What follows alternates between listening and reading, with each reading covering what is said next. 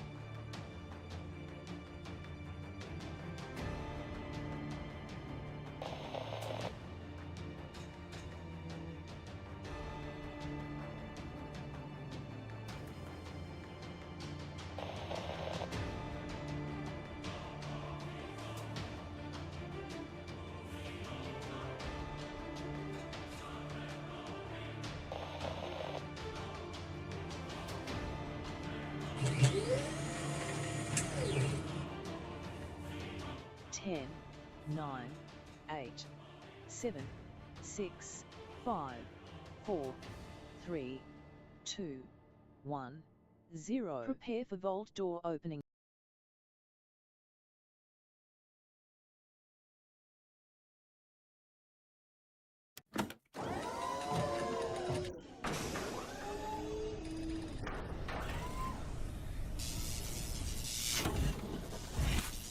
Hello and welcome everybody. Put one in the chat if you can't see and hear me. You guys will show up right over here on the right. Been take care of some IRL stuff, everybody. Car's having trouble, so I had to figure it out. Kids have no concern of anybody else. Muted. I'm muted. I'm not muted. I'm muted. No. Not muted, Dragon. Well, can you guys hear me? I think it's you. You're muted. All right. Okay, good. Because I can see a little thing going up and down, but I check it all before I start up the stream. So yes, my daughter has no sense of anybody else's time. So she says, "Oh, I'm on my way home." I say, "Okay, I'll wait for you." Here she comes. She comes in. She goes in the downstairs. She gets something to eat. She's talking to her mama. I'm sitting here waiting. I love how some people have no consideration of other people as well. And then I tried to tell her, hey, next time, make sure to come straight to me because, again, you're taking up my time and I need to get going on the stream and all that stuff. And she's like, oh, okay. And then she gave me a whole list of all these things that she has to do. I love it when your kids, like, tell you, oh, I have all these things. I got to do this, this, and this. And they don't realize, like, for the last 30, 40 years, you've been doing nothing but working. Yes, or 35 years in my case. So just nothing but working like every single day almost and just grinding every single day just to keep the bills on. They don't think of your time as valuable. They think of their time as valuable, but they don't think of your time as valuable. They think you're just sitting around doing nothing. I'm like, I gotta get going here. I got things to do. Yes, and I did a whole bunch of other stuff as well. You guys will see my new schedule up there as well. And I worked on a bunch of stuff behind the scenes. Hopefully get some more time working on it this week as well. I sent out about a bunch of codes. I did see that one of those codes was bad for 7 Days to Die. They actually sent that directly to Fun Pimps. Sent that directly to me. So not sure why that doesn't work. I'll just go buy you a code and send it to you. I'll send you another one. I don't know why it doesn't work. I got it directly from them. Hopefully you entered it properly. I would copy paste it instead of typing it in if you haven't done that. Into Steam, it should go into Steam and you go add a game, add a Steam game, put that code in there. It should work. And if it doesn't, let me know. Try it again with the copy pasta if you haven't already done that. And then I will go ahead and follow up on it. I'll just get your code from from wherever and send it to you.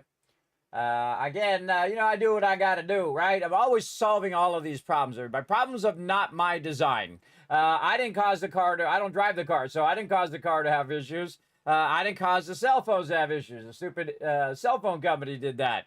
But my kids are also traveling abroad, which I've never done, and I don't really want to do anyway, other than take my wife to Paris one day.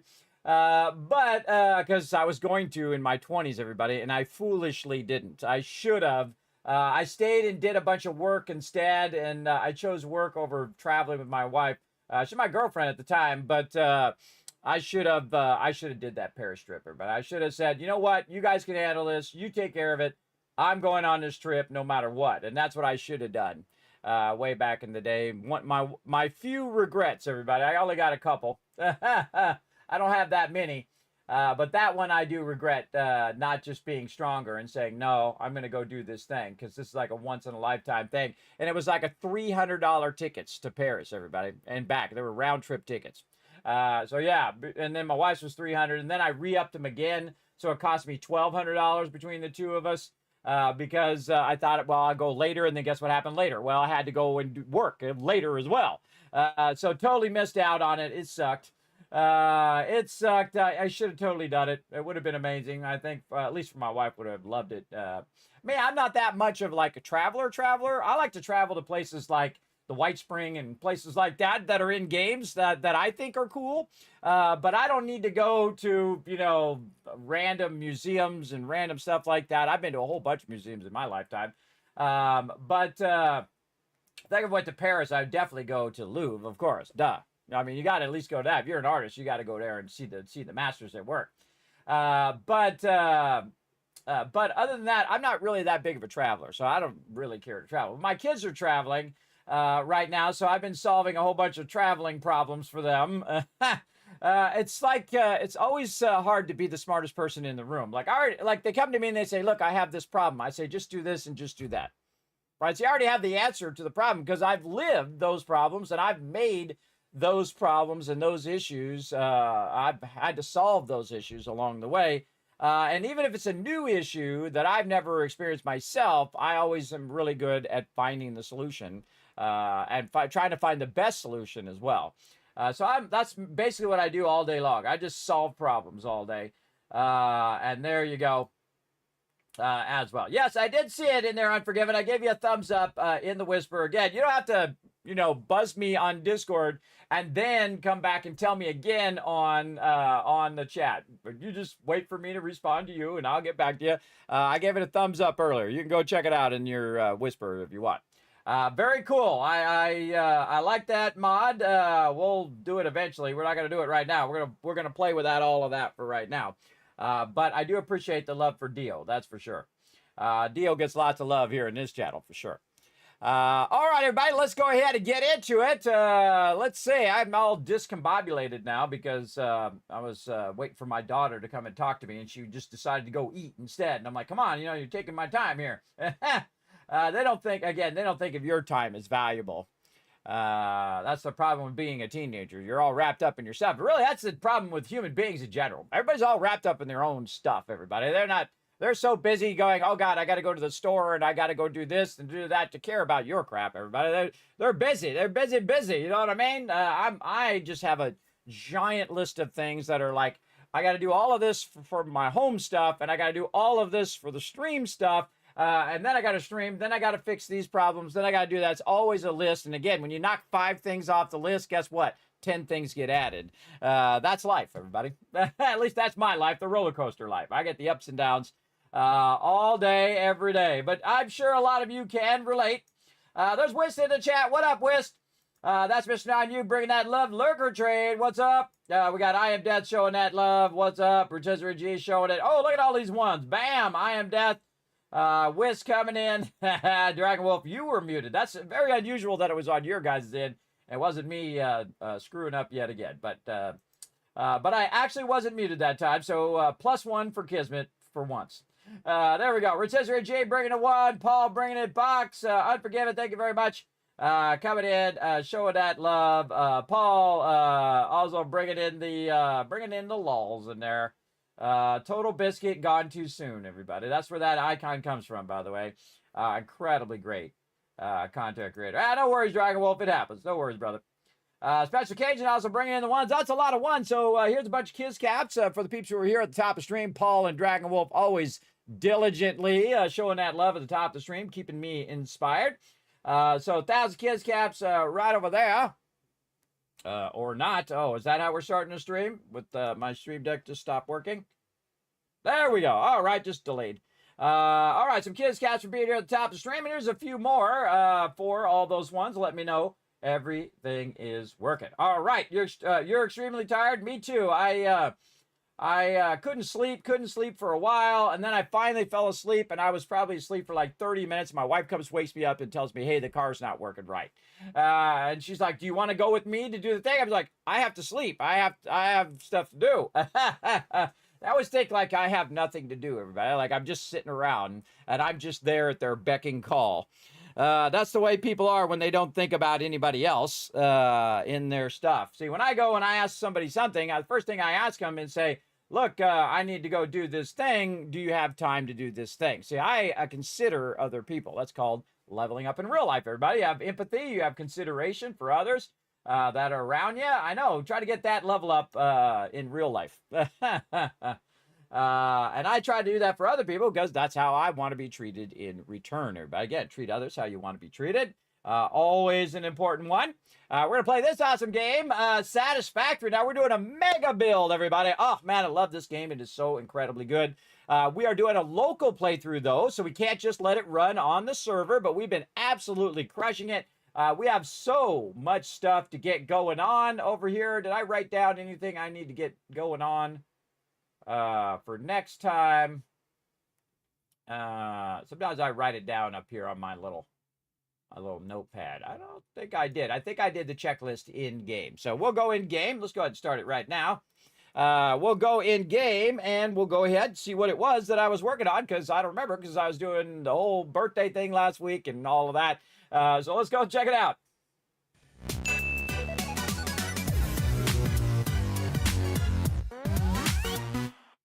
So yeah, we're right there with you, Dragon Wolf. Very tired, but I did say, you know what? I'm not gonna, make it where I get too ill by pushing myself too much. So I'm going to lay down and rest a little bit extra while I was waiting for my daughter to come home, and so I could talk to her about the car. Because now I got to go take the car tomorrow, and I got to do a whole bunch of stuff, find a way to pay for it, and another, who knows how much. But she didn't even, she's like, I'm almost home. I'm like, okay. So I called her and said, tell me about the car because I'm almost home. So I put the car down. 5 minutes goes by, 10 minutes goes by, doesn't come up here. She's just down there eating, talking to her mama. I'm like, oh man, come on. I got things to do. Again, be considerate of others, everybody. Think about others as well. Oh, okay, this is where we are. We're doing our plates right here. Okay, yes, we were doing our thing. Now, we don't have the... how am I going to get down from here? Do I have the jetpack? I do have the jetpack. All right, cool. Let me turn sound on. Sure my sound is working. Now, we also have these new doors, and again, we're playing in 1.1. We can see that we do have a backlog of plates here. Oh, yeah, very nice. Actually, I put some of these plates back in here and just take a couple stacks out. There we go. And again, you can see I took the full stacks out as well. So what we're trying to do is basically stack up a bunch of resources. And again, we're working vertically over here in the very early game. In this particular case, we're using the very first blueprinter, the Mark I blueprinter, to stack up all of these processes. And we'll jump down a bit. Down here, and you can see we're out here producing plates. Now, this factory has one job and one job only, to use all of the resources that it is producing down below here and turn them into plates. And then, after it does that, it goes ahead. Ooh, can I get up here? Oh, barely made it with this fuel for this jetpack. And then up here, of course, running it into the awesome sink. Now, it'd be nice to have multiple awesome sinks over here, but I don't have the Mercer spheres. So we need to find some more Mercer spheres, because I would do at least 5 for plates and then 5 for concrete. Now, we did do some concrete somewhere. Where do we do that concrete? We didn't do it over there. I think we did it by the base back there. So, of course, we've based in my favorite spot in the game, right over here with all these pure nodes, which we're going to use for various different things. Oh, yeah, I put the docking station over there. I forgot. We got to go over here and get a dismantled crate, too, at some point. But you can see I actually even did some vehicles, which the vehicle traveled through here, I think it was. Maybe it went around that way. I can't remember how I had the path. But it ended up down here, and it was grabbing a bunch of resources and then running them back. Now, I find the vehicles mostly useless, everybody, especially when you get to trains and things like that. So probably the best thing to do is to let our plates run over here. Go ahead and zip down here. Now, you can see also, because it is 1.1, we are using the junctions over here as well. Turn the sound back up here. Again, every game has to have different sounds. So if I go in the junction, oh, wait, I went the wrong way. Now, if I go back, now watch what happens, everybody. See the little things there, like in when you're doing pumps on pipes? It'll tell you what direction you're going to go, and it will just send you that way, which is very, very cool.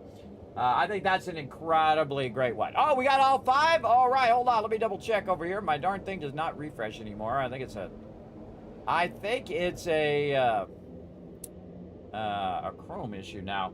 Let's go. 1,000, 2,000, 3,000, 4,000, 5,000 caps for getting those retweets crushing to everybody. We need 4 more retweets. Again, follow that link right there in the chat. We're going to give you 10,000 more. I can use those for giveaways. We still got tons of giveaways, everybody. Remember, as we go along in the Vault Van Life project, we will continue to do those giveaways and all sorts of killer stuff here in the stream. I'm still working on a timer where you guys can extend any stream that I'm in.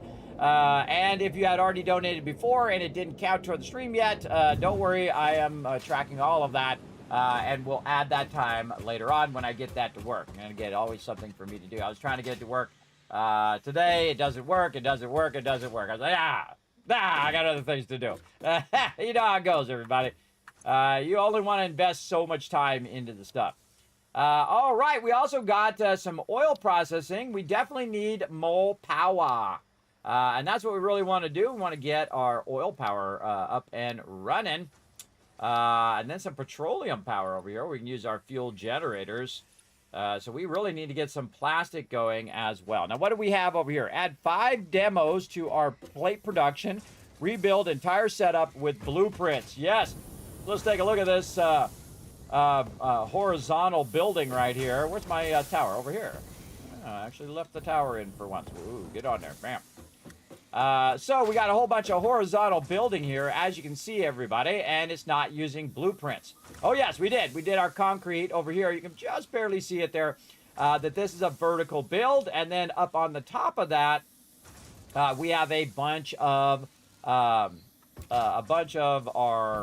dimensional depots stacked up there, because concrete is the #1 thing, everybody. It's really the thing that you're going to be making the most of. Now, I have the jetpack, so it makes it easier for me to get around. I'll slide, jump, and then I'll use that momentum to go where I need to go, like in this case, right over here.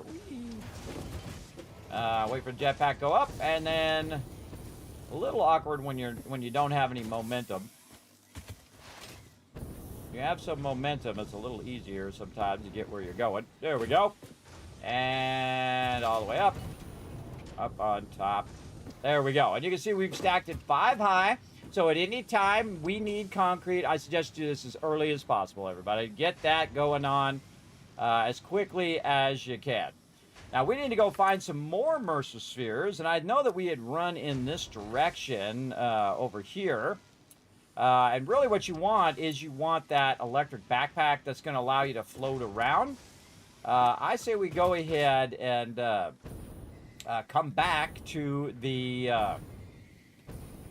5 more on the other side. Really need 4 more because it already has 1. So at least it's doing some of it all the time.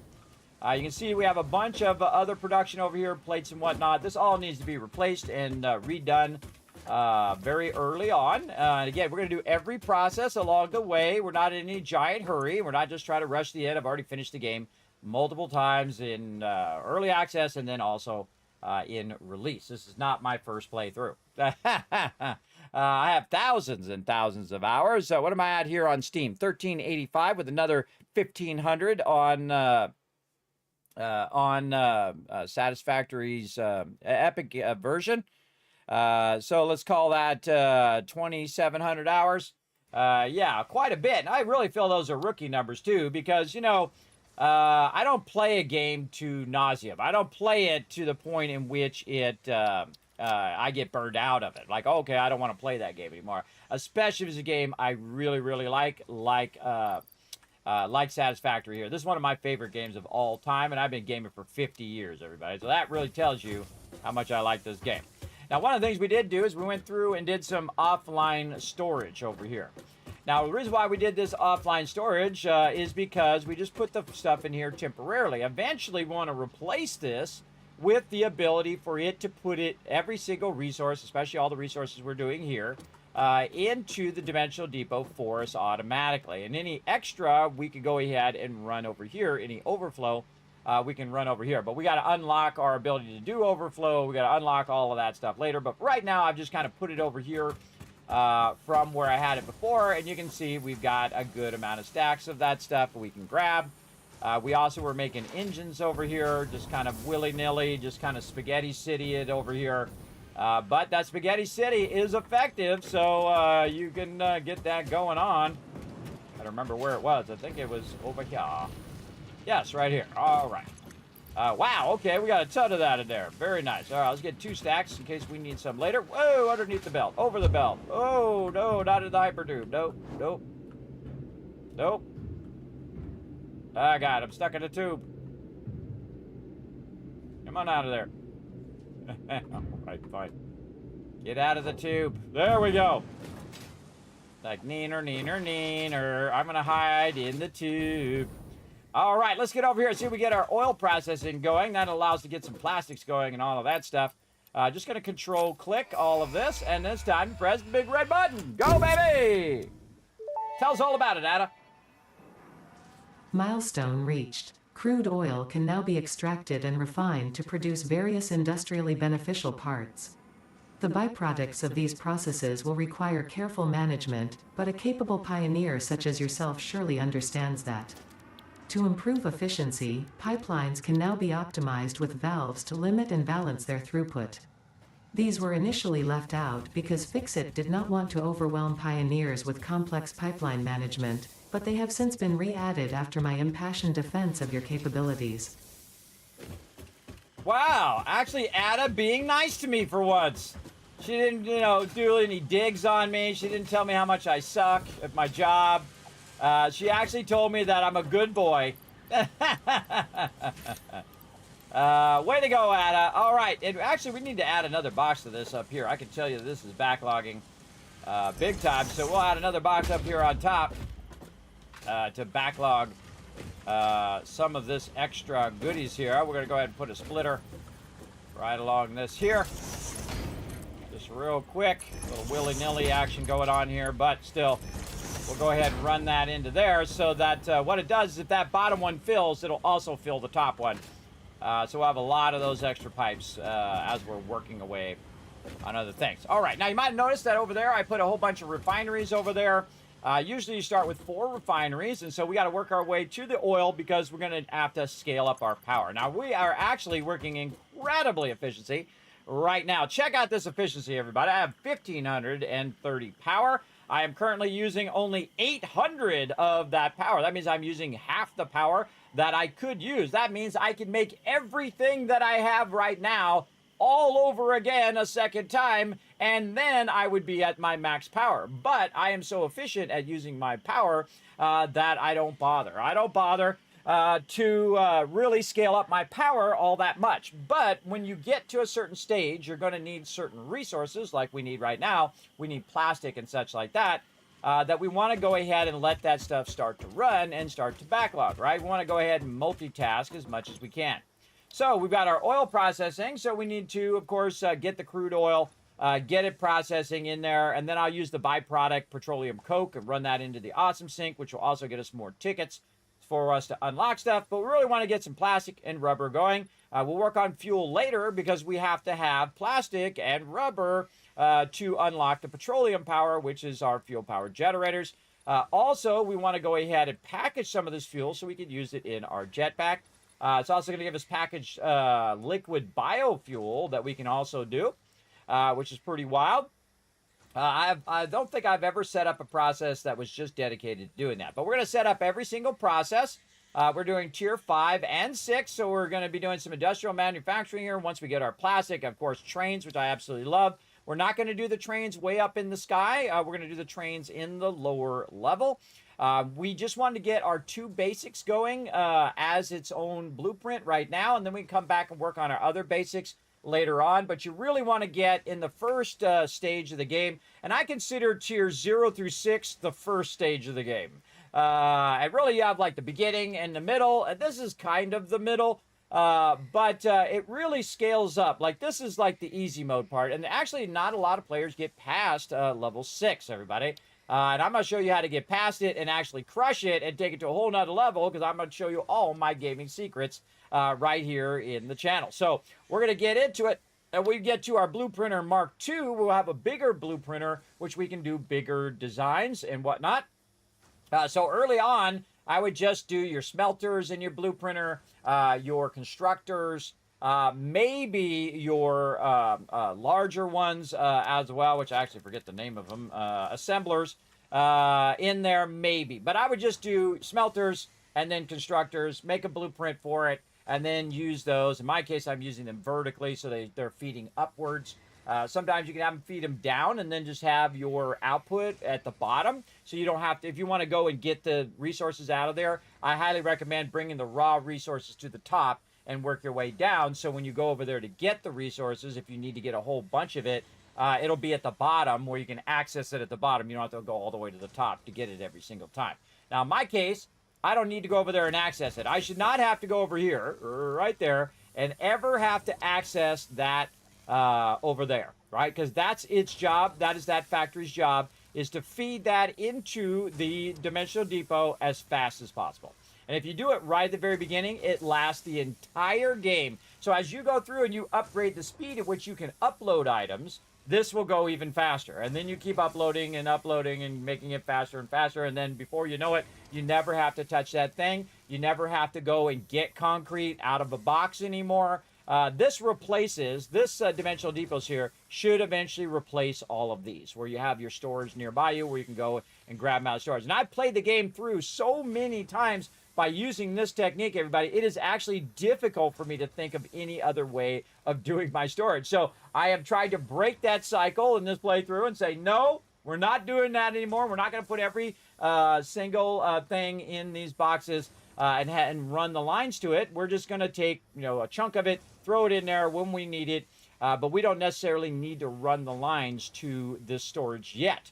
Now, later on, when we need a central storage that we're going to be distributing resources from, it's like a giant distributor, everybody, so we're going to distribute all the resources to the various factories that we're going to build, then that's really great, especially if you're doing a mega build, a local mega build, where, say, you're running it to your power, and you have all your power nearby, and you're micromanaging that power as well. So right now, though, we only need to do one thing, and that is start to produce our oil resources. So right down here, you can see right off the side here, which is another reason why I build here, there is actually some oil power right over there.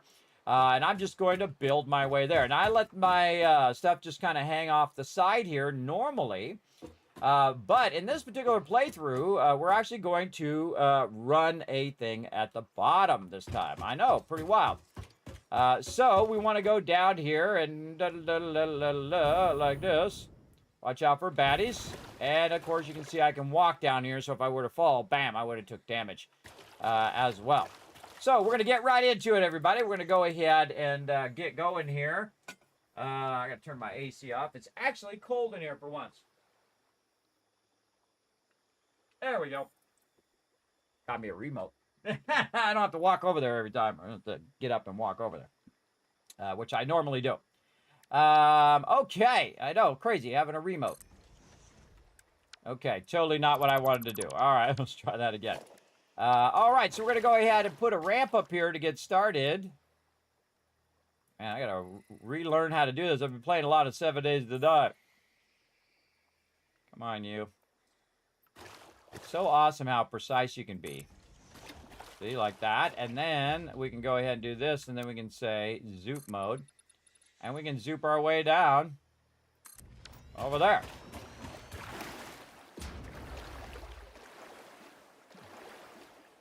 Now, the first thing I check and see if I accidentally put too much. And you can say, well, Kismet, you got one under the water there. That's actually the reflection of the one up above it.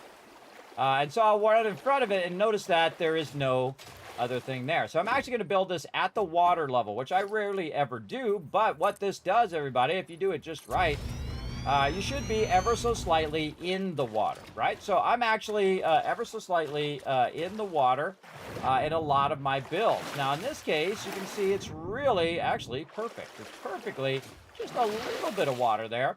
And the reason why I do that is when you put the water extractors on there, what it will do is the water extractors will actually come down, which creates a positive lift, right? Or a positive flow of water. And then you can have them come down and you can flow them along. Now, I end up using a pump anyway because I like to pump my stuff up and then have it come down into the machines. You always want to do that, everybody, because the worst thing in this game is the pipes, especially the tier 2 pipes. Now, I have not tested it in 1.1 yet to see if it's better, but we'll take a look at it here as we play through. Because we're going to definitely be doing a bunch of pipes here in a minute. So we're going to go ahead and just dip out like this. Honestly, I forget where it is. Now we're going to go ahead and ping it here. And I think it's way out here. Middle mouse button.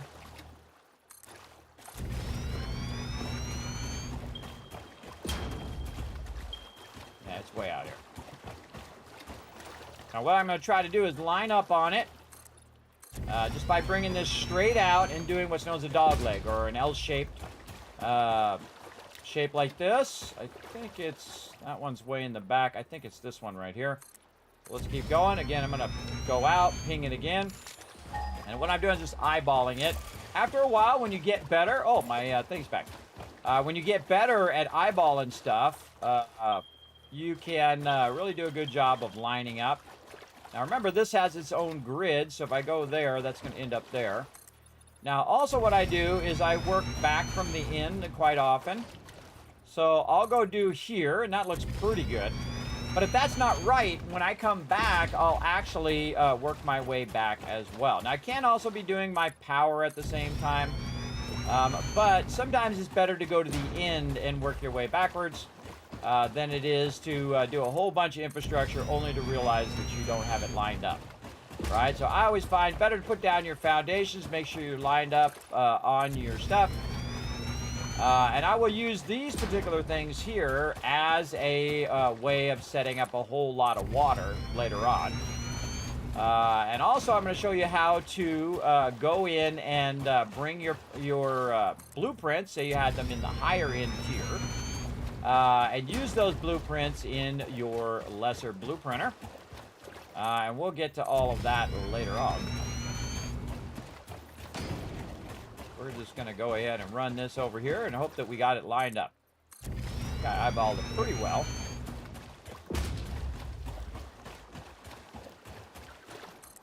And it would have been good to blueprint at the catwalk as well. But here we go. Very nice. Okay, now we got some baddies over here. I'm going to show you a great little secret. Do we have any ammo? Let's go ahead and see if we have any ammo. No? No ammo? Alright, well here's the thing to do to get all sneaky.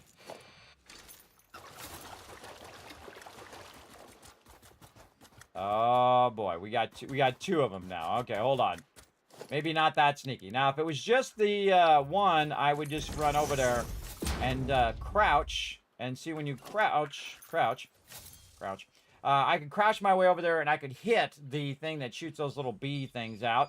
But since there's also one of those other big guys, I can go in here and make myself some iron rebar. Now, how can I make myself iron rebar in the middle of nowhere? Well, I have a bunch of iron rods in there. In the dimensional depot, and then also in my character. So I can utilize that. So we're going to go ahead and use our little gun here. And I suggest that you start with the big guy first. And start way over here away from him. And there we go.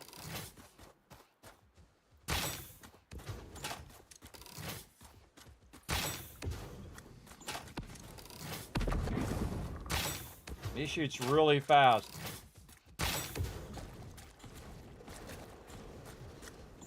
See, I'm kind of dipping left and right. Now you gotta give yourself some space, otherwise you're gonna be too close to him, and he's gonna fire fast. There we go. We got him. Now this is actually very effective against this mob here. A little less effective against this because it will actually open up. So you want to shoot it and then reload as fast as possible. While it's in the air, reload it, shoot it. Oh boy. Not sure I'm actually even hitting it. Oh. I always forget that you can't choose the weapon by pressing the 1. The 1 does this down here. It doesn't actually choose the weapon. Come on over here. Backpedal a little bit. Try to get a few of them. They usually end up getting you. At least one of them. Yeah, there we go. And there we go. All right. Easy peasy. We got that done. Take this down. Hide our weapon. Take this down. Look at Fred out there. Hey, Fred. What's up? And we can see that that's over there. And then we'll go ahead, grab a little bit of this. Go over here, figure out where this was, right here.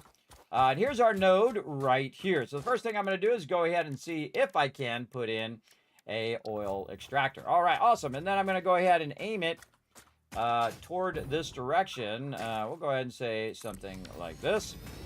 Now, in theory, if you have lined this up perfectly, which, man, that looks pretty good. I might be off by 1.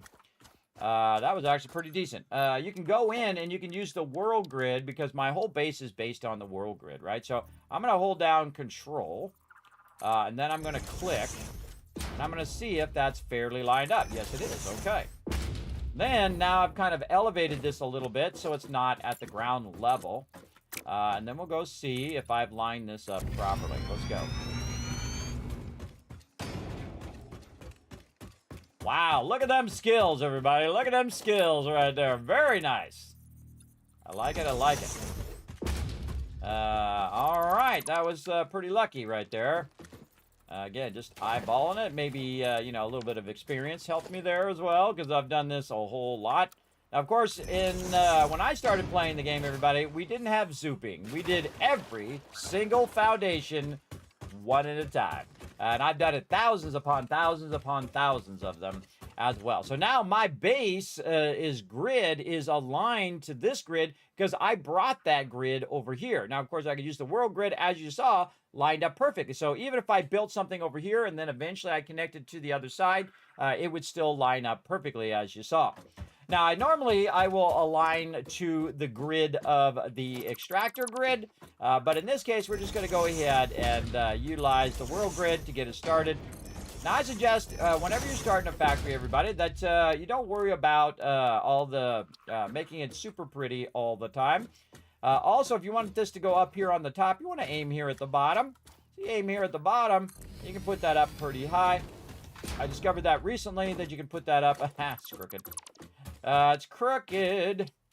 Recently that you can just aim at the node down here and then maybe a little rotation there. There we go. Now she's lined up a little bit better. Alrighty.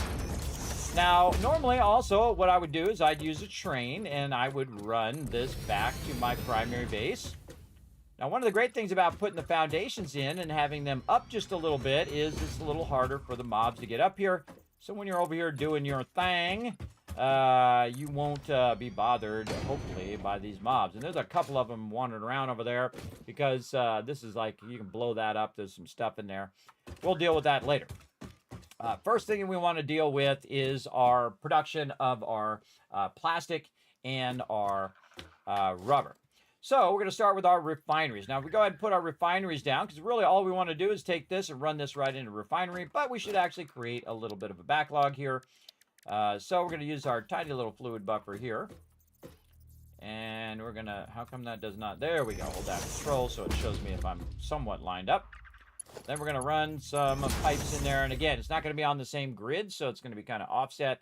I can show you how to put that on its own grid, and then everything will be lined up to the original extractor. We'll get to that later. Right now, what we want to do is just get the basics going. So we want to go ahead and start with some power, because we want to bring our power over here, but we want to use our big towers right over here. Now, also, it matters whether your towers are turned a certain way. They're kind of hard to see. whether they're turned a certain way. See, if I had turned this around like this, and let's say we put it here in these 4 blocks, then when I go along it, it will actually be not where it's twisted together like this, where the 2 lines are in the same thing. And if you're coming along, say you're using the tool for that, whatever that's called, the zip line tool, you won't run into the thing. You can just keep going down the line. So you want to think about your zip line runs as well. Now, currently, this is just going to be a power run. So I'm going to go ahead and grab this, and I'm going to walk back toward my base like this. And we're just going to, hey, what's up? I always like to say hi to Fred as I'm going along. Still going. We'll just go until this turns red. There we go. When it turns red, then we know that it is at somewhat of its max distance. I'll try to center that in there. And then we'll go ahead and grab it again. Now, you saw how much faster it was for me just to run the foundations first and then walk my way back. Again, I'm in no hurry. The great thing about Satisfactory is that it's very relaxing, everybody. Very relaxing game. Sometimes a little stressful when there's a bunch of mobs on you, especially them spiders coming, those big radiating spiders, especially. But it's very mellow.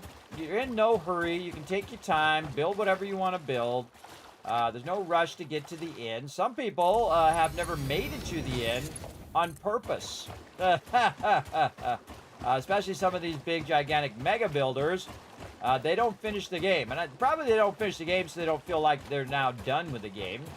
I know that feeling. But I don't really get that feeling with this game. I don't try to rush, again, any game. Now, you can see I'm going to put this one at an angle so that if I am, say, sliding along this inside one, I'll just go like that, right? So turn that one at an angle. And then we're going to go ahead again, clicking at the top. If you click at the middle, you're going to get one of these poles. You don't want that. You want to go ahead and do the big one up here. And then we'll go ahead and rotate this as we're running.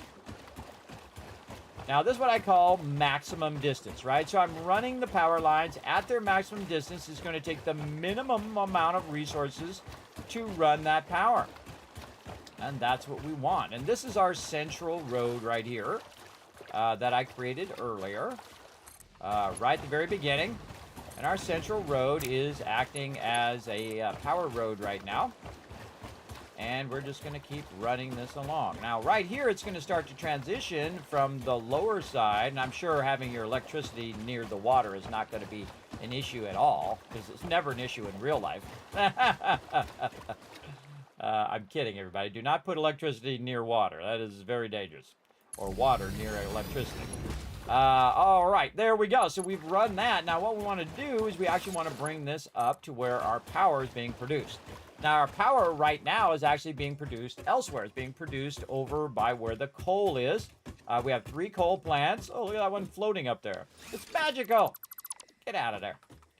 All right, I got to go back down here. Now, one of the weird things, even though you can send this really, really far, you can't pick it up from very far, which I think is weird. I think you should be able to pick it up from as far as you can run it. I'm going to go ahead and run this up here.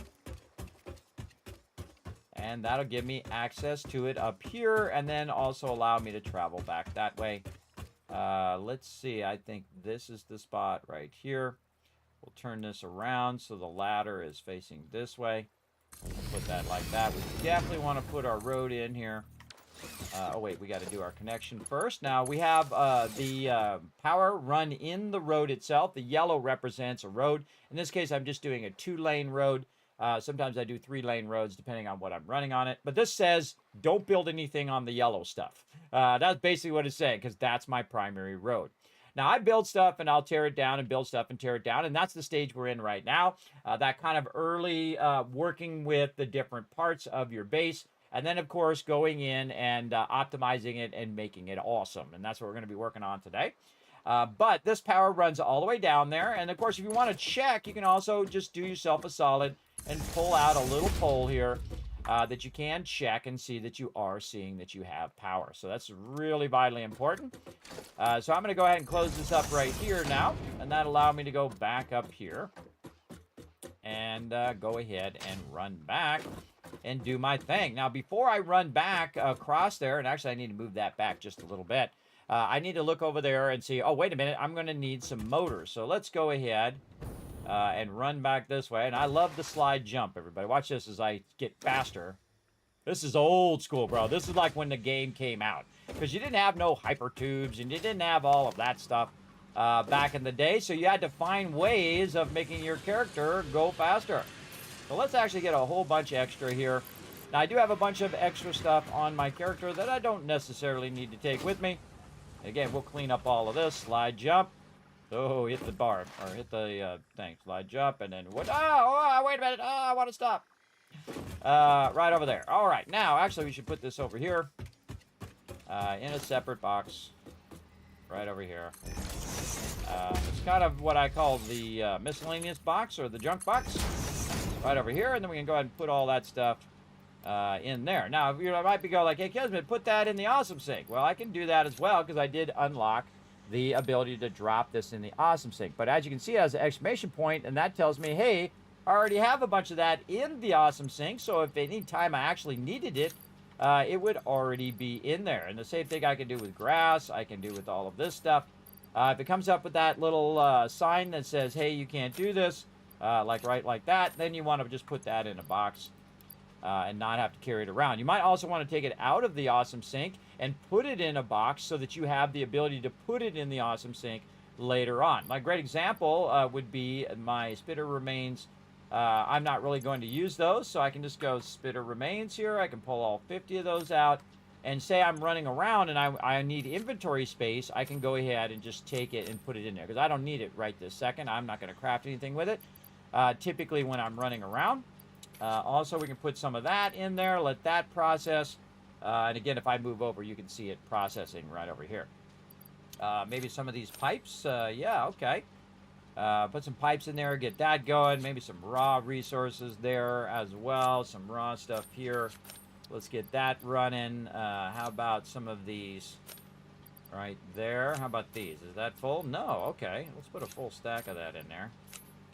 Let that do its thing. Now, you always want this going. Even if it's slow, everybody, which it is in the very beginning, you always want to let that sucker run so that it's basically clearing out your inventory. You can always re-access all that stuff later. Like if I need this computer later, guess what? It'll be in the Awesome Sink, and if I go to do something, most likely I can use it. The only thing you can't really use your Dimensional Depot on is typically when you're putting it into your hub to launch the space elevator. That you have to manually take out of the Dimensional Depot, put in your inventory, and then put it into the hub.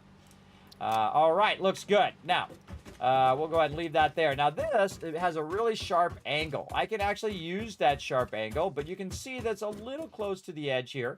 And what happens is it shoots you right down and then fires you down into the ground, which is not good. You definitely don't want that to happen. So what I'm going to do is go ahead and grab this and readjust this as well. Use my little jetpack to stop me from splatting on the way down.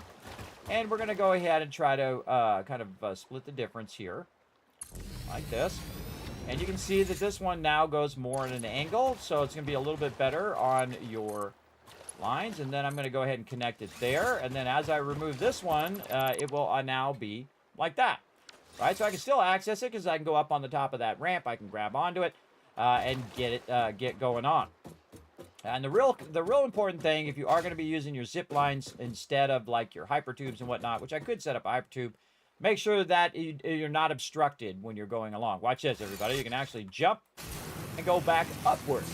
And that's why I didn't make it go like this, because you can't go straight up. You can't go at a slight angle or at a better angle like this, where we can just end up here. And then end up like this, and then we can just climb up here anytime we want, and just end up going back the other way. And so, I just built myself not only power, but a whole transport system that I can use to get where I'm going. Now, I very rarely use these, everybody, because there's an end to Satisfactory. It's too satisfying to end.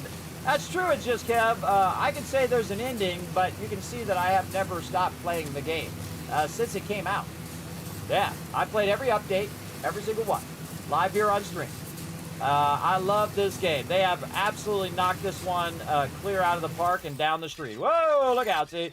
You have that little bit of a problem sometimes when you're coming around the corner, when it's real sharp edge like that, that'll just kind of dip you out of there. But luckily I had the platform. I just landed on the platform. I get back on it as well. But that's usually when you hit a corner like that, it will do that. So just be aware. And again, we can just travel back like this. Now, it's actually faster for me to slide, jump, slide, jump, slide, jump. I'm actually faster than the vehicle goes. The bigger vehicle, the first kind of big vehicle you get, I actually go faster with slide jumping than the actual vehicle drives. And the same thing with this. I actually go faster by slide, jump, especially when you have the jetpack, because you can slide, jump, slide, jump, slide, jump. Then you built all this momentum, and then you're just tapping your jetpack just like you do in Fallout 4. Tap, tap, tap. You don't hold it. Holding is bad.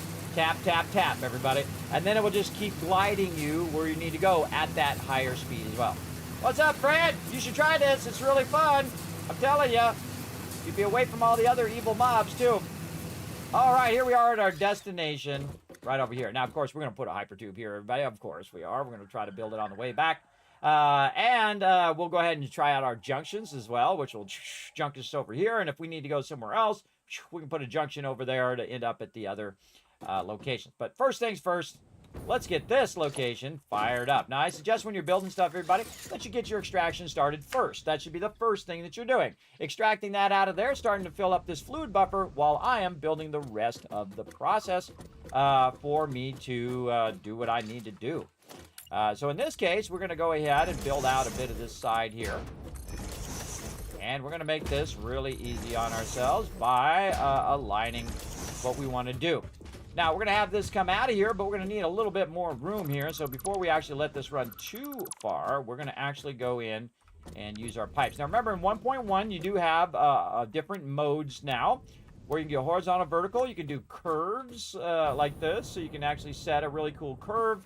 And, of course, you also have your straight mode, which I'm going to do right here. And I'm just going to bring this out a little extra like that. There we go. I'm just going to start to fill up that pipe with that oil. Then we're going to go ahead and put our buffer in here so it can backlog a bunch of that oil while we're doing this. There we go. And then we'll put a little pipe right in there. Make that happen. Now, the reason why we're going to do that is you want to be able to see that this thing is working. I like to leave a little extra room. I could have made it smaller, everybody, really where it is. But I like to see that it's actually functioning. And these things opening means that it's actually pumping that oil out of there. Again, a great visual network thing to see while you're going. Then I'm going to also look in here. Wow, that thing's almost full already. It's really cranking. And then we want to go ahead and take this and run it into our machines. So we're going to go ahead and, again, add a little bit of room here for us to go and do our thing. Now, my other blueprint I have is for the 1 meters.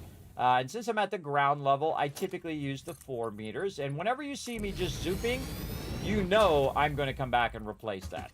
Absolutely. But in the moment, again, we just need a little bit of production. We don't need anything massive going yet. We'll get into it. Okay, so we want to go ahead and think about how we're going to run our pipes here. So we'll go ahead and start, let's say, right here with the first one. And then we'll just start with a nice pipe running out like this, right? No. No, we are actually going to bring our pipes up and bring all of our fluids down. So we're going to do the reverse normally of what you would do in here. We also need our stackable pipelines to help us get up a little bit higher here. And so we can do all of our belt work or item work, because these are items and these are fluids. Do all of our item work at the bottom level, and then bring all of our fluids from up above. So I'm going to go ahead and line this up off of this right here, and I'm actually going to bring it up a little bit extra, like this.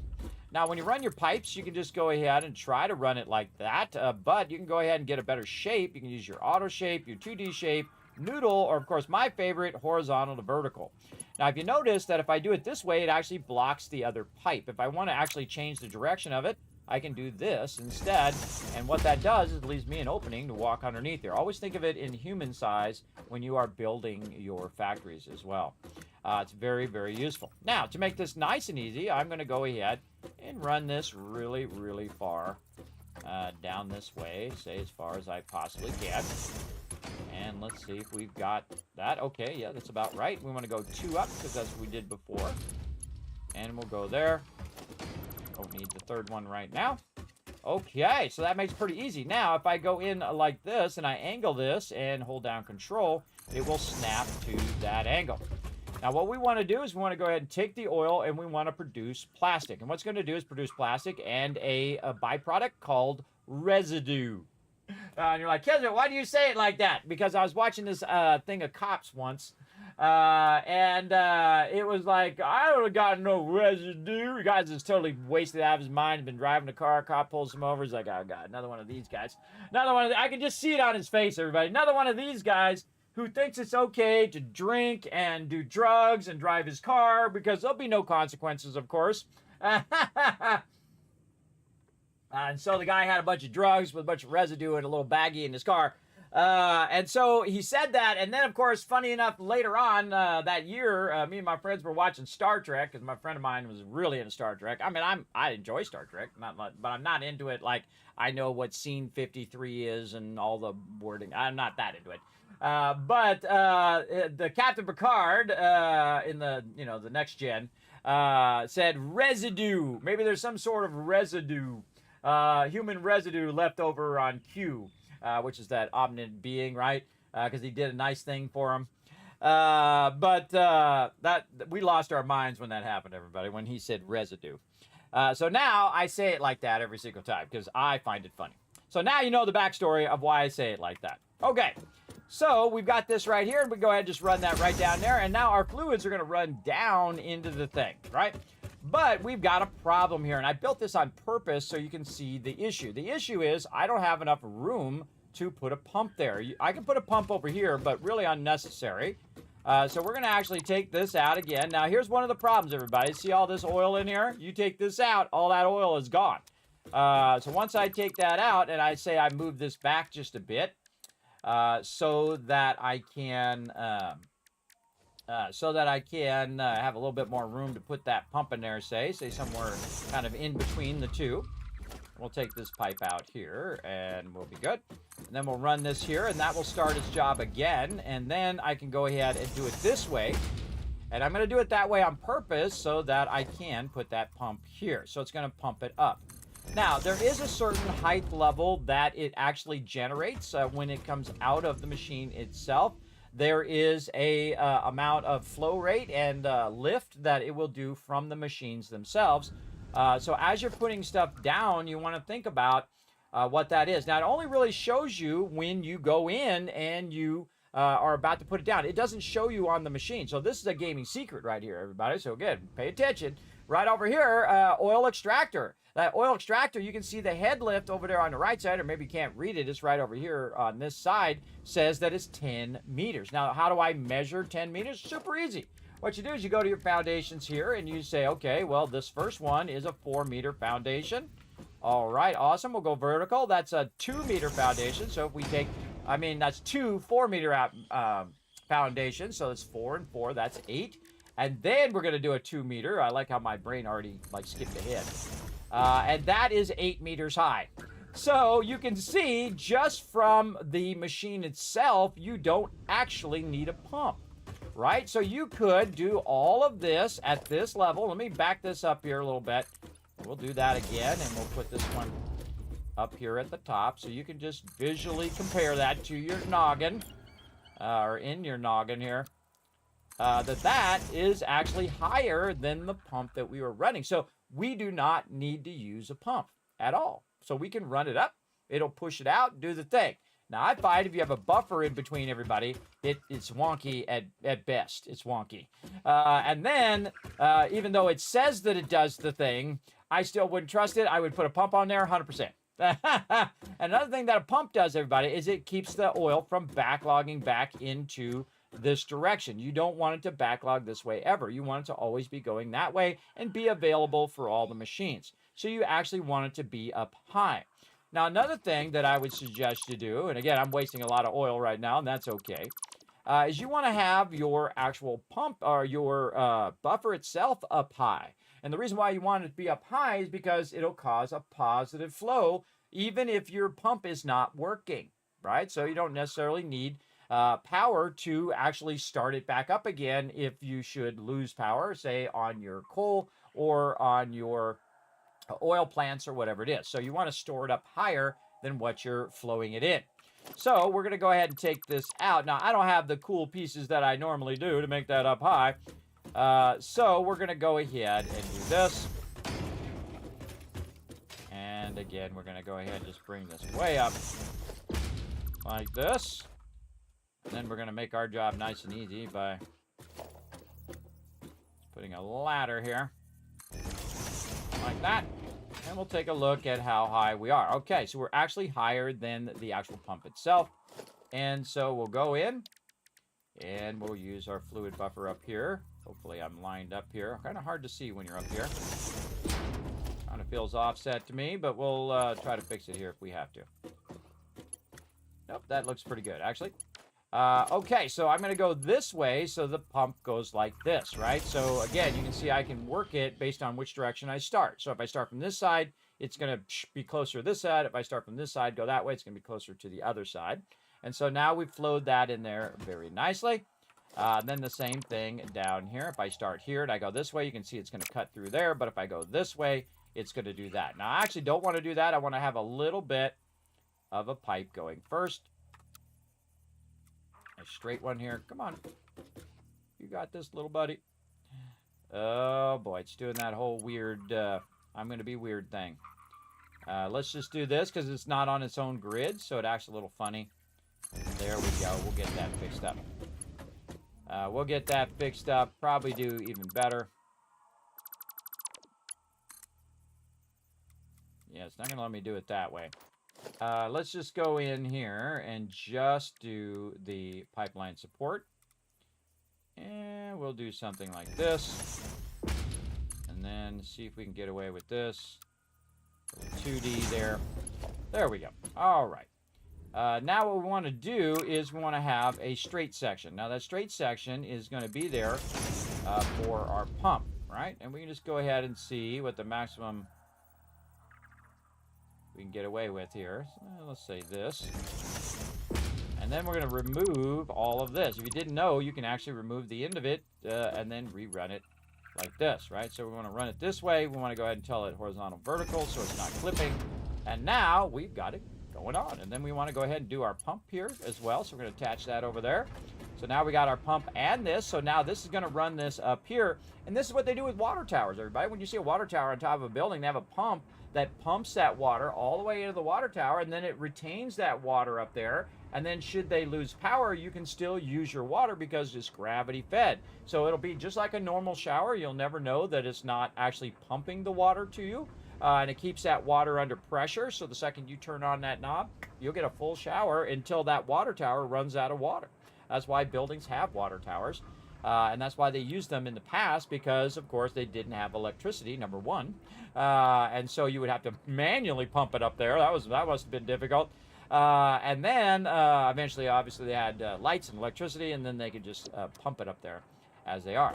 Now, again, another advantage of having this up high is, again, if we lose power, it can still run that oil down there and still be able to feed it into the machine when we start it up, as opposed to having to wait for it to extract it and then run it up here.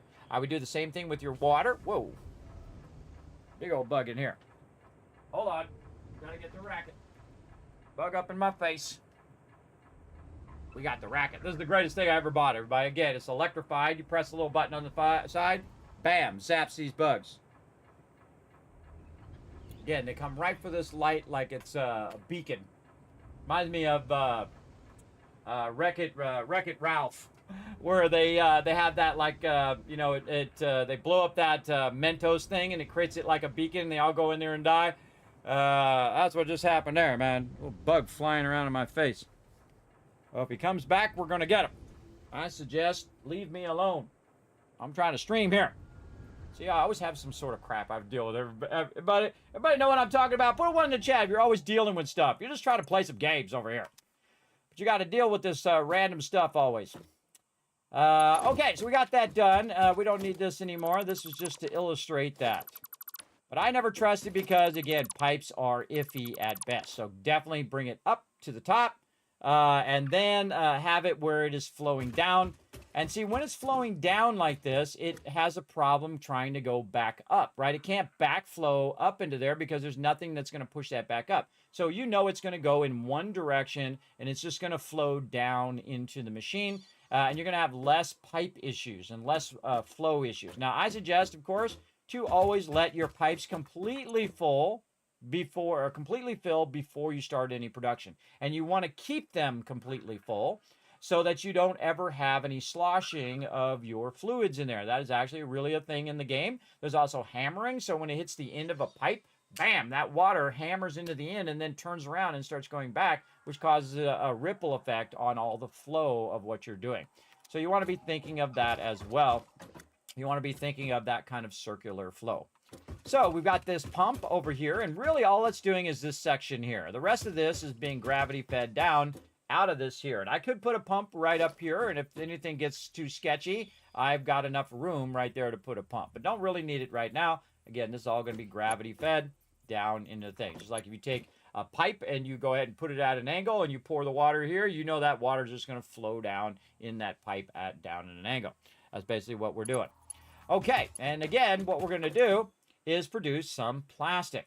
We're also going to have some extra heavy oil residue. Now, we have a lot of oil. We don't really need to worry about our oil extraction right now. And I could scale it up by putting in some boosters in there, but we got 240 right now. And so we'll go ahead and utilize that extraction to produce stuff over here. So we're going to go ahead and do 3 of them here. The next one is going to be plastic, because plastic is the #1 thing that you need. Now, notice that it actually picked up what I did before. It does that now in 1.1. Middle mouse button on something, it will actually pick up what you did before. Thank goodness. I wish it would pick up the orientation too, because a lot of times it'll change the orientation of the object that you pick up. I think it should pick up what you're doing in there and the orientation. If you need one that's blank, you can just pull it out of your thing here. But I love the fact that it just set that up for me, so I don't have to go through and set it up. So there it is. Now, I want to go ahead and get these started as well. So I'm going to go ahead and run this power right in between here nicely. And we're going to run this up to the front like this. We'll get this first one started up. Now, remember, it's got nowhere to go, but at least it will start up.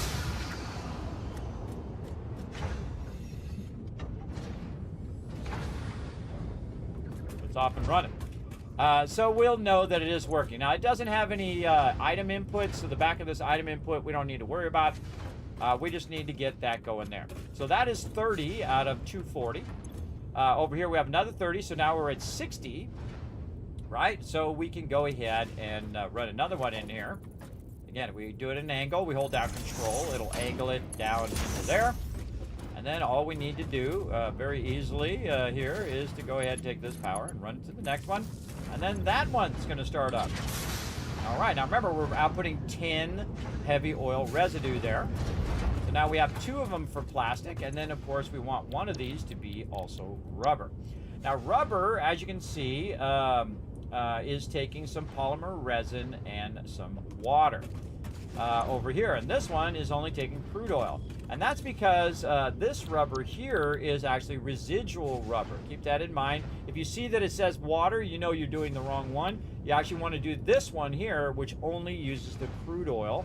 And that's going to produce 20 heavy oil residue per machine, where this only produces 10, right?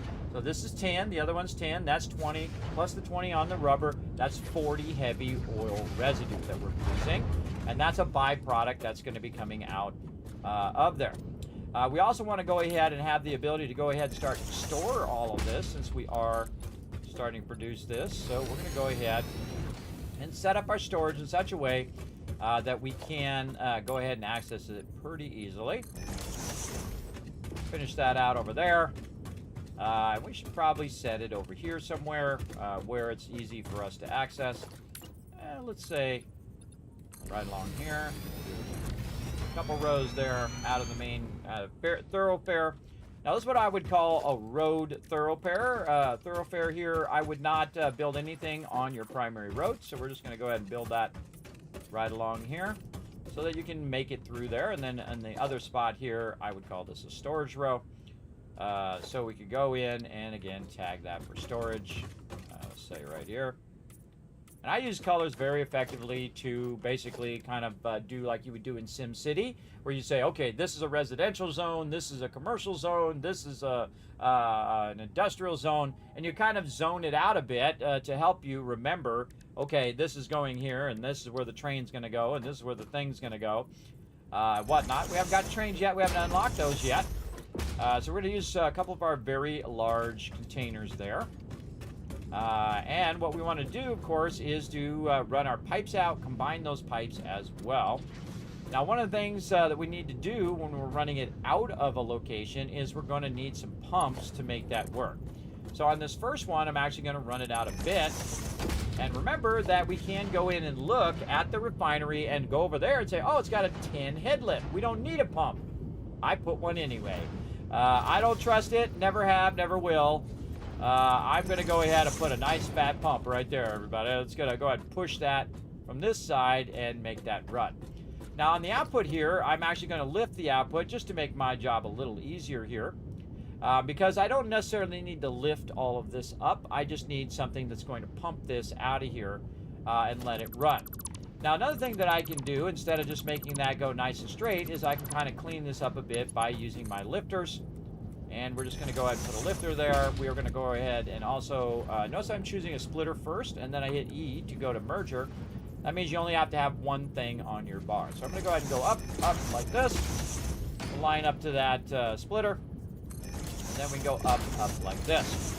Now we can actually put a splitter on the merger, or on the lifter itself now. So we're going to go ahead and take that out, and we're going to revamp what we're going to be doing here. So I'm just going to make that really tall. Like that. Then I'm going to go ahead and take a splitter, or a merger in this case, and put it right on the thing itself. Now it's a little awkward. You want to make sure that the output is going in the direction that you want it to go. Now in this case, see, I put it in there like that, and then I can do the same thing here, eliminating all of this extra work that you did before, right? We don't have to do that anymore. We can go ahead and line this up as a vertical splitter. It's pretty awesome. Like this. There we go. So very nice, right? So I can go ahead and take this and I can run it into here. Now this is a merger and this is a splitter, right? So what do I really need? Well, over here I need a merger and I need to merge this across. But really what I need is I need a merger on each one like I would normally do, right? Well, the problem is that this doesn't have an output. It only has an input. So this is the biggest problem with merging on this. Splitting, very good, but merging not so much, because I can't merge from one of these to the other ones. And I don't know why they didn't add that ability to merge across these as well. Again, simple things sometimes elude people. Apparently they never thought of just bringing that up and then merging it over here and then outputting, because I think one side should be output and the other side should be your input, right? So if we go to splitter here, and I don't know if there's any other type of mode that we could set this to. I don't think so, because we hit E, middle mouse button, no. Build menu, right mouse button, no. Again, there should be a mode in which one side is the input and the other side is the output, so I could chain them across there very easily. So these actually are useless to me.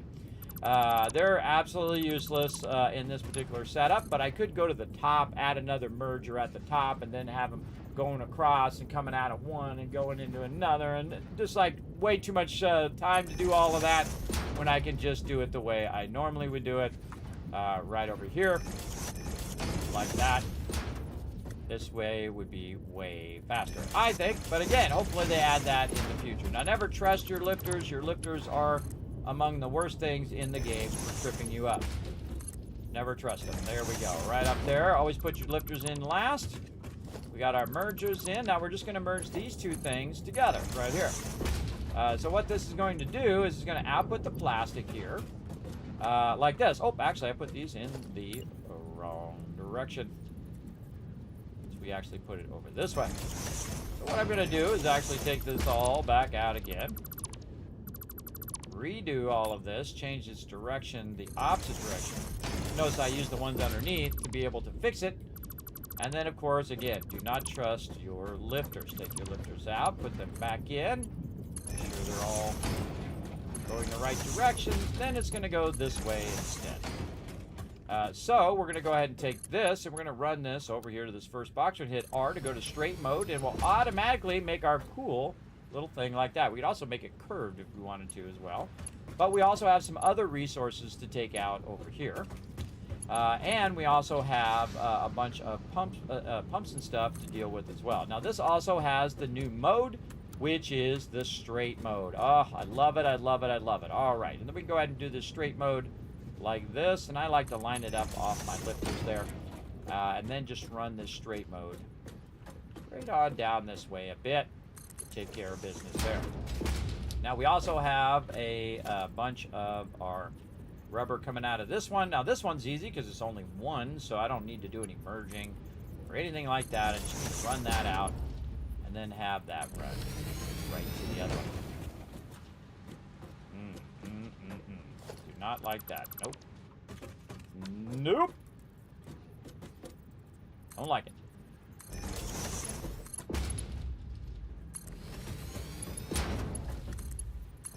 Used our conveyor poles here to align that a little bit better. And I can move it over and make it perfect. Remember, we're just trying to do some resources at this point. We're not really trying to build out a big old mega factory yet. We will definitely be doing that later. But right now, we just need some plastics. We can unlock trains and other things like that. They're going to help us transport this stuff wherever it needs to go. Now, if you notice that this one is green, but those two are still yellow. And the reason why they're yellow is because it doesn't have the ability to run out that excess out here. Now, you can just, you know, if you really just want to be a little cheeky, you can just kind of run it out and then flush it all the time if you really want to spend your time doing that, which I highly don't recommend. And you can see I made a little small one there so I could snap this one. It still doesn't work properly when you have something else nearby. It doesn't snap all that well. But you can see we can go ahead and snap that. That seems pretty fine. There we go. You can see that runs in there. Now we can just go in and say full pipe network and flush all of this heavy oil residue. Basically, we just flushed it, say, into the ether or into the water, whatever you want to think in your head. But you can see now that this one is turned green, so that one's good to go. Now, over on this side, over here, we need to make sure that we're getting the crude oil in there. So again, you can see I made the long pipe just to make it easier for me to line all this stuff up. Oh, wait a minute. Is that lining up? Oh, it's lining up even though it is square. Oh, they fixed that. I had that issue because I wanted to bring this straight down in another build. They fixed the angle. Haha, they were probably watching my stream. I caught them watching my stream there. Or other people told them, or a bit of both. So there we go. All right, now we got that going. That's feeding in there. Now, we actually don't need the rest of this. This is only temporary just to make it easier for me to feed that in there. All right, so now we got the oil in there. So this is using 30. This is 30, and the other one's 30. So that's 90 out of 240 that we're using right now. So we're not really using that much. Now, the fourth refinery, which is why I went and looked at, I set it to 4, is actually going to take all of this residue that we have, and it's going to convert it into petroleum coke. And what's going to do is take a fluid and turn it into an item. Right, we're just going to go ahead and connect this one over here. And of course, this is going to be really easy to connect because it's already along the same line. We're going to hold down control. We're going to snap that in there, and right in there that goes. And then we no longer need the rest of this. So now that's out of there as well. So this is going to input here. It's going to take that extra byproduct, heavy oil residue, turn it into petroleum coke. And then what we're going to do on this side is actually make ourselves a crazy ton of tickets by going ahead and using the byproduct of that. I don't think I have smart splitters yet. Now, if I had some smart splitters, I'd put some of this in a box and then the rest of it into the awesome sink. But for right now, we're just going to go ahead and have this come directly out of here. Now, I always like putting it, whenever I have an awesome sink, I always like to have a box. And that's so if I have some other stuff that I don't want to deal with and I just want to go ahead and let it grind up in the awesome sink, which is one of the most brilliant things they added to the game. Everybody didn't have this in the very beginning. You just ended up with a bunch of extra stuff that you just kept having to delete all the time. But now you actually can use it to your benefit to unlock stuff in the game, which is really, really cool. So we're going to go ahead and use our awesome sink here. And we're going to line that up here. And I like to leave a little bit of a gap so I can see that it's actually working. And we're going to run that in there, run that out of there. Remember, this only has one output and one input, so that's all it needs to do. There goes that petroleum coke, and it's going to go ahead and run over here. We're going to connect this power over there. And now, this is going to do its thing. Oh, also, I got some coupons in here. Let me go print those out. Keep those with me. Now, I have a bunch of quick wire also running into the awesome sink, and it just runs and runs and runs. I don't need to do anything about it. And the same thing here. This is just going to run and run and run, and then it's also going to take that plastic over here, rubber there, and plastic here. Now, one of the things I would also do here in the front is just to go ahead and run that a little bit. I could also put a label on it and all of that. I just run out in front, man. It's so visually easy to see. That's what's in that box, that's in that box. You also want to know what's in the box. If I just hit F, like you're going to take it out, it'll tell you exactly what's in that box. You might notice it's also showing me the steel beams and the pipes. That actually is if I deconstruct the box. That's what that's going to give me, but the actual rubber itself is in the box. And then anything else that you can see in there, you can very easily find your stuff. Well, you can see here, that one's plastic, this one's rubber. You can see it changes it. You can very easily find out what's in the box, especially if you have multiple things in the box, just by acting like you're going to take it out. And now we have the perfect flow of our oil here. We have it being pushed up by the pump to the top. Even though we didn't really need to do that, this does have a 10 lift, so this is only 8. So I could definitely get it going, but you got to think the other 2 meters at the top counts right about 10. So this actually could do this without a pump. I suggest use a pump. You never have to worry about it. Use it anyway.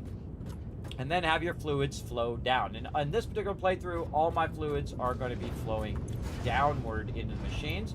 And you can see that this one is absolutely cranking that stuff out big time. Now, another thing I would love to do right now is do the dimensional depot.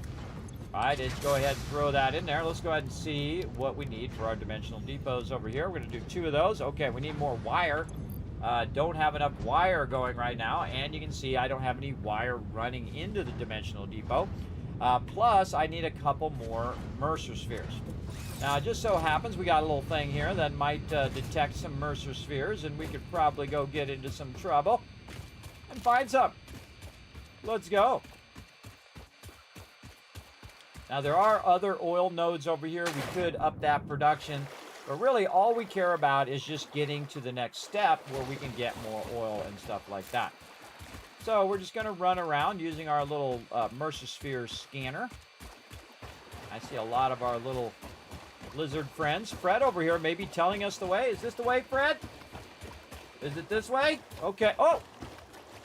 Well, thank you, Fred. He's like, no problem. See, look, he already got me going in the right direction. That actually worked out. All right, let's go ahead and go up here. It says there's a Mercer sphere over this way. Down there where those guys are? Don't think so. I think it's going to be up here on the top or maybe underground. Let's go ahead and take a look. Let's get some more of this while we're at it. Just kind of grab those when I'm running around. Now, I have the jetpack, so I can jetpack up.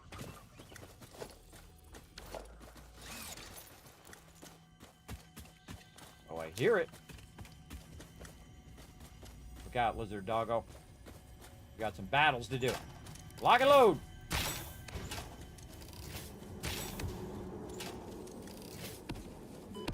Whoa, that was fast. Holy mackerel.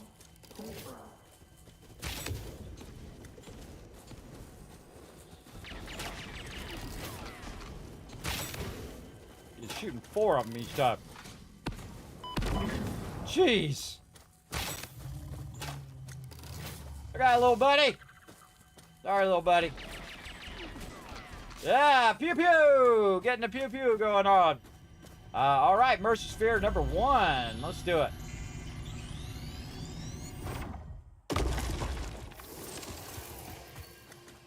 I didn't know that was over there, everybody. I don't remember where all the stuff is, everybody. I feel it's actually funner to not know. And yes, that's an official word up here in the stream. Funner. To not know where the stuff is. I usually forget between playthroughs. Most things, anyway. There's a purple guy up there. Crate over this way, too. Oh, way over there. Okay, yes, we're getting some pings here. This way. Ah, look, Fred pointing us the way again. Thank you, Fred. Appreciate it. That's my buddy Fred. He's both a wonderful addition and also a big annoyance. Uh-oh, there it is. Okay, bad, bad, bad. Okay, that was not good.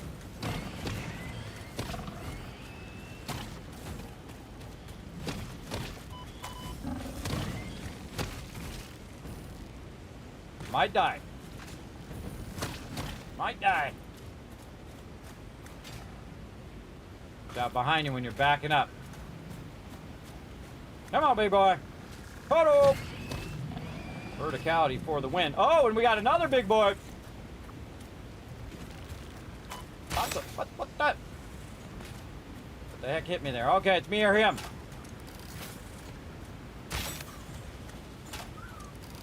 Okay, luckily it was me on that one. All right, don't screw around. Get your little thingies here. Let's do a little nom-nom. All right, that was a whole lot of mobs in the same spot at the same time.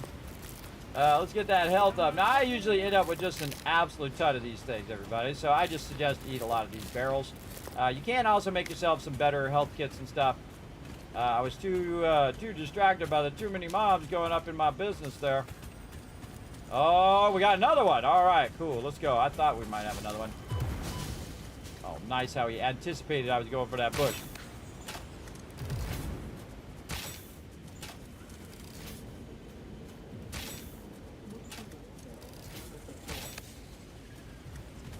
Hold on, whoever's talking, I'll be with you in a minute. All right. Holy mackerel. Witness.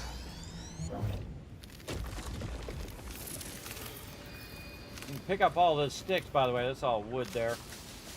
I like to pick it up so I know I've been there.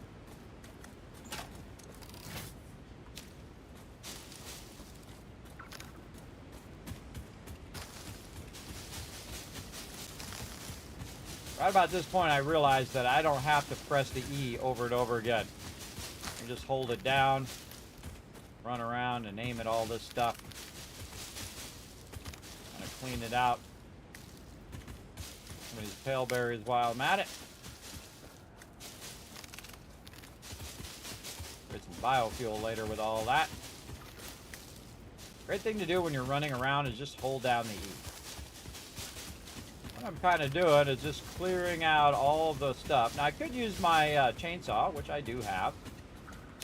But I find sometimes just easier just to clear it a little easier with, and quicker with just holding down E. I don't really need to take down all the trees. I don't want to really fill up my inventory. I just wanted to get over here, get a little something, something, and then dip on out of here. We out.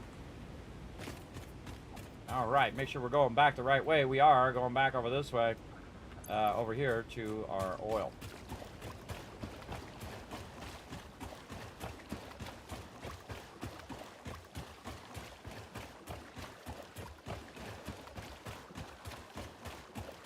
We go around and kill all the mobs and all of that, but you know the mobs respawn in most places, so you killing them means they're going to be back. If you don't really need the resources, you might as well just go past them. A little easier to see where the mobs are on the beach. Just kind of running by. Whoa. Not have my thing on me. Did not took my actual melee weapon off.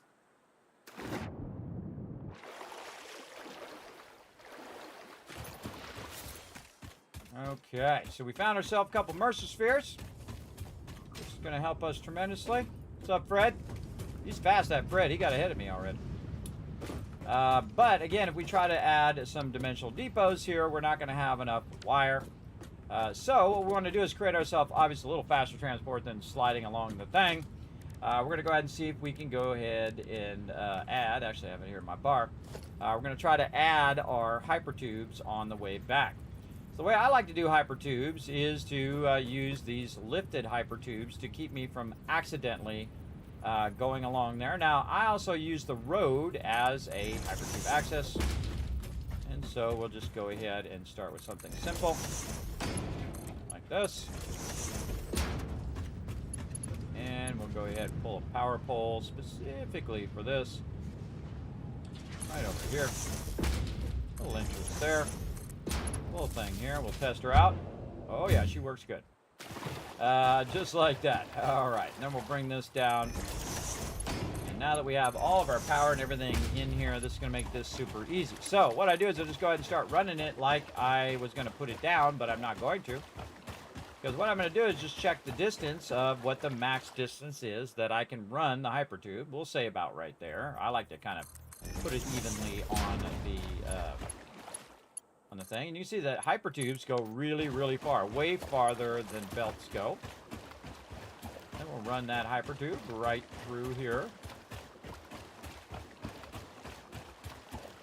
And we'll go back this way. And notice that it's still yellow, and that's because it is transporting through another object. And that's called soft clipping. But you're going to see it's actually not going to clip through the object. It's just kind of going through the middle of it there. Very close. Very close.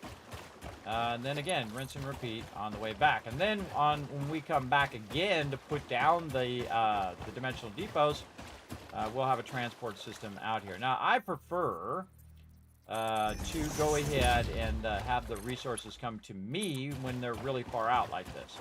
This way, I'm not ending going back and forth over and over. You can do like the finished materials, like I could transport the plastic and the rubber to my base, or I could just take all the oil and run that to the base and then deal with it like that. Do this, there we go. Really up to you what you want to do. For me, I'm going to go ahead and run it way over here. Like so.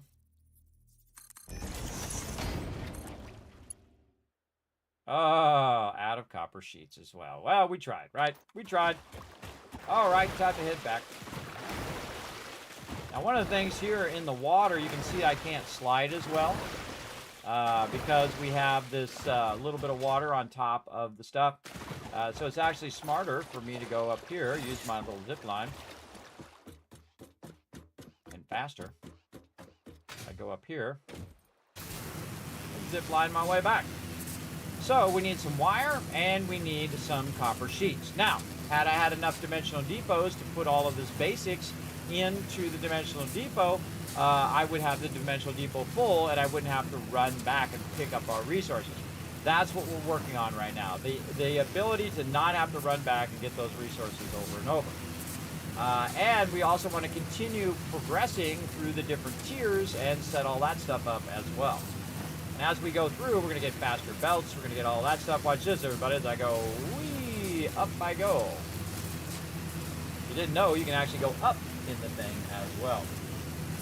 Yes, yes, I hope Fred doesn't touch it. Reminds me of Men in Black, right? Yes. Very true.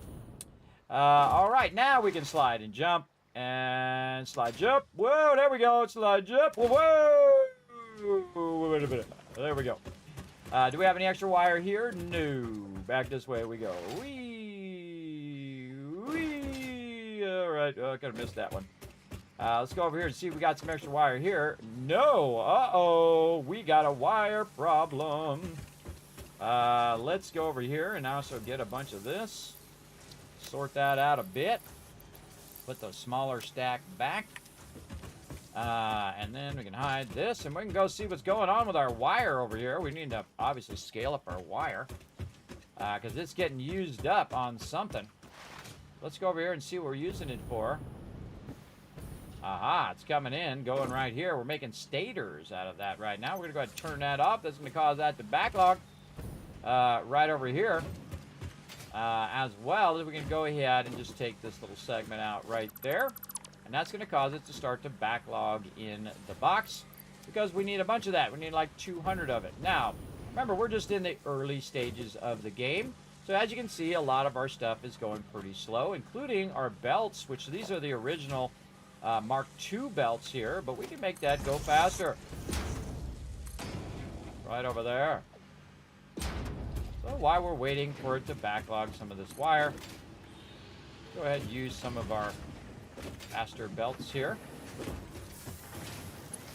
Get that stuff cooking. Now don't forget to also upgrade your lifter as well. Upgrade all of this stuff, make all this go faster.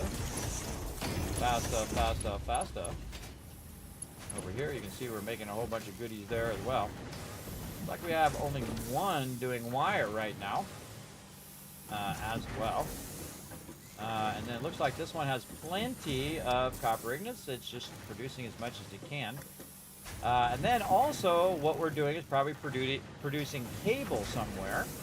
So we want to look. We can see we're smelting that down. It's going into the box. It's backlogging all of that. Looks like it's got enough copper wire. But we can see actually that our cable is done as well. So a great little trick, everybody, is just to follow your cable back into here and grab a bunch out of your cable box. Because wire becomes cable. So very easy to just go in and grab that out of there. Maybe even grab some cable out of there too, so we can go ahead and backlog that. See all this over here, everybody? Again, we got more over here that's actually producing as well. So we can go ahead and grab all of that. Also, if you are producing too much cable and you're like, you know what, I'd like to merge this now into my regular cable line because I want to, if this has too much, we'll go ahead and put a nice little splitter here. Not going to let it. There we go. Nice little splitter there, and then we'll lifter, do a little bit of spaghetti here, and we're going to go ahead, find where we can merge this. Stay down here. Oops, wrong bank.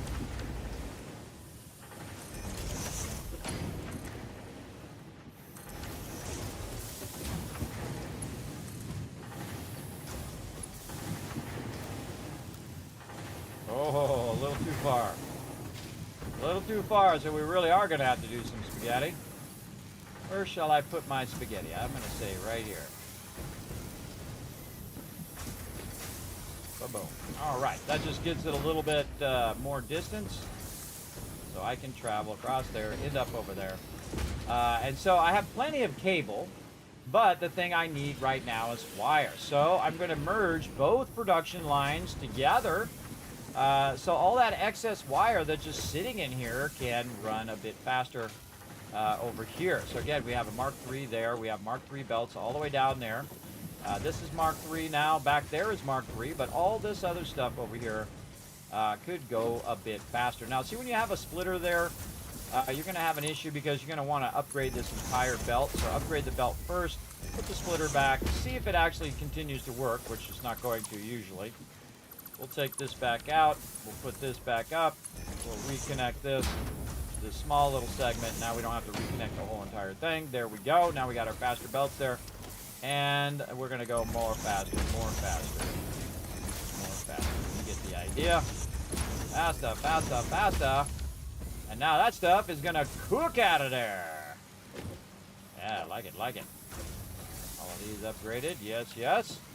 All right, so that wire is now going to really cook into the box, and we're going to have a nice big backlog of that. Again, which has been sitting over here, actually not being used, because, again, we filled up our cable box, so we all good. We can actually follow our cable box over here, too, to see if it's actually just going into the lower one. It is. And if we wanted to backlog even more cable, why we're doing all of this as well, let's go ahead and put another box in here.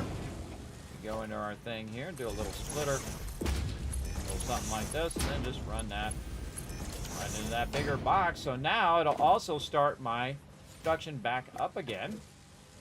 Same thing over here. We can go ahead and put another box here to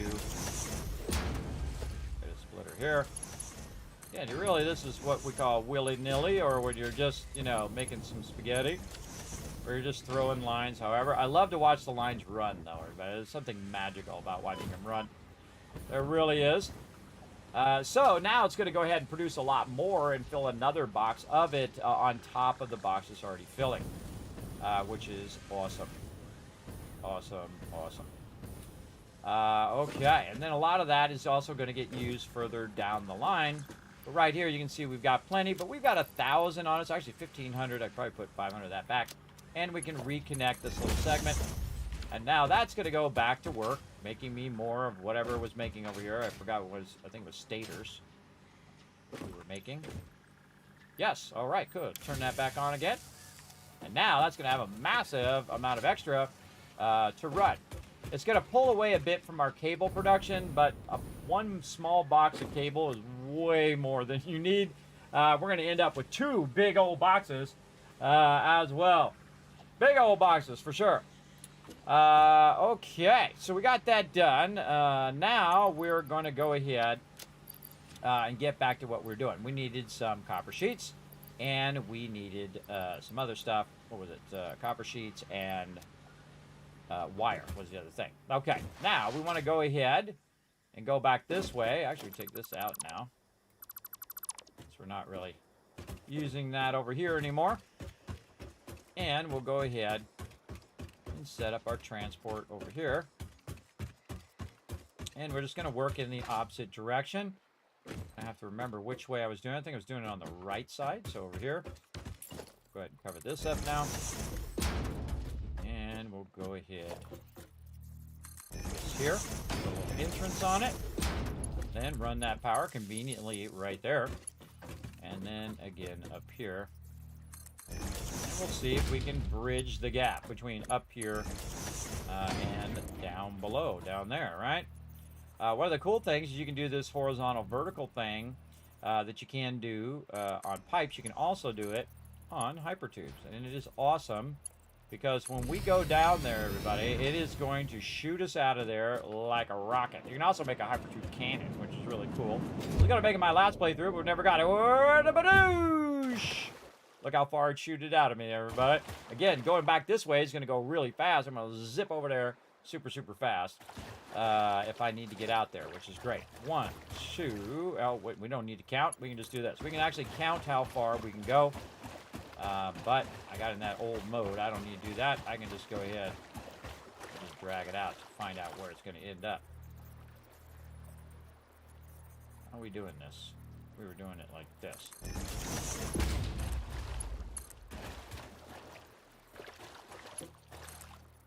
And is building that out. Pull out the next one.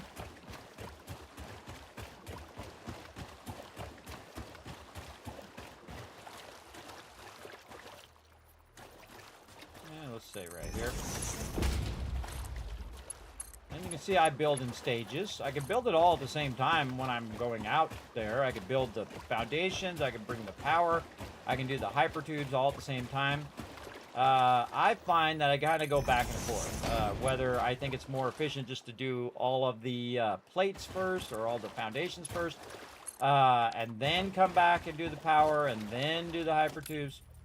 It really depends on efficiency. If you're doing one thing over and over, you're going to be much more efficient at it than if you are doing multiple things where you're stopping and starting. Say building the hypertube, you're doing the foundations, then you're doing the hypertube, then you're doing the power, and you're switching back and forth and back and forth. This is why, if you ever notice in factories, everybody, most people have a single job. And that single job, they try to do that single job really, really well. And thus, it is much more efficient for that factory to run that one single thing and have that one person doing that one single job because that's what gets it done quickly. Okay, now we're going to have a little bit of a problem here, so we're just going to dip over here to the side a little bit. And then we're going to have this just kind of transition over. So this one to this one, just to close out that other side, and then if I aim at this, it'll aim there. I don't have to run back and do it again. And then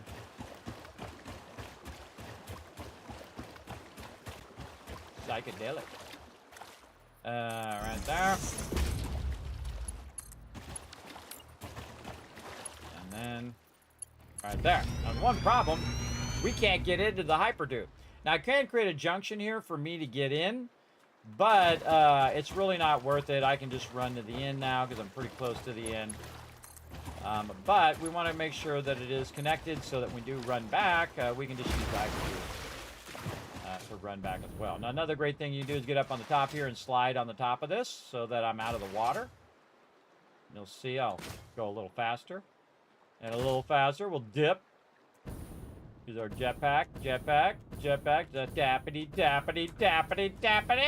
And I actually went about the same speed as hypertube, which is kind of funny. Hypertubes, by the way, the entrances are always on, so they're always draining your power right now, for sure.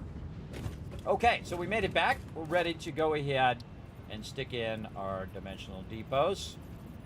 So we have to run back over here and pick up these resources all the time. And we're going to take out this little small thing that I did before, so we have one full segment. And it's not going to be smaller segments. So one segment there, one segment here. And that's it till the end of time. It's going to keep running all of that stuff into the dimensional depot for me. So I don't even need to have it in my inventory after a while. I can just have it in the dimensional depot. But I do have some in my inventory while I'm waiting for that to go. Now this is completely self-contained. I don't need to do anything with this anymore until we scale it up later on. Really all we need is the plastic and the rubber resources. So I would go ahead and grab all the resources that you can grab before you leave, and then just let it do the dimensional depots, and we're out of here. And look at this. Now obviously you notice that little dip I put there? That little dip there helped me go a little bit faster in there. When you have a drop like that, it'll actually help you go fast. Now, of course, on the other end, we're going to have to go straight up, which will slow us down when we get there. But as we go through here, we can do this much faster. And I could have weaved that in between there, but I kind of like angling it like that. I think it looks pretty cool. And we create junctions and whatnot. If we want to go a different way, we could control which way we were going. But we want this to run us back and put us right up at the top of the base. Now, at any time, we can change direction and go back the other way in the hypertube. Just by going the opposite direction, the direction you're going. By holding down S on the PC or just reversing your direction. Okay, let's see what we got next. Some logistics. We're going to go to level 4. Oh, very nice. Let's go ahead and select that as milestone. See how much of this we actually have. Okay, we got that. Not enough of our encased industrial beams. We need a bunch of our modular frames. Let's go see what we got. Slide jump.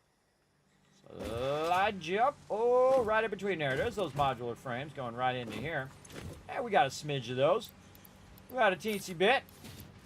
How many do you need? 400. All right, let's go ahead and sort all of that. That's 100. Man, we need a lot more room than what we got here. We got too much stuff on us here.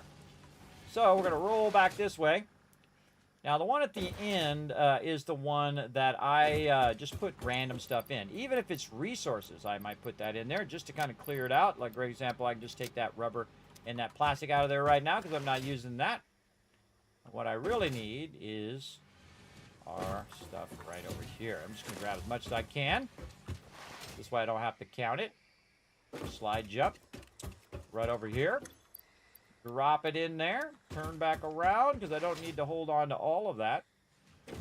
Slide right back over here. Hit this box. Put it all back in there. Take a couple stacks just in case. Small stacks though. Full stacks, not small stacks. Sort that out. Notice the smallest stack always goes to the end because it's going to fill that stack when it's on to the next thing. So there it goes. Back to working on that as well. Over here, we are producing more modular frames. Over here, we got our versatile framework, but we have that currently turned off, and I think we have it disconnected. Oops, we don't have it disconnected. Well, if we need some of those, we know where to go. Over here, we got our stators, and then up here in the front, we also have our automated wiring, also turned off right now. Actually, we can take our boost out of there while we're thinking about that. Over here, we are producing a bunch of motors. We can actually just throw some rotors in there, speed that up just a little bit. And all of that looking good. But the one thing that we're not producing is the thing that we're going to need in the next stage, which is our encased industrial beams. We can see, actually, this is overclocked. Yes. All right. Well, hey, let's just put those in there and let's crank that out. Crank that out very nicely. All right, that'll replace those. But well, actually, what we should do? No, actually, we should do this. We should take this out and build ourselves another little process over here of some more spaghetti that we could build. Over here, we'll take this out. We'll do this. Make ourselves another random box over here to fill, and then we'll say, hey, we actually need a bunch of encased industrial beams. So we need steel beams and we need concrete. Just so happens that we are feeding some stuff over here, but we're no longer feeding our concrete over here. So we're going to need to. Oh, hello. We're going to need to. Oh, a bunch of my resources in there. That was weird. Did I die there at some point? I might have died there at some point. Maybe I died last time, never went and picked it up. We'll put that back into the dimensional depot there, along with all this other stuff. But that's already full. Put our ammo in there. That we can put in there. That is full. Some of this here. Biofuel. Put that first. How about some wood? Alright, keep that busy. I try to do this in order of least to the highest amount because it just goes faster if you do it like that as well. Alright, looking good so far. And again, cleared out a little bit of my inventory there.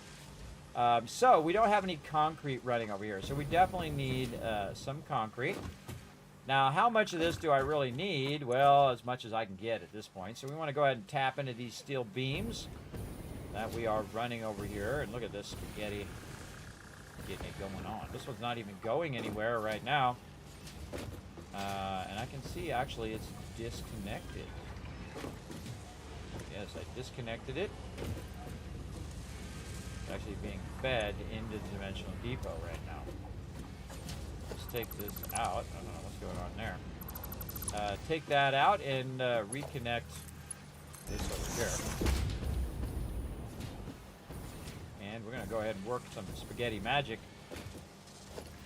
Now again, we're going to replace all this later on, but I find that you don't really have to, everybody. You really can just do a bit of this and just clean this up later.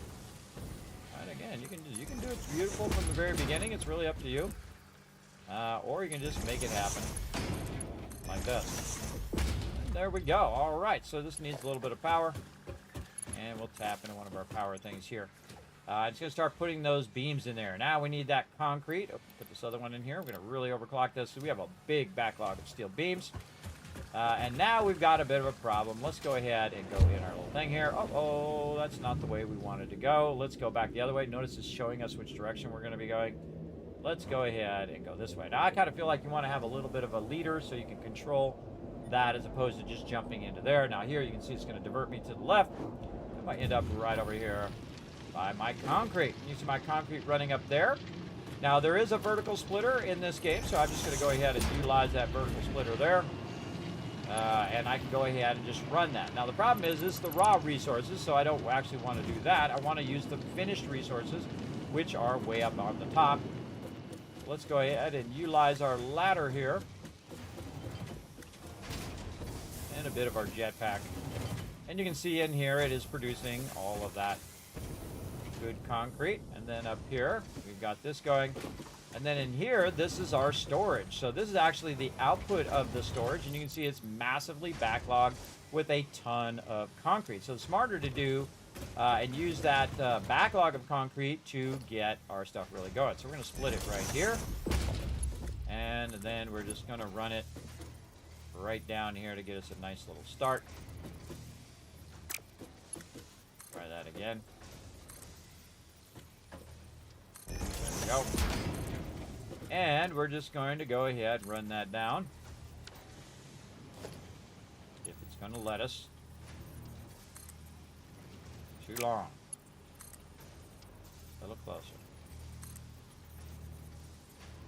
Too steep and too long. All right, no worries. Bring that down a little bit. Right through there. We'll get this. There we go. Then also we can use this as a transport. Now we're going to build what most people call spaghetti. Now to put this up here on top, you have to hold down the control key, otherwise it tries to snap it to the box, which is a great feature they added to have the ability to snap it to the boxes just by aiming at the boxes. But if you want to override that on a lot of pieces and parts that you build in this game, another great gamer secret for you, everybody, is that if you use control, you can override a lot of that stuff. I'm going to bring that straight up. Grab this. Use my jetpack. Hold down the control. Up we go. And we're trying to get it, obviously, over here. We're going to get up onto this one. And one of the most satisfying things to do is both to create the spaghetti and then to fix the spaghetti. Which we will fix all this spaghetti later on. But right now, what do we need? We need to get and use up our backlog, of massive backlog of steel beams and concrete to create a massive amount of encased industrial beams. Now, I kind of feel like I had made some already. I might have already pulled them all out. I might also have some in here, encased. Nope, none in there as well. Do we have anything here at the end? Nope, that's all of this. This actually should be like this so I can see what's in there. I think we were using the box over here, and we were just switching this from these modular frames to those, and we only made a little bit of it because we didn't really need it until right now. Now's when we need it. We need a bunch of those so we can upgrade our logistics and then also start using our level 4 belts already, which means that when we go to do our next blueprints, we can use the level 4 belts instead of the level 3s. But we're going to need a lot of these. And again, I just have one of them going over here. But we could just as easily create another one, say over here. I shouldn't be putting it on the road, but I'm going to anyway. We'll run that across. And with the new splitting system, it actually makes it a little bit easier to split this out. Now, the first one I'm going to go ahead and just split right here and then just try to run that down. You can see it's too steep for it, so we'll go ahead and see what we can finagle here. Yeah, it's not going to like that at all. Well, let's go ahead and do this. Actually, we'll do this. Need to do it like that, but we'll go up here. This one. Go this way. There we go. And we'll try to run that into there. Nope, doesn't like that either. A little too high on this one.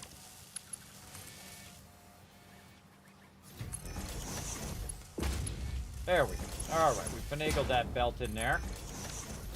And then we're going to finagle this one to go in... What the heck? Okay. We're going to finagle this one to go into there by using our vertical splitter.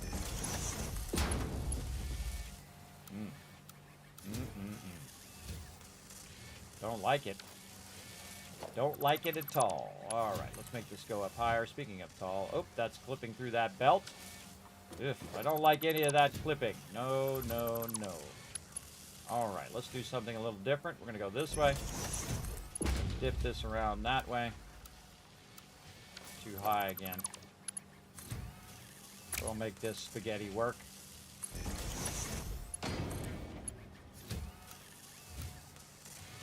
No, it does not want to do that. Hey, sorry. Stop.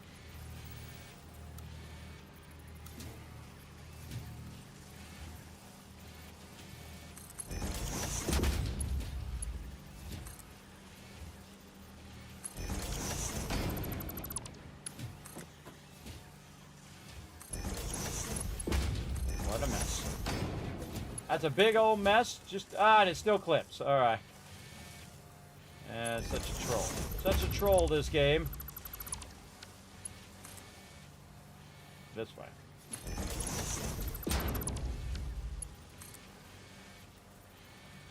That way? Maybe.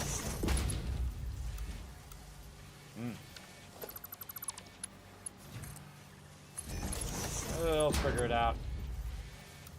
There we go. All right, whatever makes it work. Okay, so let's go ahead and get our splitter going here. Line this up here. Splitter. Hey, that was way too much work, everybody. That's why I normally just overclock stuff.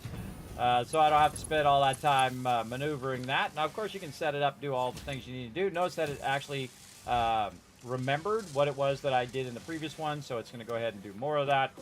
And then we can just go ahead and take this, turn this way. Again, the closer you have this, the more awkward it gets. So if it's really up close, that's why I push the box back a little bit.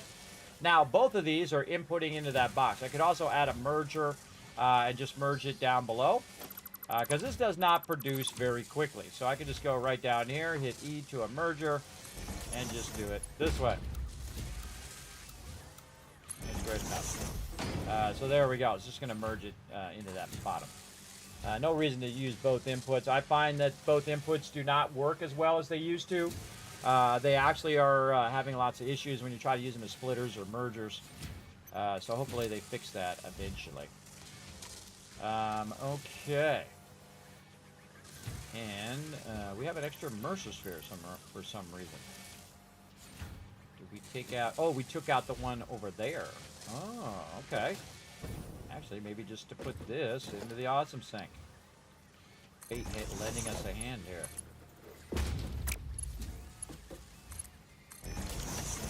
Yes. Feed those in there. Nice. I also want to probably take them out, put them in our inventory right now. We'll take this out later, or we'll add that later. Right now, we just want to have enough of these in our inventory to produce those. Now, let's go ahead and see if we have any more of these power shards. Okay, we're running low. We have 52.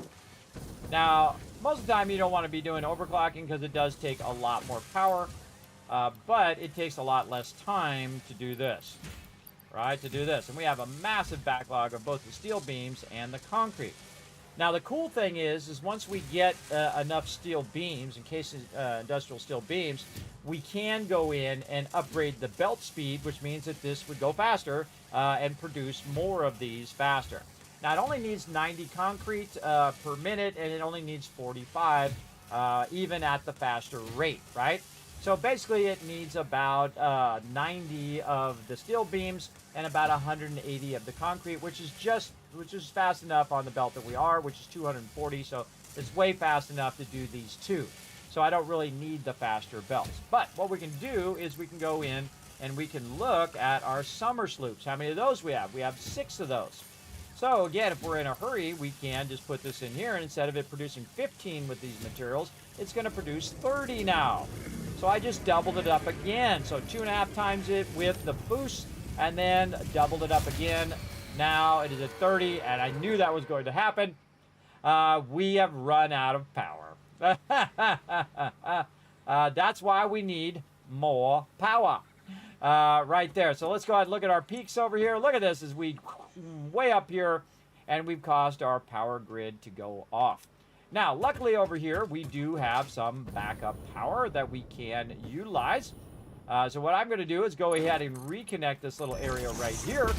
And what that's going to do is run this into our little shop we have over here, which is our biofuel here, right? So I'm going to go ahead and try to turn this back on again. Nope, can't turn it back on again. We need to go ahead and let it fill all these up a little bit. What is this thing that I am getting here? Get that out of there. So we got to let this fill back up again. Now, we have a lot of capacity, so we actually want to also start back up our coal power. And this is going to happen to you when you are overclocking. You're going to end up with a massive amount of extra power. Now, one of the things that it should have done is kick in my battery power, which I believe we had over here somewhere, but I think we took it out. Looks like we did. Let's go look at our actual pole. Our pole will tell us if we have any battery power over here. We do not have any battery power. So we're going to go over here and add a little bit of battery power. So that'll help us in the future. If our power goes off, we can go ahead and fix it in there. So I'm just going to go ahead and throw a bunch of batteries down here, because I have a lot of resources. allows me to do that. We're going to kick this one to that one, this one to this one. We'll go down the row here. And this way. This, like this. And then we're going to end up on this last one, and this last one's going to go directly into there. Now, the problem with our battery is our batteries are not charged. So we can't use our batteries to start back up our power.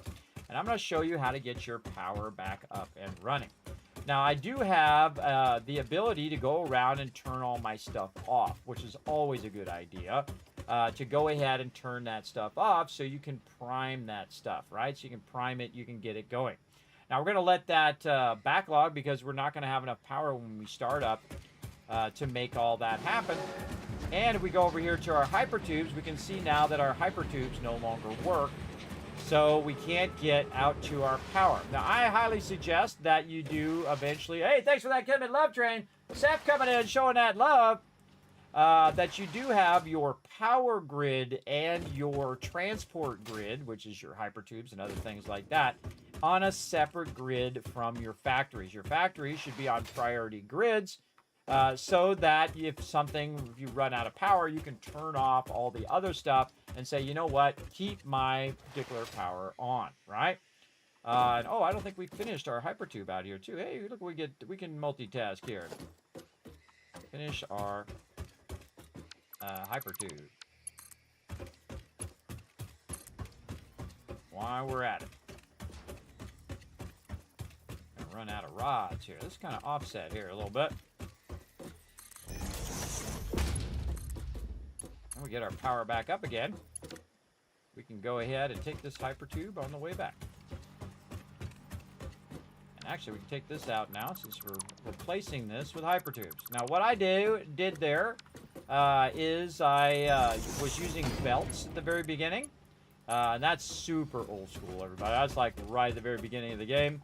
We used to use belts as kind of like people movers you'd find like in airports and stuff like that to get from A to Z. And it is very, very effective. But once you have hypertubes, it kind of makes those obsolete. And if you have enough resources, like I do now, you can run your hypertubes instead of all this. Now I can replace the other side as well, because again, this is multi-directional, where your belts are not. Your belts go in the direction. Let's do auto. All right, well, let's stay up here. When you're going down at an angle, I typically move back by one, just so you have a good front. Oh, put that. Did not put it down.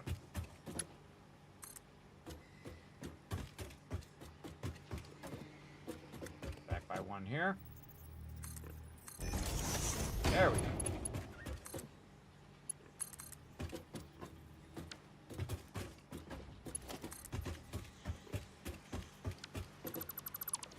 I usually put them wherever I have a junction, a transition, like this. Now, the problem is this does not automatically adjust to go down in an angle, so you're going to have this little stuff going on. It happens.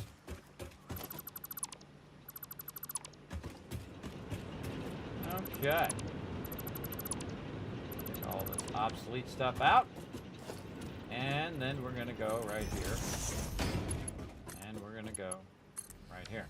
Now, this is our primary line that is running back over here, right? It's kind of going up here. We also have this lower area here that we can actually take out now because we are using our large transport up here. Let's go back and take these out because that'll mess us up here in a moment if we still have that connected. All right, we'll take those out. And now we're just using our large power lines here.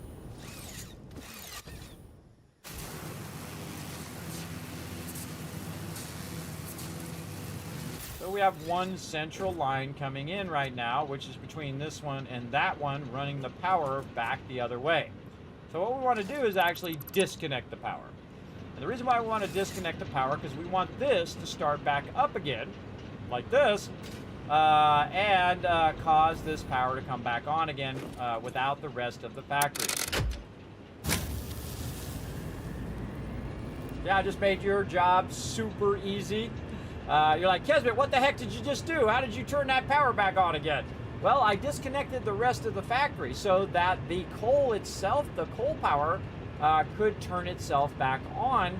And then, in theory, now that I also have my biofuel running, if I have it properly connected, which we'll find out here in a second, then we will have the biofuel and the coal power, which should be enough to run what we have going. So let's go find out. Let's go ahead and connect this back up to here. And no. So we don't have enough power to run all this stuff. Now, one of the great things is to disconnect this and again, get this going so that you don't run out of fluids, you don't run out of resources to start this back up again. Now you're like, well, Kismet, how can your water just start right back up again like that when it needs to pump the water up there? Well, what we were talking about earlier is the flow of water. As you can see, we have a backlog of water so that when it does go off and it needs more water being flown in there, it already has a backlog. We turn it back on again, it will automatically flow down even without power because we're flowing it down into the machine and our water is up above where we're flowing it down, right? Creating a positive flow that we don't even need pumps for. So we can easily turn our power back on again. So very good, but it does tell us that we need more power. Now I need to go over here and remember how many of these I got going. So I have 6, 12 over here. This is 18 of these running. And let's go look at our original inputs here. Over this away. Like how it gets real quiet when you run away from the machinery. Over here, it looks like we got a massive backlog. Right now, producing 120. I'd say we go ahead, give a little bit more boosty. Right over there, and then over here, a little bit more boosty. That's going to produce 150, so that's 300 being produced there. And then over here, let's do our little slide jump move. And over here, same thing, because we got a lot more of these boosters now. So that's 150 times 3, basically. But look at this over here. We actually have another node over here. Now, I don't remember if I have any Novelist left over. Let's go see. I do. All right. Now it's time. I have been playing for 2 hours. We're going to take a break here in a bit. Right over there. Boom! Now we can go ahead and take that on out of there, and we can access this one, which is also a normal node. Over here, this one here is a normal node as well. And we're going to go ahead and use our level 2. And we're going to pop this in here, and now we're ready to utilize this coal over here. Notice that I'm just going to go straight to overclocking it, which is going to give us another 150 right over here as well. But our belts are not fast enough for us to run this out at 300, so we'll deal with that issue later on. But right now, we just want to get this as part of the process. So we're just going to run this across here. And a little too far.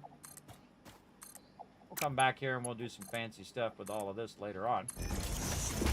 Right now, we just want to get this into the process of what we already have. So we're just going to add another one here at the top. Very easy.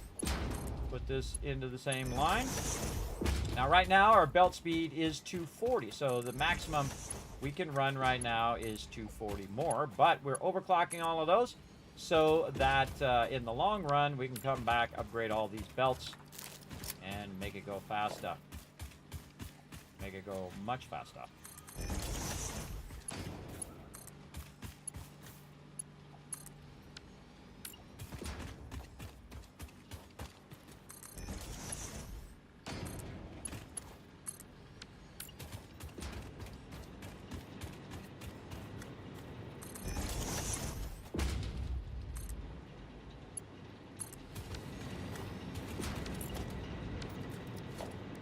Really need to upgrade these boxes, kind of the smaller boxes. We'll go with a bigger box on this one. There we go. Now, a lot of our stuff you can see is up high here, so it's out of the way, so we can continue to add a lot of water down below and have this up above. Let's get up here, put this away, get our zoop on. Now you might be like, Kismet, you're going to run out of resources. No, I'm not, because right now my factory is producing my concrete and my plates and automatically throwing them in the dimensional depot way over there. I don't need to be there. I don't need to micromanage it. It's doing it right now. How can I tell? Right here. Look at this. We already got our iron plates already full, and our concrete are already refull as well, because I have 5 of them going for concrete and 1 of them going for iron plates. Concrete, of course, the thing you use the most, I feel, in the entire game. It'd be kind of cool if you could look at the stats of how much concrete you used in an entire playthrough. I think they do have that in here somewhere. I actually forget where it is. But that's okay. We'll deal with that later. Right now, we're going to go ahead and turn this around this way. And we'll leave a little bit of a gap here for us to go ahead and just replicate what we already have. Again, I do these in groups of 6 because it's way easier to do it that way. And there we go. How many we got? 1, 2, 3, 4, 5. And number 6. Okay. Now we need to get our resources in here, and we need to get some water in here as well. Now I'm going to go ahead and actually bring this down over here into the water. There we go. And then we'll go ahead and throw some foundations under here. So brilliant the way that this works, everybody. It's so fantastic how the foundations work in this game. It's absolutely nailed it. All right, now the easy way to put your stuff down and to align it really well is to use your pipe junctions to start. Say something like that right there in the center of that foundation. Let's go ahead and see if we can put our water extractor in here, holding down control and rotating it around until it snaps in there, and then we'll bring it in a bit, maybe back it out just a little bit there. Easy peasy. And then we'll go ahead and snap another one. And sadly, we have a little reef there. A little thing there. Can we get this one to the other side? Touchy, touchy. Oh, I think that's a win. That is totally a win. All right, nice. Then we'll go ahead and put some power down. Let's say right over here. Right there. And actually, we're going to need another one over here in a minute. Let's see why. We are going to go ahead and run some power from where we can find our power. Probably around the front here. Yes, very nice. And we'll run this, say, to here. And leave a little extra power for some things we might need later. And then, boom, those are going to start up. Now, we want to go ahead and run a nice combined pipe down the center. So I'm going to go ahead and do this. Run this straight down the center here. Like so. Make that nice and easy. Then we're going to hold down control. We're going to snap those junctions. These should be perfectly across from each other. Like this, or at least somewhat perfectly across from each other. And then turn this to D. There we go. Now I'm going to actually extend this up just a little bit. Like this. I go ahead and put this pump on there. And as you can see, I'm putting the pump at the beginning of the transition. Where's that thing? There it is. The beginning of that transition so that it's pushing it in that direction this way. And then we're going to go ahead and we're going to do this. And then we're going to try to get that water to go up there like that. Now, one of my favorite things to unlock very early on in this game is the ladder. Because the ladder is incredibly useful. You don't have to go up and make ramps, which takes a lot of space. The ladder takes the minimum amount of space and is very, very productive. Now, we want to go ahead and also bring our water up like we did before. So we're going to go ahead and just kind of punch this out just a little bit. We already know what the magic formula is for lifting our water, which is going to be 2 level 4-meter foundations.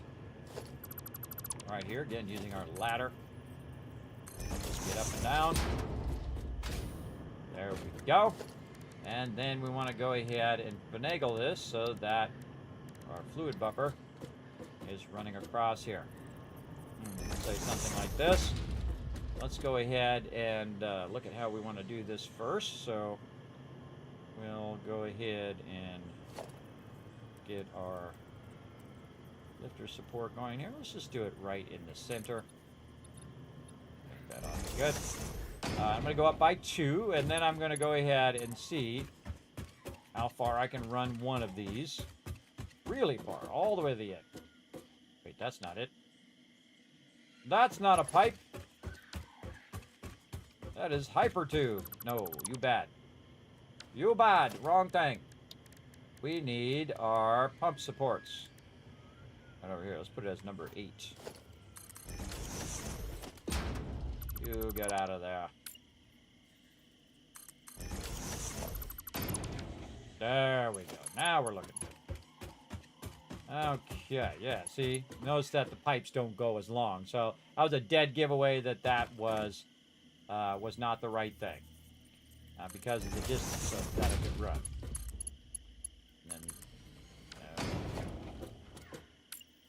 gotta put another one. And I usually try to put it too high.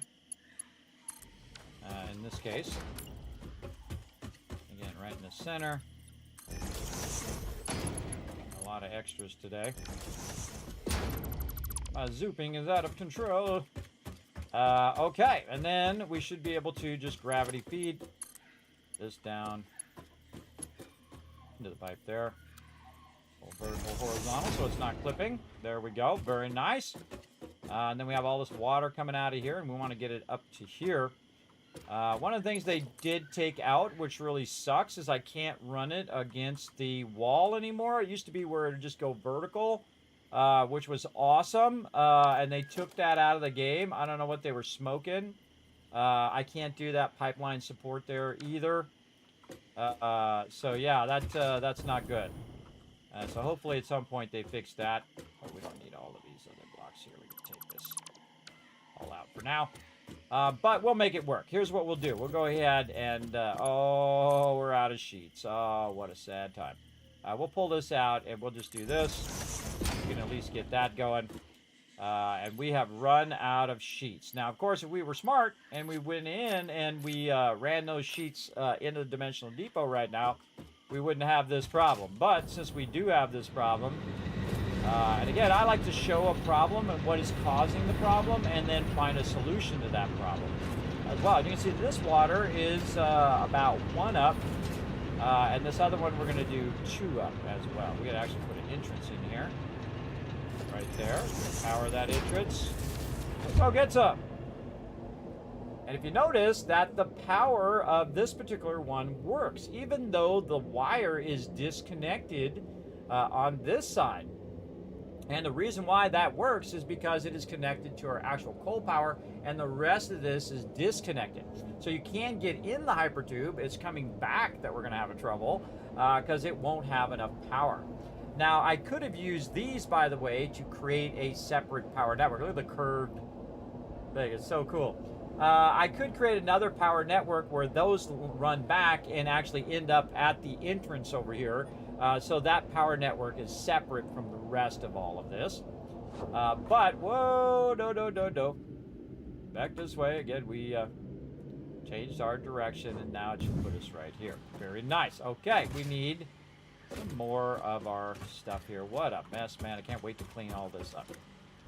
Can't wait to clean it all up at some point. All right, very nice. Sort this out. In fact, we're going to take some extra of this. And while we're running back, we're going to throw some of that into Dimensional Depot. And that's all I think we needed. Oh, we needed also to check in on how our stuff is doing here. We're at 40. Okay, what's causing this to stop running? It's because we don't have any power. So, again, can't get those faster belts yet. We're completely out of power. All of our production is off, which is not good.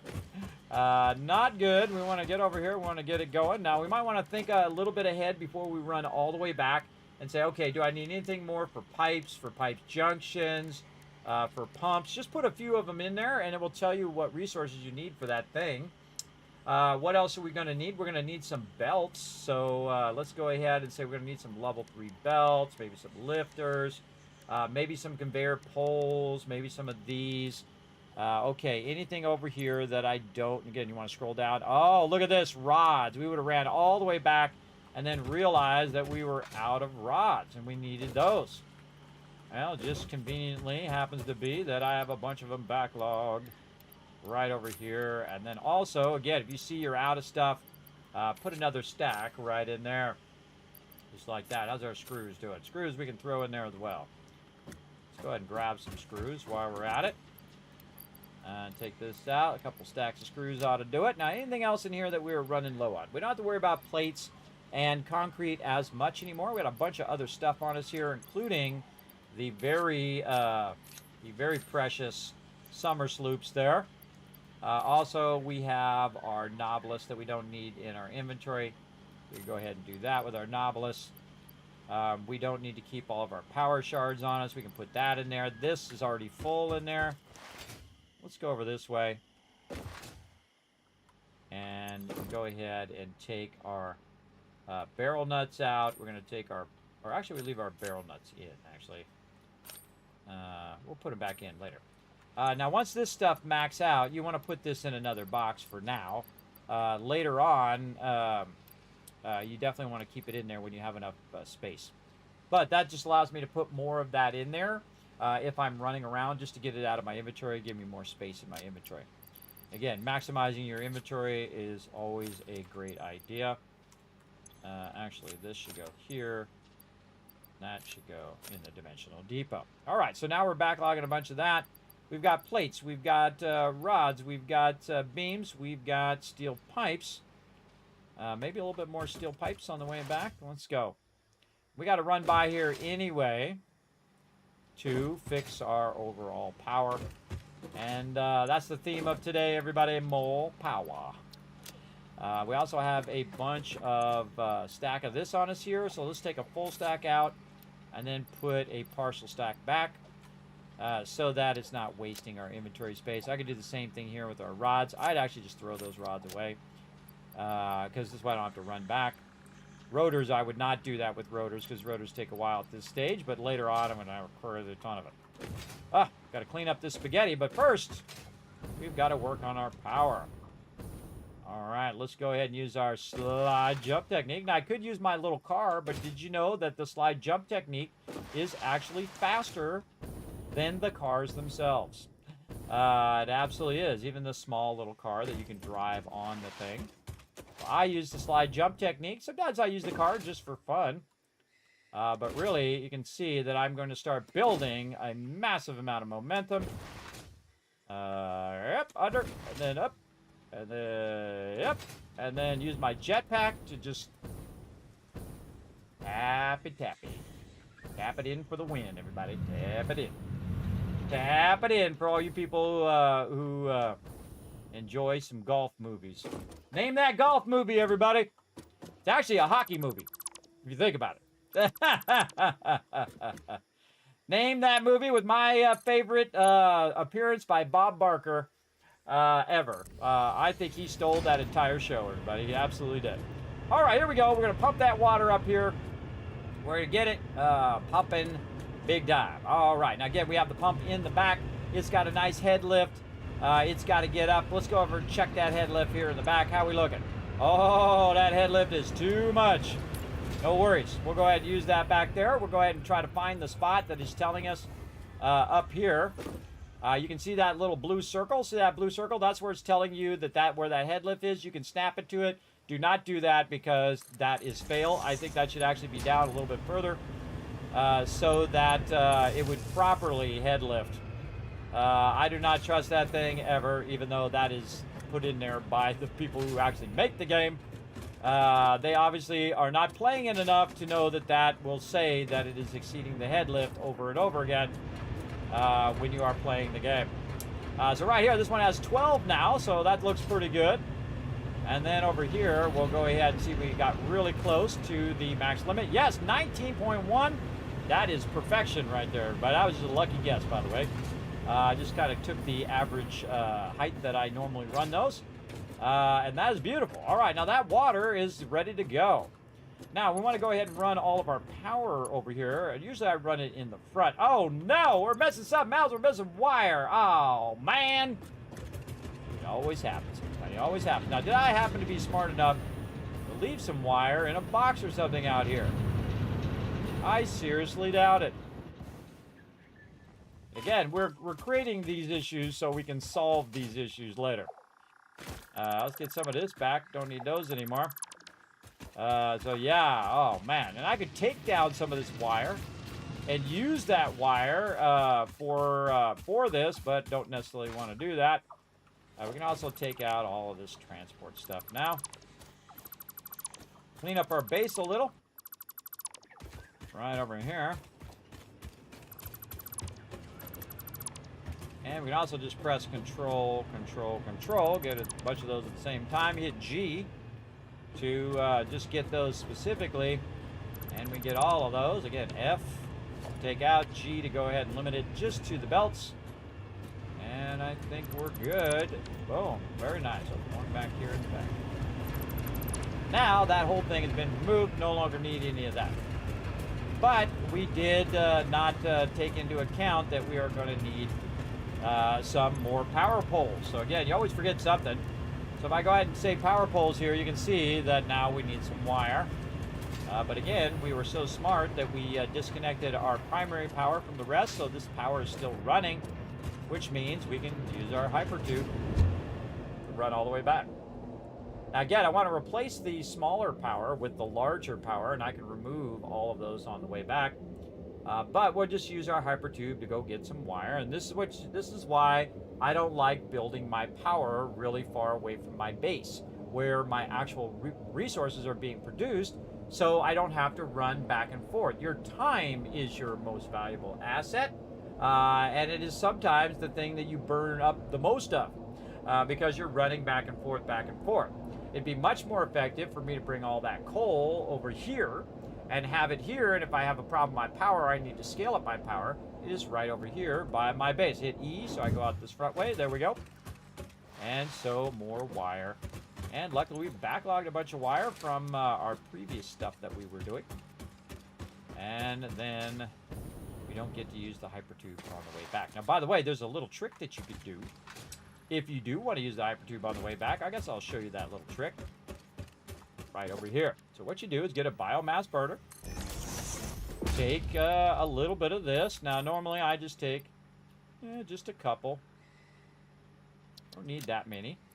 Throw it in the biomass burner. Take the biomass burner, run it to your entrance over here, which is currently connected to something else. Just to the entrance alone. And now you can use the hypertube going back the other way. Again, showing you all my best gaming secrets. You posted a meme. All right. Well, again, you don't have to tell me you posted stuff. You can just post it, and I will take a look at it later.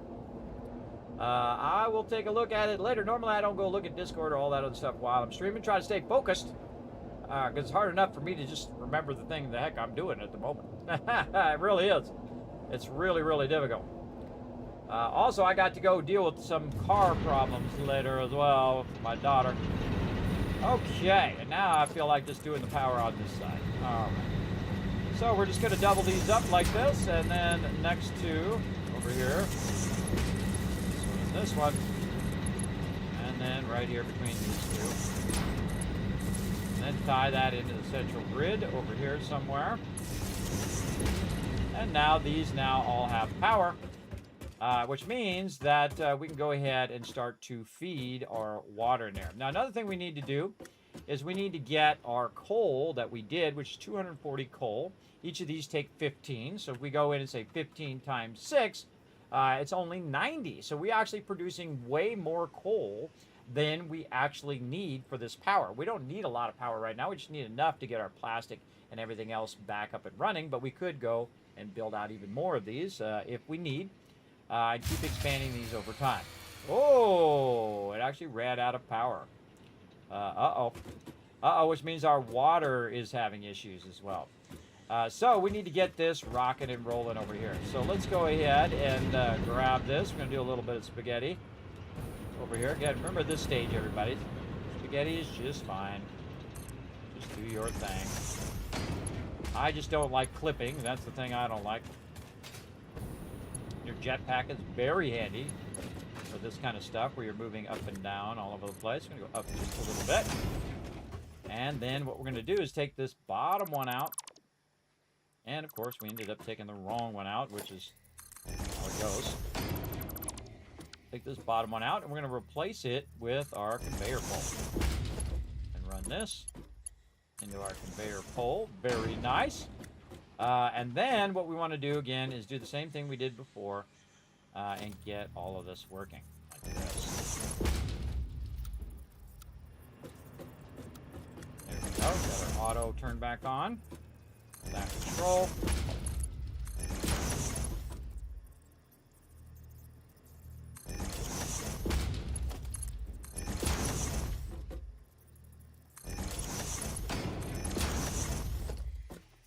Now the goal is to add more power so the power stops turning off over here. Okay. Now, because this is all connected, it will automatically start to run the water that is already backlogged up there down into the machines right now. Then we also have our coal coming across here. Now, we're going to have a little bit of a problem with it being lifted up right there because what we really want to do is just take it and split it down this line here. So we'll go ahead and start with our first one right over here, which should go in there. We'll actually take this out.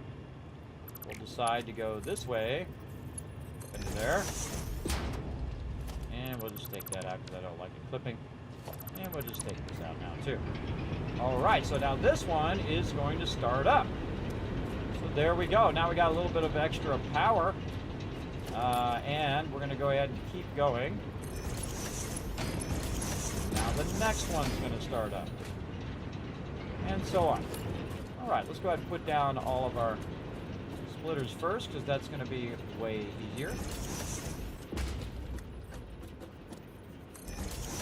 Make sure it's aligned in both directions.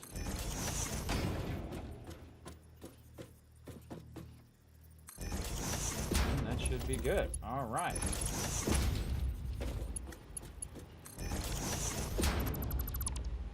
Take all of these out now. Those are just unnecessary parts at this point.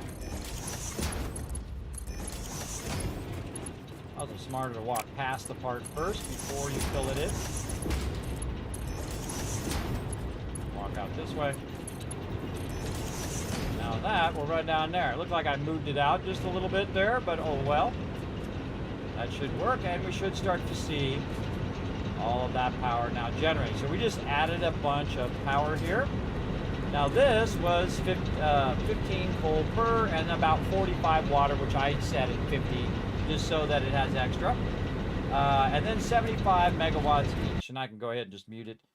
So 75 times 6, we just added 450 power. Now, all of our power seems to be running. We're running pretty well. I suggest if you are using a manifold, like it goes and feeds in the first one, fills that one, fills the next one, so on, that you got to turbo feed it. So you go in, you grab a bunch of this extra coal that's been backlogging over there, backlogged that whole box in the time in which we've been doing all of this. Make this go faster. You go ahead and let that backlog while you're working on producing your stuff. Then you just go in and you just go ahead and backlog it yourself. Wow, this is already did most of this already. Okay, there it is right there. That was at 45. And then over here, we're going to backlog it. And then here on the last one, backlog it again. And then I don't need to carry around all this coal, though probably a good idea for me to take some of it and just throw it in the dimensional depot there.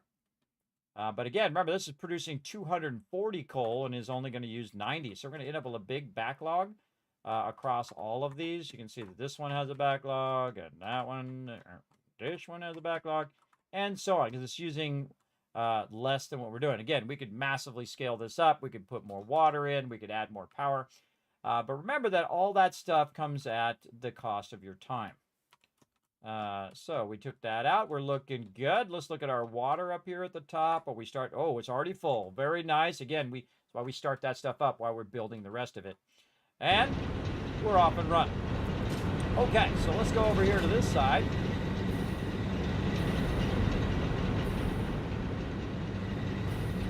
Pull ourselves a nice little power pole right here, just for the simple fact to see how much power we have now. 1,800 power. Now, if we did this correctly, we should be able to go ahead and now connect this up here.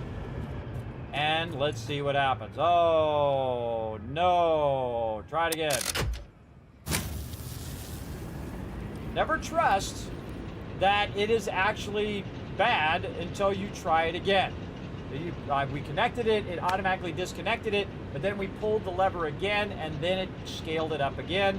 And now we actually have 1980 power. We are currently using at our max around 1780, which is right at our production level of that 1800. So probably a good idea. Notice that our batteries are now charging as well. Probably a good idea at this stage to add a bit more power, just so that we have that extra power as well. So let's go ahead. Actually, we can just do this even faster, since we are using the 1 mils. We can just go ahead and use our blueprint. And we'll hit H, we'll line that up nicely, and then we'll turn on blueprint mode. That's auto connect mode. I wonder if auto connect works on foundations. Doesn't look like it does.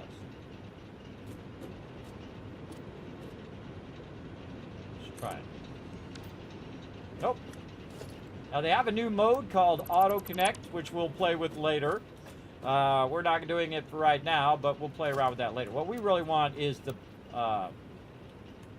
blueprint mode here, so that it snaps, and we can very easily add more space over here. Very nice. Now again, we have this coming out at a maximum of 240 on the belt, by the way. The extraction is only 150.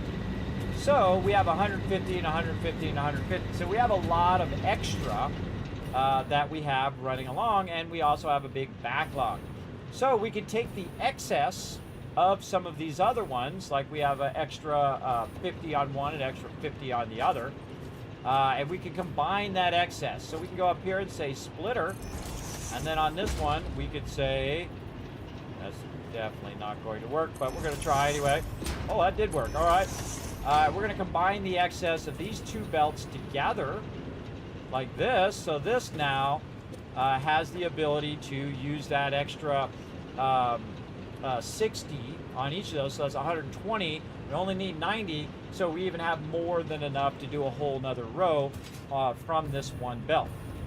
So we're going to make this real easy on each other, though. So we're going to take this and we're going to flip this around the other way and hit H to try to line that up. By the way, they did make it now with the nudging. Oh, thank you so much for the love there. Thanks very much for the cap love. You can nudge this on until forever, everybody. You can nudge it all the way to the edge of the map if you want. But I love the fact that they finally listened to feedback and made the nudging as far as you wanted it to go. Now remember, we still need to go ahead and also put our water systems in. So we want to go ahead and nudge this in such a way that our splitters are already there, but leave a little bit of room for your water as well. And I've got plenty of room around here, so it's no big deal. And again, we're making a lot of coal power in this particular playthrough because, again, we're scaling up earlier, up out of cable, everybody, always out of something. So we'll go ahead and do the same thing we did over here, except we'll back it up just a little bit so it's not encroaching on this other one. And we'll switch this mode to vertical. There we go. Which way we're going to pull our water from this time? We want to pull it from down here.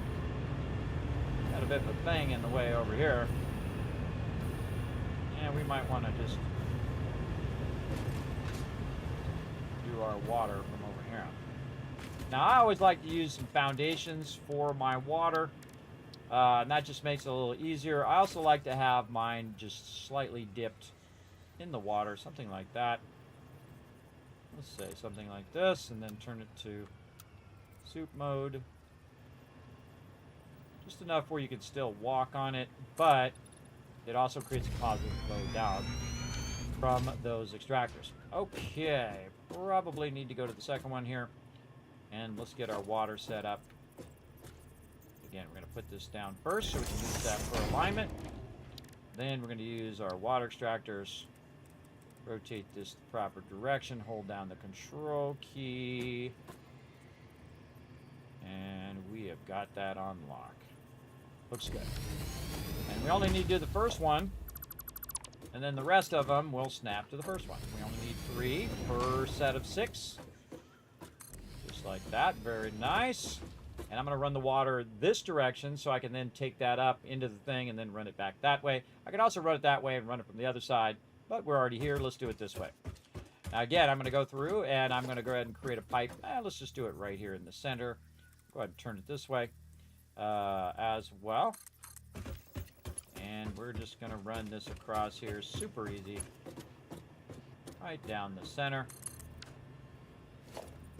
And we'll go ahead and create a positive downflow from each of these so we know that they're going down into the pipes, which works awesomely.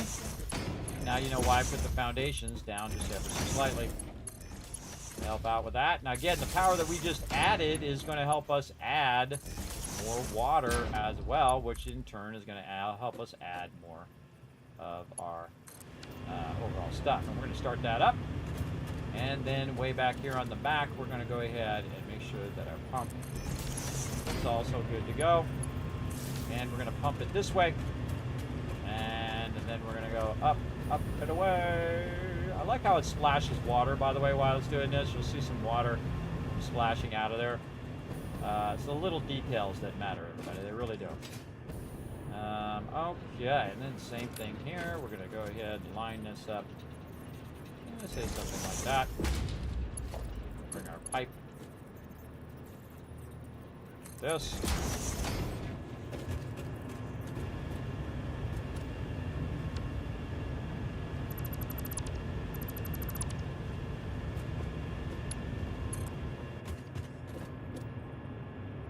Something like that. Let's take this one out.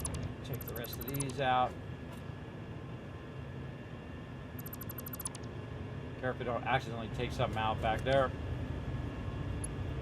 we'll run this up. Go into nice horizontal vertical mode.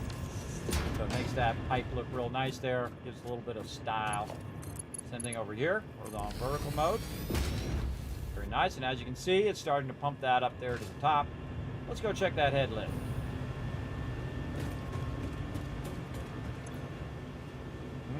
Mama. Too much head lift. All right, over here on this vertical pipe, go ahead and jump in the water. Take a little swim first. Did not mean to do that. And we can see where it is, everybody. Again, you can snap it up there on that thing. I hate doing that. I always bring it down a bit because you're going to end up with a whole bunch of extra head lift anyway. So good idea to add that extra bit, and that will get you pretty close to perfection over here on head lift. I don't really worry about making it exact all the way down. This is more than enough to make this happen. Oh boy, ran out of jet fuel there.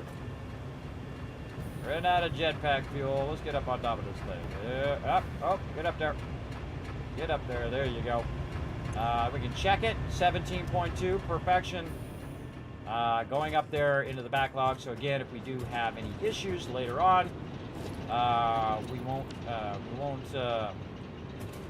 have any trouble starting back up again. Now we'll go ahead and add another row here just for our power.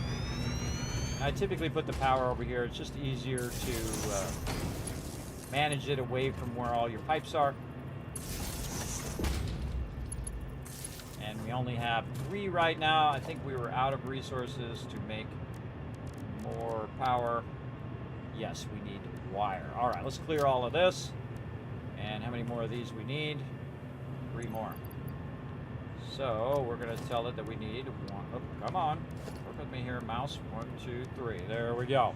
Oh, we need some more reinforced iron plates too. That's amazing. Got an absolute ton of those. Okay, and then we'll go ahead again, tie this back into the other power system. Over here.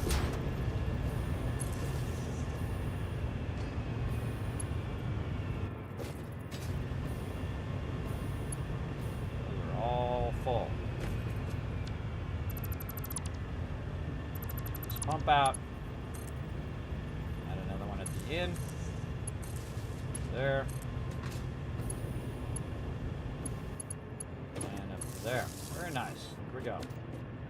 And that is going to start these up, which means that the coal is eventually going to start to go in there once we run our coal lines. Let that start the backlog. Like this. And once again, we'll do our pipes across here. Again, we'll do Not 3, we're just trying to do 2. And we'll go ahead and go save. A little bit longer. I have to fix this later. I don't need 3, I only need 2.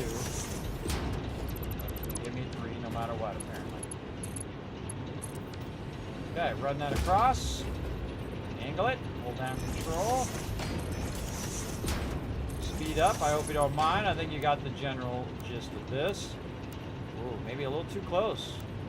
Oh, Noodle's got us. Noodle's got it going.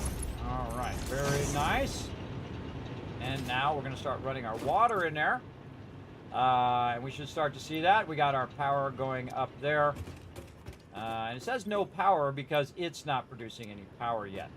Now we just need to run our water from on high, and that should start to filter down into here. And because it's already backlogged, it's actually going at 300 right now because it's backlogged in here. So the output of that is as fast as that pipe can go. So that's going to fill those up pretty quickly, and we're going to see all 3 of these start up. Now you don't want to go away until you see them all smoking and see that this is starting to fill up. That's going to massively backlog while we're gone, going and getting more resources. But now our power is beyond our max power that we're using, so we got a bit of an overhead there. We don't have to use our biofuel as a supplement to that. Now we're up to 2,205 power, and we actually have a max cons of 2,203. So if we had everything running, we would still have more power than if we had the less power. But right now, I no longer need my biofuel again because I have that overhead over the top of it. So we're gonna go back. We're gonna get ourselves some resources. We got our hypertubes all set up now. We don't have to worry about it.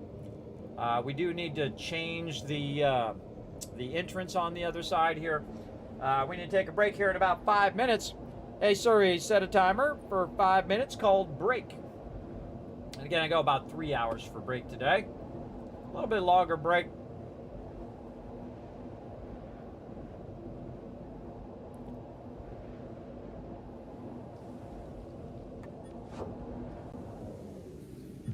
Tried to change it. Then realized I didn't need to change it right at the very end. Okay, we're going to actually go in and we're going to fix this little spot here. We're going to run this hypertube under there a bit. The reason why we're going to do that is so we can see what the heck we are doing. All right, we're going to tie this into our normal power right there. And we're going to take this out now. We no longer need that. And then I have this set up really easily, so all I need to do is roll over here, take this little segment out. It will no longer feed it into my biofuel. So what will happen is my biofuel will just naturally run out of resources and then turn itself off, so I don't have to manually go in and turn every single one of them suckers off. Now, it's going to waste a bunch of fuel, but it will be fine as I've got massive tons of fuel backlogged as well, so I'm good. I think I have a bunch of, so I have a bunch of it backlogged. In fact, I get some of it out of my inventory while I'm at it. I can also go over here and check and see what these are. These are leaves here.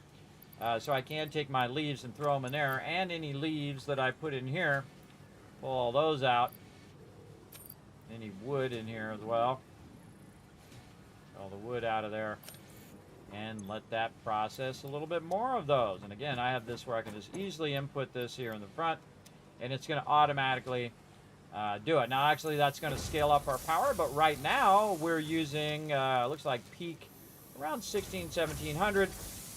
We have a capacity of 2,205. We're going to be backing up our batteries here. Our batteries are going to have a stored charge of 800 megawatts itself. So eventually, if that power does kick off again, we can just have our battery backup on, and then everything will keep running while we're over there fixing the power because the batteries will do it. Now, I suggest to have as much battery backup or even double the battery backup of the power that you're producing, right? So say I'm producing, in this case, 2,200 power.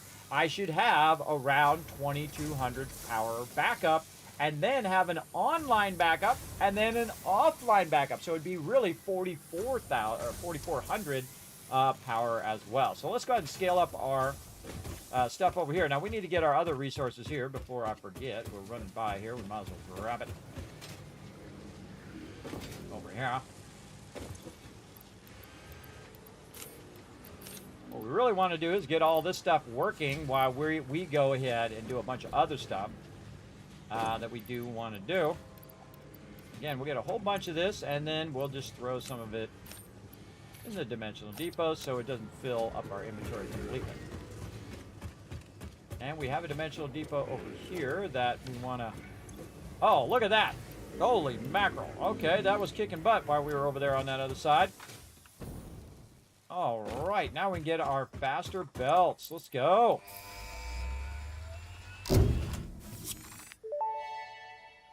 Ada's got something to say. Milestone reached. The transportation of resources can reach new heights of efficiency. With the Mark IV belts and lifts, the truck, but even more importantly, your effort. Handling a large and complicated vehicle like the truck should come easy to a well-trained pioneer such as you. They are an obvious improvement over tractors concerning industrial purposes. Improvements for personal use were not measured. And there's our big boy truck. I've actually used this in the very beginning and then realized that I could do stuff a whole lot better without even using it. Now, I usually just build it just to have it in my base. And it does have all the other stuff in it as well. You can come back here to the crafting bench and use the crafting bench itself or use the vehicle storage. You can see it has a lot more storage. It can go pick up more and bring more back if you wanted to. But the second you get to trades, everybody, all of this is obsolete. It absolutely is. It goes a lot slower. It goes over terrain. It's kind of janky. So what we really want is we want to get our monorail system going here. And I actually have the ability to unlock the monorail system right now. But we're going to go ahead and try to do this a little bit in order here. So we've got our copper sheets. We've got all of this. We're going to select that milestone. We can't do the milestone yet. Like you can see, I can't put the stuff in there yet because we are waiting for our pod to return. But you can see I do have enough resources to zip that in there. I think, let's check the plastic. How's our plastic doing over here? We've got 200. So we're going to get that out of there. We're going to get the rubber out of there as well so that when it is producing that rubber and that plastic, and it's going to just keep putting that in the dimensional depot. So you saw just one go in there. And so it's going to do that automatically because we set that up over on the other side. We also have a whole box of it over here that we can use. So we can go ahead and grab a little extra here if we needed. And then, of course, any extra rubber, whatever we need is in there as well. Because we brought some back with us when we came back. Now, we're going to go ahead and let this run. We're going to go ahead and take a little bit of a break and then come back and crush it some more. Like we're doing. And I'm going to go ahead and let it run while I'm taking a break. Personally, like when I'm taking a break, I like to be up nice and high. And look at all my hard work doing its thing. I love to watch all the belts run, everybody. There's something magical about watching it run. Which is funny because later on, I try to make it where, make it rain. All right, there you go, 1,000 kids caps. I like to not see any of the stuff running because then it cuts down on my frame rate, whatnot. I mean, I have a pretty beefy machine, everybody, too, so I can build pretty big. But I kind of feel like the local version is a much better version of Satisfactory, meaning you play a local game on your local machine, than the server version. I feel like the server version is always lagging very far behind of the local version. So if you are having issues on a server or whatnot, like I was having, I switched over to a local playthrough, which is just on my local machine as well. Time to hydrate. Let's do it. Let's get it going on. Some good hydration. All right, let's go ahead and take a little bit of a break, everybody. We're going to be back to crushing some more here. We're absolutely knocking out of the park. So I scaled up my power just enough so that I could get all my other stuff going. We're trying to get all of our unlocks going for this particular tier.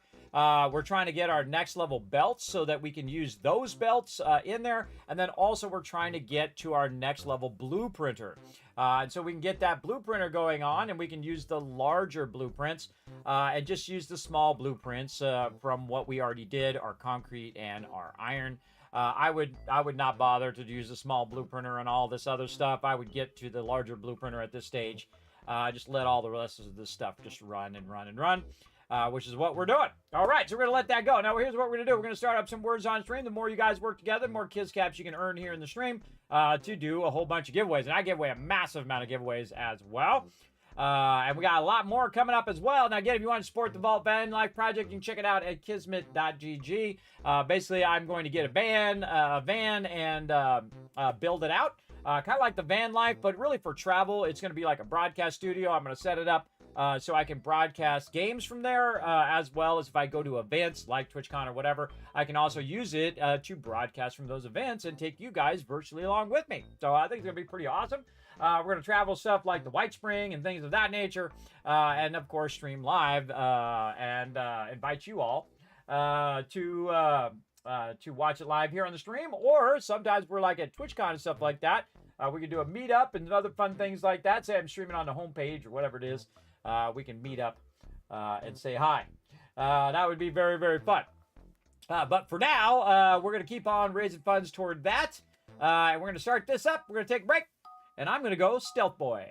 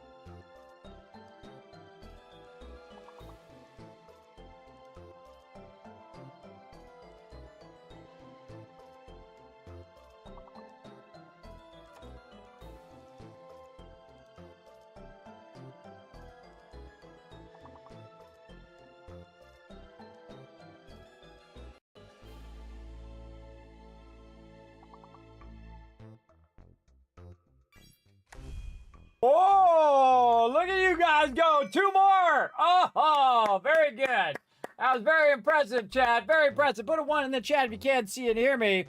Because, dang, you guys were crushing it. Let's go ahead and give you guys a bunch of Kismets for being awesome. Great job on that one, everybody. Came back just in time to see you guys crushing it big time. Look at all these peeps working together. Love to see it. Now it's time to get back to some Satisfactory. Look at it running over here. Now let it run while it's on a break there as well. Get some hydration on. And so we're going to get back to it. Now, what we've been trying to do is forward our stuff here, including getting our plastic going. We've got our plastic and all of our other stuff going over there. And now we're ready to go in here and drop all these goodies off. A little bit more of those. Let's go over here and grab some. Right around here somewhere. Huh. Are we out?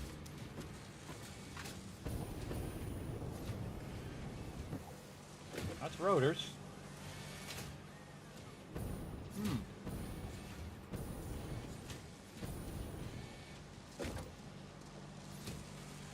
Wow. There they are. I was like, wow, that's kind of weird because we have a whole lot of it laying around, I know. All right, let's take a whole bunch of that out of there. Maybe put a little bit of it back. Take some of this, throw it in the old awesome sink. There we go. Let that crank away at what it's doing. Oh, we can take this up here to the front. Put this right here in these leaves in here. What's those leaves? Oh, we're down here in our dimensional depot. There we go. Let that run. Okay, we need a little bit more. Oh, no, we don't. We just haven't put it in the thing yet. That's what it is. We need more in the thing. So we can unlock the fluid packaging. Now, we did unlock the faster belts, and we're making a bunch of items to make those faster belts. So we're going to go ahead and get this going on. We're going to go ahead and select that milestone, which we already did, and off goes our fluid packaging. Tell us all about it, Ada. What did we win? Milestone reached. Avoid the embarrassment of placing liquids in your pockets only for them to spread across your suit. Package and unpackage them with the packager. Packaging fluids allows them to be transported in your inventory, on conveyor belts, and by vehicles. For increased, non-pocket related fluid storage, you can now use the industrial fluid buffer.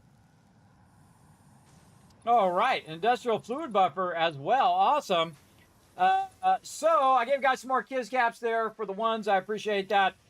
We got our logistics going. We got our level 4. Now, a lot of times, everybody, I just skip over level 4 because if you look over here, you can see we get faster pipes and all this stuff. Because when you do a lot of level 4, you just end up doing the next level, which is in the next phase. But in this particular time, we're going to use level 4s. Now, we need some more stuff over here to make this happen. So we're just going to go ahead and look and see how much we need. We need 100 of this. We need 200 of our rubber here. Let's check and see. Wait, I see it there in my inventory. I got 169 of it right there. Let's go ahead. There's 200 there. Now, very often you don't have to carry around that much of the rubber, everybody. Again, best is to put that in the dimensional depot, which we do have the rubber running in there, and then also the plastic. Now, here's a great little trick, everybody. When that does get full on those particular things as well, you just want to pull it out of there so that way off over there where our oil is, and you can just kind of see it right there, it'll start putting that back in the dimensional depot again, and then you can just take it and take that little bit that you grabbed and put it into a box nearby you so you can grab it out, and then, of course, it will just keep feeding and keep feeding in there. You can also upgrade your dimensional depot so it can hold more, which we'll get to eventually. Again, our next milestone is good. We got about 3 minutes until that's ready. Really, at this particular milestone, everybody, I typically do all of it at the same time. I'll start the oil processing, then I'll do logistics, fluid packaging. We'll get into that later when we're actually doing fluids. But really, this is the one that we really want, which is the petroleum power, which allows us to actually exponentially add more power to what we're doing, right? And then also it's going to help us do other stuff, like doing stuff in the MAM here in a bit as well. So we're going to try to get to our industrial fluid buffers and our fuel power generators and so on over here. Now, I did say that I could use my larger fluid buffer, but I actually have to unlock it first to use those larger fluid buffers. Doesn't mean you can use it right in that moment, because that's what this one does here. Gives you the fuel power generators, industrial fluid, and the scannable Caterium ore, but I already found Caterium ore, so I don't really need that. But we'll get that tier 5 done. Then we're on to tier 6. Where we're going to need to get some more of this stuff. Now, again, we have all of this stuff already backlogged because we have it all running right now in the background. Same thing with our monorails here. We could get that automatically done. The big problem is going to be here, our computers, right? We're going to definitely need to get our computers going straight away. We're going to need to also get some heavy modular frames going, so we're definitely going to need enough power to keep all that stuff going. And then ultimately, I really want to get this going, which is our next level blueprinter, which is going to allow us to then make larger blueprints and revamp everything that we're doing now, so that we can work toward our next kind of phase, the finished complete phase 3. Now, I've actually already gone in and did a part of phase 3, which is our little frame things there, which actually I always forget the name of those things. Versatile framework, there we go. And then modular engines is what that thing is, or something like that. What is the name of that thing? I always forget what the name of that thing is.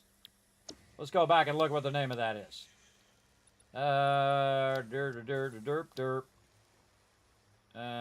think it's in 4. Where the heck is it? It's in here somewhere. I think it would be in 5, if anywhere. I'm just not eyeballing it. It's in here somewhere. There it is. So, modular engine. Hey, I was right. Oh, we don't have it unlocked. That's why it's not showing in the thing. Hey, I was right. It was modular engine. It's amazing. All right, our thing's coming back. And so we got to get our modular engine so we can start to make that as well. And then we'll also get our adaptive control unit when we do this next one. But we're going to do our petroleum power for now. And we can see that it's back. All right, awesome. And then we're just going to go ahead and put a bunch of this in here, like so, and immediately unlock that too. Milestone reached. It is my honor and privilege to inform you that the fuel-powered generator, as well as the industrial fluid buffer, are now available. Due to a lack of gold in your sector, Caterium will serve as a suitable replacement to construct the fuel-powered generator.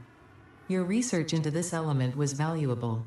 In fact, you in particular are my most valuable pioneer, but don't tell the others I said that. It would be bad for morale.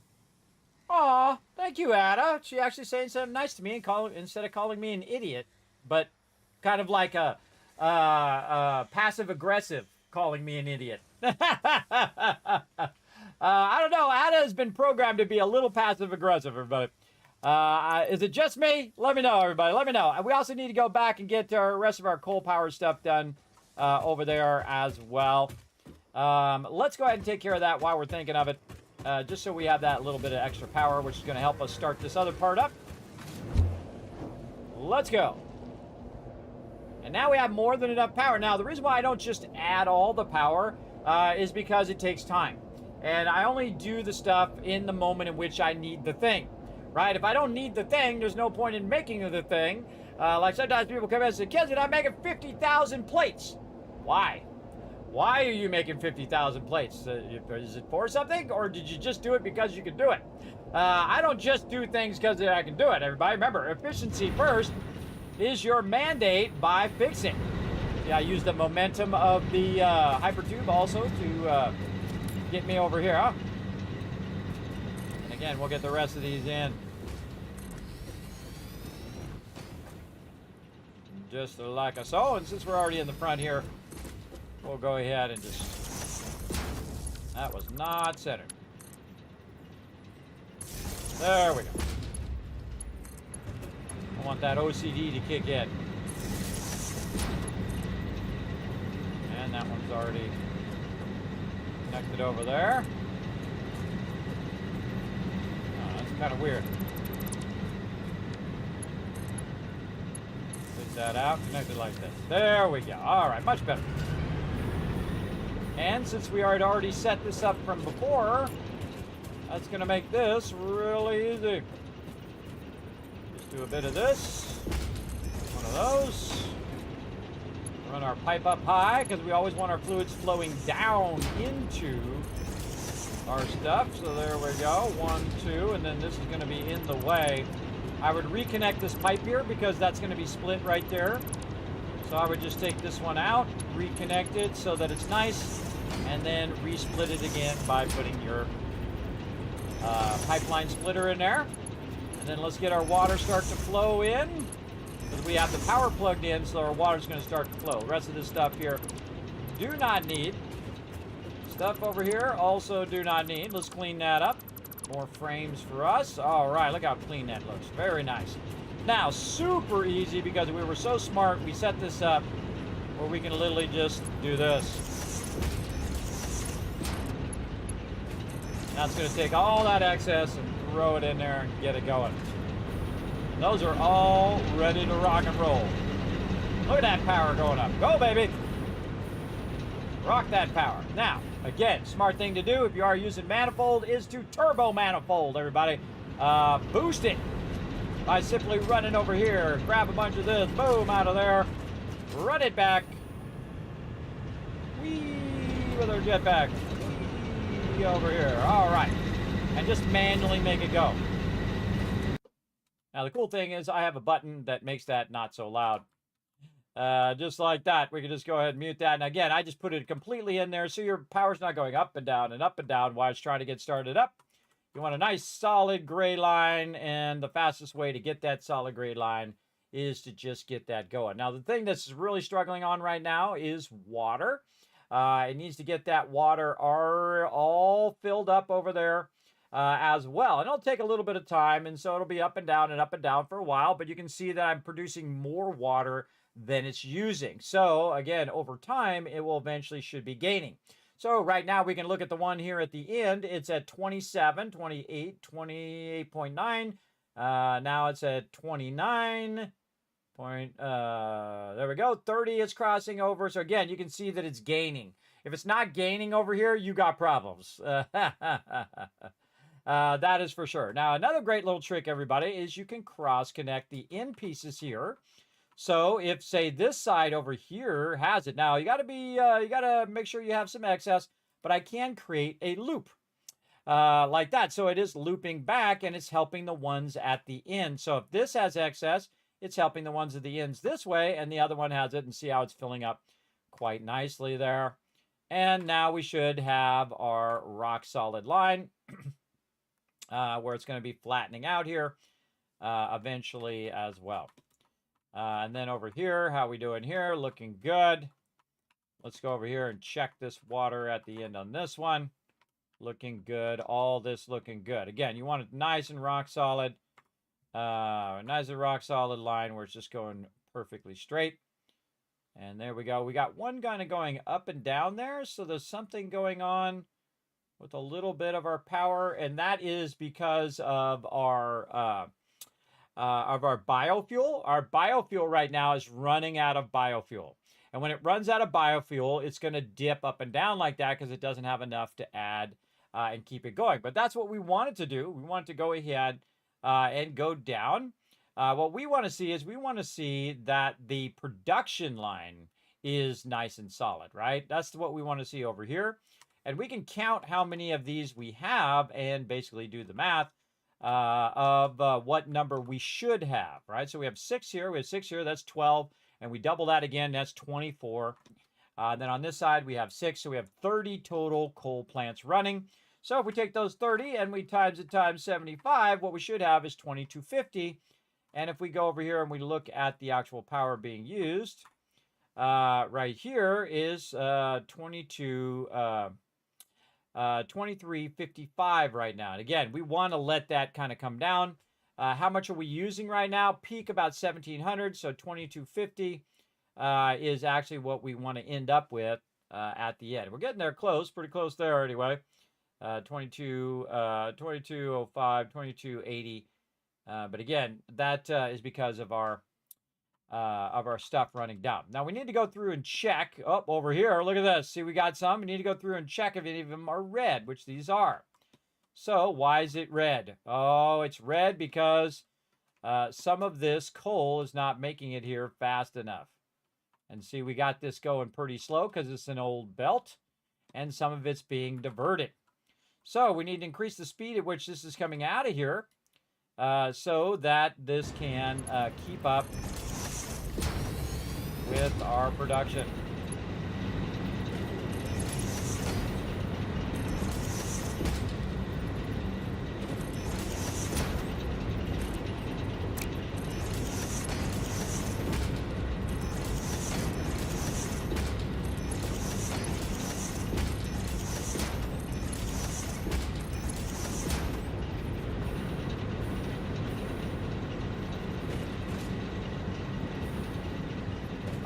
Right, looks good. Let's just go ahead and do that with the rest of our belts.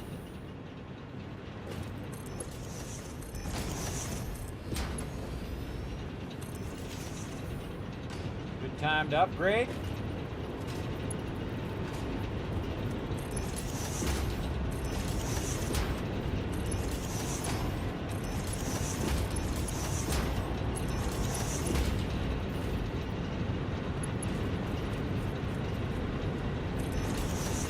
That one.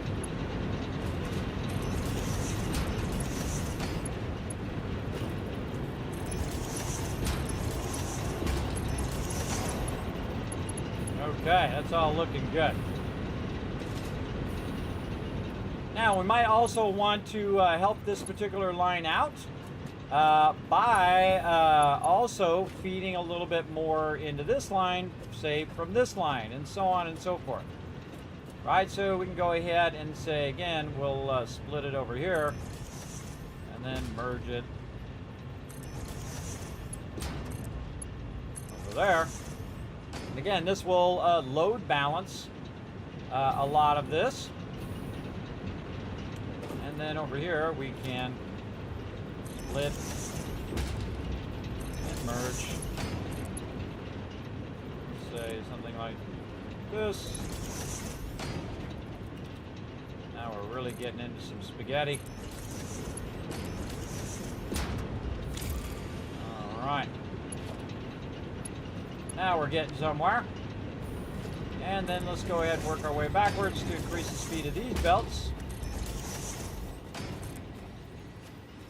Since we have the ability to speed these up now. Currently these are level 2s, so they're only going at 120. So we definitely want to go back and make sure that these are going at their faster speed. Remember, one belt can cause the whole thing to slow down. These are threes. Make those go to threes, threes, threes. Again, so instead of going at 120, we're now giving it the power to go all the way up to 240. Be able to keep up with our production.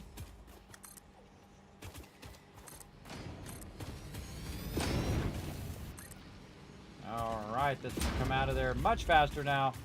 Remember, those are coming out of there at 150. And those are all good. Upgrade that one. Upgrade this one. Don't forget to upgrade your lifters so that it can come out at 150. Like that. Alright, and I said I was going to come back and we're going to upgrade these, and so we did. Now what we do is go into, like we're going to take it out. Disassemble mode here. Just double check all the belts on the way back. So Mark 3s, Mark 3s. Just want to see nothing but Mark 3s on all of these.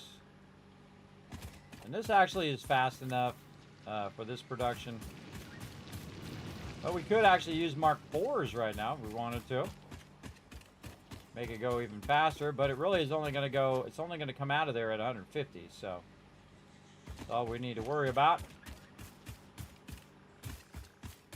Oh, am I dropping, dropping a bunch of resources there. Get all that back. All right. Deconstruct. Check all those things. Mark 3, Mark 3, Mark 3, and Mark 3. All right. Sometimes you'll miss one. And if you miss a Mark 2, then this is going to be running at 120, which is not what you want. Again, since we have such a huge backlog there, we have went in and managed all of those. They're all Mark 3s. And look at these. These are Mark 1s.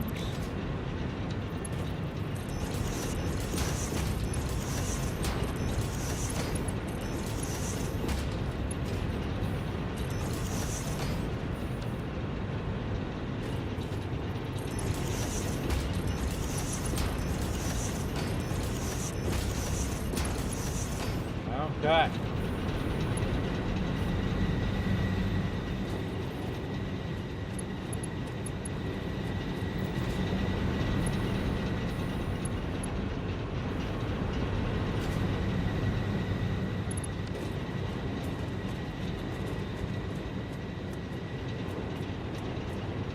All Mark 3s now. Very loud in this area.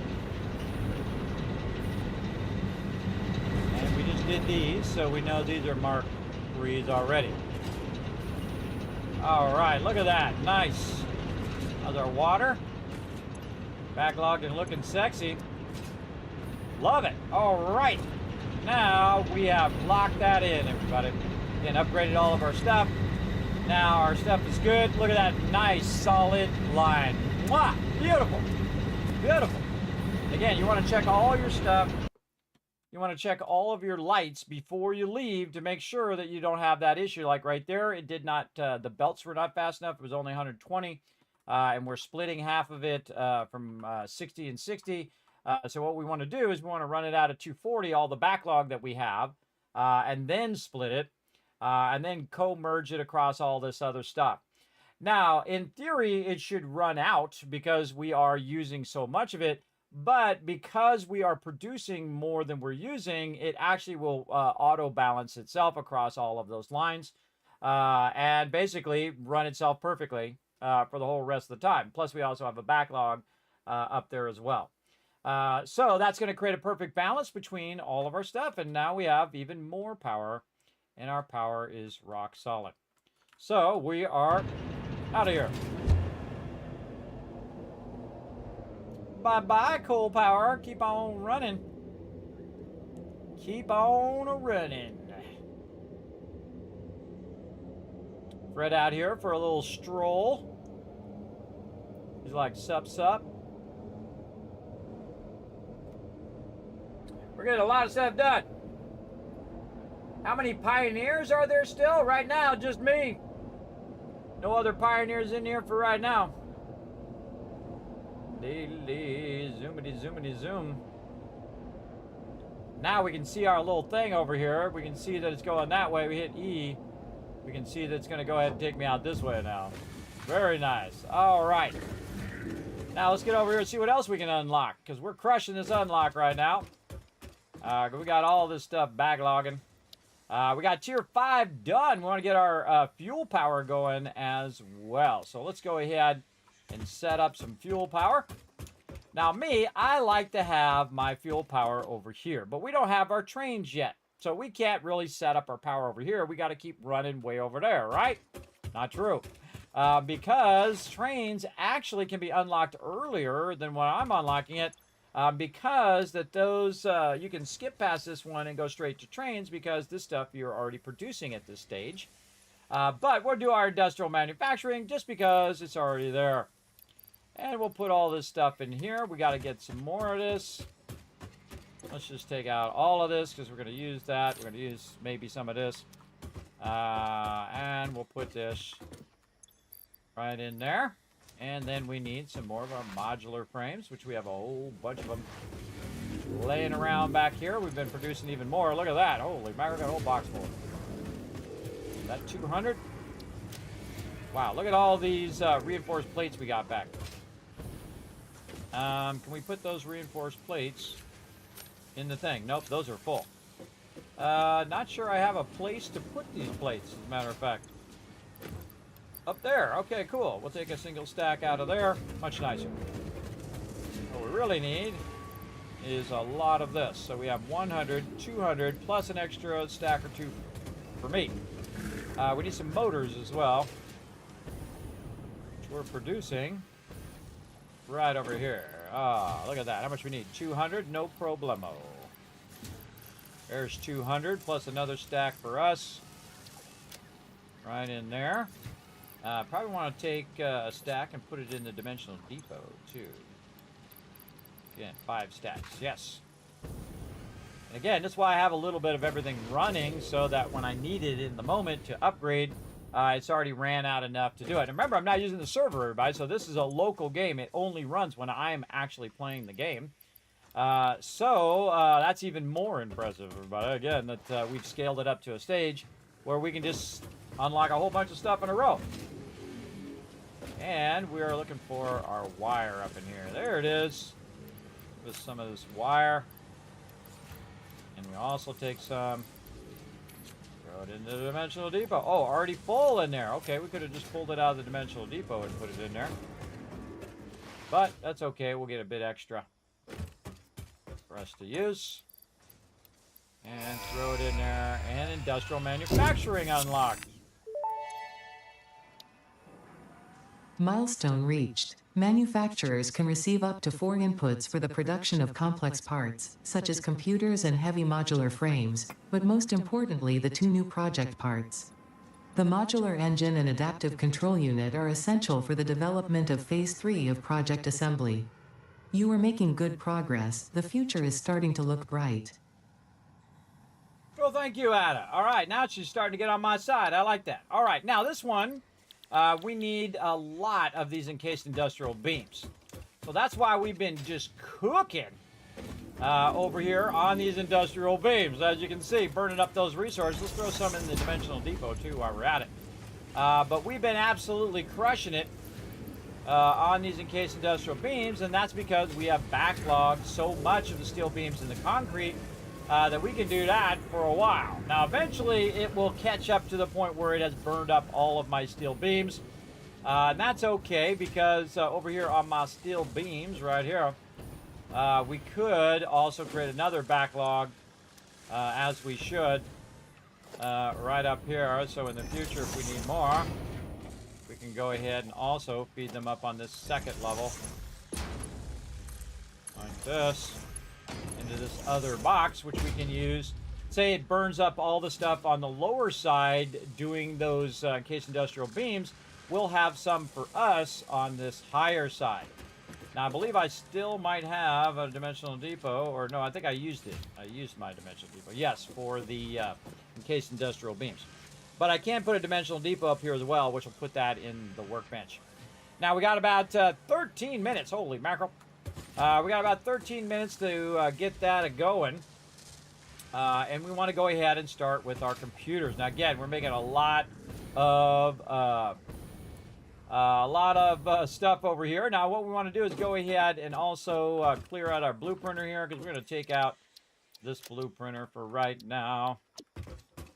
And we're going to go ahead and just do a little bit of manufacturing over here. Now, we're going to do the big boy manufacturing right over here. We're going to manufacture 2 items that we are going to use.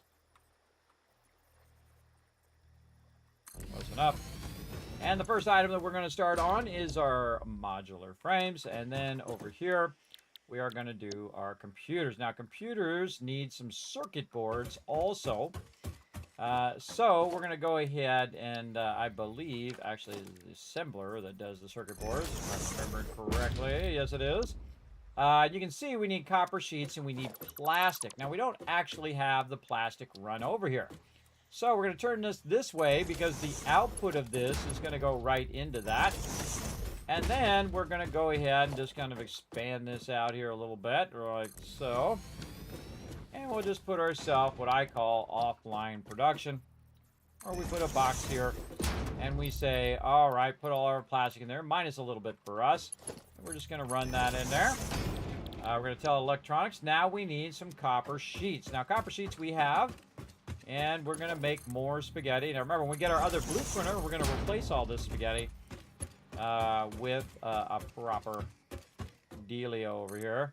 Am I dropping over here? Wow, all sorts of resources. Holy mackerel. Look at all those resources. Oh, I got a lot of my iron rods back, too. All right, let's just drop some of these off back here in our little temp storage. Nice. Okay. And some room back there. And we can pick up these things. I hate these dismantled crates. I hate those things with a passion. Okay, what are we doing? We are doing... I think it was copper sheets. Copper sheets, yes. And we're just going to go tap into our copper sheets, which have been sitting over here doing nothing for quite a long time. Let's get this right in between there.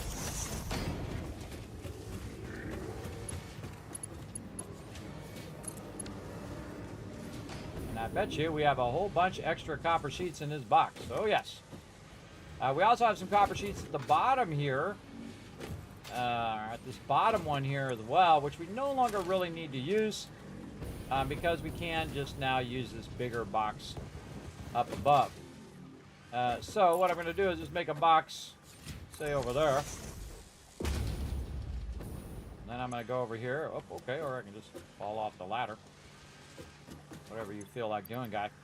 Save all that in there temporarily. Pull out this box. And pull that out of there. Take out this smaller box, put it in the bigger box. Reconnect.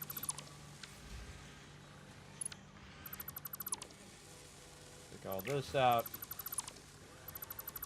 No longer need all of that. Just run that right up into that box. Very nice. And then put all this back in here. And you can see we got a lot of excess that we can utilize.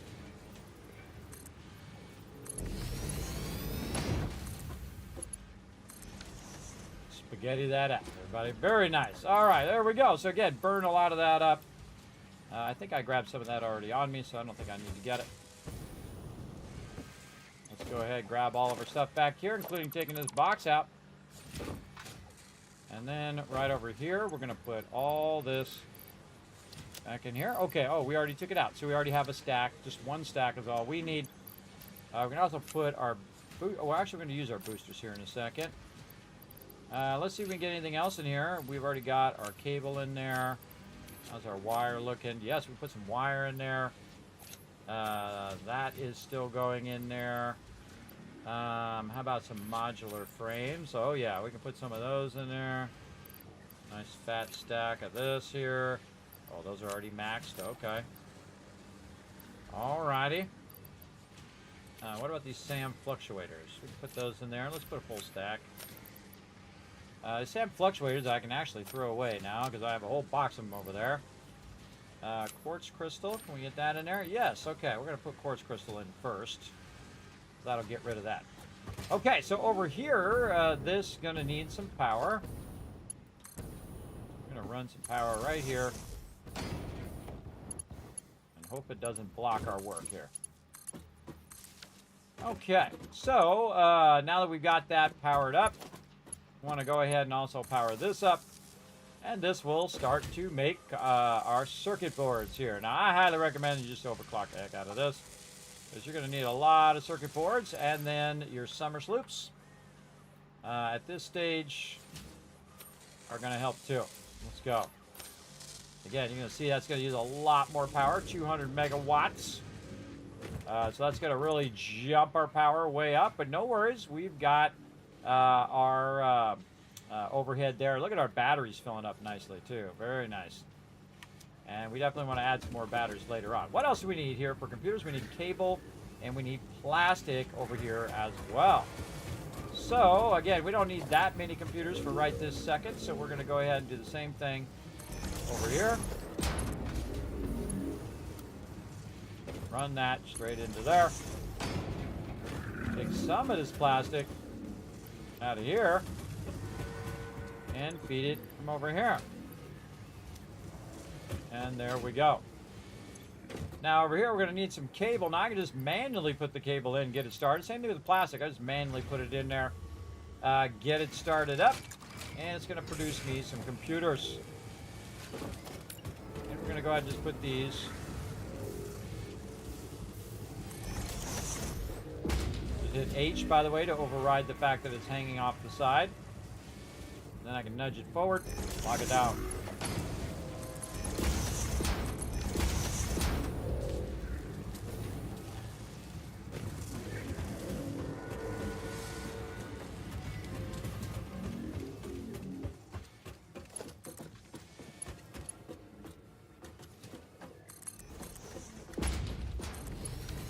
Alright, now our computer's going to be coming pumping out of there.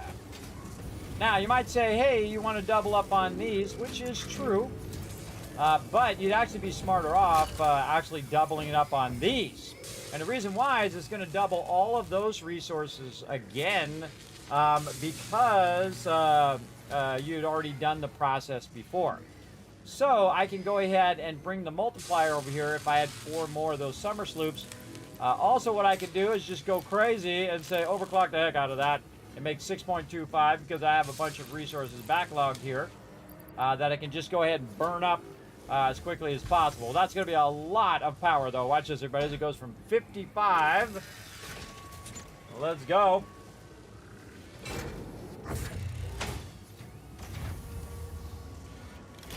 Boom, to 184. And away it goes. And you can see again, look at our power getting pumped up there. Way up there. Very nice. And again, it's going to go faster. Right now, we need a little faster because these computers take a really, really long time. All right. So again, what we need is we need some cable over here. Let's go ahead and make some more spaghetti for right now. We can actually fill all this in while we're at it. All right, where's our cables going? Right up here. Okay. Let's make some more mess. Trigger the chat.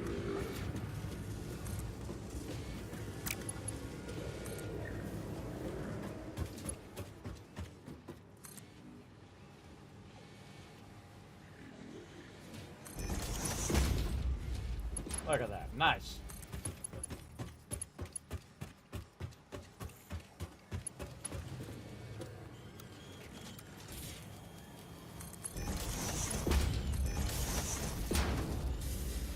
Comes that cable. All right, now we don't have to manually feed it in there, but I'm just going to feed some in there for right now. Our computers are rocking and rolling. Now over here, we need modular frames, steel pipe, encased industrial beams, and screws. Now screws is something we have a whole bunch of. And again, we're just going to make a mess, and then we're going to clean up that mess later on. Stay over here.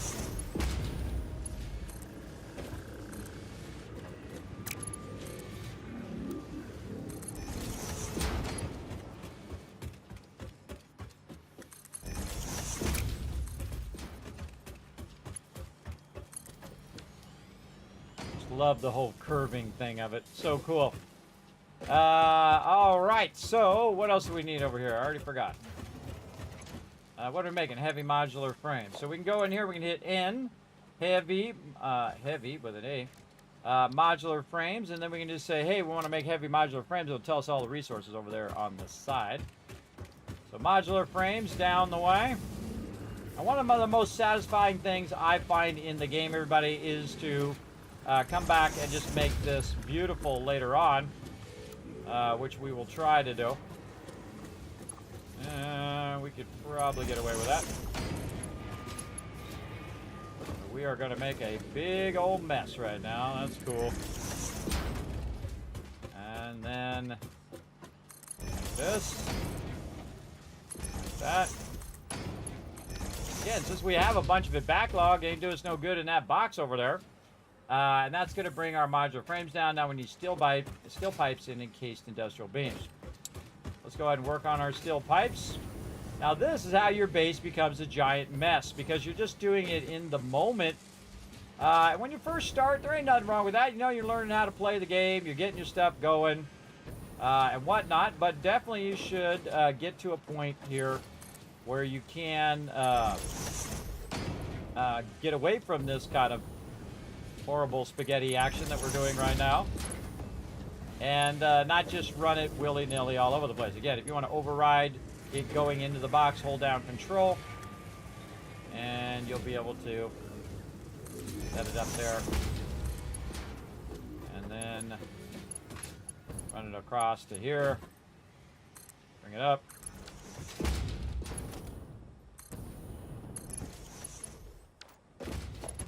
Yes, it hurts me just as much as it hurts you to do that, everybody. It sure does. All right, case industrial beams now. Let's go find some of these. Now, we've been making a bunch of these right here, so that's going to be super easy. Except for we just went right over where we want to do our lifter. So we might need to divert that a little bit. We're going to go way up here. And let's just go ahead and fine-tune this a bit. Holding down that Control. Then dip that around the side. Whee!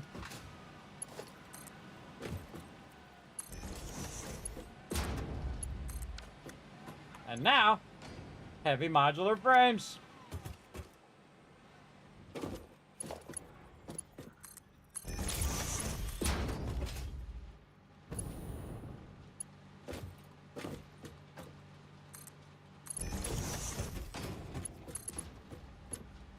Set that to straight. What it will do is automatically kind of dip down when it gets to the end. And now we should see some of those coming around. Again, let's check that power. How's our power looking over here? Looking good. We got tons of power. We're using right now around 1700 still. Capacity 2430. We got a lot. So again, I could go ahead and make more of these and run a bunch of lines and do the hokey pokey and turn myself around. Or what I could do is I could do this instead. No. Like that. Overclock that sucker. Now our screws are way too slow. I can tell you that already. We are not getting enough screws in here fast enough. Seems to me that we might need to double up. Go ahead and take that out. Put our bigger boy in there. So we'll take all this stuff out. There we go. Middle mouse button, pick that up. Slide that in there. Get our screws. Nope, not like that. Our nice curve. There we go. Into there.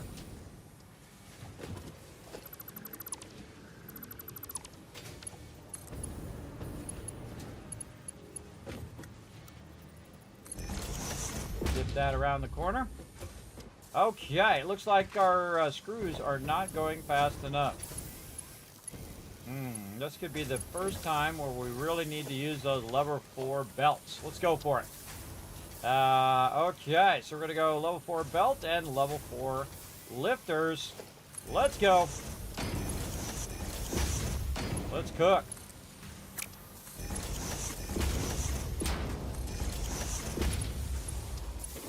Now it's cooking those out of there.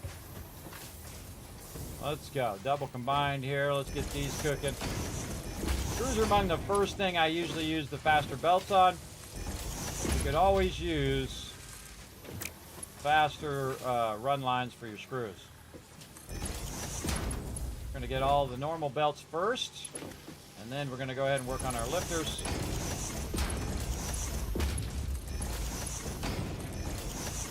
All right, all that looking good. We'll even work a little bit on our stuff there. And our lifter here. All right, now that's not the only place these screws are running. We got to get back here. We got to check all these line runs and really get some upgrades of popping. In fact, while we're at it, we can even make our stuff come out of here faster as well. And faster lifter here.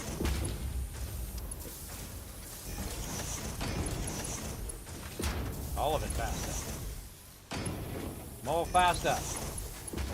Line runs down here faster. Looks like we turned those screws off at the bottom.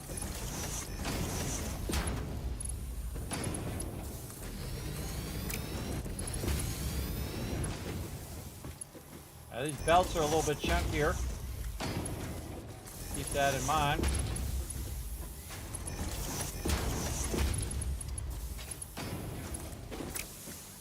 I can tell you there's a ton of these screws backlog back here. It is not even close to using all of that screw power that we created at the very beginning. It's gonna need more screws. Big time. Upgrade, upgrade, upgrade. Upgrade faster coming out.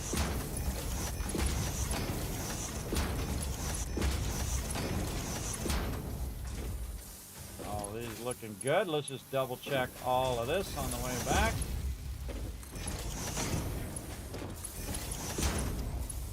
Bottom one, top one, top one. Good.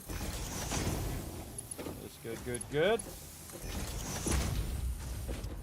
All good, all good. Got that one, got that one. Okay, kind of feel like I turned some of these off. All right, let's get serious. Let's crank those back on again. We need some serious screws over here. Let's go. All right, now the other side, also same thing. We can go ahead and go all the way to the end here. Just kind of look as we're going. Get all of these. Again, you can see the difference between the belts now. These are much thicker belts here. Those are the thinner ones. Hope you don't mind if I speed up, everybody, because this is just upgrading.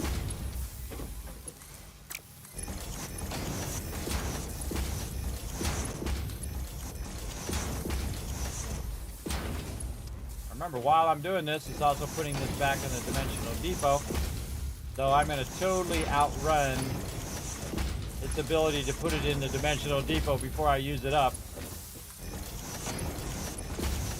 This is crazy fast for this, everybody. Very, very fast. I'm going to zip it down here like nobody's business. Highly recommend upgrading any screw production at this point. And there we go. We're out. No problem. Let's just run over here.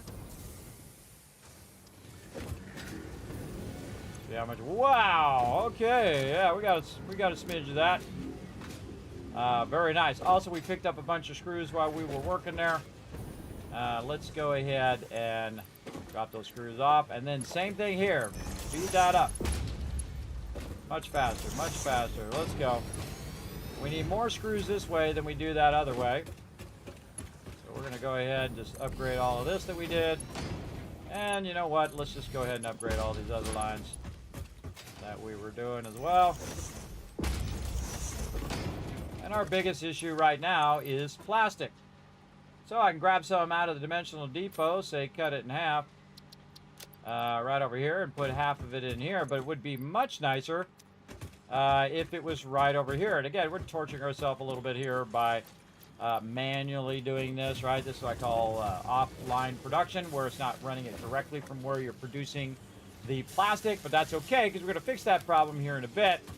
We're just trying to make it, have it make some of the stuff that we need to unlock the next stuff that we need as well. So now that we got some more room in our inventory, we've got a ton of that out of there. And we are going to go ahead and let this rock and roll. All right, we are looking good on that. Maybe a little bit more love over here on this side. Also, by the way, we can run it faster in the Awesome Sink as well. What's up, Ems? How you doing tonight? Hopefully you're doing good. Let's go, let's go.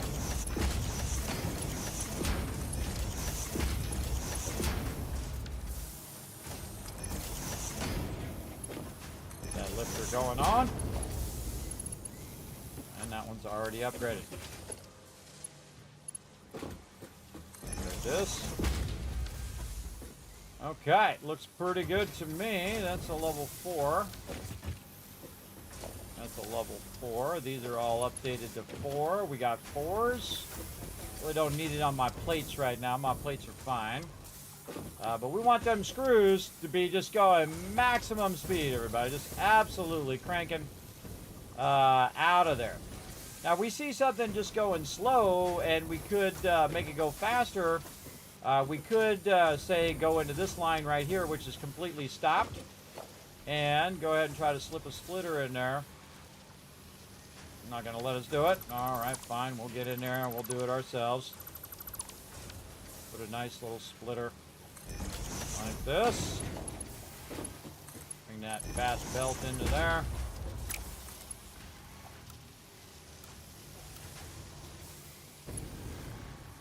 Oh, this is like this. Like that. There we go. Run that splitter in there. See if we got some clearance here. We do. And then take these extra screws. Stick them right there. Then have them go in the other thing as well. Yeah, now we're really maximizing those screws in there so that it can run out of here at its maximum speed. Now remember, the other one was 270 actually, so usually about 240 though, because you have the exponentialness of certain resources. But this one goes at 480, so if you have any excess in here, it's definitely going to burn that up and allow you to overclock that stuff like crazy.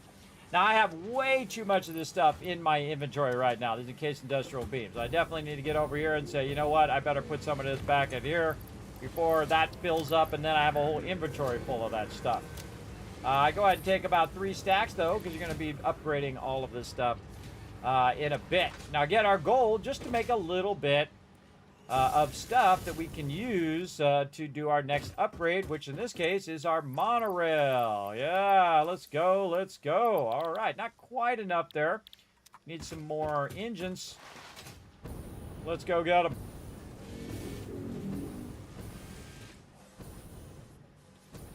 And this time, I'm just going to grab all the engines, so I don't have to keep going back for them. Lodge up. Throw the engines in there. Throw the rest of the engines in here. Grab me a couple of them out. And same thing over here. We're going to go back for some of this. And we'll take about, we'll just take a whole row. Like this. Sort that out nicely. And we'll drop this over here. Very nice. And then the excess we'll put over here for us to use. Again, I can create separate boxes for it all. But we're just going to throw it over here so we don't have to keep running back and forth and back and forth. Now, pipes. Let's go see how we're doing on our pipes over here. There they are. How we doing? Oh, good, good. How about up here in this other box? Oh, we're just going to take all of those. We put a single stack back just for later. And that's kind of my extra up on the top there that I'm using for progression. Bada bing, bada boom. All right, what do we need? Oh, it's trolling me a little bit. We need a little bit more under the thing. A little bit more of these goodies right here. Let's go.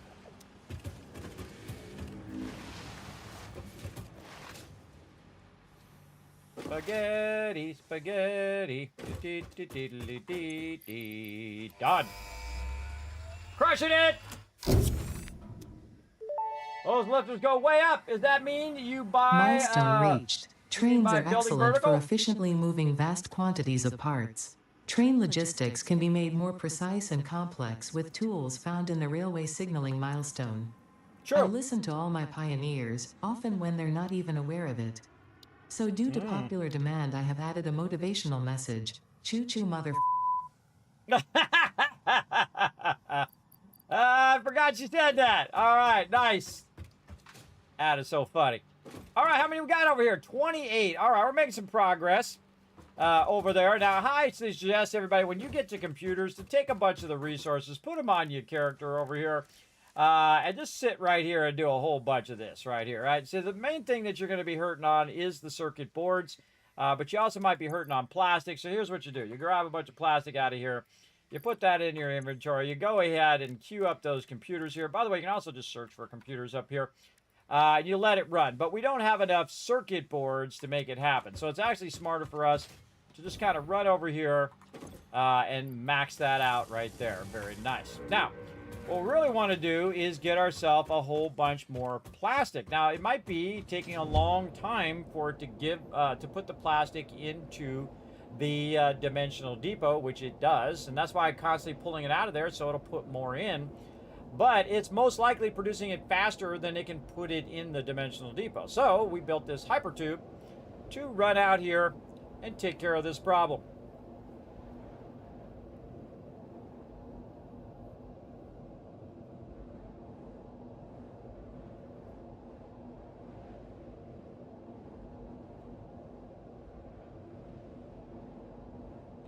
And you can see we got a little bit of production going here. And let's see how much. Okay, quite a bit of that. But what we really need is all this plastic. We're out. Now again, I can eliminate the need to come out here by taking the oil and running it back over here. And I have actually ran the pipes before. Just ran the pipes all the way over here. And actually, that's the smartest thing to do if you don't want to deal with the problems with trains. Now, trains are amazing and are one of the best things, I think, in the game. But trains have issues on their inputs and outputs because it stops outputting and stops inputting whenever the train is actually interacting with the stations. So that's vitally important to know the difference, that is going to slow down your inputs and outputs. In fact, it's almost smarter to have one train going to one output and one train going to another output, so it's not always stopping your inputs and outputs. All right, lots of plastic now. We are looking good on our plastiques. So now we want to go over here and just kind of double down on this. And let's take a whole bunch of these stacks out of here. And we will put them back here.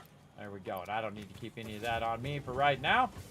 And now that's going to really start to crank out a bunch more of the circuit boards and whatnot. Now I've got some circuit boards on me, it looked like, where I put them into here somewhere, that I had gotten when I was running around. Those circuit boards don't do me any good when they're sitting in my inventory. What I want to do is use those right over here to really crank. Wow, we got a lot of them suckers in there. And really, it's the plastic that's slowing us down. So it's 100 per minute, and we've got more than enough speed on our belt to do 100 per minute. But, you know, I'm just kind of feeling the vibe here. I want to make sure that's a nice level 4 over here. Let's go ahead and boom, knock that in there. Also level 4, let's go at 75 per minute. So it's not ever waiting for that. Now it's doubling up on these circuit boards, so we're actually doing really good. Oh, I actually have more circuit boards on me as well. We're really doing good on our circuit boards, so let's just throw that in there, and it will automatically feed that. Now right now it's producing 37 circuit boards per minute. It only needs 25 per minute. So what we can do is go in here and actually tell it how many per minute we want to do. So we can go ahead and crank this down, say to 16. And now it's going to produce 32. Let's go down to, say, 10. It's going to produce 20. Let's say 13. It's going to produce 26. And then we're going to overclock the heck out of this again. And then check it again, right? So again, 13. All right, 13 is all we need. We don't even need that in there. 26 per minute is all we really need. Now, the reason why we want to do that is so that we're not using all that power. Plus, we're also using less plastics per minute as well. So we just want to kind of sync this up so that the plastics are running in tandem of each other. And that's good. Now, I'd love to have some summer sloops in here right now. That'd be amazing. But I think this is one I have 2 on. Where do I have those summer sloops? Over here somewhere. Let's go ahead and just use our... Okay, we got summer sloops there and summer sloops there. Okay, on our encased industrial beams. That's why we got so many beams coming out of there. Let's go ahead and take that out. That's going to make that 30 encased industrial beams. And over here, how much does it need? It needs 25, so that's perfectly okay there. Now what we really need is our computers, and we're going to double up on those computers, which is going to boost that power way back up again. And those computers are going to crank out of there at record speed over here big time. And now it's pumping those out of there at 12.5. But it's using the same amount of resources going in. So you're basically getting double the value out of your resources, and it's also going at its maximum speed. I don't have to run other lines. I don't have to make another thing. I don't have to use more space for it. It is absolutely cranking that out. I always feel that it's better to use your summer sloops than to make a whole bunch of these because it's just less time to run all the lines and do all of that. So that should crank that out pretty well. Right now we're trying to do some railway signaling that we are going to need. But what we're going to do is go ahead and take our 50 out right here. We got about another 3 minutes. And we're going to need a bunch of pipes, which we have. And then we're going to need a bunch of copper sheets. Let's go check our copper sheets over here. How are we looking? Plenty. Let's just take them all. And then we can just put them in there. Actually, we should probably put a couple back so we're not overburdened in case we decide to take something out. There we go. Speaking of taking something out of my inventory, put that into there. These are full. Don't need to put those in there anymore. Also, this is full. We can take that out. Looking good, looking good. Okay. And again, we got everything firing on all cylinders right now. Getting up there. Uh-oh, we're using a little bit of our battery power. We have exceeded our power over here. Not good to happen, but you can see it goes down and up and down and up based on what it's producing. And we're actually doing really well because we're just right on the edge of that power. Kind of feel like we might want to work a bit on our backup power over here as well. Let's go ahead and add some more.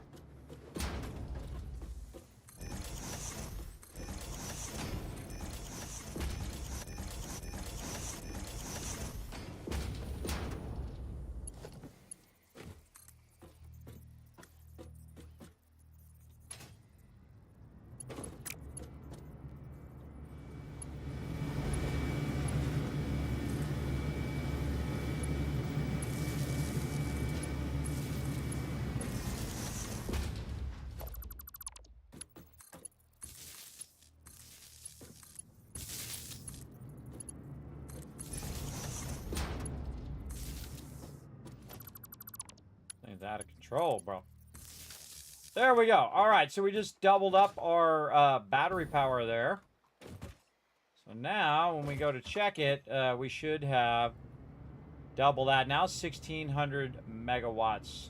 And again, we're just riding that line right now, and our battery power is keeping our stuff from clicking off right now. And that's okay because we are trying to crank this out at maximum speed. How are we doing on our modular frames over here? Ooh, sexy, sexy. I like it, I like it. Give me all them computers.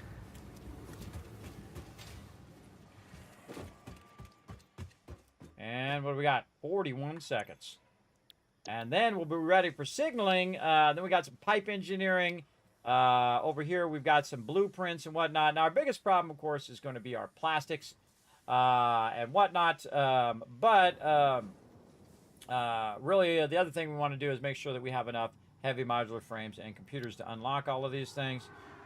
We need at least 150 right there, heavy modular frames. Oh, it's coming back.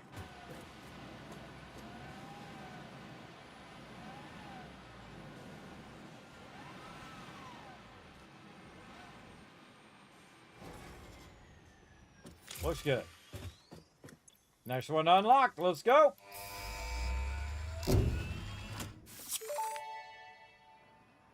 We're crushing this. Milestone reached. Train signals placed on train rails can control and improve train behavior. This helps to avoid events where multiple trains attempt to occupy the same physical location. For information related to earlier train events, please refer to your employee non-disclosure agreement. Okay. Now, let's go ahead and drop off a little bit of this. Let's sort this. We're going to go ahead and use another box just to hold our stuff. I usually put it in the opposite direction. And I have it hold all that stuff. And now what we're going to do is just go and get all the resources and bring it back over here.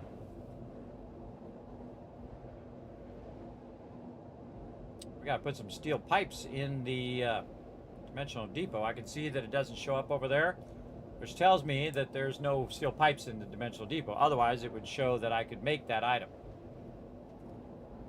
Let's go. And again, when you're about to AFK, I highly recommend putting a bunch of resources on your character that's just specific for that thing. Start it running, AFK, make yourself a sandwich, watch a movie, whatever you want to do, come back, bada bing, bada boom, you're good. Speaking of bada bing, bada boom, and a bada bing, bada boom this over here. You're out of there. All right. Whoa, okay, relax, guy. Come on back out of there. There you go. Get all this. Get all this. Dip! We out of there. We're crushing this. Again, unlocking this whole entire area. Trying to get to that blueprinter. Get that blueprinter going on. We can go ahead and scale up all the rest of our production. And maybe go on an adventure as well. And try to find us a bunch of Mercer spheres to start putting everything in the dimensional depot. Or maybe just upgrade how much we can put in there and then put it in there, or a mixture of both. But you can see the hypertubes are very useful. You can also make a hypertube cannon that you can just flip around a few times, or it'll go boom, and you just shoot like a rocket and go clear across the whole entire zone if you want. I feel it's a little physics breaking myself. You can also cause the whole entire game to crash if you do it too crazy. But I see a lot of people do it, and we'll get around to it eventually. It is very, very fun. All right, speaking of things we need to get, steel pipes. Let's go get some more over here. All righty. Come here, steel pipes. How we looking? We looking good. How about up here? Oh, used it all up there. Okay. Let's go ahead and sort this out a bit. Grab ourselves a bunch of extra. You know what? Keep the small one in there. Yeah, we'll just take all that. Okay, so grab some of that. We're going to grab a bunch of this, but then put a whole row of this back. So we can continue to make all that stuff that it's making over there. Again, we're just making all the basics. I love the curved thing just spiraling through there. That's just a little flare there. Okay, same thing over here. We're going to look at our computers, which should be blazing out of here. They absolutely are. Blazing out of there. How are we looking on our heavy modular flames? Looking good there too. Again, this plastic should not go in the box over there. This plastic should be split among the actual computers itself, and then this over here to keep both the circuit boards and the computers running. And again, we need 100 computers to make that happen. Another minute till we're ready.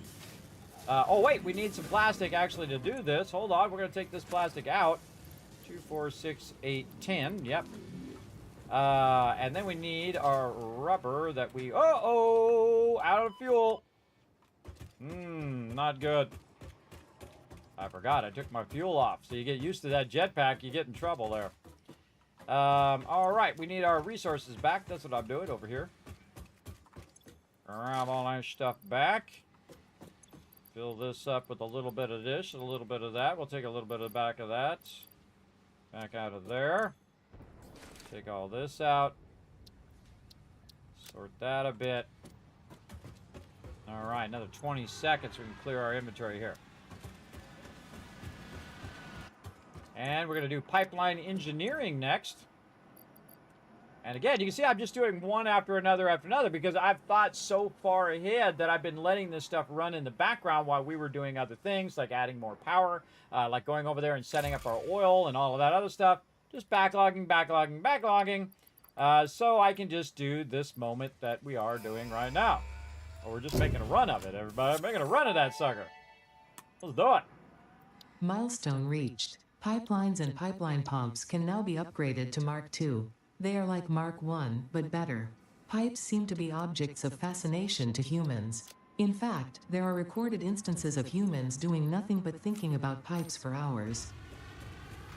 Yeah, I feel them. All right, right now we are at 100 already, so we already have our computers. Our heavy modular frames are the ones that we really want to kick into high gear. So here's what we're going to do.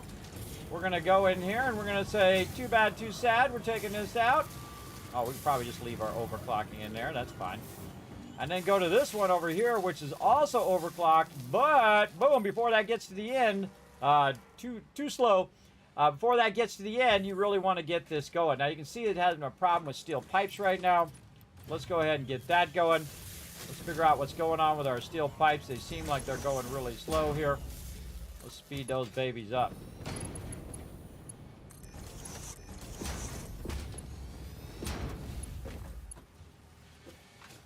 Not enough steel pipes. And I think we're out of steel pipes there.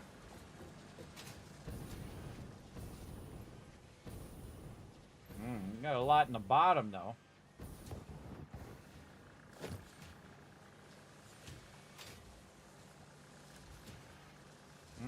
Does not like to go on a curved thing. All right, let's speed this up. Go ahead and put her up there.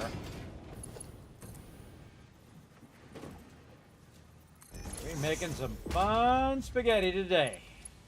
Now both boxes are going to feed over there. So it's going to get that excess going. So this is a Mark 4. And this is now a Mark 4. Faster, faster, faster. Get it going, get it going. Yeah, see, there's a ton of it in there. Why it's coming out so slow is because of that piece right there. There we go. Remember those little small pieces, everybody. Those are the ones that trip you up. Because if you see you have excess in here, that should be going as fast as that belt should go. And that should be cooking that into there. Looking good. And then, this is where the jetpack is real useful. And see, we have it splitting some of that stuff coming down the line here as well. So we can go at the upper part and the lower part. We could just replace it, by the way. Okay, upgraded that too. And this faster.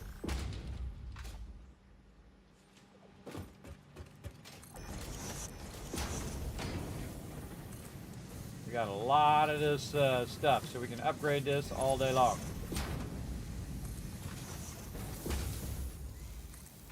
Let's upgrade this. Let's go.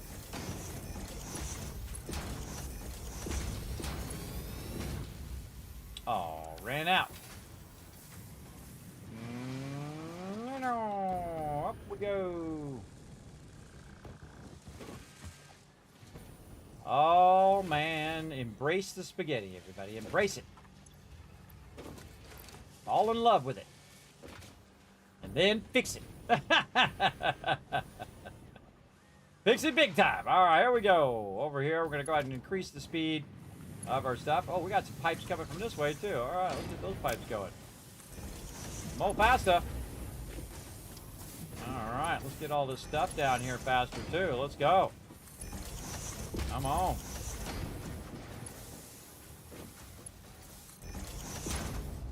See, this stuff down in the bottom here is thirsting. Thirsting for some stuff.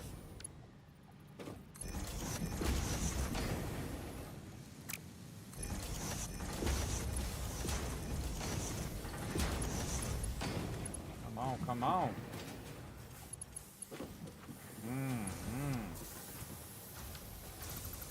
Take that out for a second. So we can upgrade that thing. Then we're going to go ahead, reinfuse this. Oh, I think that was a merger, not a splitter.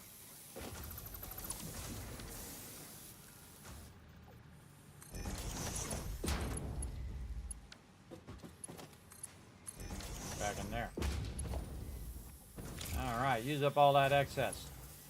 See how sometimes the bottom is not working even though you have both the bottom and the top. So I'm going to take the top one out, just so it'll go in the bottom one. We have fast enough belt now that we don't have to worry about it. This is definitely backlogged back here. I can see that this is not fast enough for this output. Let's go. This is really fun, by the way. Going to just make all this faster. Now the same thing here in the back, faster. Faster, faster, faster. Faster, faster to the master blaster. Go. All right, looking good. Coming out of there as fast as you can now. Now we're cooking.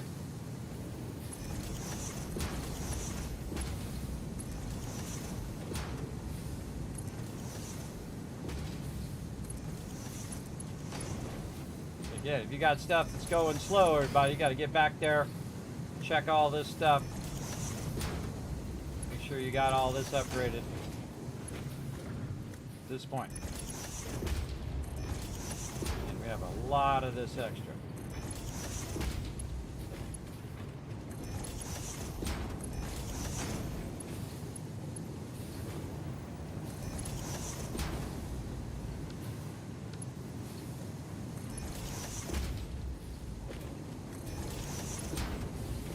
It does make the machines run faster, but it does get the resources to them faster. And that is super useful. So they're all good. All right, now backing up this way, we are looking where is the input of our coal. Right here down the center. All right, now we need to make this faster. It's coming out of that box faster. Nice. All right. Faster there, faster there. We ran that clear across the whole thing. Oh yeah, faster. Faster. Okay, it's weird that we have plenty of coal, but not enough of our iron. Let's get our iron going a bit faster. Use up all this backlog that we probably set up in here. How are we doing over here on this extraction? Look at this sexiness right here, everybody. Watch this. Go, baby. How about 600 per minute ought to do it?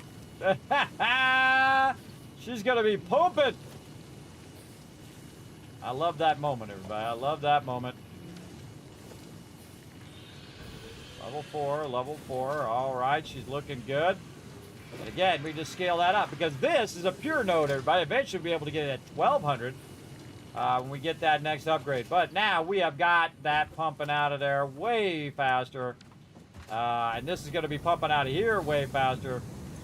Again, making sure that that is really pumping in there. Oh, yeah, looking good all the way down. We don't want this starting and stopping. Looking good, looking good. Oh, that one's now filled. We're going to probably be working on this one. We're at overflow. Do I happen to have any on me? Nope. Do I have any on here?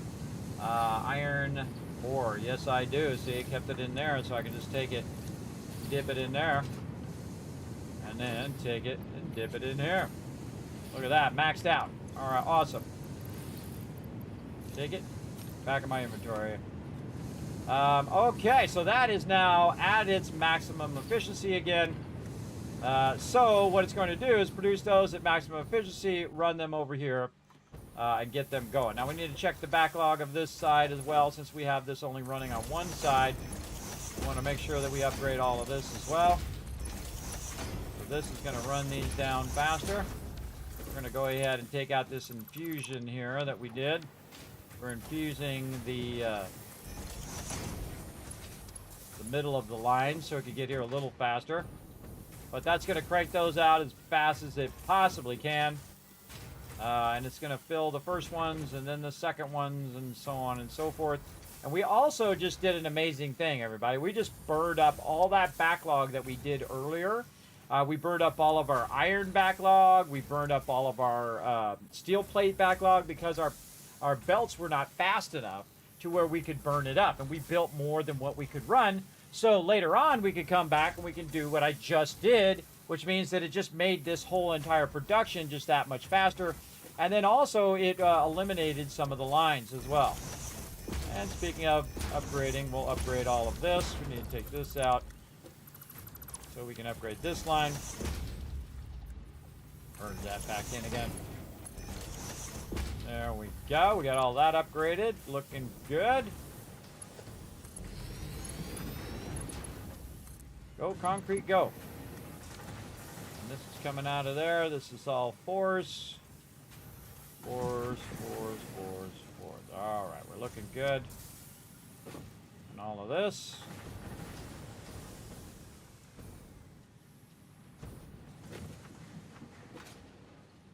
And we don't want any of this to be slower, otherwise it'll slow down all of the production. I get these pipes over here as quick as possible. Four there. Look at this mess. Let's go. Under. Okay, now while we were busy working on all of that, we can go over here and see how much of a difference it made on our heavy modular frames. Ooh, mama. We're almost there. All right, we're going to take some of this and do our final upgrade. We just unlocked all of this today, by the way, everybody. We just went in and just went bring and got a bunch of that going. Now, we already had the jetpack, but we did do all of these. We just did all of these. And now we got one more to go right here. We're going to just go ahead and get her done. Let's do it. Very nice. All right, we needed some concrete there. But just so happens that right over here, I got a box of some of it. Right here. Oop, where'd it go? Over here. Throw it in there. All right, we need one more thing, and that's our heavy modular frames. Now, I don't need to carry a lot of this stuff on me all the time. So I definitely want to downscale some of this. Put the smaller one in there. And now I've got a bit of this higher end loot as well. We've got a bit of rubber and all this other stuff. And again, if it's got like one or two of it, everybody, take it out of the box so that you can utilize it there. We definitely want to put the lesser one here and do this. But when you're swapping it like this is when you want to take the smaller one, put it in, keep the full one in your inventory. Oh, also, we could be doing that right now. And we definitely need some more of our wire. Oh, all out over there. Let's go get our wire while we're waiting for our heavy modular frames. And as you can see, since I accelerated it, it has enough resources to make it happen. So that's the thing. Why do I got to do it? I just have it do it, right? You're trying to automate this stuff. And so if you scale it up and you have enough power to scale it up as much as I did, you're styling and profiling. What are we at there? 12. We need actually 19. So very close. Now, I can make my own, by the way. I can just sit back here and say, hey, I want to make some heavy modular frames. Thing I'm missing right now, modular frames itself. Did I put some over here? That would have been smart. Nope. Let's go grab some. I can see we got a lot because you can see that it's backlogged on the belt here. Yeah, look at this. Grab a bunch of this. And keep it over here so we don't have to run back and forth and back and forth. And again, we can see how fast we could make it. We can make 4 of them right now. I believe that's because of the screws that I have.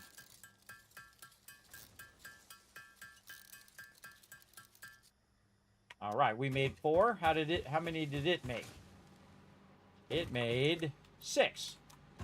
Not bad. Now, we could actually make them faster than that machine can. But we made as much as we can make for now. We'll throw them in there, and look at that.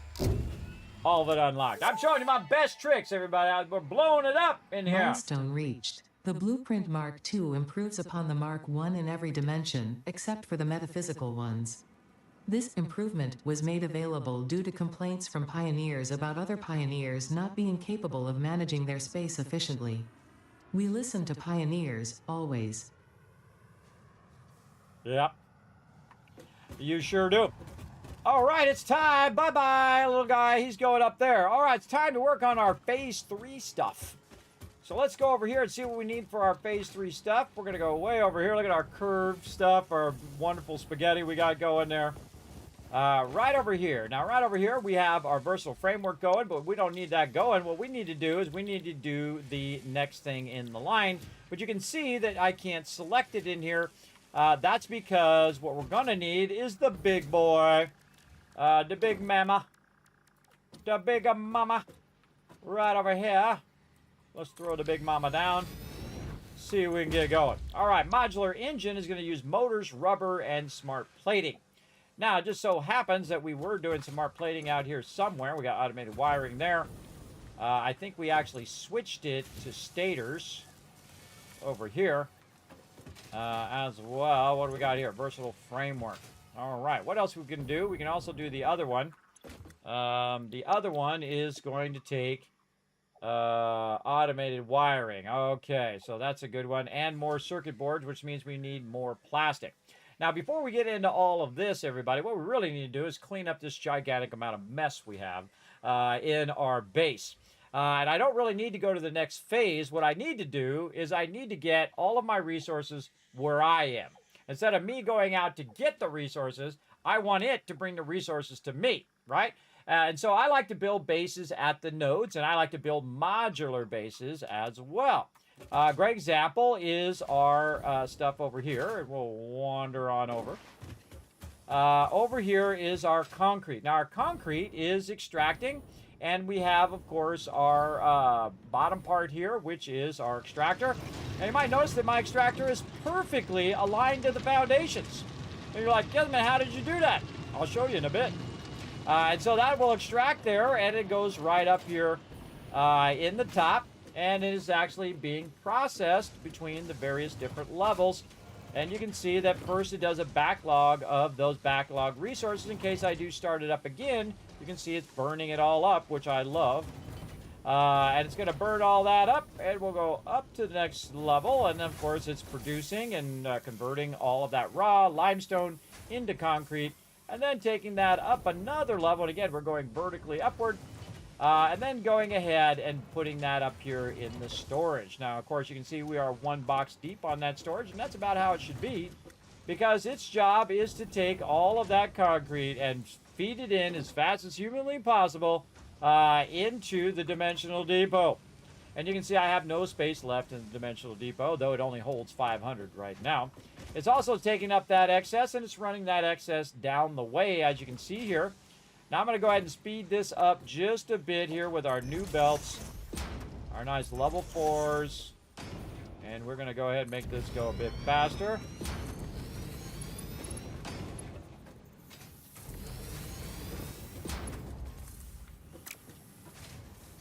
That's already upgraded.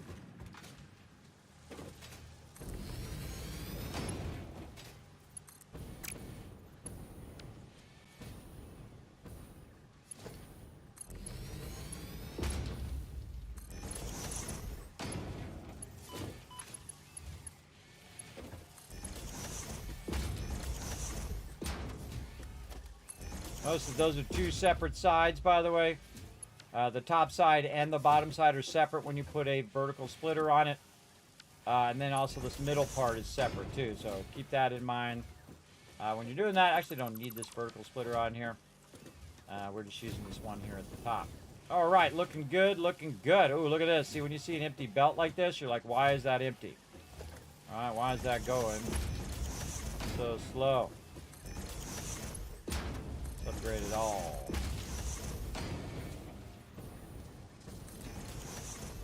Normally, I'm not a big fan of spending a lot of time doing this, upgrading stuff, because I know that all of this is at an end.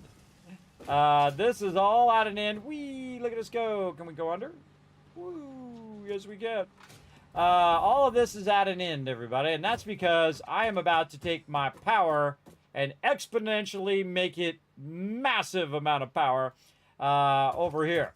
So, just for fun, in this particular playthrough, we are actually going to do our trains down below and actually bring the resources up from down below up to here, instead of putting my trains up at the top and then bringing my stuff down, which is what I normally do. I usually build up higher than any of the mountains, and then I can run all my trains nice and straight.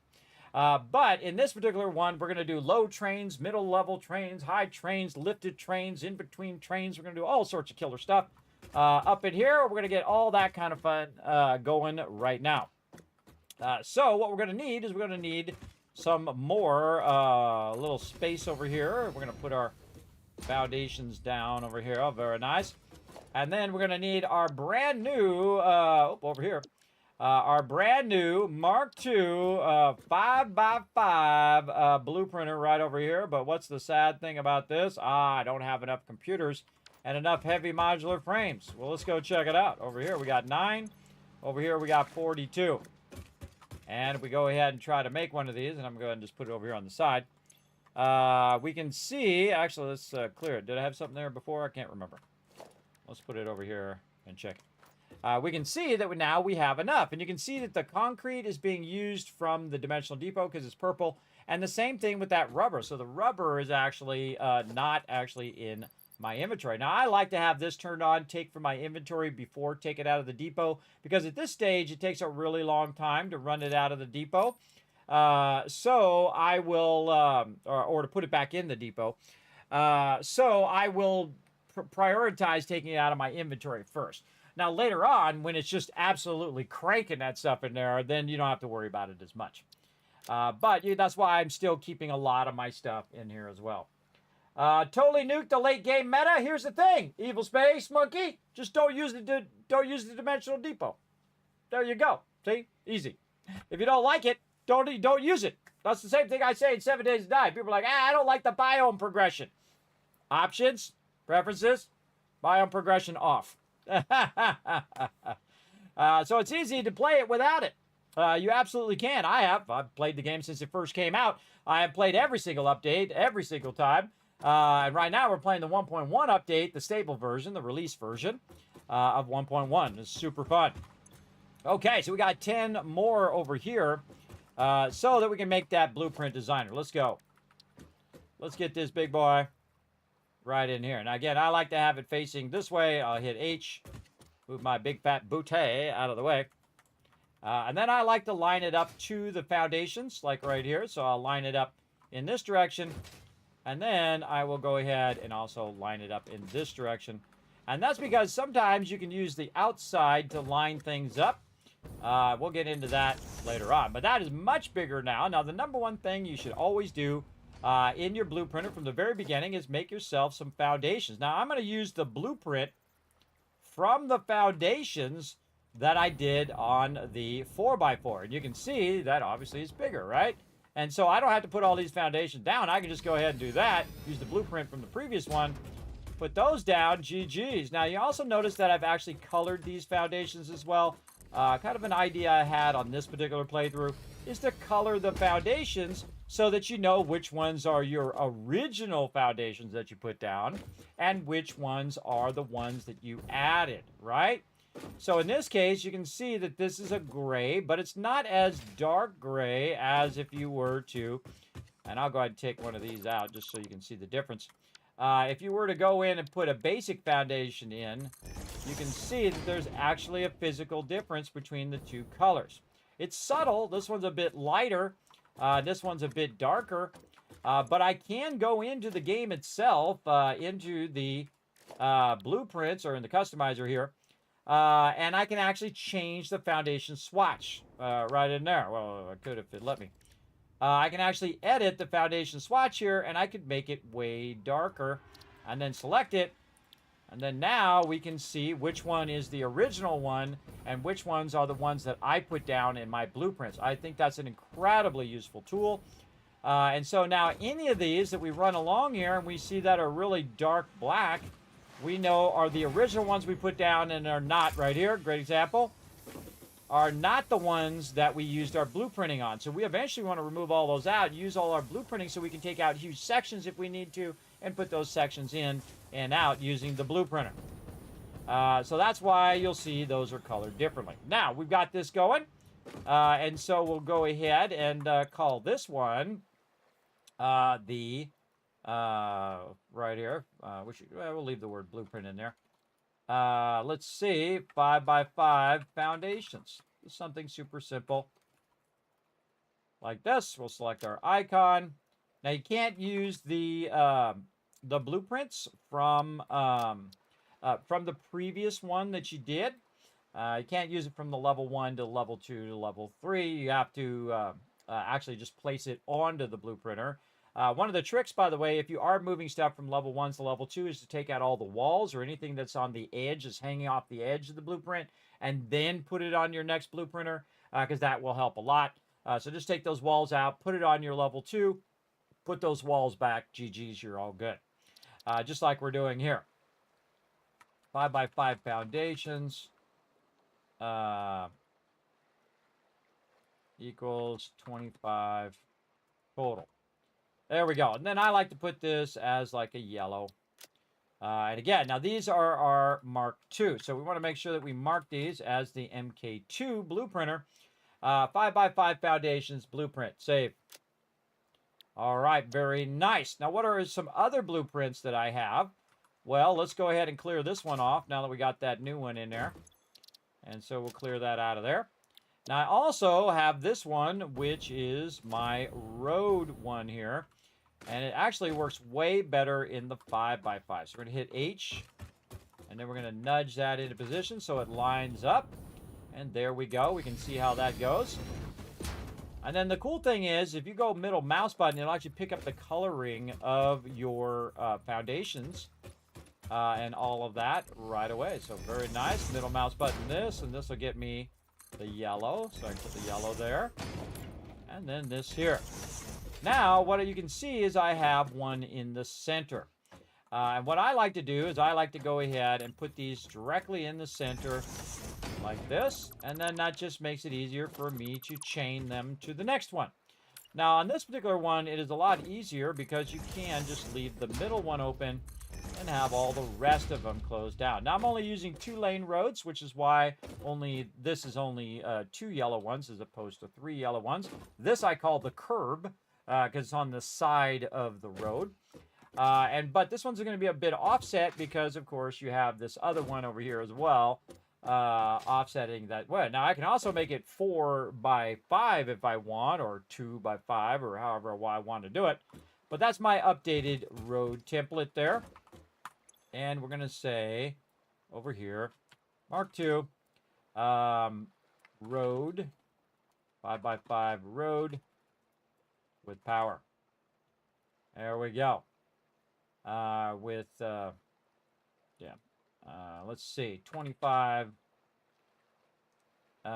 foundations for roads with power built into the middle, or chaining to next spot, to next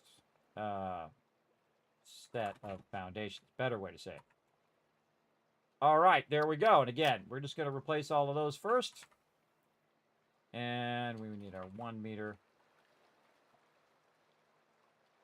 foundations. 1 meter foundations, like this.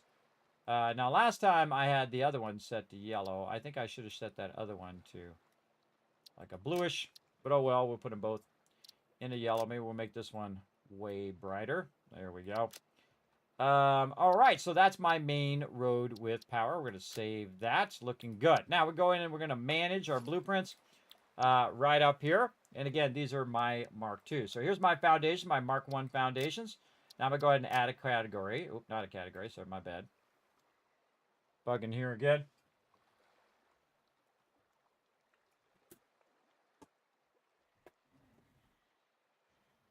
Missed him.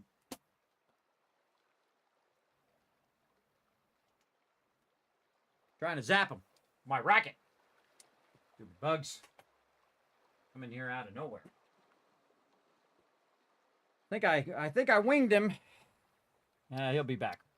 All right, category, remove category. Actually, what I want is a subcategory. There we go. And this is my...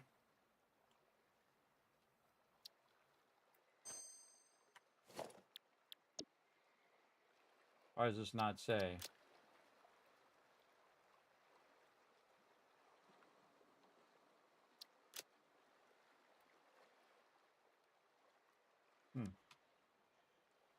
Oh, I'm putting it in here.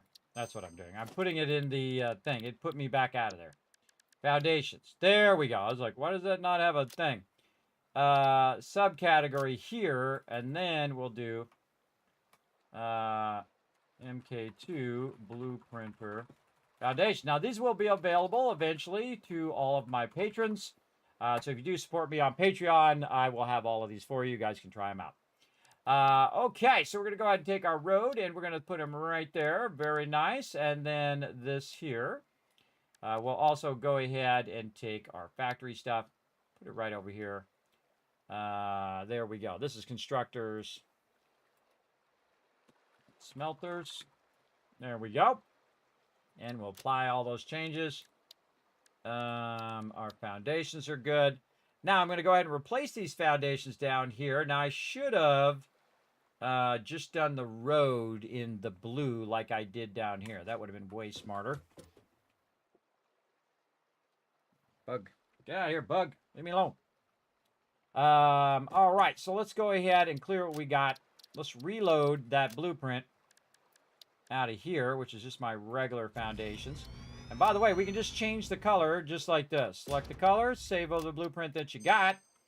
And then when you go in here and you look, we'll see that it's now blue, right? So that's going to help us a lot differentiate between the two. Now, this one's going to be number 9 now, and this one is going to be number 0. I can also give this a different color from the stuff that I'm currently using. So that would be noticeable that I need to replace it with the bigger blueprints, but really unnecessary. But really unnecessary unless you really want to redo it all. We're going to end up redoing all of these foundations anyway. And actually we'll end up with a lot less foundations over here. And then, of course, building stuff out over time. Most of our base is actually going to be this way, over the water. So we want to go ahead and start with what I call the Rosetta Stone piece, which is this one right here. And that one needs to go this way, like this, yes, because this is actually our road here. And our road is actually, our road pieces are going to get wider out here. Kind of feel like feeling the vibe of changing the color of this. I'm feeling that vibe. Let's go ahead and utilize this swatch here. And let's make a nice, real dark blue. And this, I just put real dark, but not completely black. Just pretty close. All right, let's try that. See how I like that. Okay, that's that color. Almost like a purple. Let's go with that instead.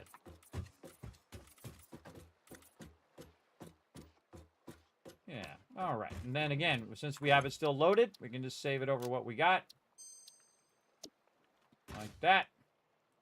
And then when we put it down, it'll be... now, remember, you can always come back and globally change those colors, and it will change wherever you have those foundations.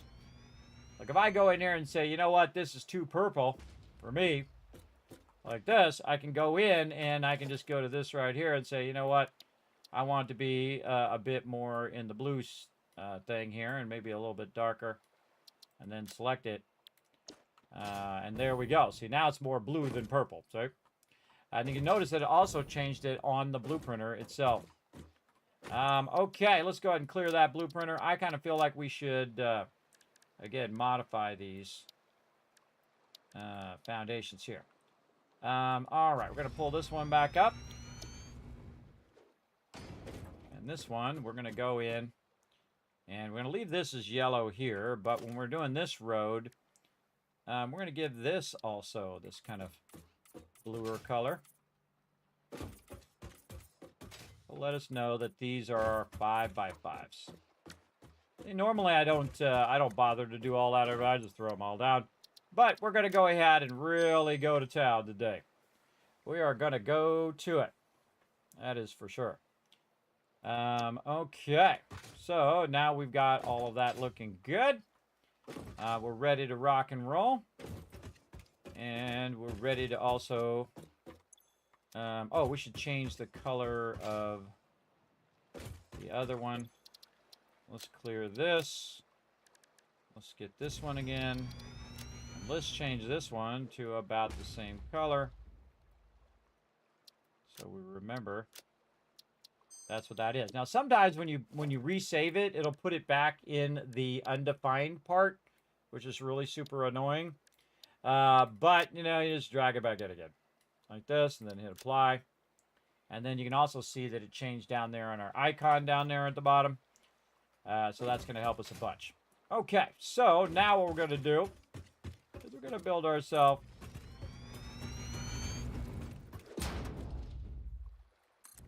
some little bit of blueprints there.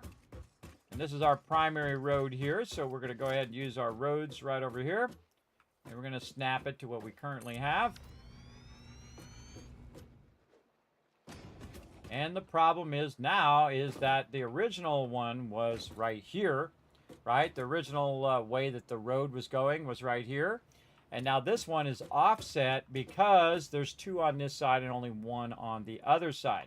So what I need to do, and again, if we walk this down, we can see power. We walk this way, we can see that the power is actually over here now, right? So we need to kind of rethink how we're going to do that, if we're going to use it with what we got, or are we going to replace it over the long run.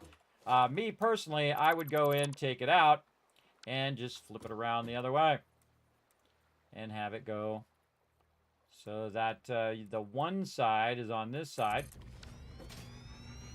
Like this. So now you should have it where it's lined up, right? Oh, sure, it's lined up now. No, it's not. Why is it not lined up? Again, because there's 2 on each side. Even though this one is yellow, that doesn't mean it's less of a block. It's still blue and yellow, and then blue and blue on that side. So again, that's not going to line up to your original base. But in the long run, everybody, it won't matter. And you know why? Because all of this is going bye-bye. But the first thing, before we scale up all of our stuff, we need to scale up our power. Always scale up your power first. Now, I want my power to be right here where I can access it and utilize it as much as I want. Right? So we want to go ahead and think about, okay, we want to build our really nice power fuel generators. And again, we're going to need all of those resources to make that happen. Then we can scale up all of our production, and we can have that making massive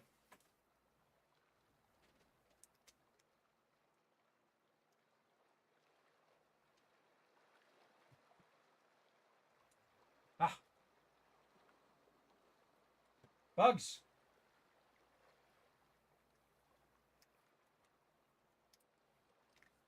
Only got to hit them once. Little sucker. Like a fly or something in here. It's like playing Satisfactory, but in real life. Taking out all the baddies. He's fast, little sucker. He's just going to zip through my face all night long until we get him.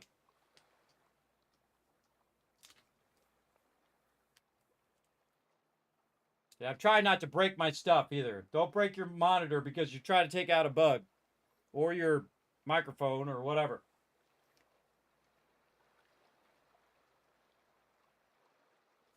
I don't know where he went. Sometimes you do this and it riles them up.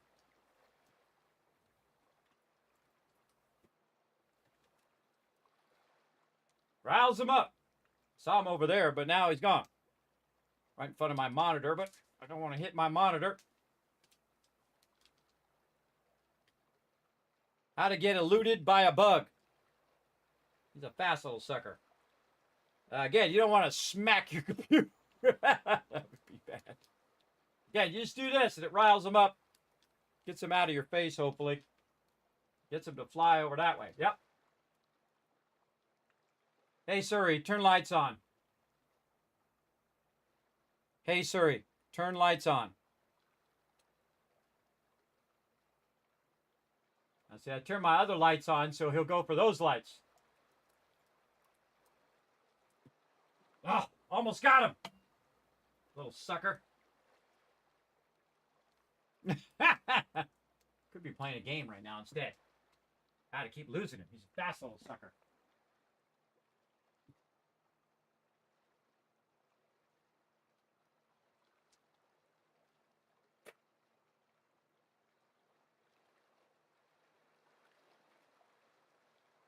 give him credit. He's fast. Very fast. Now, the great thing is, everybody, while I'm trying to track down this fly, guess what? It's making me a bunch of resources right now.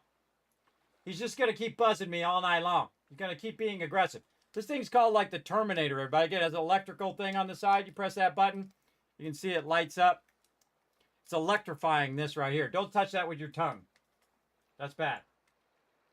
All right, fly, where'd you go? Yeah, I'm relentless, everybody. I never give up. He keeps flying around over in that corner. Maybe I can get him to go the other way. Now, one of the things you can do with flies, by the way, is flies are really dumb. You can lead it out of your place. Come over here.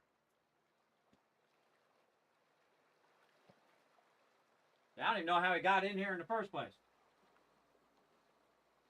Doors are all closed, middle of the night. All right, well. Shows up over here again. We'll wipe him out. Hey, Suri, turn the lights off. Just go find a place to hide, because I'm going to come after him. Kismet don't mess around. Fly paper works great when placed near a window or a light source.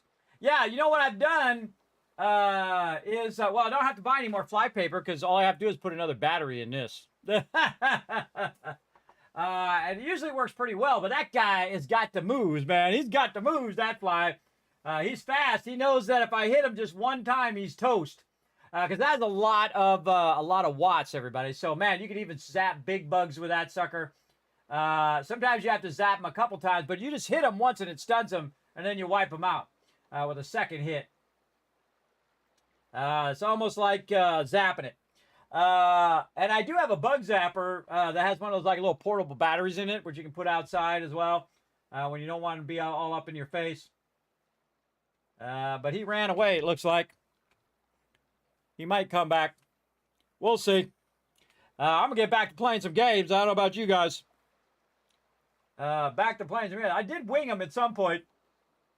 I might have hit him and just didn't realize it. Because, again, it's hard for me to see anymore, everybody. Mobs flying around like that. I am actually getting cataracts, which sucks. Sucks getting old, everybody. So we're just going to go ahead and take out this one block right here. Oh, we got double. Hold on a second here. We got a doubleness. Yeah, see how we, I took the whole thing out and it still remained? That means I accidentally put it down twice. So there we go. We'll leave that open. And eventually we'll go ahead and remove all of this and replace it with our updated one.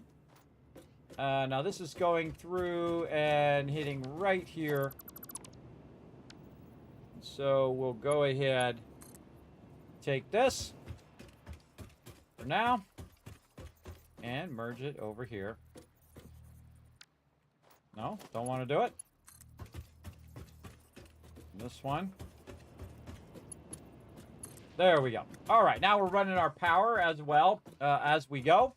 Now this big thing coming up here is going to be kind of in the way because we're going to be building out this way.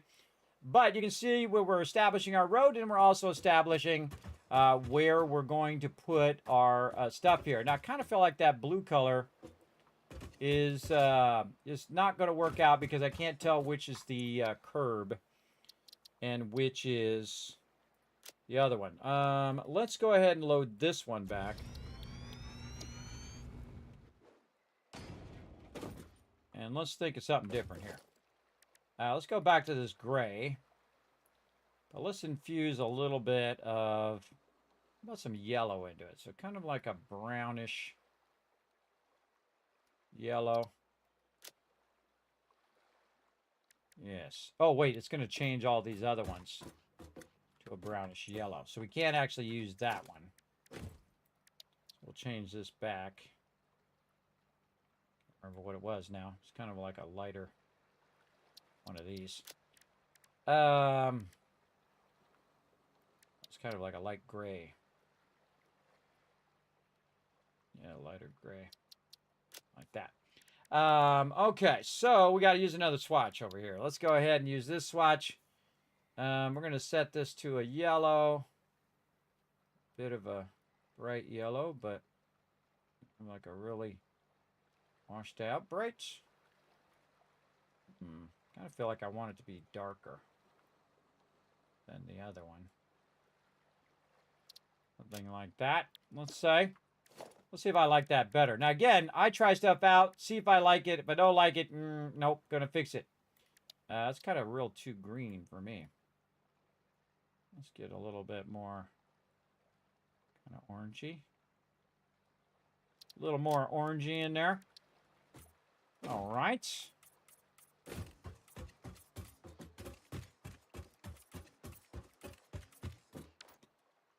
All right, that's better. And then we'll save it. And you'll notice that... just flew by again. You'll notice that it didn't automatically change it over here. So we have to actually go in, take this one out, and replace it back. Because it doesn't replace it on blueprints. It will globally change the colors, but the blueprints, it will not change. And again, I can tell what side I want this on based on how I rotate this, by the way. And I actually forget what side it's on when I put it toward me. When I put it toward me, it's right there. So I actually want it to be on the inside, so I want the arrow to go that way. So we'll have the arrow go that way. And it's on the inside. Nice. Okay, very good. Got that going, and we're going to go ahead and reconnect this.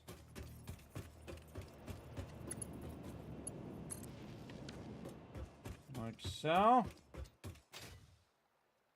And we're looking good. Now, again, we can see now the difference between the road itself, the curb, and the other foundations that I put down. So now we can visually see where all that stuff is. Better to do that so you know where you're building and what's building what with what.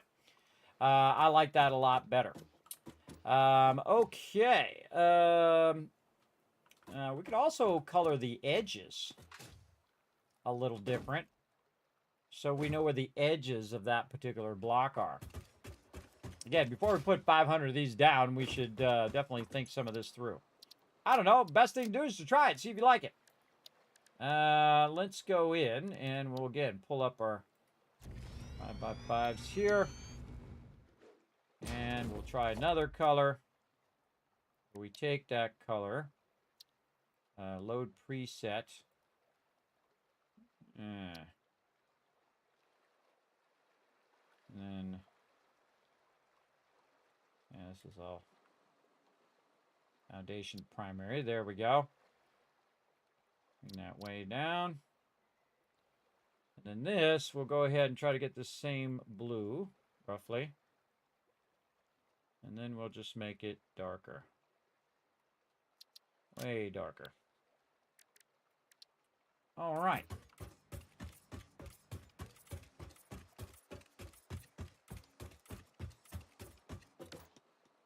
Oh, yeah. Okay. Like it.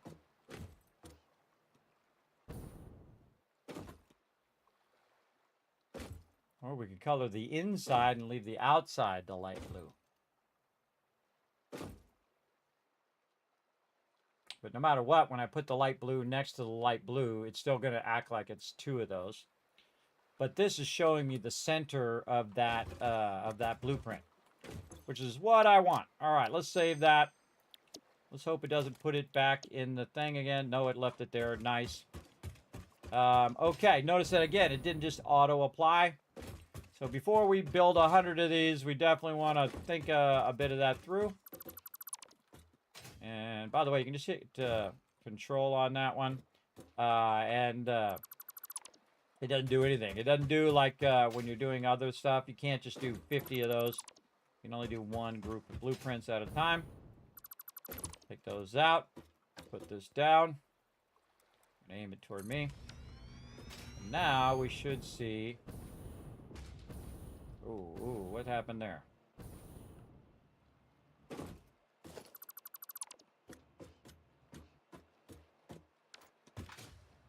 Did I not fix the road with power? Maybe not.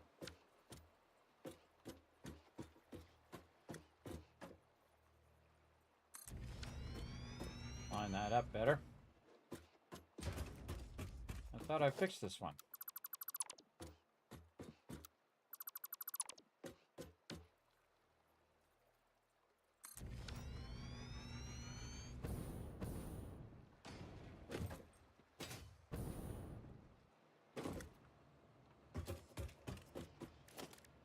Something not right there. Let's reapply these. 9. This is 9, 9, and 0. Did I not save it? That could have happened. I've sworn I put it down.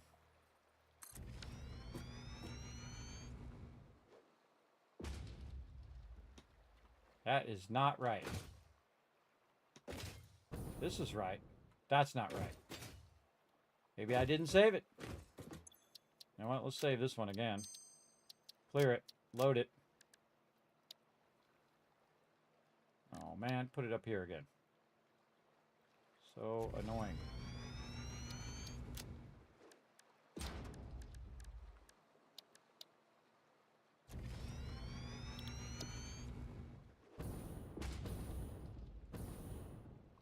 Weird. Okay. Did I change the swatch? I think I changed the swatch that I was using for this road. That's exactly what I did. All right, my bad. Whatever. We'll fix it. We'll just use a different color. Yeah, that's exactly what I did. I changed the swatch. All right, this and this. This.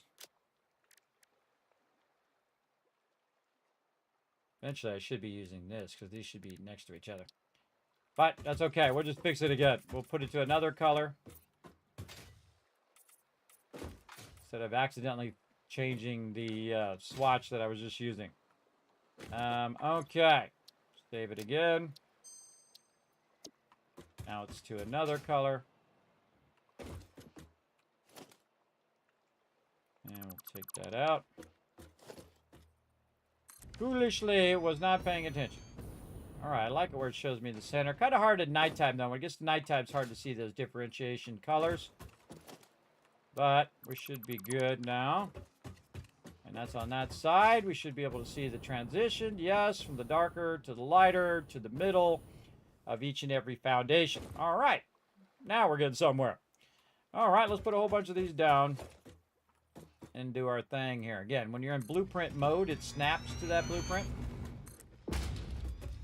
Okay, now that we got our blueprints figured out and we got them organized, hopefully, no, we're gonna do the whole drag it back in here again and then apply. Okay, so we know that these two blocks are different from all the other blocks before them. And so what we're going to do is start to move all of our stuff from over here to over there. The first thing we're going to move is our hub out of here, and then of course all of our things that go along with our hub. And we have a bunch of random resources back here that we're using. Oh, I got a bunch of motors back there too. A bunch of random resources that we're using back here as well. And we'll take all this stuff out. And you see this purple? This purple is typically my my spot where I typically put my hub and all of that. So we're going to go ahead and just move this back because we're going to start to build our actual base over here. Most of that stuff is just temporary. But we're going to build our base right there. Very nice. And I'm going to go through and use my purple. Kind of pinkish purple. And say, don't build anything in this area. And we're just going to color over the foundation that we just put down.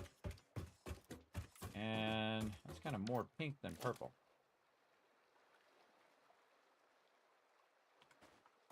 Very pink.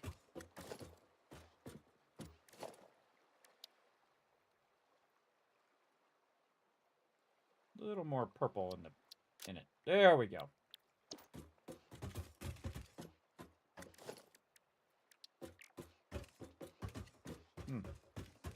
Shading. It's the shading that's causing it to look More pink. Yeah, that looks purple. Yeah, you do what you got to do. All right, so this is my spot where I work and do my thing. So we'll get all of our stuff back up again here. We'll put our, put it on this side. Put all of our workbenches back up. I like to have a nice workbench out here where I can utilize it. A little crafting bench out here. Usually along the road's a good idea. Put it over there on that side.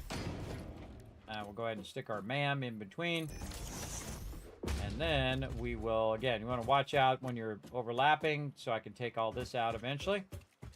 And then we'll have a nice little storage box back here for all of our rando loot. I'm going to just put it up like this. And we'll have a couple of them. Now these storage boxes are what I call temp boxes, where you just drop all your stuff in there. And you're good. Let's go over here and take this out. And this over here. We'll take out anything in here. Nope. All right. We're going to take our dimensional depot with us. Now, I like to keep a dimensional depot by where my base is as well, especially when you don't have your dimensional depot unlocked in your inventory yet. So you have one that's just kind of like one that runs directly in the dimensional depot. And you're going to see I'm going to turn this a different direction as well. And we'll turn it this way. There we go. That's going to be way easier. And then make it real obvious that that's what I'm doing with this, is I'm running it in the dimensional depot. With a little gap. That's what's going on. Make it run as fast as we possibly can. Then we can go ahead and put stacks of stuff in here, right? So we can say this, this, this, full stack of that, this stuff. That I don't need to go in there. All of this. We're just going to put all this in here. And some of this too. And so we can put all that in there. And we'll just get all of it in there. And we're going to let it run. Now, anything that doesn't actually go into the depot, like the whatever it is, we can go ahead and pull it out of there. Now, there are some things that I actually don't want to put in there, right? Like one of the things I don't want to put in there is this and all of this stuff and this stuff. The reason why I don't want to put it in there is because I'm going to be running around and have a bunch of that stuff on me, and I want to be able to put it in the dimensional depot. Now, if I had lots of room in the dimensional depot, then I wouldn't worry about it. But you just want to go ahead and let this stuff kind of manually run in there, since I only have the one depot for right now. And then we'll go ahead and also have, again, my general loot, and then extra loot, as I like to call it, the little extra stuff, which we also have over here in these boxes. Now, these boxes are where my storage is, so we have a bunch of other rando stuff over here as well.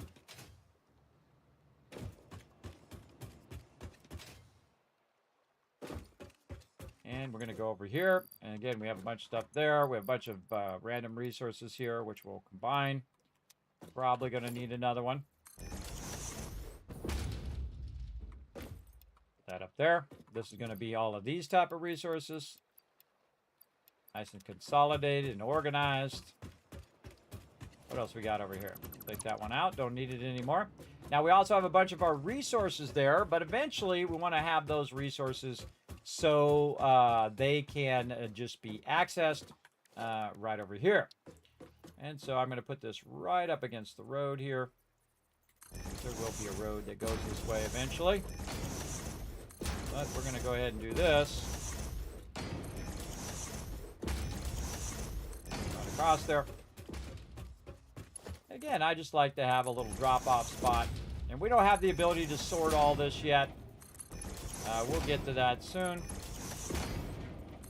don't think we do. Did we unlock our sorter yet? Nope. Sure don't. We got to get our MAM going on.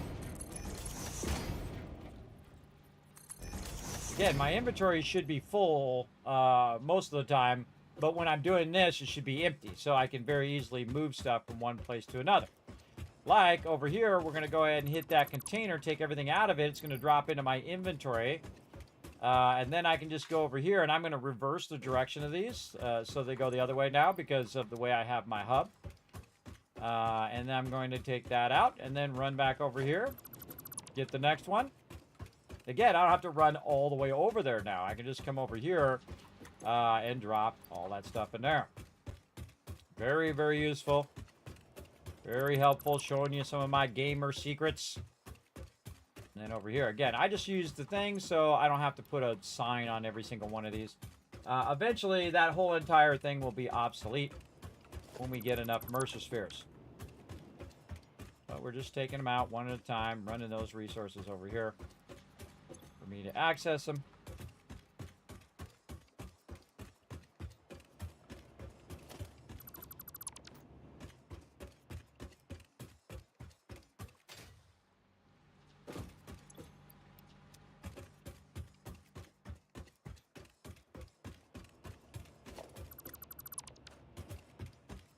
So much easier than running over there every single time. So much easier. Oh, wow, there was nothing in that box. Okay, what should that box be? That's a good question. Let's go see what that box was. Wire. Yeah. And you can see I labeled them on this right here, but get out of there, little labels. Take all those labels out. Okay, so that was supposed to be wire. So we want to go ahead, do this, hit G. Again, I wish there was a function that said take everything out but this thing. That would be awesome, like take everything out but the foundations. Because that's all you really want to leave right now is the foundations. You want to take the foundations out, at least for now. Okay, so we got to put wire in that other one. And how much of this we got? All right, maybe we can take both of these at the same time. Oh, actually, we can be able to take all of these at the same time. And just press Control and release. I'm of the old school way where you had to do these one at a time, everybody. So I still have a tendency to do that. Take it out one at a time, one at a time. Again, it's an old habit that dies hard, apparently. All right, back over here. And we have a little bit of wire over here in our backlog. So we'll just pull that wire out of there. Make sure that we mark this for wire. Like this. Now, we also have some Caterium. Did we put it in here? No.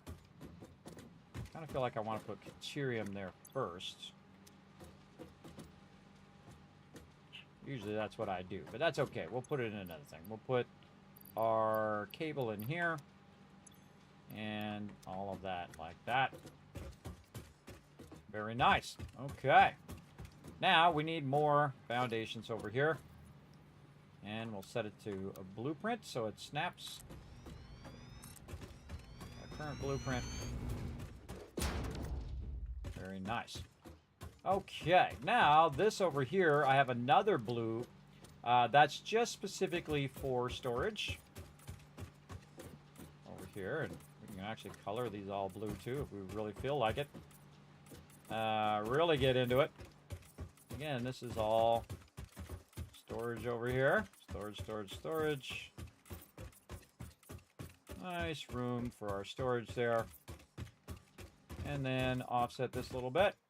More storage. Just kind of organizing my stuff here. Back here. Now, I like to leave a little thoroughfare here, and we're going to go ahead and flip this way. And we're just going to do the same thing. How much room we want to leave on this one? We're going to back this one a little extra back. Like this. Yeah, and this is really the old way of doing this. Sometimes the old ways are the best ways. For now. There we go. And then once again.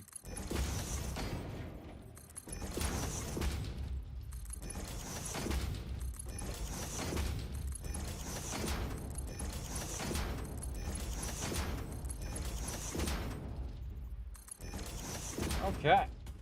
Now I can go in here and look and see if this is full. That's still putting that in there. We go back, get our whole box full of resources here, take all this out, and I'm actually going to take this one out now. because I only really need these two, and I need this one for this, and then any extra resources I had there, which are eventually going to end up back here. So the first thing I want to put right here is my quick wire. So I'll put quick wire there. We'll then go into some other things. Now, normally I'll put my modular frames over here, and you can actually put that in the next one if I wanted to. I actually could just offset this and just do it over here. Why not? We're already at it. Let's go ahead and get it going on. And kind of offset this. So we'll take this back out. We'll pick these up off the front of this. And we'll just put that in there. Because you know what? I feel like it today. I feel like doing that today. And we'll take all this out here. We'll put this in here. We'll take that out of there. Take all that out of there. We'll pick this up. We'll put this here. We'll put our wire in this one. And then in this one, we will put all of our cable. We'll take all this out. And then in this one, we'll put our stuff there. All right, there we go. Now we got it organized. Very nice. We know where to go if we want to get all that stuff. And then the Caterium there. Then we're into the next group of stuff, which would definitely be my steel stuff. So we're going to go ahead and put the steel stuff in here. Anything else that we have so far that we might want to put in here? We already put all of our rods and stuff in as well. Yes, we did. Let's just go ahead and sort a bit of this. We're going to put all this stuff back where it goes. Just kind of organize our inventory a bit. We can actually put maybe some biofuel here at the end as well. Just so we can hunt that down if we're looking for it. Yeah, let's put that biofuel in there. Put our concrete away. Now, eventually, I will have this do this for me automatically, where I don't have to micromanage all this. Okay, what do we got next in line? Oh, let's do our screws. Over here, we already did our screws, our plates here.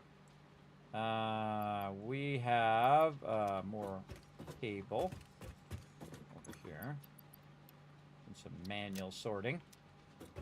Then we'll want to go ahead and work on our rotors. Do we have any stators in here? We do. Awesome. Put those stators in there. And then this would be motors. We'll take all these goodies out of here now. And we'll put those away. You can see that this is exponentially getting easier to manage because everything has a place now. And probably could have put these first, but that's okay. We'll just put them right there. And then this should perfectly work out where we have this and our plastic, which we'll grab out of Dimensional Depot just to put it in here. Look at that, how that worked out beautifully. All right, that's very nice, nice and organized. Now, if I need any of this, it's right by where my hub is. Now, I can go and take the time to run all this stuff over here, or go pick it up in my inventory and run back and forth and back and forth. But you only really need a little bit at this point of each of those things, and it just saves me from running over there. So every time I do have to run over there, just try to grab as much as you can, bring it over here, and that should be more than enough. So you don't have to spend all the time running all the lines and micromanaging all of that stuff. Now we actually want to take our blueprinter out because we want to revamp this over here as well. Now again, our goal now is to add more power and to optimize our base now. So we're going to go ahead and take out this and this one over here and replace it with our new blueprints here. And we're going to turn it this way and add more room over here. And we can see that this is obviously different from what we did before. And we're going to take those blueprints out and those blueprints out. And this is why you use blueprints in the first place, because it makes it way easier to add large sections and remove large sections as well. So as you can see, we've gone and done that, and we've also set the centers of each of those things so we know where the actual blueprint itself is, right? That's why we did those centers. So we can easily find what that section is and then remove that section or change that section however we want. So also we want to go ahead and add some more containers over here. Oh, out of steel beams because I put them away, but I know where they are. So I can get some more here and get some more here and utilize those. Right down here in our other two things that we are now doing. This is the wrong direction. Because it doesn't pick up your orientation, which I wish it would. Because that would be the obvious thing. But maybe one day. Maybe one day we'll get our orientation here. Alright, now I'm probably going to be looking for computers and heavy modular frames. Now, it just so happens that we're making some over here. So we could, if we don't want to sit here and have to run back and forth over and over again. Just temporarily, we could take this out. And we could just say, you know what? Run this behind here until we get sick of looking at it. And we want to fix it. Because you want to keep this production going right now. Because you're going to need a whole lot of all of this. And we're going to put that not quite enough. Notice that I'm using the faster belts as well. And then the same thing here. We're going to just disconnect this. Run this under here.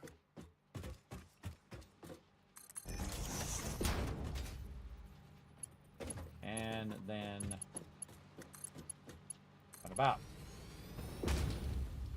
Okay, looks good. Now let's go ahead and clean out all this other stuff that we're doing here. Again, we take these computers out. And now we've got it somewhat managed where it's running over there. Look how quickly we revamped that, everybody. It's really, really easy to do. Now, another thing I want to do is have easy ability for me to use my blue printer. So I'm going to go ahead and get my new blue printer again here, our Mark II now.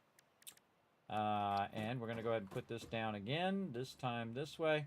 And I like to have my blue printer by my base. I'm going to hit H, get my big booty out of the way. Oh, we don't have enough computers because we put our computers away. Let's go get them. Right over here. Thank you. And we're going to get this going on. Okay. So we need our blueprint down here again. Make sure the computer's facing the way, the front panel is facing the way you want it to face. Check out that it is aligned to the grid. Perfect. That way. And then this way, we want that to line up. So move that back. You'll see why later when we're using the outside grid to match up to the blueprint grid.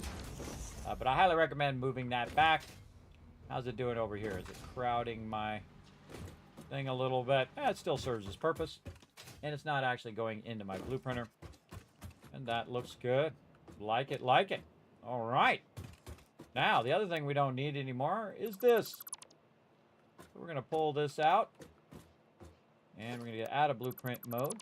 Going to get rid of this. And that one. Because we re-added those back in again. And we want to take these out. I think those are non-blueprinted.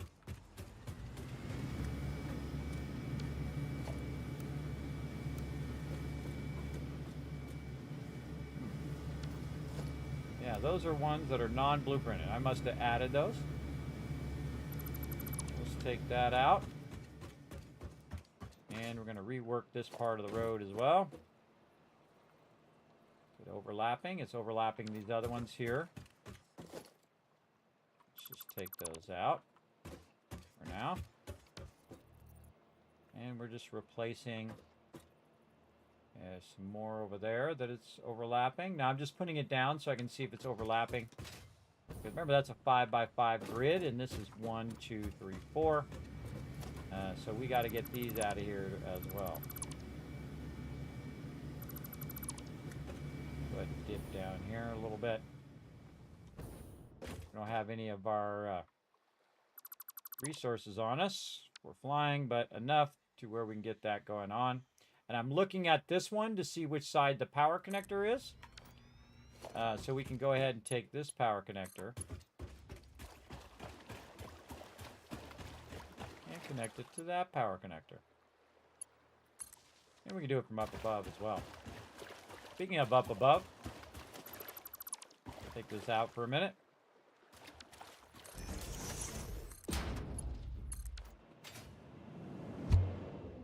Take a shortcut. Could use my jetpack, but that was way easier. All right, this is shaping up, looking sexy. Okay, we need to get some of our stuff back. So let's go ahead and run down the gauntlet. And we got a whole bunch of rando stuff on us here.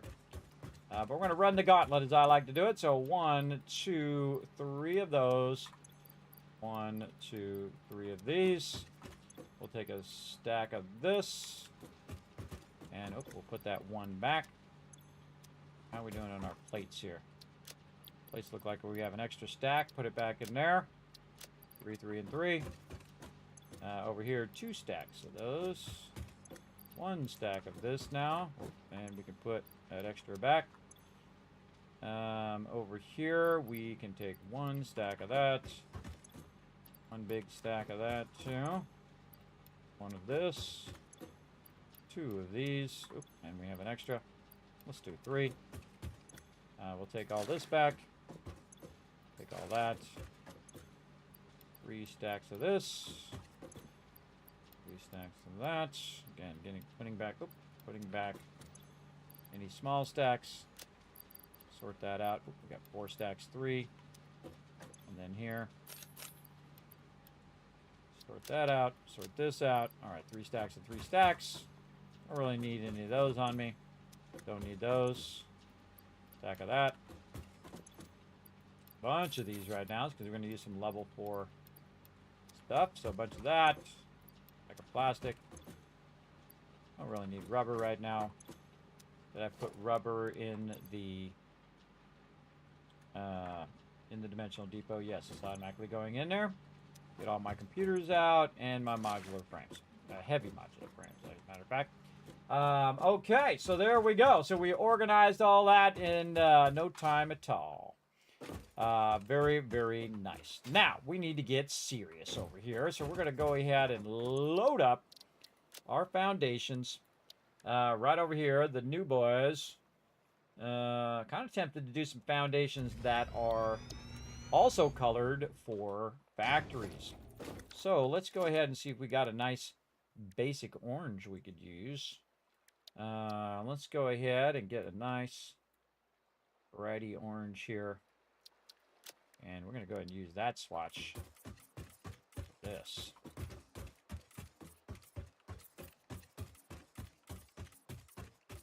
All right.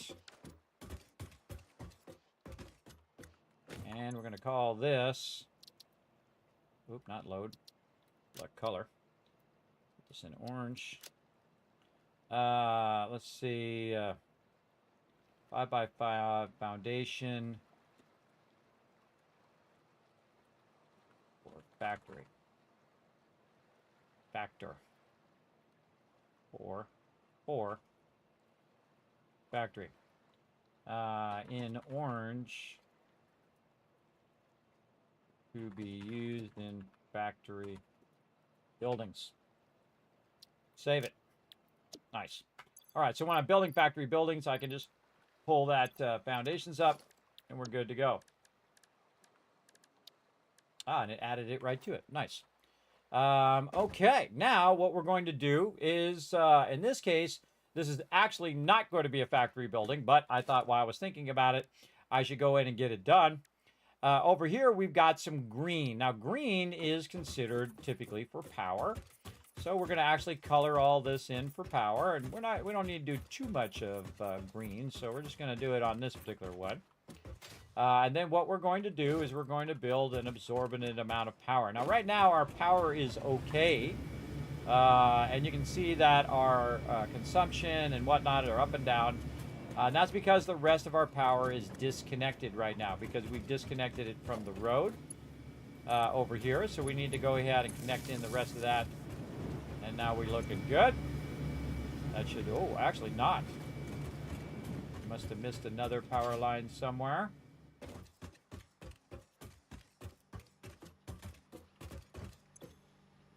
is good. Oh, this is not connected. Ah, there we go. All of our plastic and everything went offline. There we go. See, we should see that big jump there. Now, this is almost full, everybody. And you know what's going to happen? We're going to take it all back out. You're like, ah, Kismet, you just charged it up. I know, it happens. It happens, again, but it's all for the better good in the long run, because we want to use all of these resources temporarily. All right. And we're going to go right over here, and we are going to get our storage. All right, very nice. We're going to put it right here in the center. I kind of feel like we'll put it this way. And then before we get too far into it, we're going to actually color it in green. And then we're going to pick that up, which will then, of course, also color the next one in green. See, very nice. Now, I find it's easier to do these from up on top, usually, and then center them.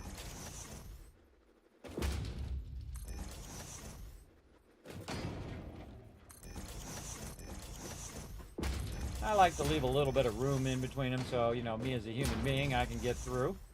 They just happen to perfectly fit right in the middle of foundations.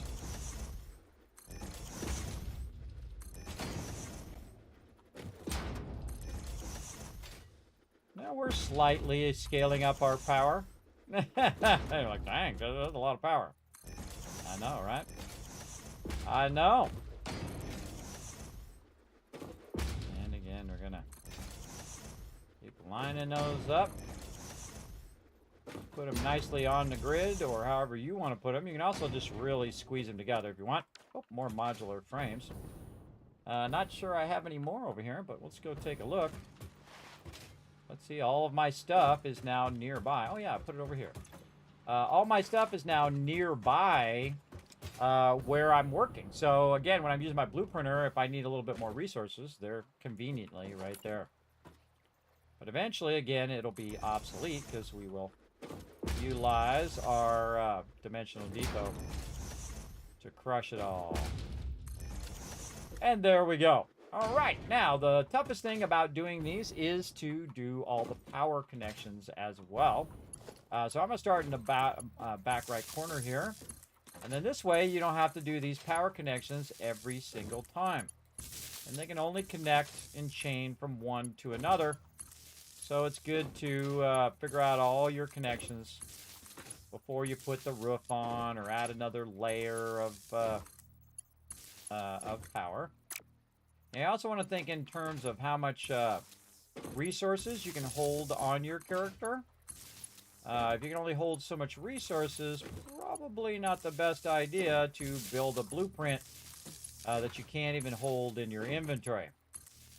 There we go. That's all filled up pretty nicely. Then we'll go in and we will try our cool roll-up gate. And we're going to put it right here in the corner. Like that. Looks good. All right. I like it. I like it. Then we're going to go ahead and put our wall in.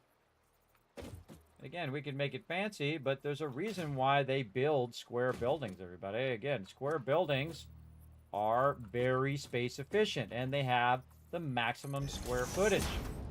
But we will be doing some fancier building as we go along.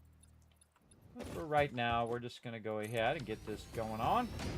And then our door here, we're going to put another door. And then just here on the end, we'll go ahead and fill in those walls. And then on this side, hit H. So that door is nicely in the corner. Up off the thing.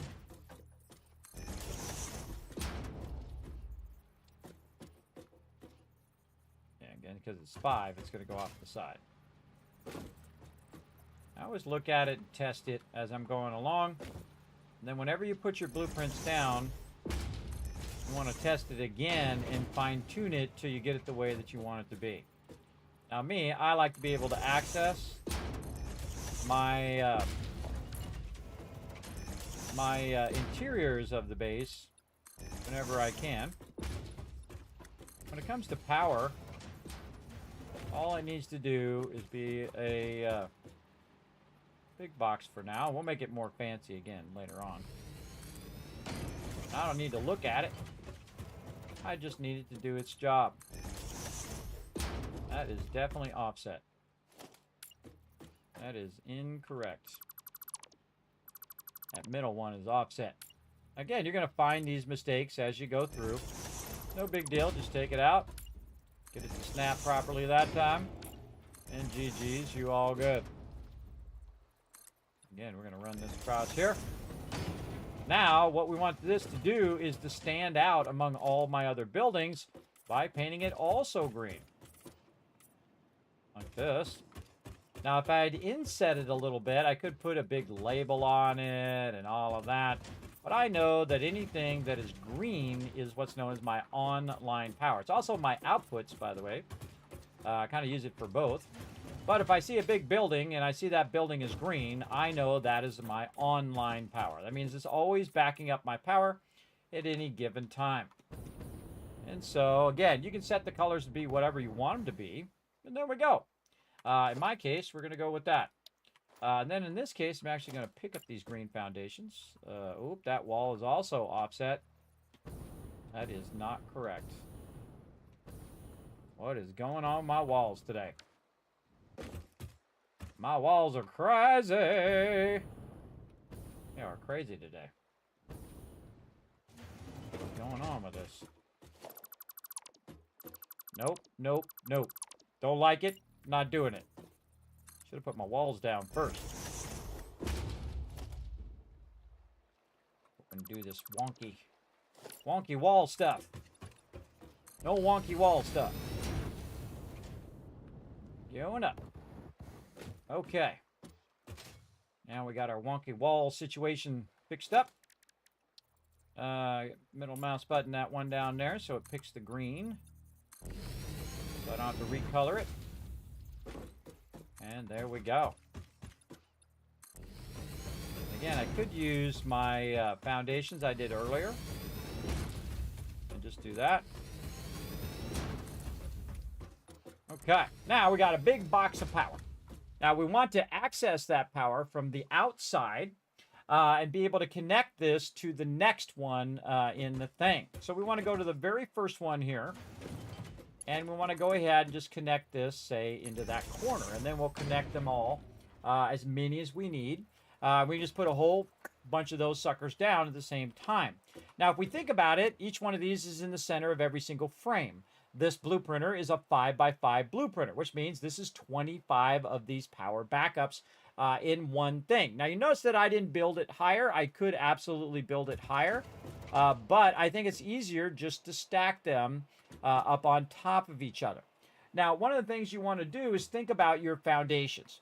You can take your foundations out at the bottom and use that to just set it down on current foundations, or you can take your foundations out at the top and then just have it sit down into the previous one that you had.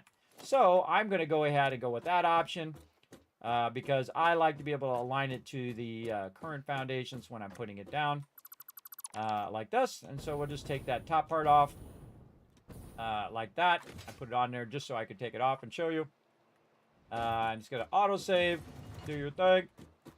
And then this is not the Foundations Factory anymore. This is, we'll go in and do green. And then this is battery. Oop, not that battery. It is storage power or something like that. What's it called? It's called power storage. Yes, power storage. Got that going on. So 25 online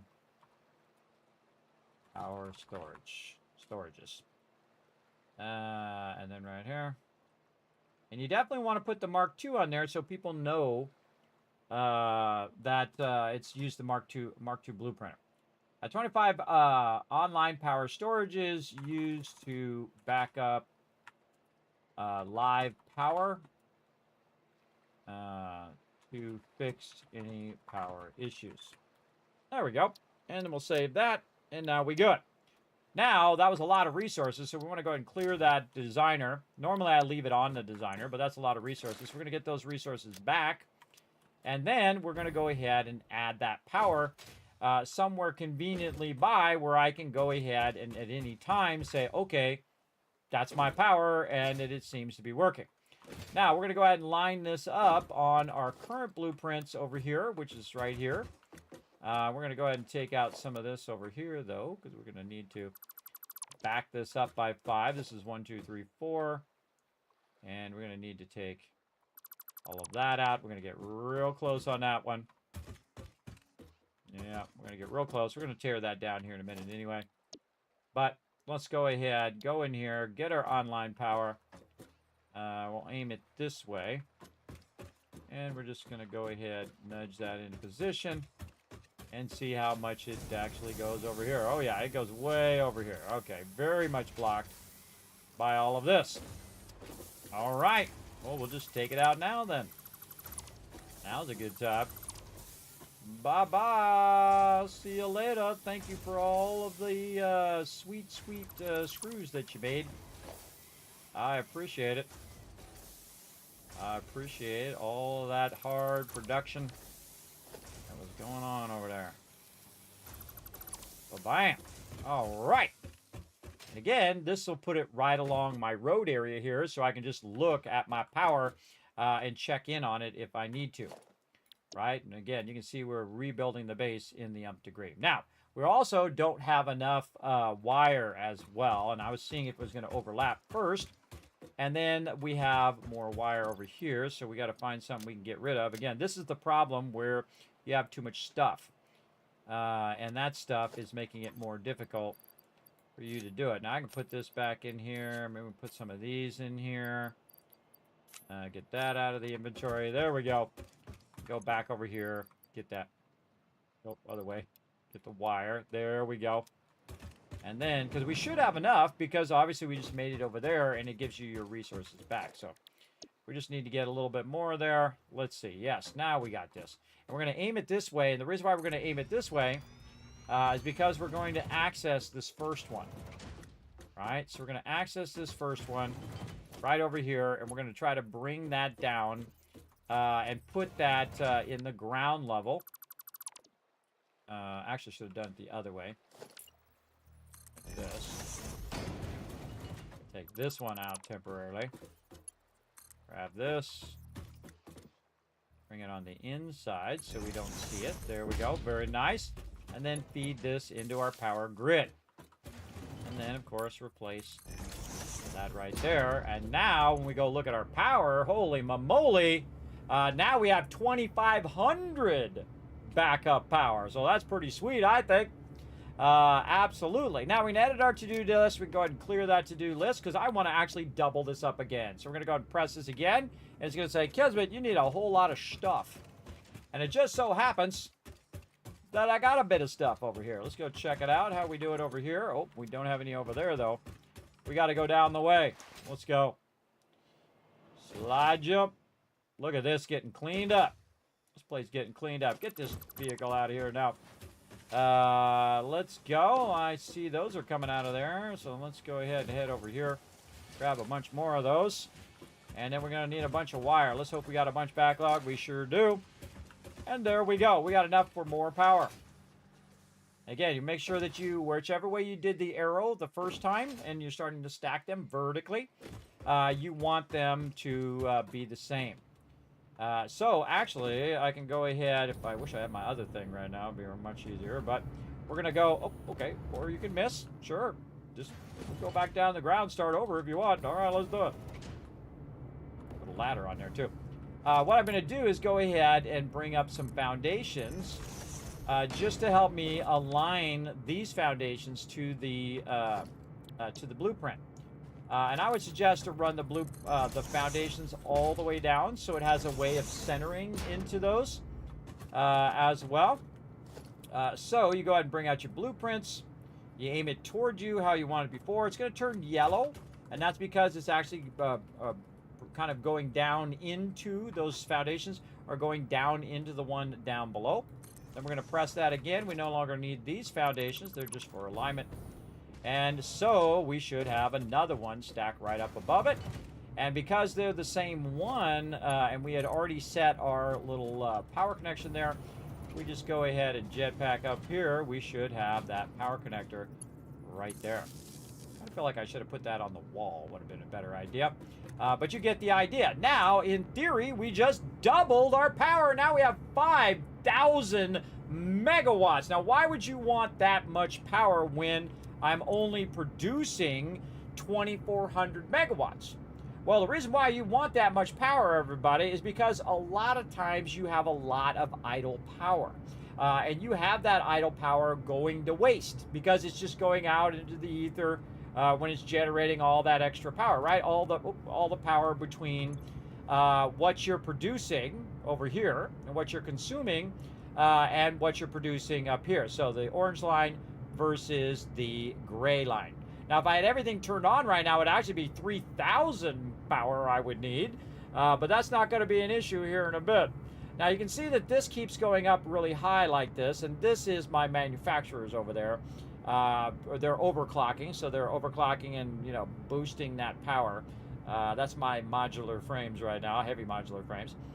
But this does have excess, and so that excess is going to fill up in about 5 hours, and then I will have double the current power that I have. And if it goes off, then it will run for a certain amount of time. Sometimes like 16 hours, you might have enough battery power. Just like if you had a battery power in your home, right? In case you had a power outage, you have a bunch of backup batteries that will run your fridge and run all your stuff. A lot of people do when they're in areas that lose power all the time. My personal thought is, don't be in those areas. Then you don't need the battery backup. But it's wiser to say than to do, because I do live in an area where darn lightning strikes cause us to lose power all the time. And if you've seen some of my past streams, you will notice that I've lost power many, many times. Amount of times you tear everything down and rebuild in this game, unlike each tier thing, I like the irony of it being called Satisfactory, yet I'm never satisfied with my factory. Very true, Curtis, very true. Now, I wait till really later in the phases until I start tearing it down. The only thing that I tear down in the beginning is typically my concrete and my plates, so that they can endlessly run, so I can do stuff like this. Now, say I need 10,000 backup power. 10,000 backup power. Maybe I need 20,000, right? Or I can go in and I can build a blueprint that has a double, right? So it has 2 levels. And the way you can build a double blueprint is what you do is you go to the first blueprint, you take all the walls off the side and all the doors, and then you set one down and you set the other one on top of it, and then you fill back in the walls and everything in GG's. But I like it to be in a small module where it's just one level, and then I can decide, do I need 2 or 3 or 4 or 9? You know, you can do odd numbers instead of always doing the even numbers. And this is a lot of resources to have in your inventory at any given time. So I think one level, at this part of the game, is much easier. So very awesome. And again, we're redoing our roads and everything over here and decommissioning some of our stuff over time. Okay, and now we need to get some plastic. So let's just go on a journey for a minute.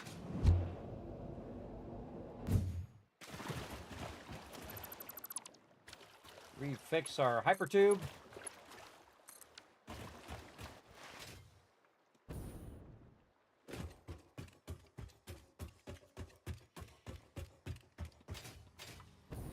Now I like to put the hypertube up here so you get a little bit of a boom when you go. A little bit of a boost. Boost. Hoo-yah! Now we're cooking.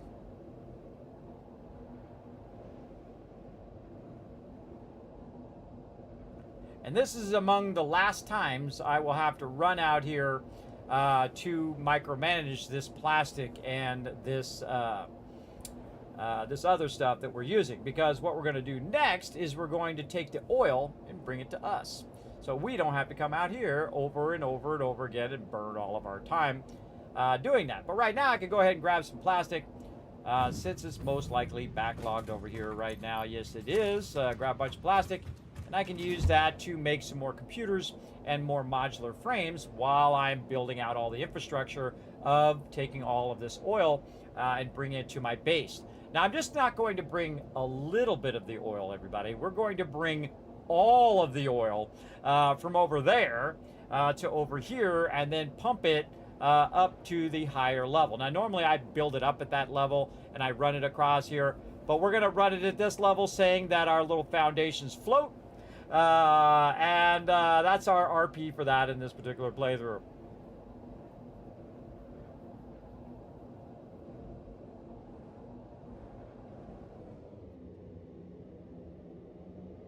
And we have some offline production where we can just go ahead, feed this plastic in here, take some of it also for our other stuff back here, and just keep our production going, because we're going to need a bunch of those computers and whatnot. And it's automatically feeding it now back into our other area. This area is all nice and cleaned up. Looks awesome.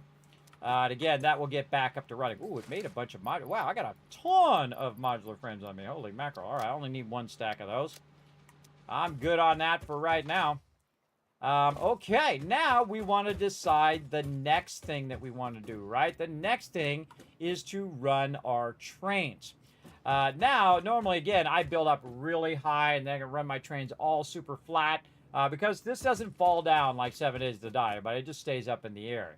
Now, all this part on this side, I will be building supports and building all of the infrastructure to keep that all supported and whatnot, but not right this second. Right this second, we got to get back to the blueprinter and do some more fun blueprints. So, we're going to go ahead and load some more of our foundations here, and we're going to get our 5x5 right over here. And again, using these as templates for other things. Now, the first thing I'm going to do is just simply take this, and I'm going to color this one right down the center, like so. And I'm actually going to remove all of these other ones. Actually, I should go G. There we go. Make it a little easier so I don't hit some belts or things in the background. And then over here, going to take that out. Okay, so this is going to be railroad item number 1. So this is a 1x5 foundations blueprint, but we want to make sure that we make it differentiate between the other ones. We're going to make that nice, well, somewhat not as bright red. There we go. And then 25 in total, railroad. 5x5 foundation, 25 total. Now, what I would do is just do RR here in the thing. We already know that these are blueprints, so we don't need to put every single one with blueprints. But I'm going to put RR in there. That tells me railroad. All right, so these are 1x5 foundations. Save. There we go. And just to save me some time, instead of reloading the blueprint, I'm just going to middle mouse button, pick up the color of the one I currently have, and now we have a 3x5 railroad foundation. Oop, I forgot to change the name of this one over here, but oh well. This is 3x5 railroad foundations. And this is actually, we should have changed that number too. 3x5 is going to be 15 total. There we go. And 3x5 foundations, railroad save. We're going to reload the one we just did over here, this one.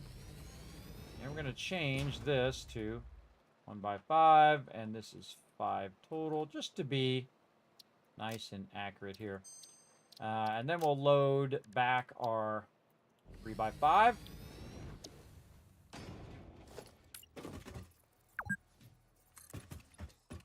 Oh, wow, 6 hours already. Well, thanks for letting me know, game. I appreciate it. We'll be taking a break here in just a bit. Now, this is a 5x5 railroad foundation, so we know what to do here. And again, we could have done this one first and then did it, but I don't know. I like to do them in order. I'm just that kind of guy. So 5x5 foundations, railroad 5x5 foundations, 25 total save. All right. Now we're going to go in and micromanage all of our foundation stuff over here. And we're going to pull this into our Mark II foundations. It automatically organizes it later, by the way. When you hit apply, it'll organize it by alphabetical. So when you go out and you think it's going to be like that, you come back in, eventually it'll just like start to move those things around.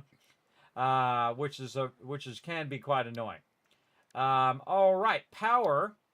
And so we want to go in here and then say subcategory right over here. These are Mark II power.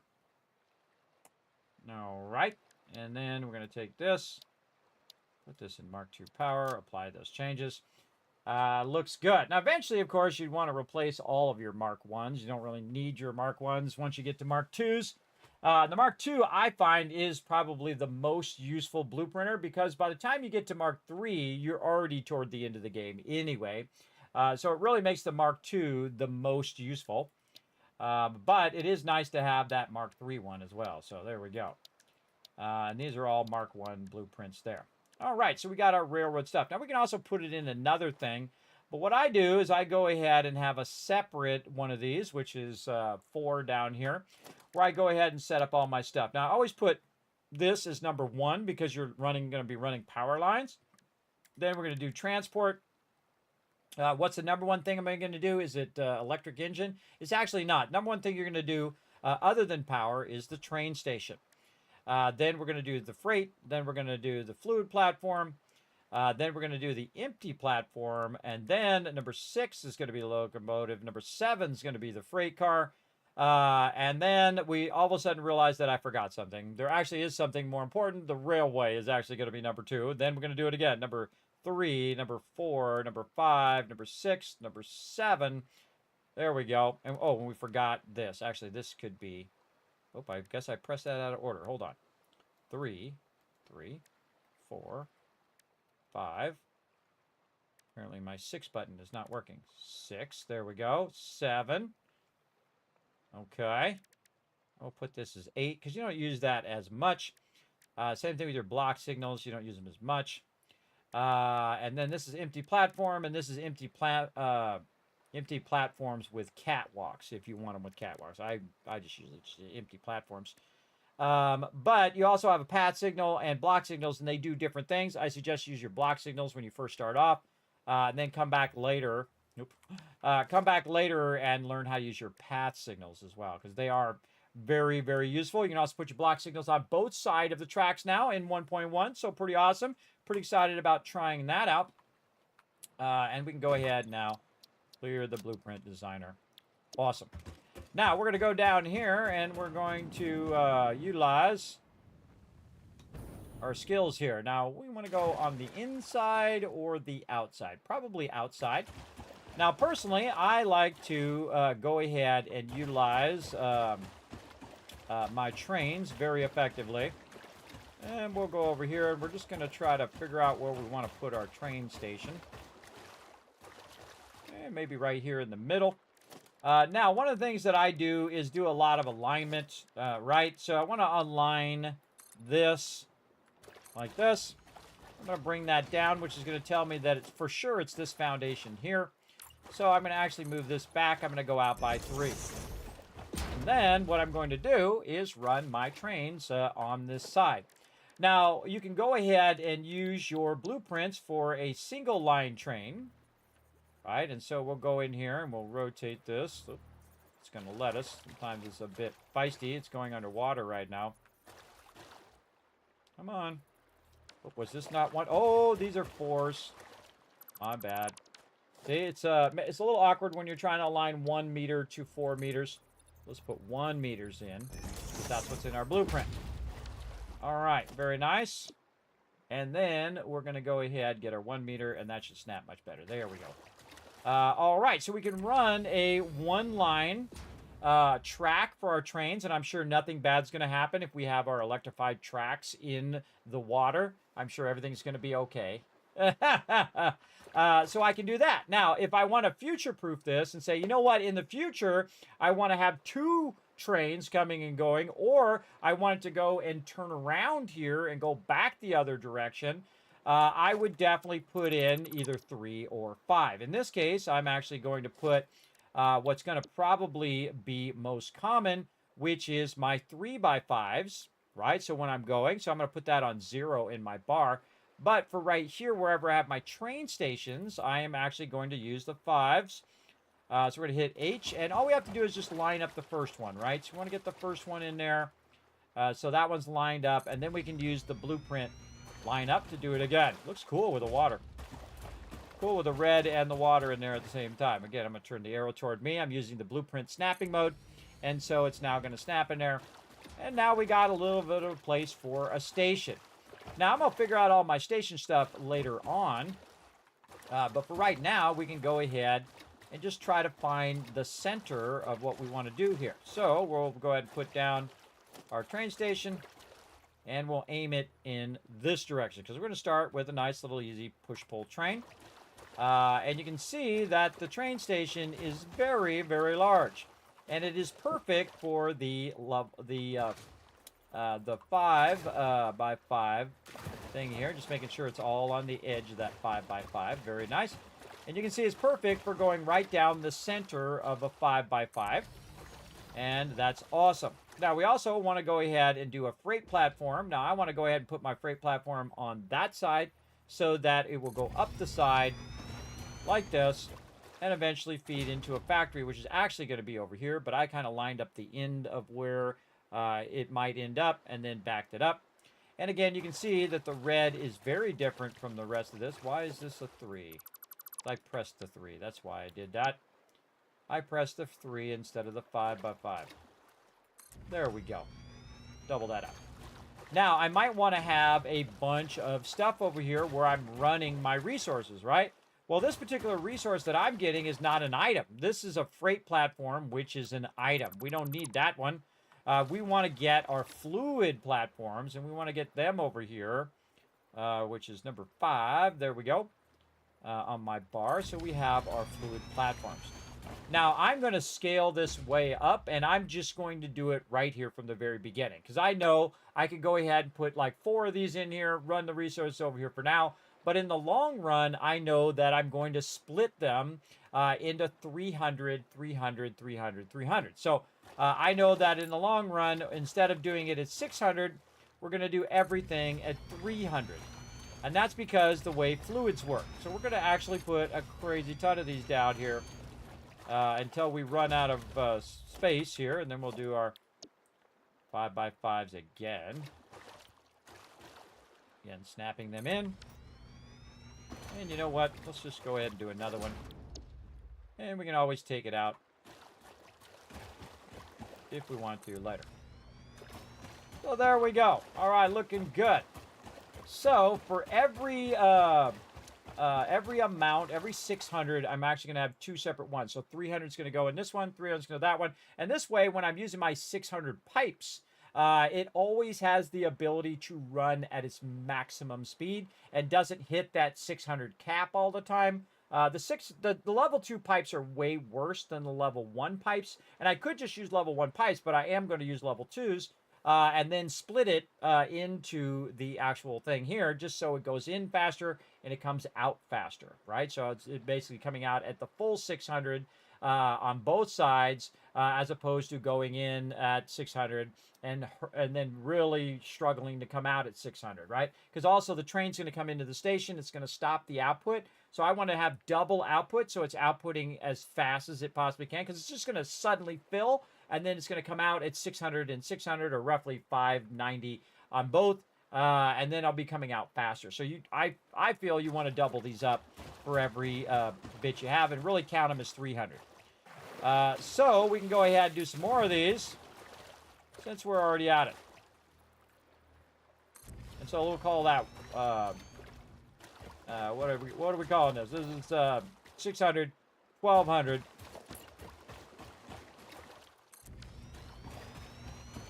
Now, you can notice that we have our hypertube here, so that's going to be in the way of what we're doing. Eventually, I will take that hypertube and actually move it way up, so it's up out of the way of this. But most of this is actually going to feed across the area and end up over here, and then end up going straight up into the top part, which will actually go up, come up higher, and then come back down again. Right, so it's kind of like a water tower, in this case, oil tower, where it's going to be up higher than the actual machinery here, and then come back down. So the pumps will pump it up to the top part, and then the natural gravity will bring it down from there. It's a great way to keep your fluids very, very consistent. So this is 1, 2, 3, 4. We'll say 400 there. I can't remember how much we did last time.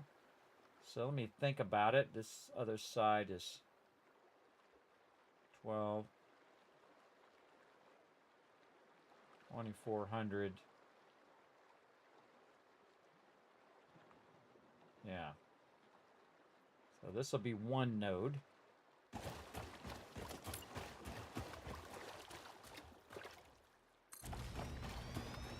That'll be another node. And our little power thing is in the way.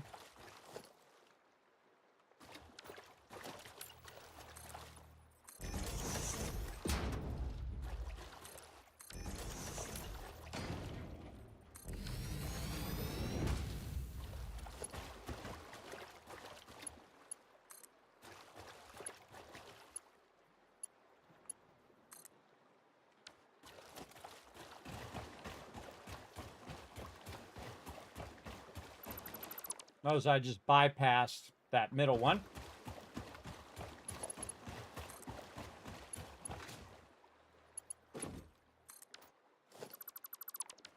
There we go. Moved it back out of the way. Very nice. Okay, let's count these. This should be 8 of these. 1, 2, 3, 4, 5. 1, 2, 3, 4. 1, 2, 3, 4. All right, that should be 8, and then plus 2. Not enough foundations. Let's go. And again, might as well just build it now. Oh, we need some resources too. Can't slide in the water. Everybody get up on your hypertube. You can slide jump, like me. Go fast, fast. Oh, wait. Hold on. That's right. We can do something. We can do some something over here. Hold on. Let's go ahead and take this out over here. And we're going to go ahead and use our 3-1 here. And we're going to snap it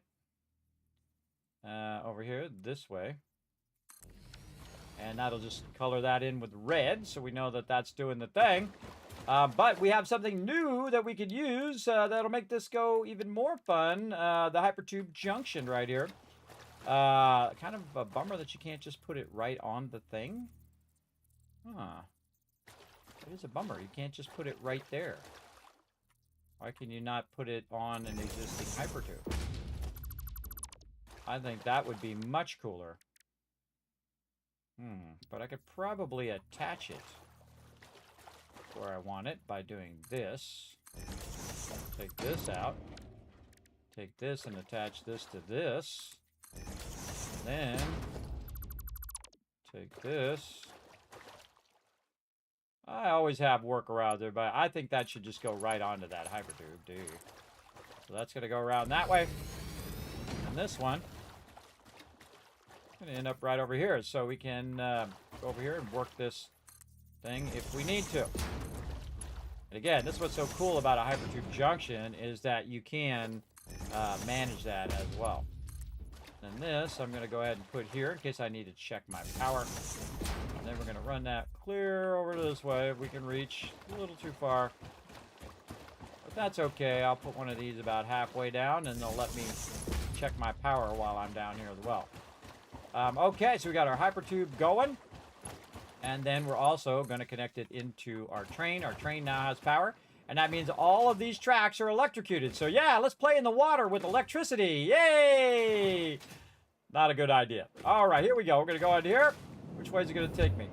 Oh, I changed it fast enough where I didn't have to worry about it. All right, it does give me enough time to change it. Okay, now we're up here doing our thing. Okay, so we got all that done. We got our trains done. We had to come back to get some more of our fluid flake platform stuff. We need more wire. Let's go over here in our nicely organized resources. Any more wire there? Nope. We're definitely going to need more plastic. I know how to get it right here. Plastic. Get that out of there. Put that in my inventory. Where we put all that other plastic, I think we put it in here to be processed. we went back to organize this again. All right, how are we doing?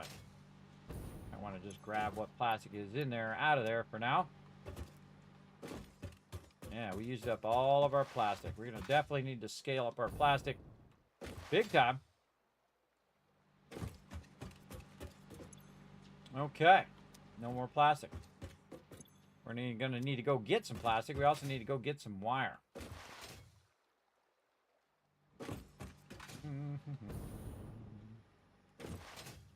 Let's go. And again, our spaghetti's still going, but you can see we're starting to clean it up now. Starting to clear it out. I'm just going to take all of it out of there. Just to save me some time from running back and forth in the future. Doing my slide jump. Ooh, look at that. That was a good one. Time that just right. If you time it just right, you get cooking. Big time. I'm going to go ahead and take one of these out of here. Because I am out. Because I could see that the line over there on the side was all purple. And that means you don't have any of that thing on you that is in the dimensional depot. The purple line is dimensional depot. The orange part of that line over there is in your inventory. Okay, so we got all that done, and we're going to put some of this wire away over here. I don't need that much wire on me. But this way I don't have to keep tracking that down. Alright, now we're going to go have some fun over here. Go get some more plastic. How are we doing inventory-wise? Plenty of room.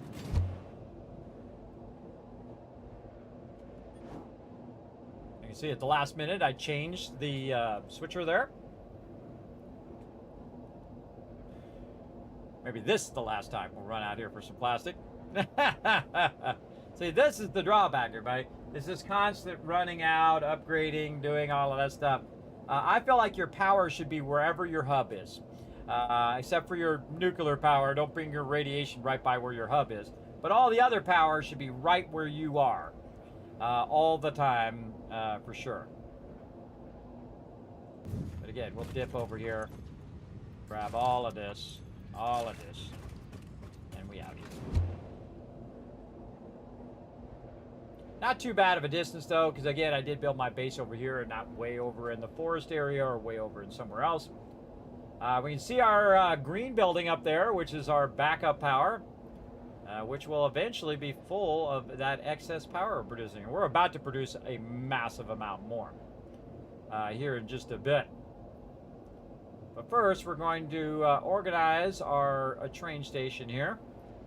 And I'm going to call it something that you would never guess. Okay, we're coming up to the junction. Which way is it going to go? This way.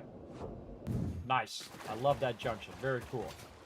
Very cool. Oh, and there's something new that we have to add. The buffer stop. Oh, I forgot about it. I totally forgot about the buffer stop. Yes, we're going to need to go ahead and put the buffer stop in right here. First time I'm using the buffer stop. Now, the buffer stop is for you, you crazy driver. Because it'll actually, you can run the trains off the tracks when you're driving it. So you want to put the buffer stop in. So when you are driving that train like a maniac, and of course you're like me where you just ghost ride it. Like this. It'll stop at the bumper stop. Otherwise, if you don't have it, because you know we're going to have to test it. You know we're going to have to try it. Let's try it from way back here.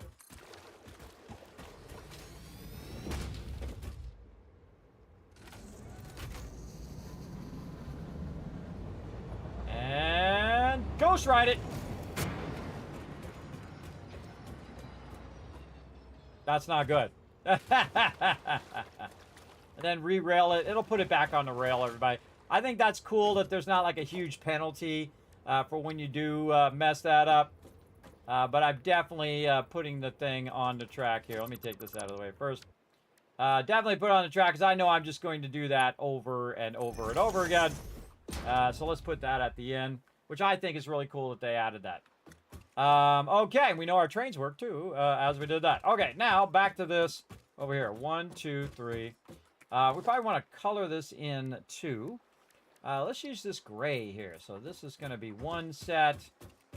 And then we'll say color this yellow as set number 2. Just so I can tell which set is what. 1, 2, 3. Oh, actually, I wanted to do this one. This is 4.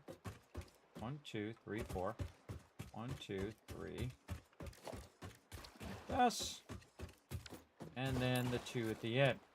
That just helps me not have to go through and figure out which ones are which every single time I come over here. I'm just using color to illustrate that for me.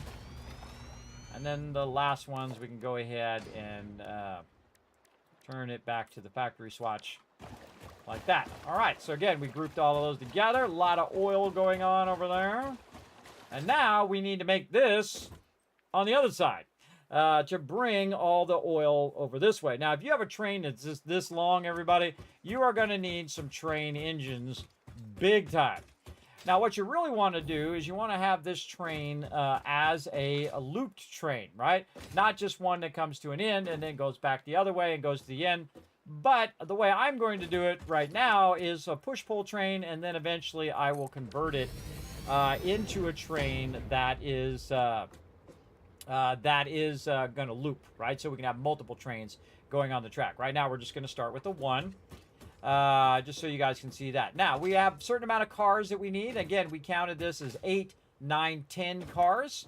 It doesn't matter where you put the engines, whether you put them on the back or the front. I always like to have one in the front, though, because there's always the train station. So you want it to line up, so you want one in the front for sure.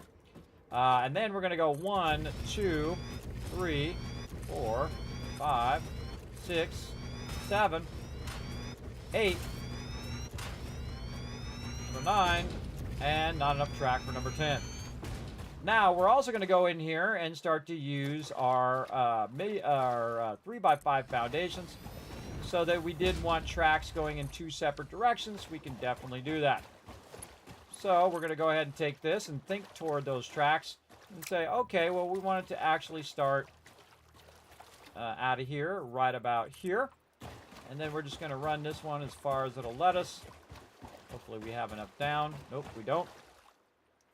Again, using that blueprinting, snapping is awesome. And usually you need about a 2 gap. And I like to run it down the center of these foundations on both sides so you have enough room for your block signals and things like that. You might want to go all the way on one side, all the way on the other side if you're going to run stuff down the center, like power and stuff like that. All right, turned red. Okay, so we're going to go and back it up right there. And again, thinking toward the future, I'm going to offset it so that I can also send my other one back the other way. And then we can try to do this. Now, it says it's too sharp, as it often does, right over there. So we need to kind of back this up by another one. But since it's all one piece, it was easy to remove the whole thing. And if you notice, I'm putting the straight piece in first. I always believe in doing the straight piece first because it has a tendency to build a better track if you put the straight piece in. This way, when it does the curve is not going to be so harsh. And we're going to go ahead and do this. So it's going to be a nice, smooth, one-piece curve right in there. Now, to go this way, we need to have a bunch of trains in the back here because for every 4, you need an extra one. Now, I think you should add an extra one. So you count out the main train, and then you say, okay, I have, I have 8 of these, so I'm going to do 2 more. But I actually have 10 in there, so it's actually 3 as well. So definitely want to up those as well. Now, this is going to be my train here that I'm going to color all in for my oil. There we go. So we've colored the actual train itself. So whenever we see the gray train here, we know that's oil production. Now, say I wanted this to go the other way, right? So it comes in here, it drops it off, but now it needs to go back that way. So what you would do is you take this and you would build 3 of these going in the opposite direction. This way, it could use the 3 locomotives that are facing that way to get into the station, and then turn around and then go back the other way, and then drop it off. And again, this is called a push-pull train. So it's pushing it that way, and it's pulling it this way. So there we go. Now we're going to go ahead and fill this in and get this going on. We're going to go a lot faster now. Let's go. And we definitely want to take a break here at some point. But we're in the roll right now. We'll go a little bit longer. And then we'll get that going on. Take all these extra things out here. Anything else out there? No. We'll take this one out as well. Okay, so we're going to have this come down, and we're going to have it turn around the corner here. And I like to leave an extra space here in case I want to move this or do something with this. So I'm going to go ahead and center it out over here. Turn it this way toward me. Center it out like that. So it's kind of going along that edge. But you can see here I have a 1 gap, and here I have it right in the thing. So we definitely want to move this over by 1 over here. So I'm going to hit H, and then I'm going to nudge it over so that I leave that gap for stuff that we might do later. Or we might take that whole entire thing out, because what we're also doing in this moment is that we're obsoleting the need for that power. I was just using it so I could slide along it, and then also so I could run the power much easier to get this started, so I can get to the point where I can run my trains. Because the trains are running the power down the track. So you don't really need to run any power out here, which is why I'm not spending a lot of time running my power. Because that's a huge waste of your sweet, sweet time. Now, we want to go ahead and get over here, and we want this to line up over on this side over here. So we're going to look at the corner here, and we're going to say, okay, these two, I'm going to go ahead and back up to right here. All right, so we'll count 2 into the corner, and then you don't count this part. So 2 back, and then on this side, you'd want to go 2 back as well. But let's go ahead and put some more foundations down. And this is where you could go in and just put a whole bunch of foundations down. If I had more plates. I got to get my plates to run in. Did I run out of plates? I think I did. Are they running in? Yeah, they're running in right now, though. I saw it go to 26. Okay. Well, let's get this curve in. So again, we're 2 back from the corner, and then we're going to go 2 back this way. We're going to start it right here. Oh, we don't have enough. We don't have enough. Okay, now we need to get back. We can go ahead and just put a thing on the track and run back. But I actually find that most of the time it's easier for me just to slide jump, or get up here. Or I could create another junction where I can get in the hypertube. I think you should be able to put the junction on the hypertube thing and it automatically snaps to it. But what do I know? I've only been gaming for 50 years. All right, we need some motors as well. And we need a bunch of plates for our foundations. Let's just go back here. And totally miss it, apparently. There we go. Oh, wrong way. Just hold down W to change direction, because I'm looking this way. And it will get you going the other way. Nice. Man, we are crushing it big time today, everybody. Man, having some fun. Now, we're going to be playing some Fallout 4 tomorrow and the next day in our ultimate modded playthrough, The Rise of the Tycoon Empire. Then, of course, this weekend, Saturday, Sunday, some more 7 Days to Die. I will be out on Friday. We'll be working on Mondays and Fridays on a whole bunch of other projects, like trying to get my darn timer to work. We'll try to get that to work so that when you guys do donate toward the Vault Van Life project, it'll automatically add that time. Okay, so we got that. We were coming back for some motors. We're going to need to do a lot of freight platforms. Actually, we'll clear this. While we're here, we'll think really smart. We'll hit this. We'll hit this. We need a train station. We need 1, 2, 3, 4, 5, 6, 7, 8, 9, 10 of those. We'll need a lot of railway, so we want to get a bunch of that. And then we're going to need some foundations. So let's throw a few of that down.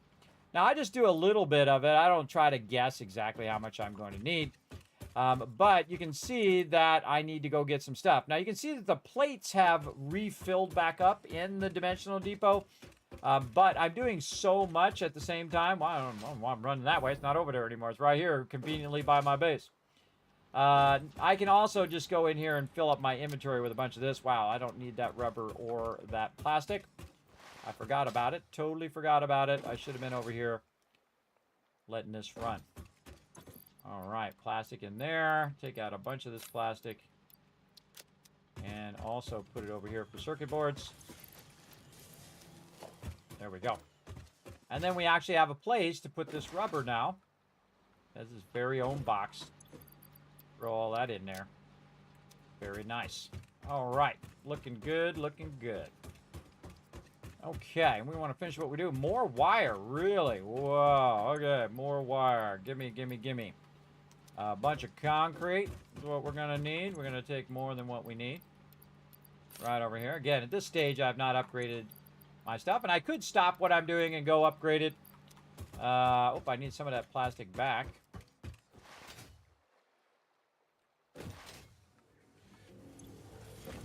Couple stacks. And then these motors. Really nice when you have it organized, everybody. When you organize all your stuff, you're like, okay, like kid in a candy store, everybody. You're in there just taking out the candy that you need for whatever you're doing.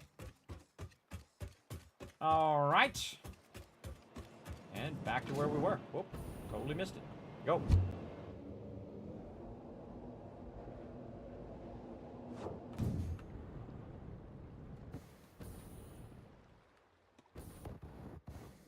So I use my jetpack to keep me going down there because you have all that momentum that you can use.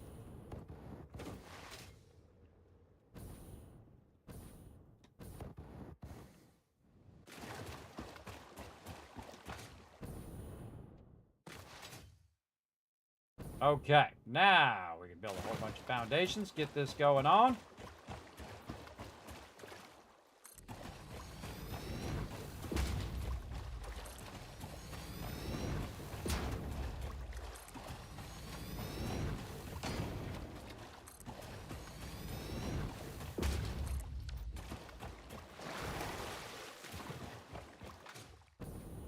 Slide up here on the top. If that's in the water's going to slow you down when you're sliding. So use the top of the thing there. Top of the hyper tube. All right, let's go and put this in. I always go maximum distance. This way, if I have to come back and modify part of it, it's just one long piece as opposed to having a bunch of small pieces and you have to troubleshoot those small pieces. So now that I have this kind of two away from the edge, it'll automatically do a nice, beautiful curve for me here. Just like that. Very nice. All right, I like it. Let's keep going.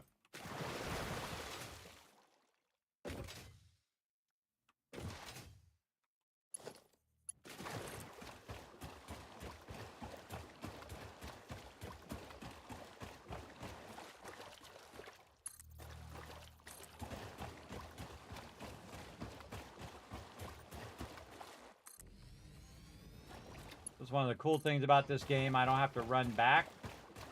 It will let me click on it from way over here. Again, this looks like it's about 2 foundations long, and then again, way over there. You can pick it up. While you're putting your foundations down, you can keep this going. Blueprinting is awesome, everybody. It really helps a lot. And I used to do this every piece, one at a time, back in the day. Thousands and thousands and thousands more foundations. Probably tens of thousands of foundations, as a matter of fact. It's a lot.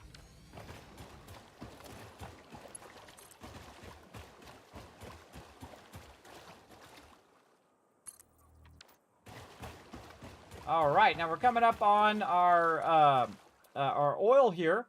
Now would be a good time to go ahead and widen this out. We're going to hit H, or blueprints first. Then we're going to go here. And we're going to go ahead and align this 5 wide.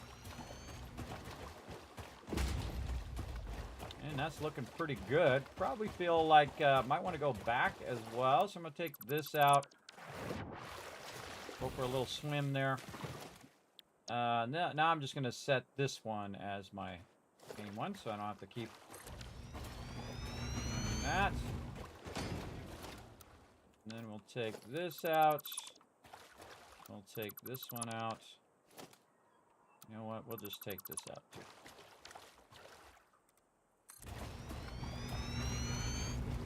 Really give ourselves some room there.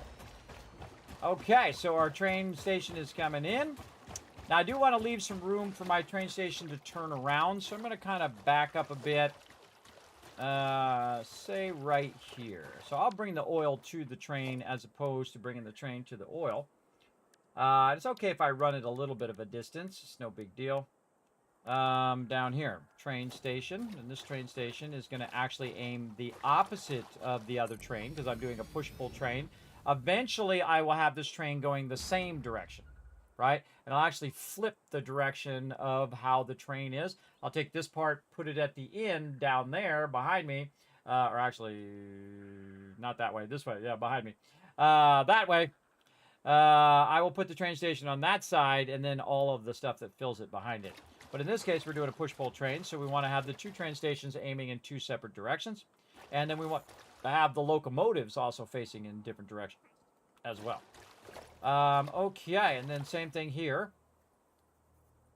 We will go ahead. Actually, we're going to feed this from the left. So let's go in here and get our fluid platform. There we go. That's number 2, 3, 4, 5.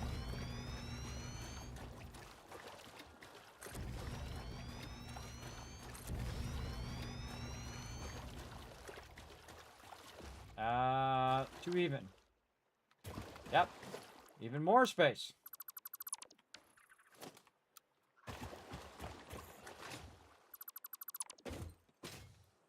And let's take even more of this out here. Get over here on the side, a little easier to snap it. Which way is the arrow going? I like to aim the arrow in the same direction. It doesn't really matter on foundations, but it matters to me. Okay. At least these foundations. Okay, so we have this coming in from this side, like that. Okay, we're going to go do the same thing that we did on that side, but over here. Now, what's going to happen is the oil is actually going to be flipped, right? Because you're doing a push-pull train. So the first one on that side is the last one on this side, right? So we're going to flip the coloring just to show you what that means. So 1, 2, 3, 4. 1, 2, 3. And this is going to go the other way. And then we need 2 more. Now, the reason why I'm counting it like that is because that's the way that I'm going to run it in there from the oil itself. Now, again, this is for the long term of my oil, not necessarily right now, because you'll see why here in a minute. And then what do we set this to? Can't remember what we did on the other side. I think it was yellow. 3, 4, 1, 2, 3, 4. So these 4 and those gray ones and these ones are going to be the opposite on the other side, right? So they're going to end up on the other side as well. Now, there's a bit of a problem when it comes to this side. You can see that these are going to be the last 2 that are going to end up on the other side. But we have a very long train. And we're going to call this oil pickup. By the way, I could also take this and run this right up next to it, but I'm just going to run the pipes there. It gives me lots of room. So what I can do is say, hey, Mr. Train, over here, which is not... Oh, I have to connect the thing over here. Got to connect the track. That's going to be super useful. Like this. That's going to bring the power down here, too.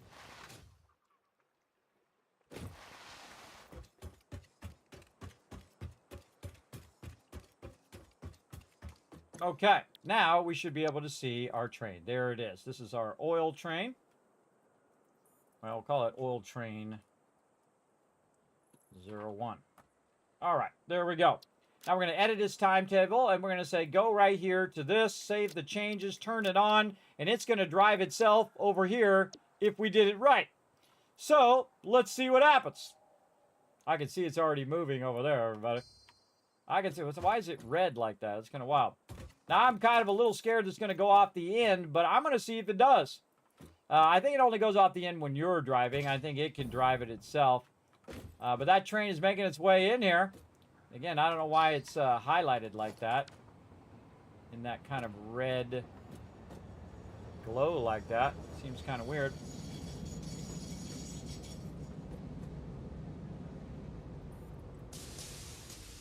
Very nice. Now, what is our problem? Well, our problem is the fact that our engines, we have a bunch of engines on this side, right? We have like 5 engines on this side. 1, 2, 3, 4, 5. That are going to mess up our pickup of all of our stuff, right?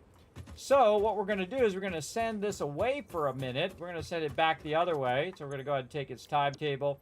We're going to remove the this train here. We're going to go edit timetable. We're going to remove oil pickup.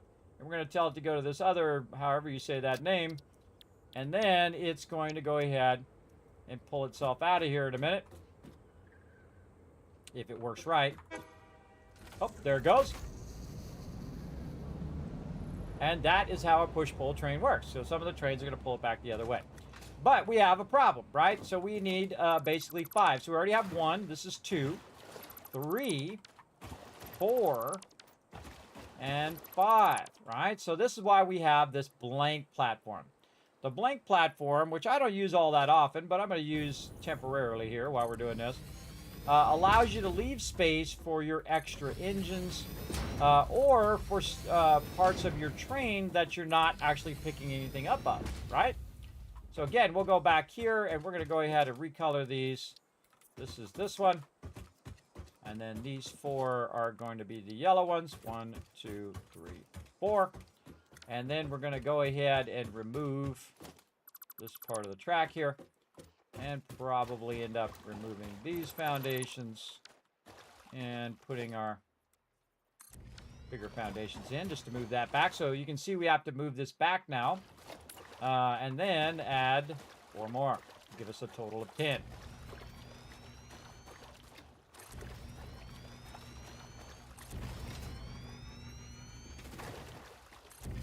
Perfecto. All right. And that's kind of a little awkwardly close there. So I'm going to move this back. Again, usually about 2 distance. I'd say go 3 just to be safe. And you can go ahead and then snap that in there. And now it has access to the station again. So this should be 4, and then we should have 4 of the other. 1, 2, 3, 4.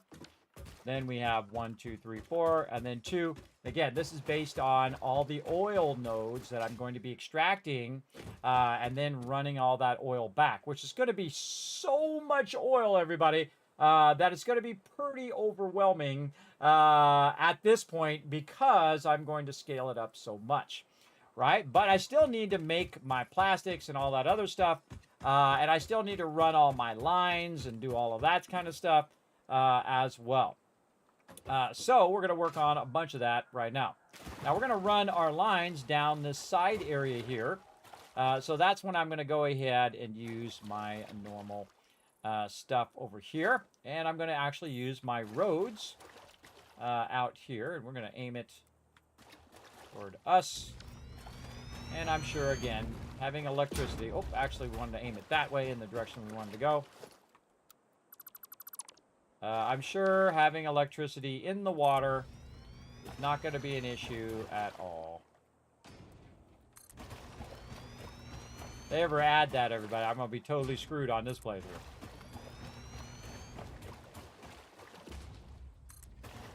Now, I could make this a lot smaller if I wanted to, but I kind of feel like we'll just go all in at this point. Because we're going to have a lot of pipe runs. Right over here. Oh, and out of concrete again. Look how quick that sucker goes out. But you can see that it's filling it up, and it's actually going into 5 of them right now. So just in a few moments, I'll have that ready to go. Now, we have to think about the pipe logistics of what we're going to be running in here. Now, we're going to be using our 600 pipes, and what we're trying to do is run it into the location. Now, what I like to do is I like to have my stuff up nice and high. So we're going to go ahead and actually leave a bunch of room this time, and actually kind of put this out on the road. We'll probably turn this into a one-lane road eventually. So we're going to put this right up here. We're going to line that up somewhat to the center. And yeah, it would have been nice to move that over just a little bit. A little bit forward, but that's okay. Give us a little extra room to work with as well. So now we're also going to use our big boy fluid buffer. We're going to hit H. It's not H. H. There we go. And put our big boy buffer up there. And probably should have rotated it. Would have been good. Let's go ahead and put this as soup.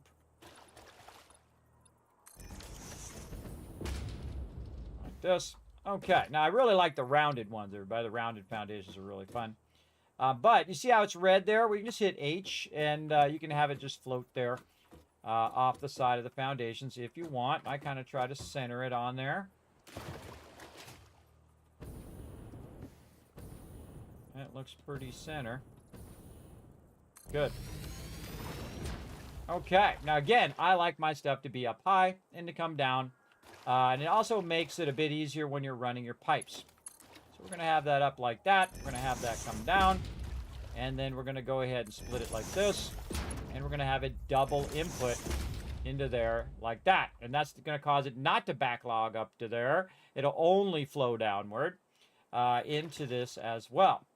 So that's going to be pretty awesome. Now, I don't need all my pipes way up there, by the way. I can get all my pipes on the ground level, because how much of this am I really going to be doing, right? Not that much. Uh-oh.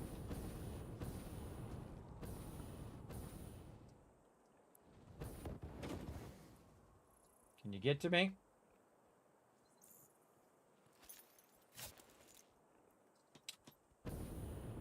They could get to me.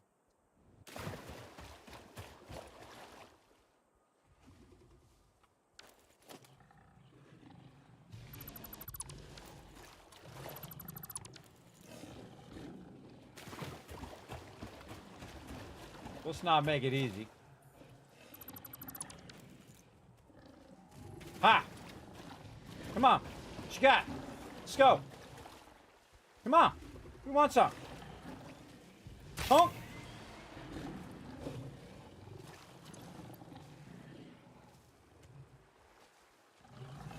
Nail. What is it, Pat? I forget what the thing is. I think it's ammo. What do I do with that ammo? Oh, this is called rebar. I always forget. Yeah, iron rebar. There it is. All right. Since I'm across in the water, they're not smart enough to jump over here. I can just sit here, take some pot shots at them.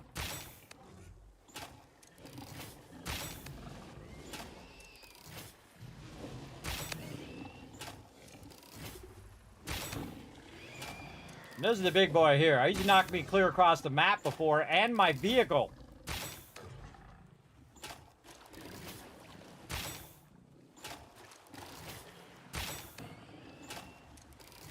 Now, sometimes they might surprise you, so keep that in mind.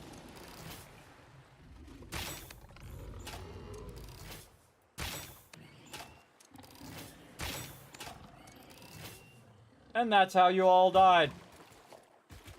I was going to let you live, but then you start getting rowdy. And when you get rowdy, you got to be eliminated. Ooh, some quartz up there.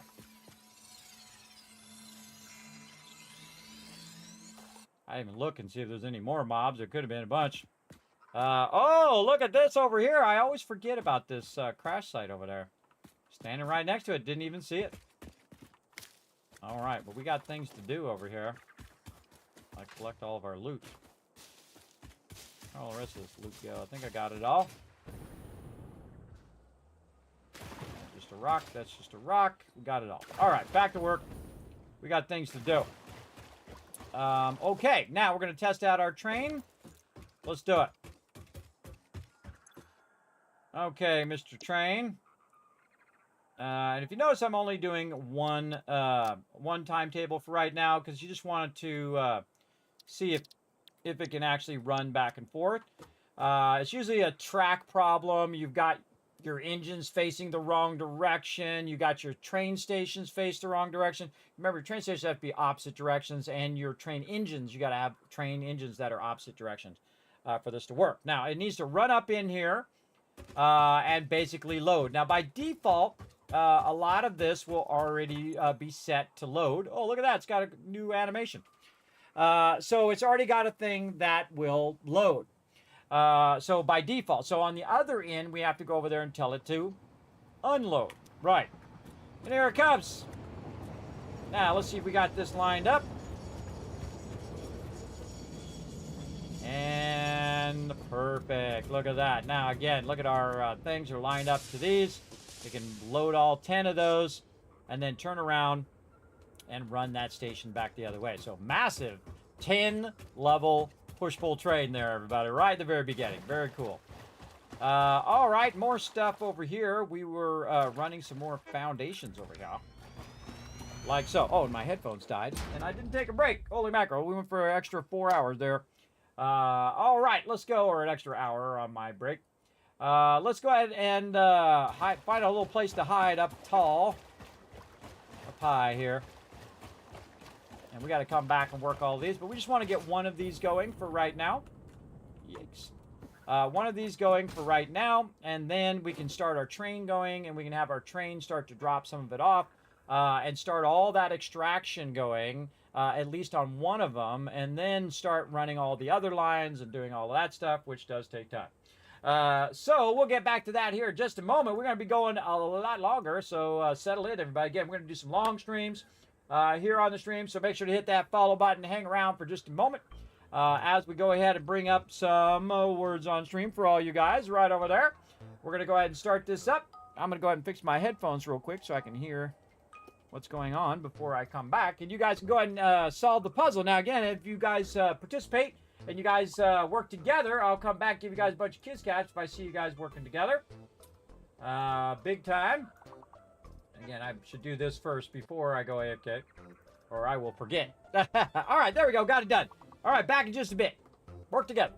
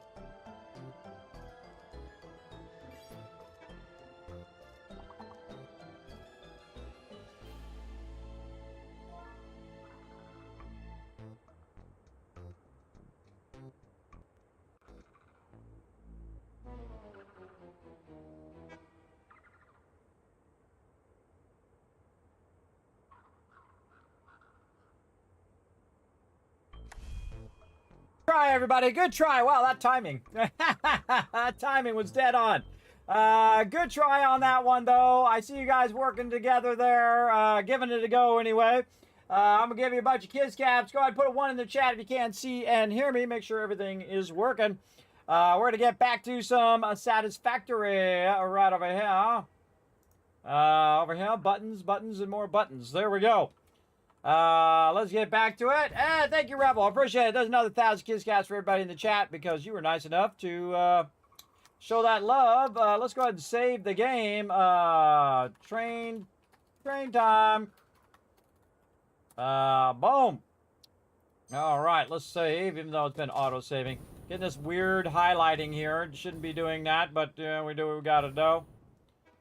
This looking good. Now, again, we got to get this loaded up with some serious amount of oil over here. And so we want to get this to end up over here. And we've got some electricity right here. Did we already connect this? We should connect these to each other. Right there.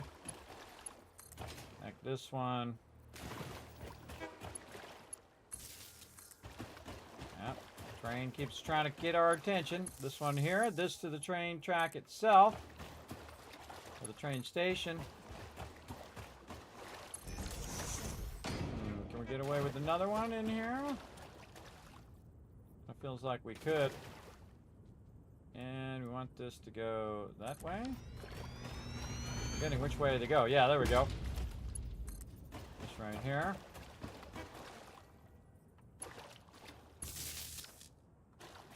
Wait a minute.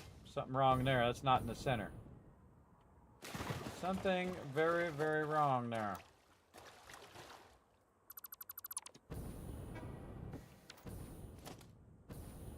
That is not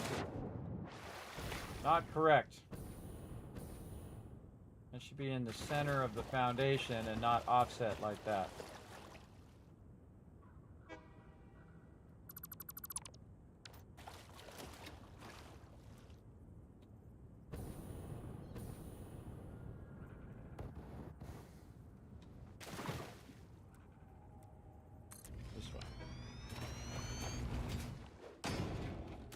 Something was definitely funky chicken about that, and we are going to fix it.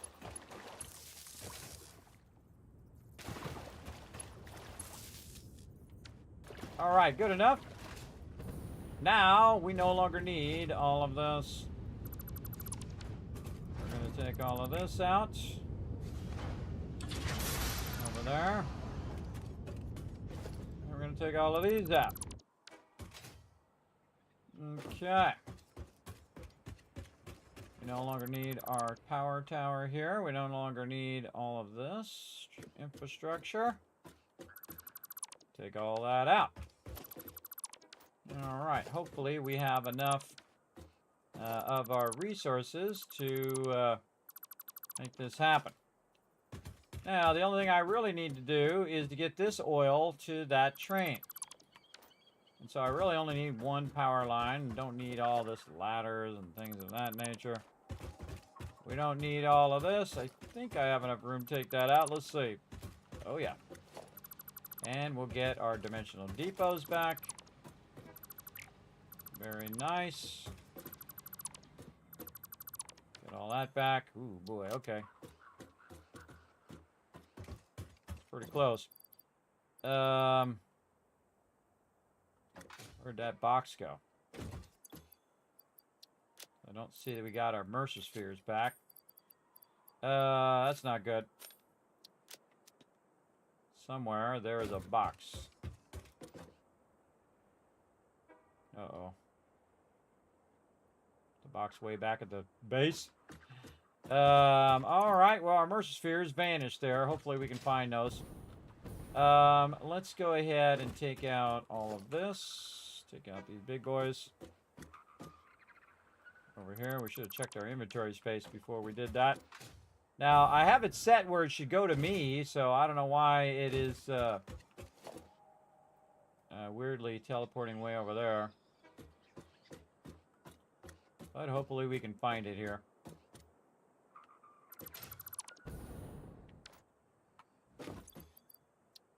Yeah, that's pretty weird. Oh, that's already full.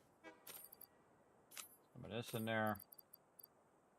What else? Yeah, good enough.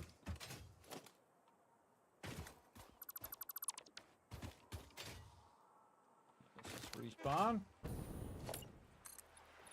It's all the way out. Get that out. Okay. Yeah, this hypertube we could go ahead and move back.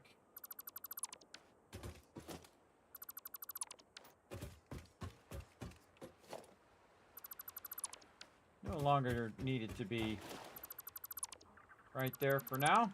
Take all that out. And we're going to go ahead, take all these out. And we just take this out too while we're at it. All this out. All right, start again from scratch here. Very nice.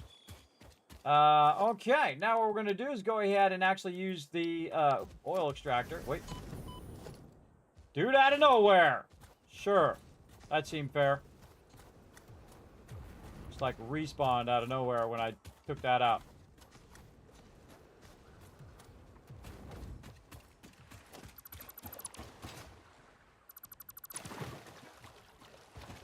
Oh, there we go. Now I dropped the box over there.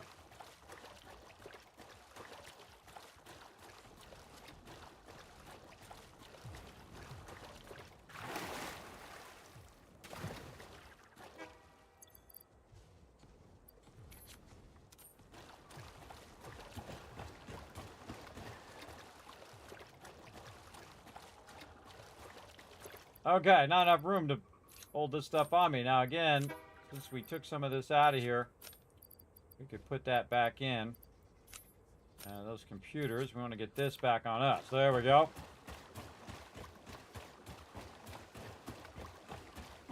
Oh, and that other guy respawned too.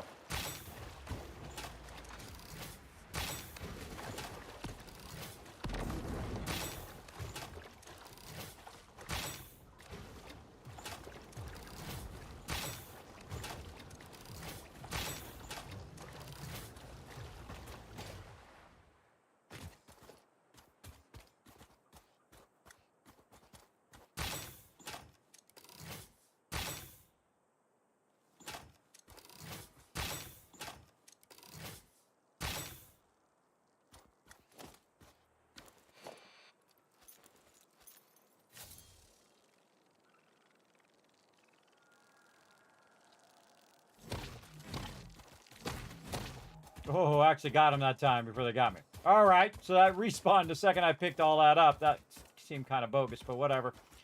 All right, and then we want to go ahead and get with our blocks. Hold down control. Just to give us an angle there. Oh, we forgot to get our stuff over here. Hopefully this has my... Nope, it does not have my stuff in there. We're going to have some problems here because we lost our Mercer spheres. That is a tragedy. Also can just put some stuff in here. Just get out of my inventory. I'm going to put that coal in there. Those in there.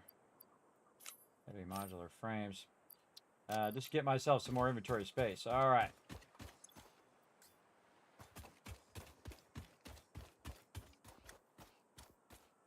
Yeah, we'll have to go back and check.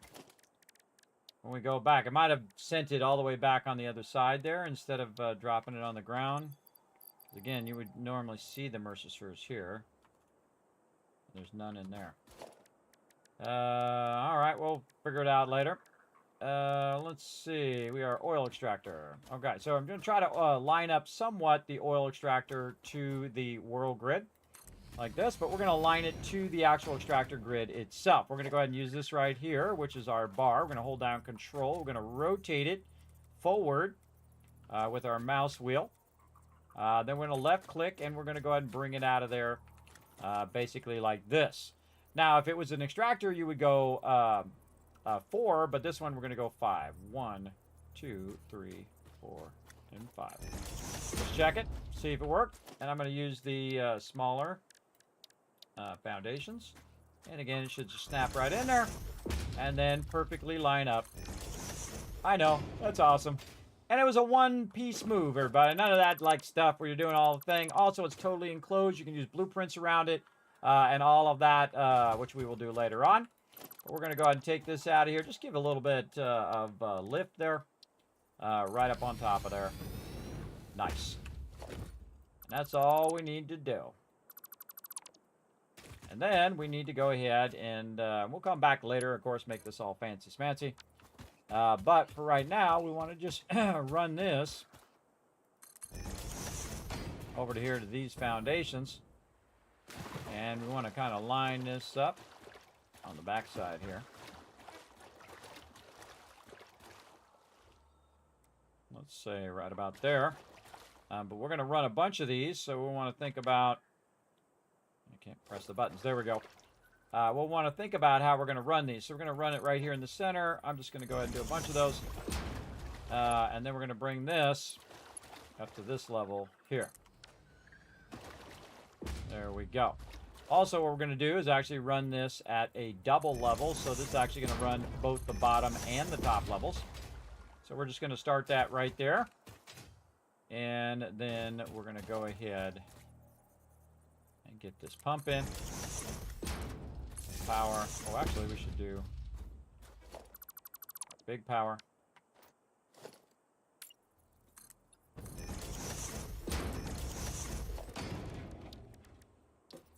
Again, it's on its own extraction grid. Again, I can make it all line up to the other grid if I want, but really unnecessary. So this is going to snap into there. This is going to snap into here. And then this is going to run way over here for us to connect into the rest of the power grid. And I kind of feel like we'll just make its own little spot over here. Go that way.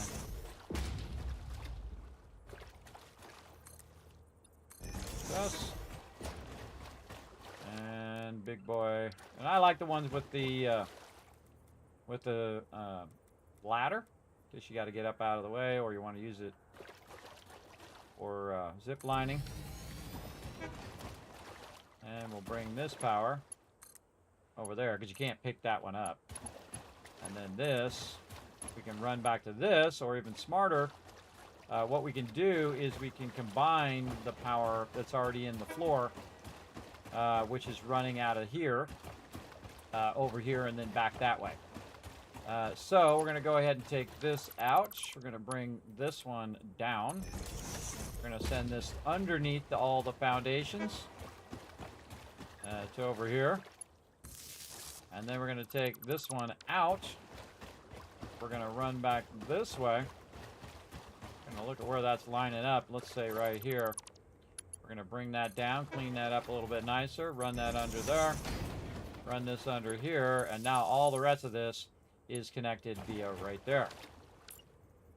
Very nice. Now all of those big things I'm going to take out because those are unnecessary now. All I got to do is actually use the train to transport that power, and the less things I can create, the less frames it's going to take up, the less it has to calculate in the long run. Okay, so there we go. We got this going. Now again, this is going to be pumping out of here at whatever amount that I want it to. Right now it's 240, but we're going to go ahead and go power shards here and pull these out of here, and I'm going to overclock the heck out of this. Always worth overclocking this because remember, this is going to produce our power. So this is going at 600, which is the maximum speed of our pipes. So that's why down here you're going to see me start to split it, which is going to make it a bit easier for us to manage this later. And so I could just run it split all the way down, but in this case, since it's going to go maximum 600, I can go ahead and just leave it as 1 and then split it when it gets into the tanks down here, which is what I'm going to do. And again, we're just going to try to figure out the distances of all of this stuff first, and then go from there. And again, I could count it, but I find it's just easier to... This guy's back again.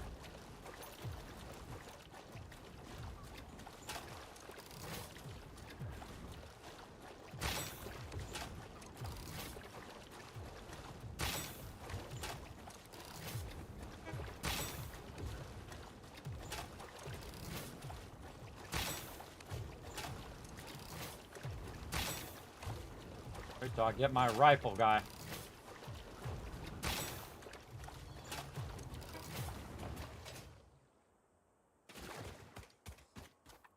All right, now you tempt me to come over here and do this. I'll do that here in a minute.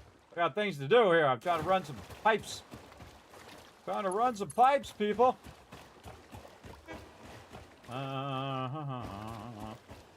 Again, checking those max distances. Now I can create a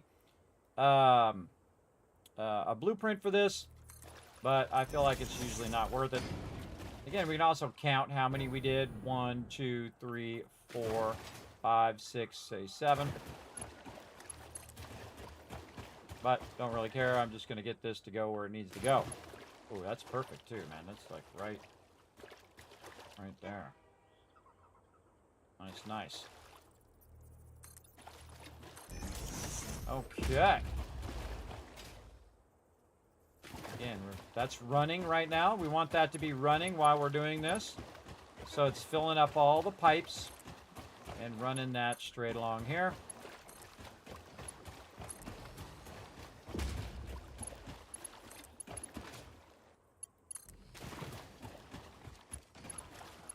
And that's rock solid right up into there.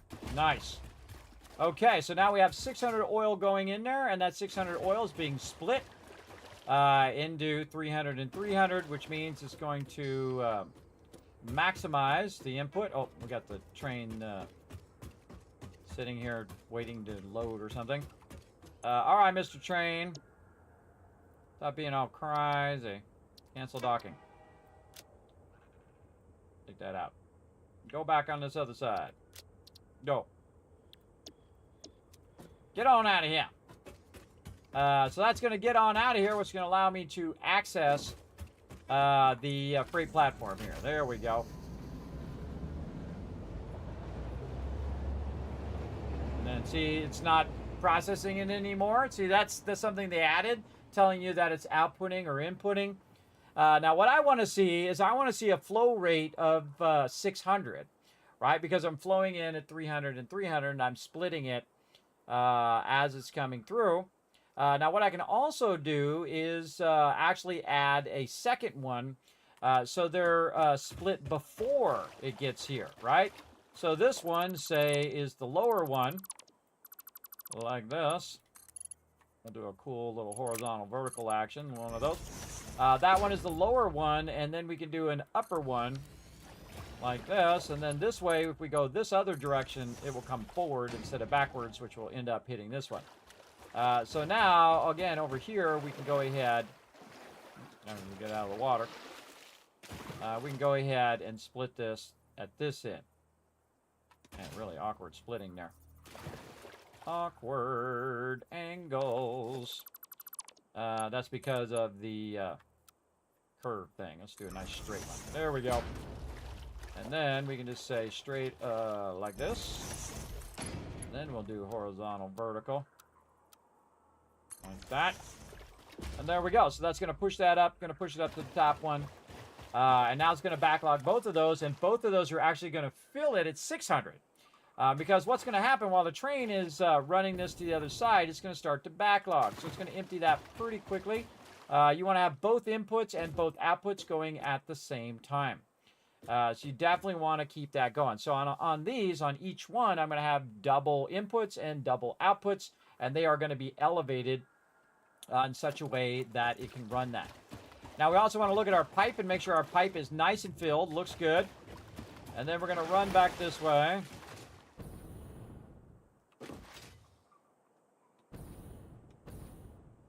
Weapon away. And we're going to go ahead and check our head lift. Right now our head lift is about 10, so not bad, because remember you got 10 coming out of here too, out of this as well.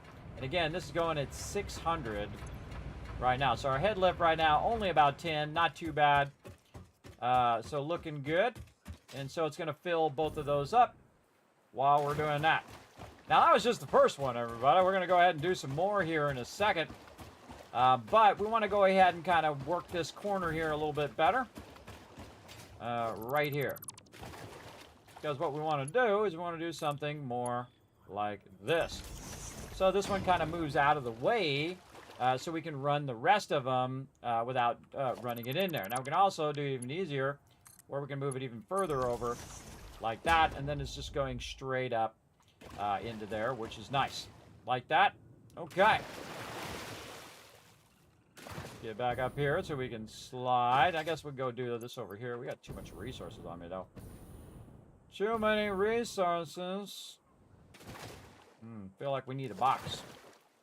We need a box for our stuff. God, I hope I find those Mercer spheres, because that's going to make a grown man cry. I can't find my Mercer spheres. All right. Oh, there's another one over here. All right, that's not good. I'll put my ammo down. Get that ammo. 18. Feel like we should make some more.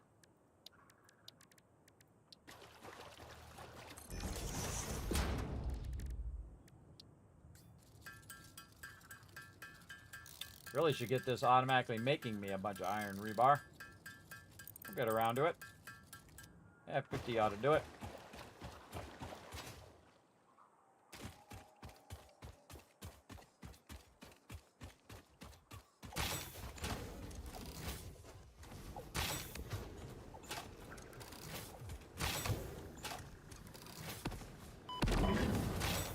Dang, that was a fast one.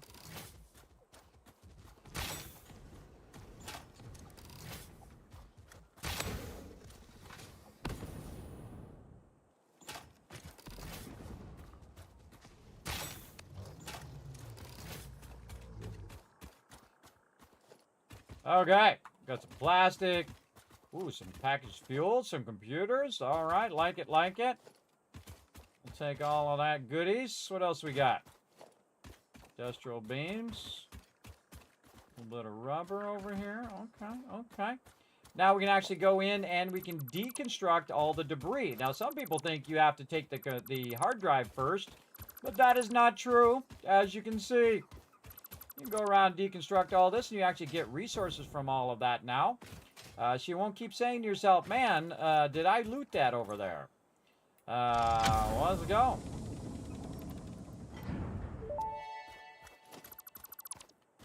Fixit employee contract reminder. No pioneer should speculate regarding why there are crashed freighters on this planet. Well, now you make me think of why there are crashed freighters on this planet. Why you make me think of that, Ada? It's all your fault. Okie dokie. We got some more oil to go get. What's up, Fred? Let's go get it.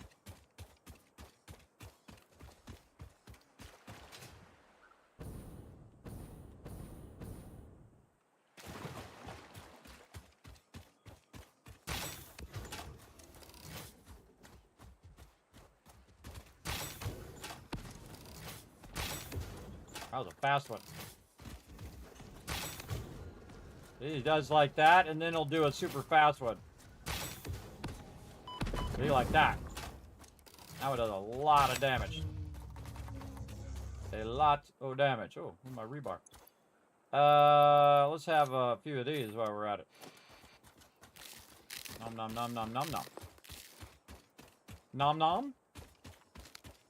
Nom nom. Or nom nom. Or nom nom over here.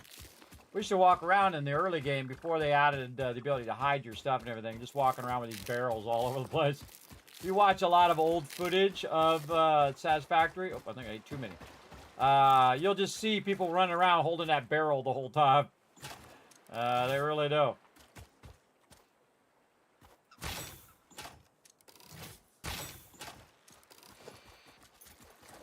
Suckers.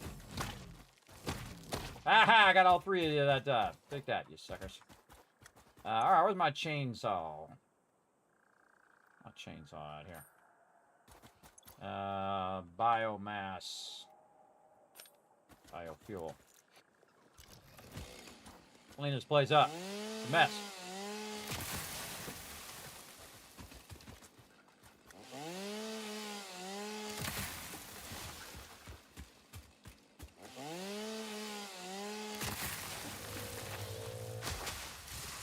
So they added new tree animations. Pretty cool. All right, where are we going? We're going over that way. So we're going to go ahead and, again, this node here, by the way, is a normal node. Keep that in mind. That one over there is a pure node. So we're going to need to do some work over here, get this going on. Let's first start with our oil extractor. And we don't have enough of our stuff. Motors. We pull them out. Do we have enough? Let's clear the list here.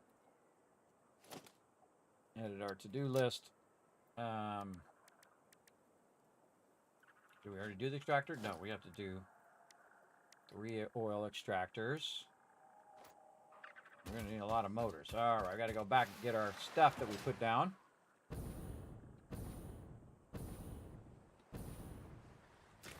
Again, this is starting to backlog all of that too, which is great.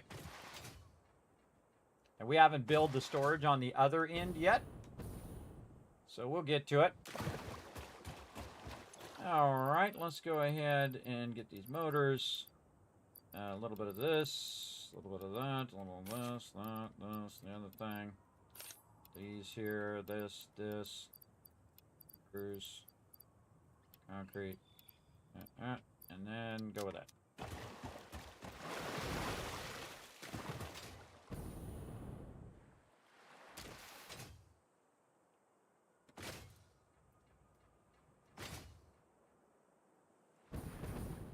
Get it down, everybody. It really works well. That slide jump.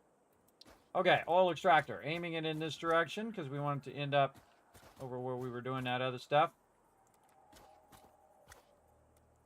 Kind of feeling this. Oh, yeah. Okay. Then, again, we're going to go ahead and use my alignment trick, which is the best of all the alignment tricks. All those other tricks suck. They take forever. They don't align as good, and you can't just do it in one simple motion. Here we go. 1, 2, 3, 4. Normally you do that many for extractors, but we're going to do 5 because we're doing our oil extractor. And then we just take our foundation. We can just click on it, link it into there. GG's. It's all good. Back that up. Take this out. Align that. Hope you don't mind. I'm going to go a lot faster because you've seen me do this already. You get the general idea. Okay, and then we're going to get our stuff going here. And we're going to run that out. Maybe just a little bit up as well. Kind of feel like we should run it flat first and then run it up.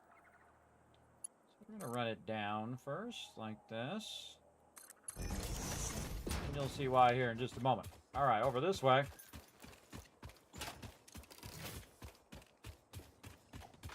Hello. Oh!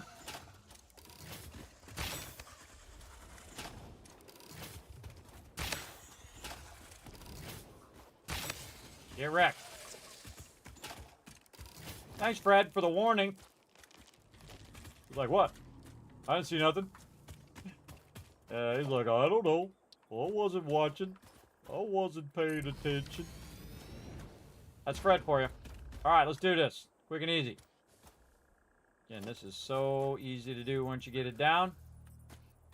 Make sure it's nice and lined up, straight in the front. Left click, drag it out till it's right at that point right there. 1, 2, 3, 4, 5. I'm the only one I've ever seen figure that out, everybody. To do it that way with the beam, because the beam lines up perfectly. Where the other way takes longer. You have to do multiple foundations and backtrack it and track it forward and do all of that. That's just one move, man. That's just easy mode. That's what you want. You want the one easy move. Because that is awesome. All right, gonna run this out. I'm gonna dip this over this way.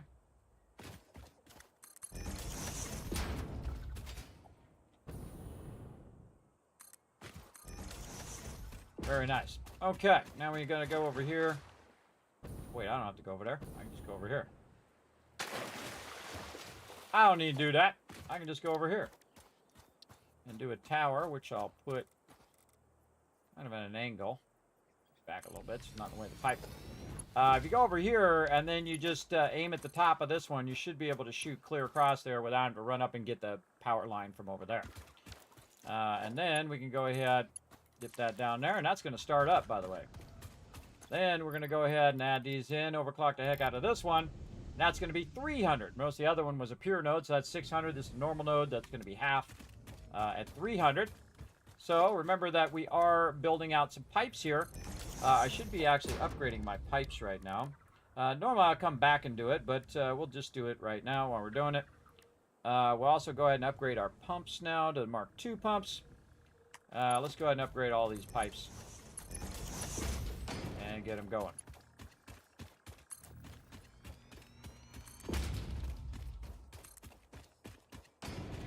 I don't really need the 600s on this, but we're going to do it anyway. Hopefully they work better. Okay, we'll go ahead and pull some power over here. You don't need to run the small ones anymore. You can run the real big ones. Like that. And do that. Now that one's going to start up. I'm going to overclock the heck out of that one too. Now it'll never produce more than this. It'll never produce more than 300. Ever. So, max it out, never have to think about it again, right? So it's just over here extracting all the resources, running those resources over to our train. Now this is 300 and that's 300. So to make our line runs a little easier, we're going to just go ahead and run these right into there. We need to upgrade all that over there too, totally forgot. Now what we want to do is put the pump on the back of wherever we're pushing all the stuff. So in this case, we want to put this pump over here. Now, this is a Mark II pump. So this baby is cooking with gas. Now, this is already going to do plus 10 anyway of your head lift. It's already got 10 head lift coming out, so you don't really need to put it there. But it's worth it, so you don't have to think about it again. Just set it up and forget it. Set it, forget it. That's what I like to do. Then we're going to go ahead and grab this, and we're going to run it clear across as far as we can into here. And we're just going to put this as auto, and we're going to go up just a little bit. Because this is going to go up a bit here.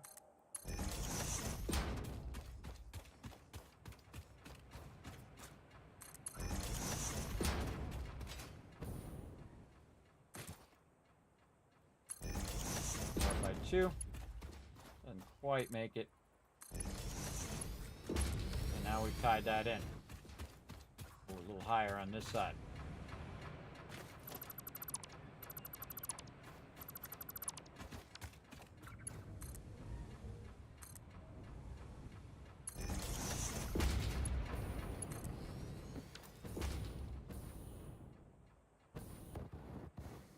Looks good. All right, so that's 600 coming from there. So 600 from this one, 600 the other one. This one's actually only doing 300 right now because I was going to do the pipes before I took a break, and I forgot to upgrade them. Right now, we're just doing 300, so let's get those upgraded. All the way down. That's why you need a lot of this plastic. And we're going to actually do the 600s down, too. So that's all good. Again, you can see the difference in the way that it looks as the 600 versus the 300. What else we got in here? We're going to need a lot of this plastic.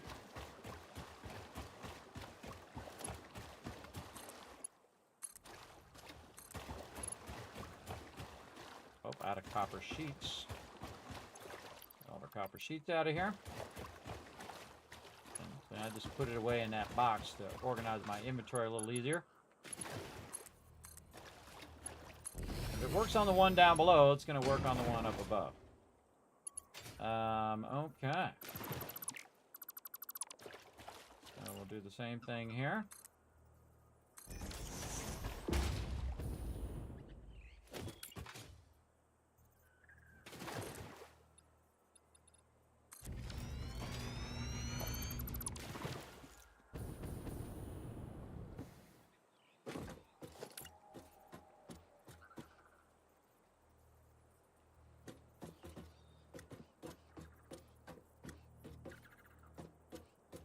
Good.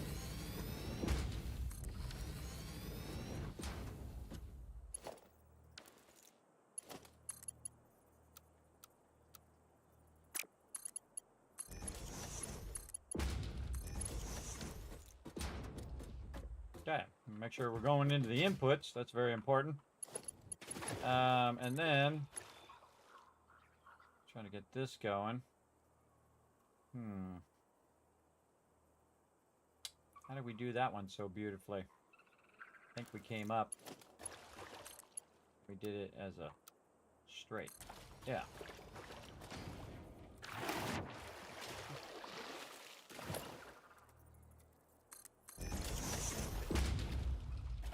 Did that one as a nice straight here.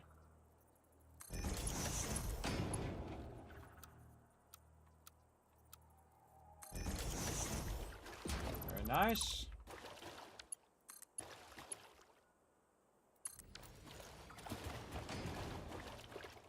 Very good, very good. Maybe just do the same thing, though, that we did over here with a nice horizontal vertical this way.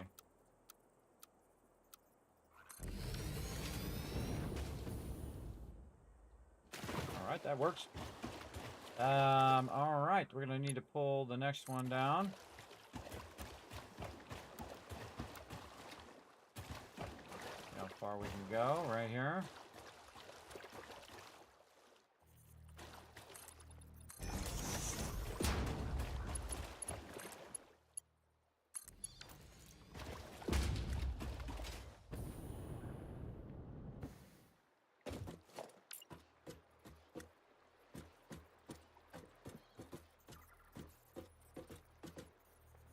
Oh, wait a minute. Wait. No, I'm not doing this right. Oh, wait a minute. Nope.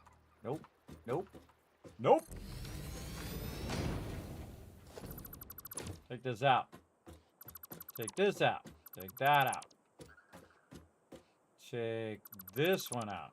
This should be going to this one. That's right. We're splitting this per line. Totally forgot. Yeah, we're splitting it into 300 into one container and 300 into the other container. Man, I almost forgot. Well, I noticed it, so at least that's good. We'll take all this out. Again, you're wasting some oil when you're doing that, but oh wells.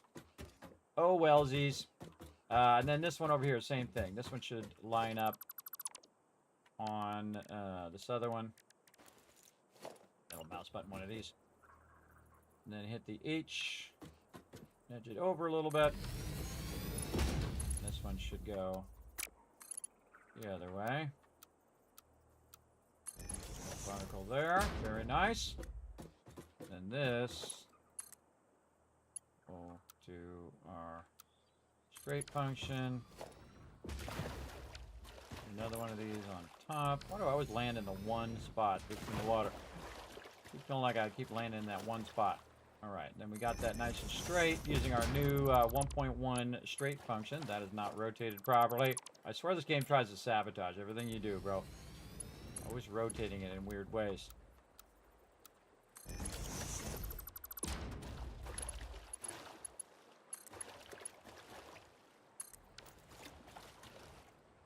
Alright, now we're doing it right. So glad I noticed that. And then this one. Maybe that one. This is why we have them paired. Now, later on, this actually is going to be easier. We have another one that we can access as well, but we haven't unlocked the technology for that. So each of this 600 is actually going to go 300, 300 in each of these, which allow it to extract faster, which is what you want it to do. You want to extract out of there as fast as possible, because this is going to backlog. It's going to backlog this side. It's going to backlog the other side. You want to have that quick extraction on each of those. All right, that one's good. Let's go back. Slide jump. Dip around there. Slide jump. Slide jump. Let's go see if we can find some more baddies. Right over here. And you can see I'm just doing very simply, everybody. Not making a bunch of platforms and whatnot that I usually do. I'll make platforms and run all that stuff all over the place. I kind of find that keeping it more simpler is better.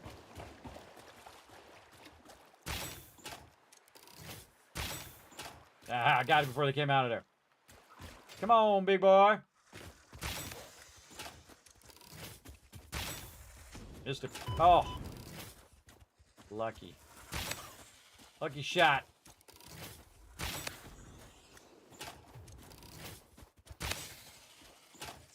Coming in hot. Blocking my view.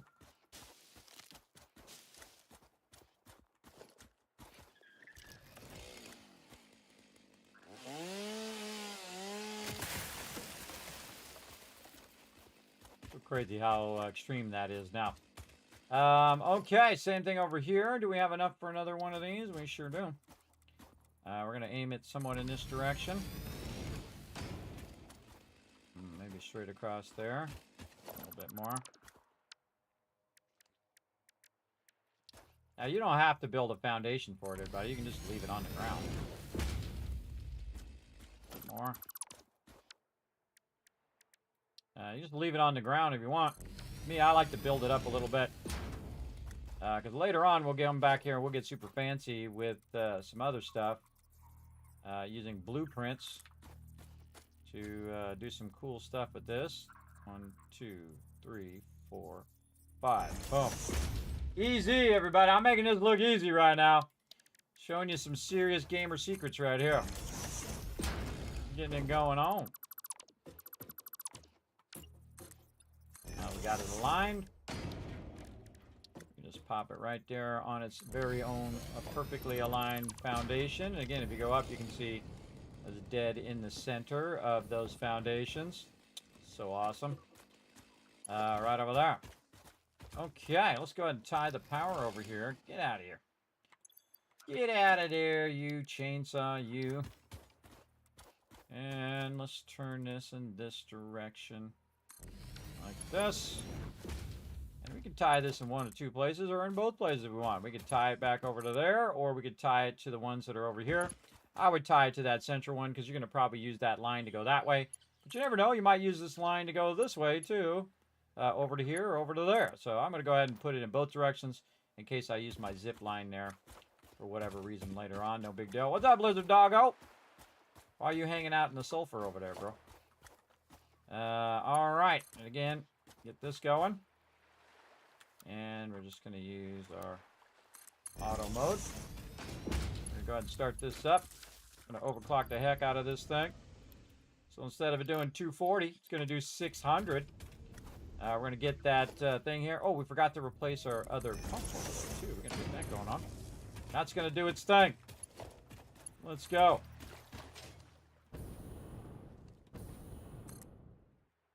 Too long.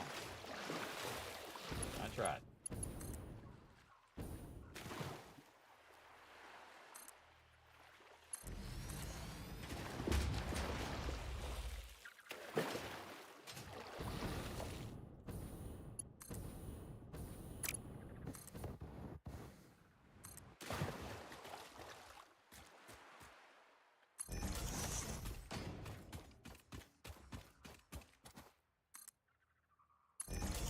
Bring it up a little bit in case I need to run under it. Then a little bit more. Oh, why you do me like that? Why you do me like that? So close. All right, there's another 600. So 600, 600, 600, everybody. That's a lot of oil running right there. And this is what you want to do. You want to maximize your oil production. Maximize that sucker.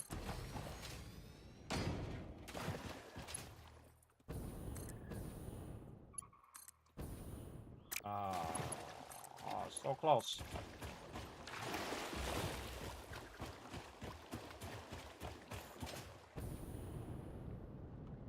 Okay, now you might be like, Kismet, what is the rest of that for? Oh, that's for later. That's for later. For now, this is what all this is for over here. Hit H. Yep, should have rotated it. The game does not pick up the rotation of your previous stuff, which it totally should do.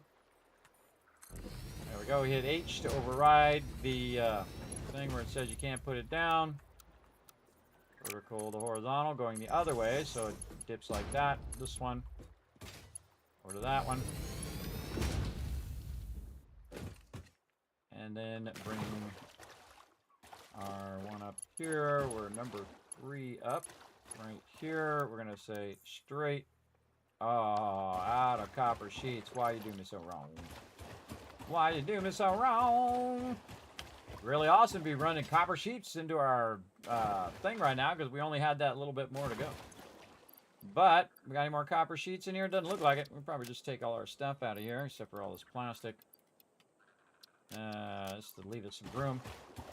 Okay, and we'll leave those top 2 up there for now. All the rest of that looking good. We need to go ahead and take our little hyper tube over here. I kind of feel like we can bring this forward. And all over the place. Doing that right on the side. Right here to the end of our train. Since we already have our hypertube set up, we might as well utilize it. That's not a hypertube thing. It's the wrong thing.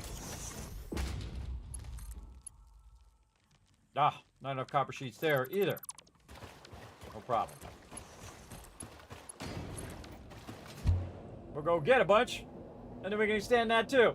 I thought I was going to have just enough where I could run that. But the answer is no. Not correct. I just want to get this train going and start getting this oil power fired up. We're going to run this oil over here, and then we're going to run it up to the higher part up above so that we can process all this oil and have all the power over here so we don't have to keep going back and forth and back and forth. Now, of course, right now we have to go back and forth, back and forth. But eventually we won't have to. At least as much.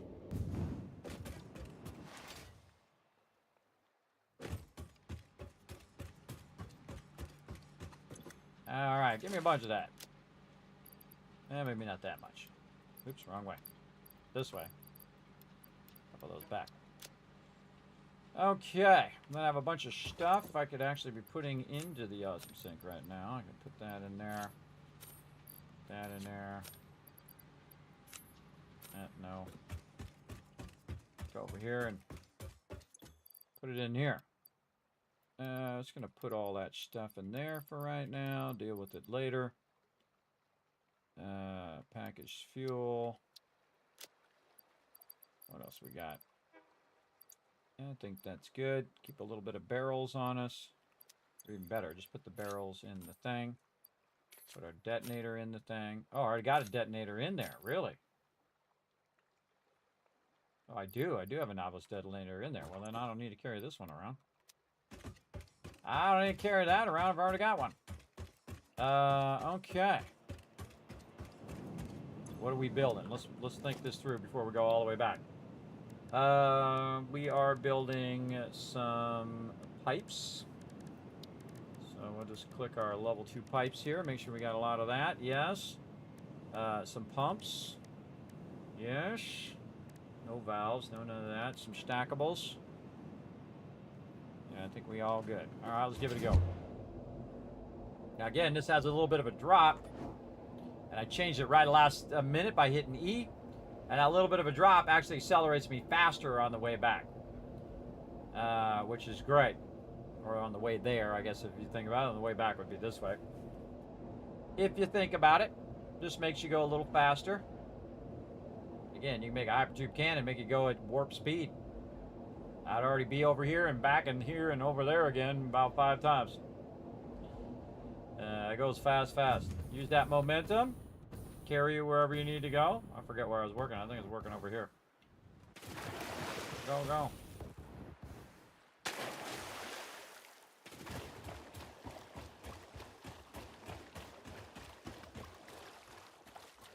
Okay, I was trying to run this pipe. That's what I was trying to do.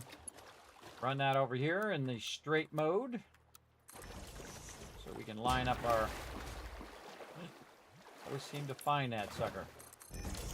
Ah, there. Line this up. Oops. And then... Where's the vertical, make that look nice. Take this off. Run that in there. Oh, mama, that's going to be awesome. All right, everybody, that's 600 plus 600 plus 600. That's 1,800 oil right there. Totally worth overclocking it because it is going to produce an insane amount of fuel. We got to go over here and remember to replace our older pump. There's no reason to keep the other one. Now, notice I can't just replace it. I have to actually physically take it off of there. Make sure it's aiming in the right direction is important. Add that up there. There we go. All right. Now, again, that's got a massive head lift, everybody. It can go up to 50. So you can see that it's cranking that up past the head lift that we had before, which was 20. So now I can really pump that big time. Highly suggest that you go and double check that you did that on all of this and that your head lifts are good. This one doesn't have one because it's being pushed by the other side over there. I feel like we'll get up here. Oh, don't have it on me? What's it called? Line, zip line. Put our thing back in there.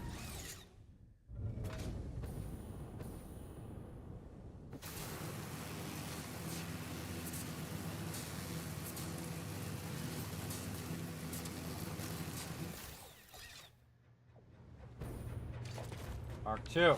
How's our lift? 21.5. Looking good.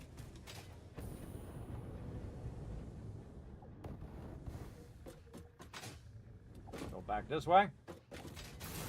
Actually, slide jumping is faster than this, but I'm just going to show you why I set these up at the angles and things that I did so that I could transition like this. And sometimes you get off of there. I actually jumped at that moment. Sometimes you get knocked off of there, but you can actually control the direction by just looking the direction. So if I'm going this way and I want to go back the other way, I can just look this way. Or actually it'll just keep me going down that way.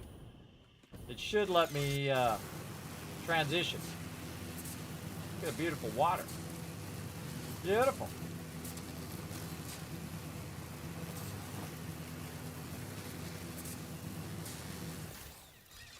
Now there's some oil over there, but that doesn't help me because I can't actually use it right now.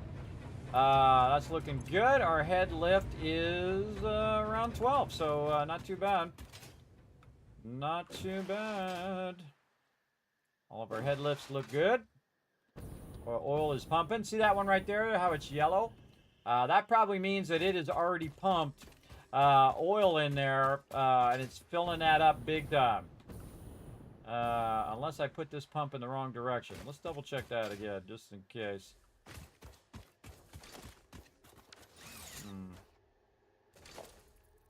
Yeah, see, the light goes back at an angle that way, right? It's pointing back where it's coming from. If it's pointing the other way, where it's going to, then it's the wrong way. That all looks good.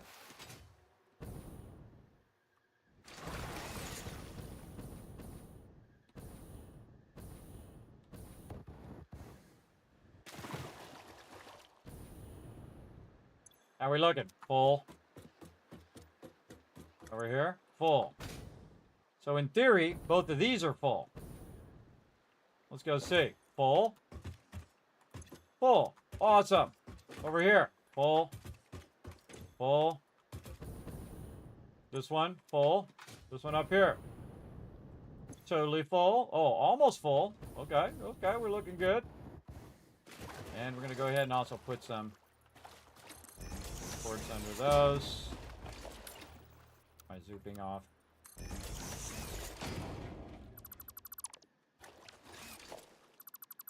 Take out all these excess ones. I'll come back and work the rest of that later when necessary. All that looks good.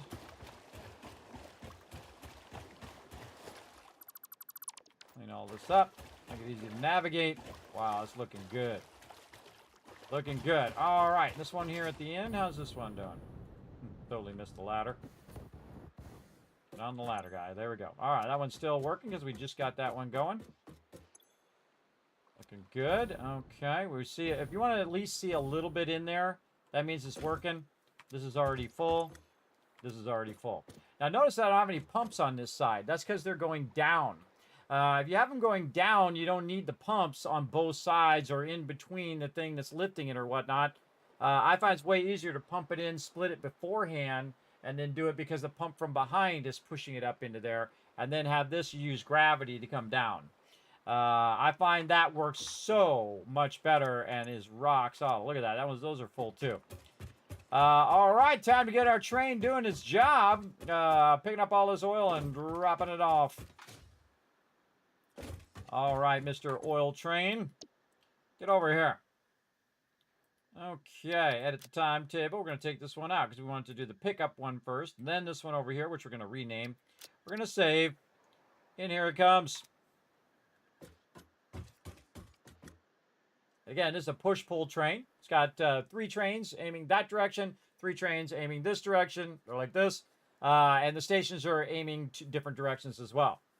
So it's going to make this super easy. Now, we could just take the hypertube back as well. And we can definitely do that. Oh, I forgot to give you guys 1,000 kiss cats. Put those ones in the chat. Appreciate it. But we're going to let this train come rolling in and see if it actually loads up. Now, you notice this big empty space here. This is for my engines, which are on the back. I have 3 engines per direction. So 3 engines this way, 3 engines that way, because for every 4 cars, you want to have at least 1 engine. I like to add an extra, just like I like to add pipes and pumps and all of that stuff extra to make it happen. Here we go. Oh, I love to see it happen. Here we go.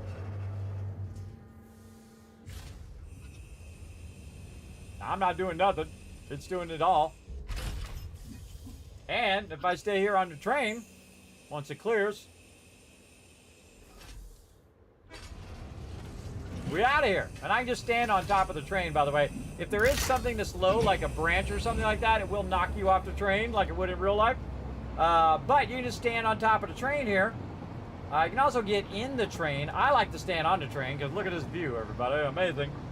I like to stand on the train, which is pretty fun. And then we're going to go back to the station. Now, you don't want to be standing on those things because it's going to be unloading those. But it's actually not going to unload. It's actually going to stop here, think about it for a minute, and then head back the other direction. The reason why it's going to do that, because I haven't set these here to unload yet. Right? So I've got to go in here and set these to unload. But it won't let me set it because it's in the station. So it'll sit here for a while, think about it for a bit, and then it will automatically go back the other direction. And we're going to test it. Oh, I got some of these ahead of time. Oh, I did get that one in before it did its thing. Really want to stand on the catwalk side over here.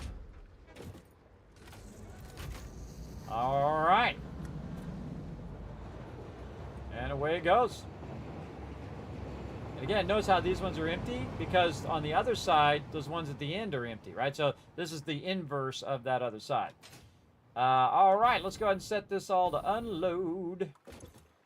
Unload.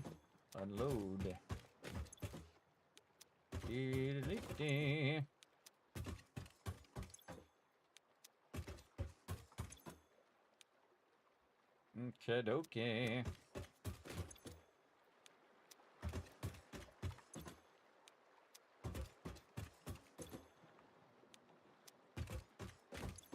All right, now we got those all set up perfectly. We need to get out here and work out all of our stuff here. Now, our hypertube is right in the way, of course. But the only ones that are going to be working are the ones at the end. And then moving forward, some of these are not going to be in use for right now.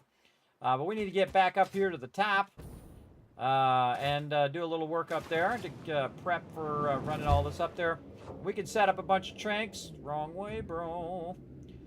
We can set up a bunch of tanks to store all that, but we'll give it a minute to run back and forth a few times and fill up all of that. It'll help us with our pipes in a bit. Okay.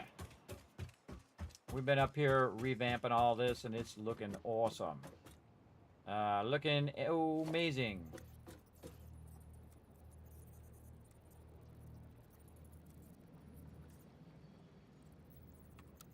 blueprints. Forget what side I want this on. I want it facing away. All right, and you can see that my roads here have built-in power. I'm gonna run that way a little bit so I can get around this thing.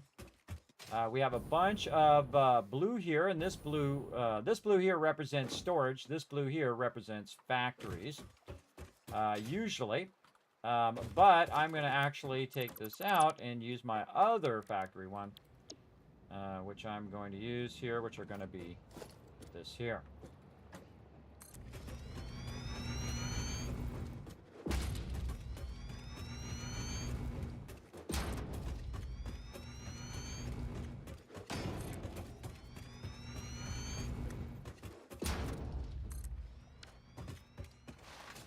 Got a bunch of orange foundations. A bunch more of this. Let's running that into the depot. Okay, now what we want to do is we want to get this oil up here refined and then set up our power. Now, I'm actually going to refine it on the far end because this is the side in which it is starting. And we only have 6 of these that are in use, and then the last 4 are for expansion later when we get the ability to run those. But we want to get that from down there up to here. Now, also, we want to do the same thing we did on the other side and have it elevated, right? Have it elevated up. So we're going to kind of eyeball a bit here and see how we can do. Where's our outputs on this side? And so maybe just go ahead and do this ahead of time. And then we'll deal with all of that other stuff later. So we're going to get our foundations, a nice big 4 here. Like this. Turn on our souping. Run that across there. We're just trying to line up the last one first.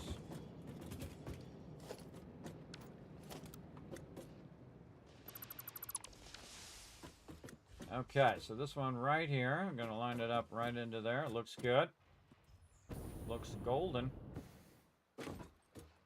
And then with our fluid buffer, hitting H. Control that. There we go. That's a bit far for a pipe, but we can actually run, we get the right thing, actually run those pipes. I'm going to run it out of the top one. And we can try to run that up to there, but that is too far for it to go. So what we want to do is have the ability to kind of connect it up here in that way. So we're going to do a wall. And we'll jump down, use a little bit of our jetpack to land on the top here. We're going to bring a wall down. And then it sucks that you can't just run it up like you used to, but, you know, you do what you got to do. That's centered? Yes, it is. It's centered up there. So we're just going to put this right here. We're going to grab this top one.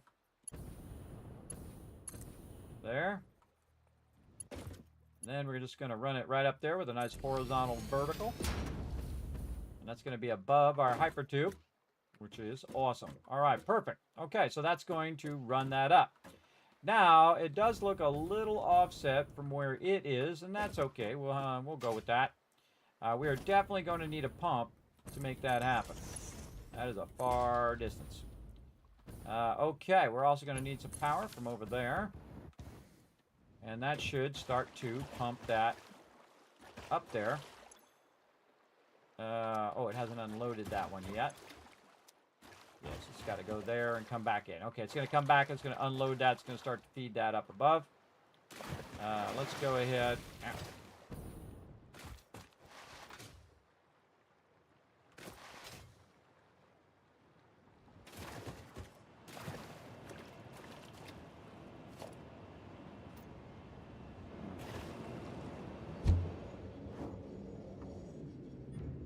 Tried to hit E, didn't hit it in time.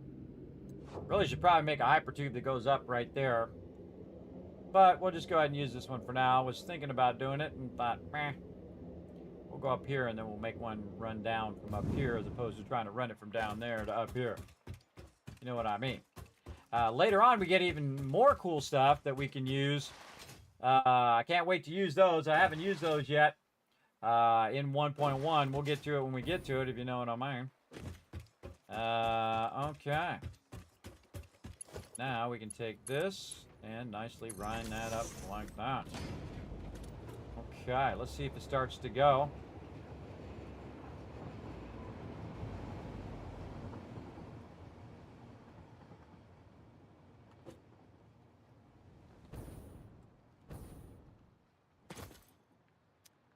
Did it actually unload? Huh.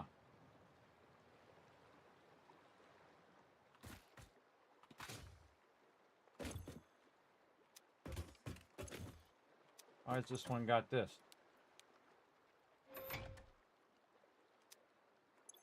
This thing's got a thing. It's broken or something. It shouldn't be on that thing. All of these loaded. Always the one I'm working on is the one that's broken. Haven't loaded any in there yet. Why are these like this? See, these should not be spinning like this. It should only be doing that when it's loading and unloading. I would think. Let's just go ahead, take it out, just in case. Take this out, take this out. We'll take out this little thing here. We'll put this back in. Go ahead and reconnect this.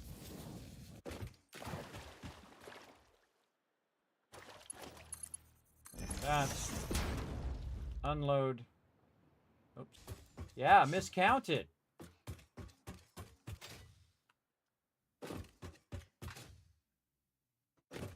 One, two, three, 4, 5, 6, 7, 8, 9, 10.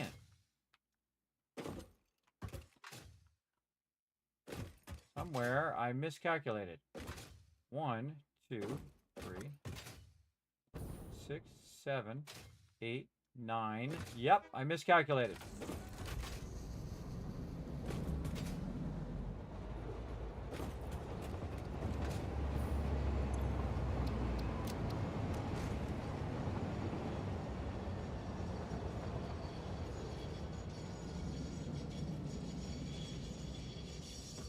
Turned off the self-driving, and then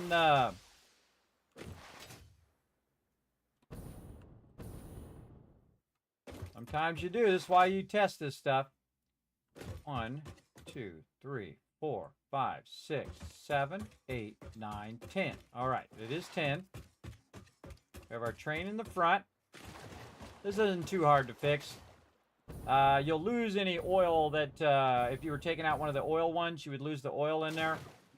But this should be fine. At least we found it now. That's the important thing.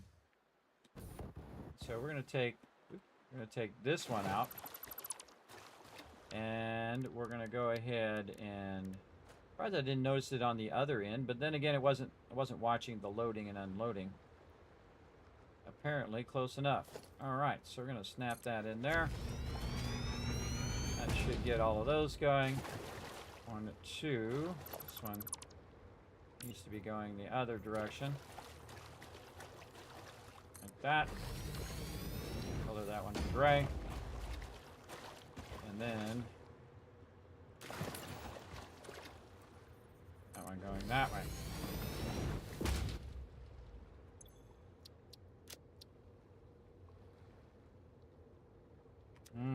See, the train is separated. The back part here, and I bet you it's right here too. Yep, because it's on that curve. So let's take that out. We're going to go ahead and make sure that that is snapped into the one in front of it. You have to move the train off the curve there.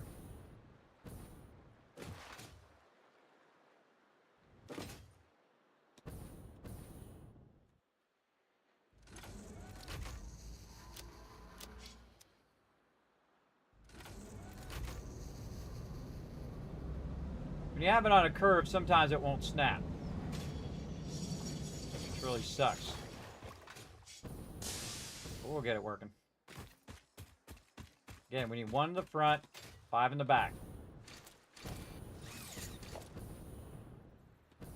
All right, so we got one going that way. Then we need another one going that way, and then another one, and then 3 going the other way because it's a push-pull train. And eventually it will utilize all of those things. And now, no matter which one we're on, it should now reinitiate that auto driving. There we go. And we forgot to name that one over there, but we'll get to it here in a second. You're kind of new to the game. Well, I played over 2,000 hours, 2,500 hours. I've played through the game every single update that's ever came up since the game launched. Yeah, it's really fun. Really fun. All right, now let's see if this lines up in the front. Okay, so yeah, that lines up perfectly in the front. It was in the back that it wasn't lining up properly of this particular side. And now we can see it lines up properly. And we can have it load. It's only loading the one in the front. Why is it not loading these? Oh, because these don't get loaded. That's right. The one in the front is the one that was not working last time. And so now that one's going to get loaded.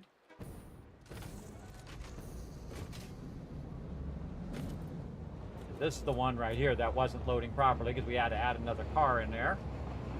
Remember that the other side is the reverse of this side, so we need to get it going. Now, the great thing about a push-pull train is you don't need any train signals or any of that kind of stuff.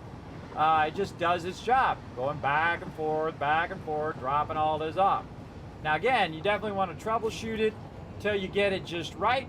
And if we did it right, this should unload, go into this, run up that pipe, and start to backlog up there at the top as well. Now, you might have noticed that I used one input going into 2 separate ones, and then here on the output, I'm actually going to have separate on each of them. So it'll backlog an insane amount of fluid, and we're just going to go ahead and watch that one loaded because all the rest of those are already full. We're going to get this first one running.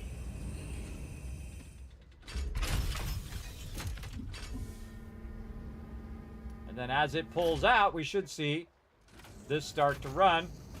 Yep, there it goes. See the oil's in there. It's going to start pumping that oil up into those storages. Very nice. All right, you know what we forgot to do? We forgot to do our thing here. Oh, don't think I'm going to make it.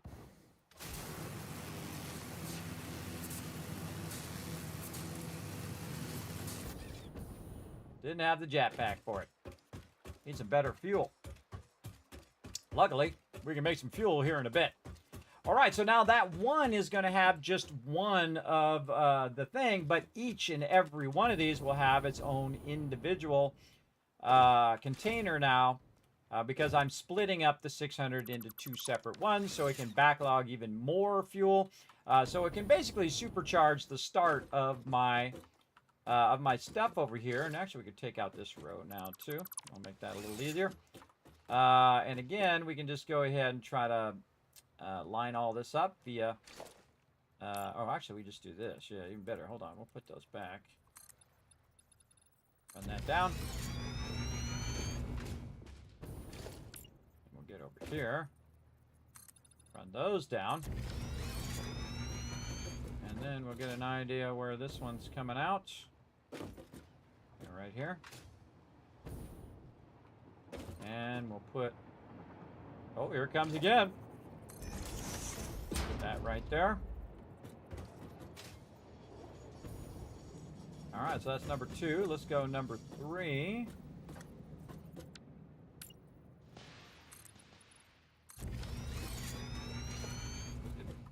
Number 3 is coming out about right there. And again, it's not going to be perfect on that low end, but we're going to kind of fine-tune it here on the high end. And this is telling us every other one here, so we can just extrapolate that every other one is the one we want to do. So we don't have to look at every single one. Like this. Using that to make it where we can run it up the side. Let's see, how many do we got going? 2. 4, 5, 6. Out of 10, there's 4 left. Yes. Okay, so we did this right in theory. We can go down here and use our horizontal vertical to hit this and then hit that. Yeah, I like that. Very nice. I don't like how it's away from the wall, but, you know, they took away my ability to do it the other way, so I'll do it the way I can do it, basically.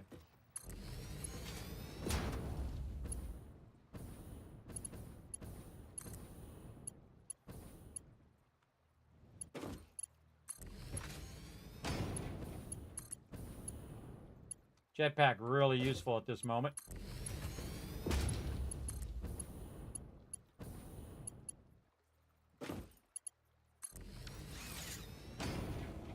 Okay, all this looking good. Let's get our pumps in place. Conveniently have a little thing right there. And over here. Let's not max that out. Let's go ahead and run this. Actually, we could do this one over there. Oh, why is that one low? I knew I'd do at least one of them like that.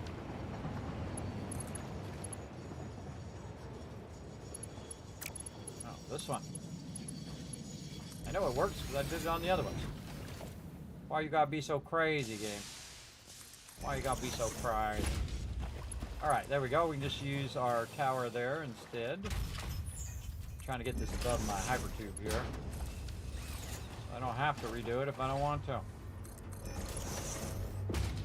And, oh, we should pull out a line here. Right to there. Like that one. Okay, all of our pumps working. Now we're going to get this to go vertical. There we go.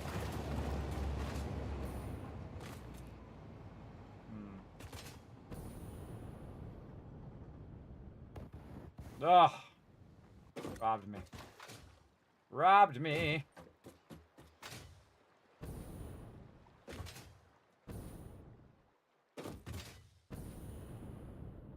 Get up there.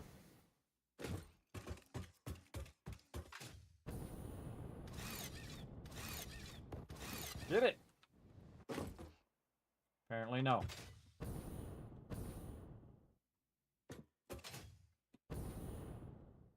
God, that's really acting awkward. Come on.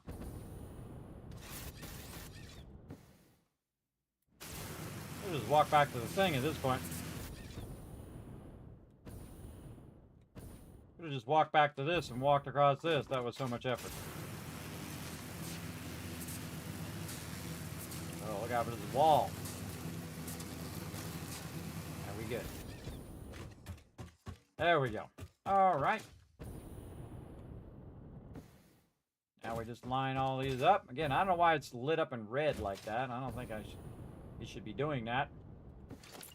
Whatever. We'll do what we gotta do. All right, line this up.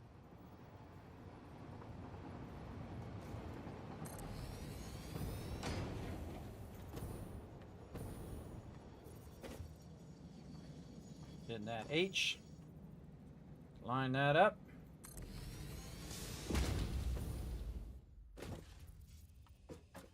This is shaping up in here. Oh, out of resources? No. Got to line it up.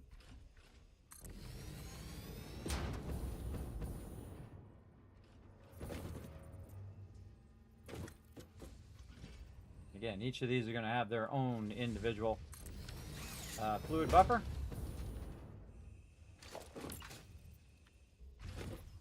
We got a lot of resources. We are going to utilize them. Nice.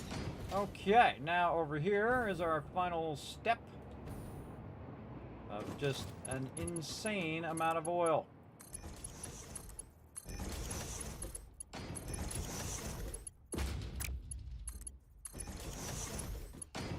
I always like to be backlogged. Whoa. Whoa. the heck happened there? That one was definitely not centered.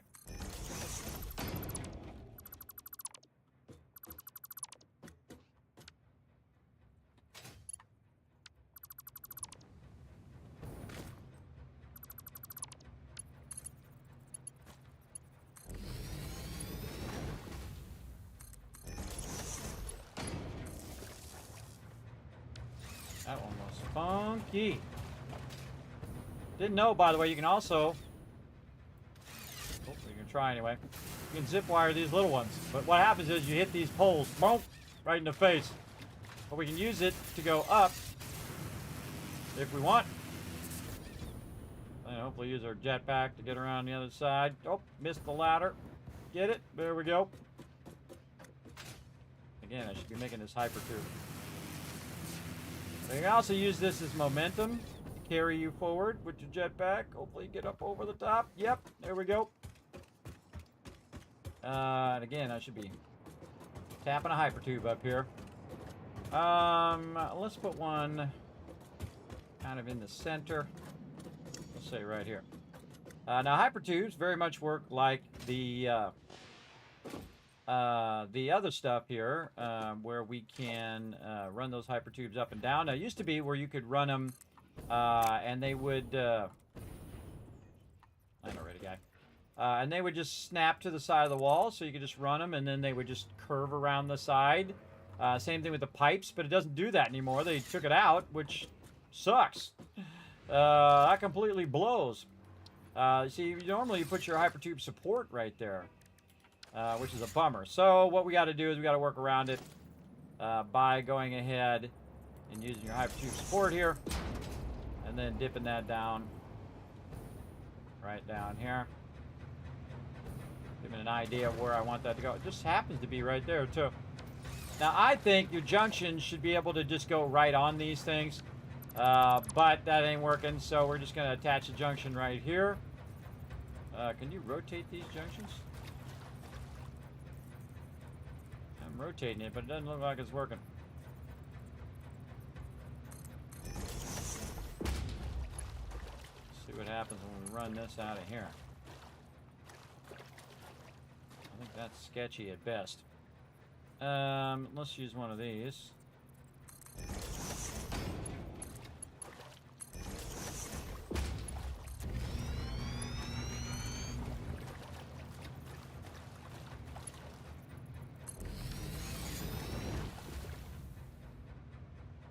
Slight problem. I can't get it. I can't get in the thing. That's a problem. Let's back this up. We gotta make an entrance.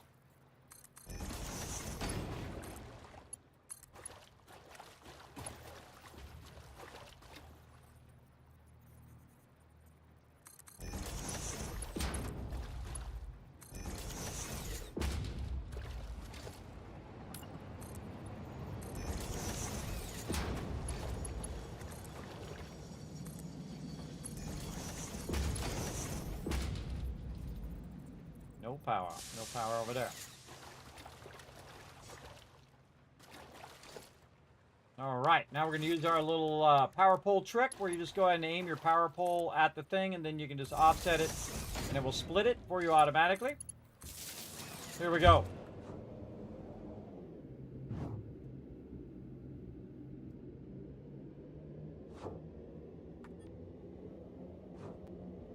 Alright. Alright. Works good enough. Good enough where we don't have to run around every single time. There we go.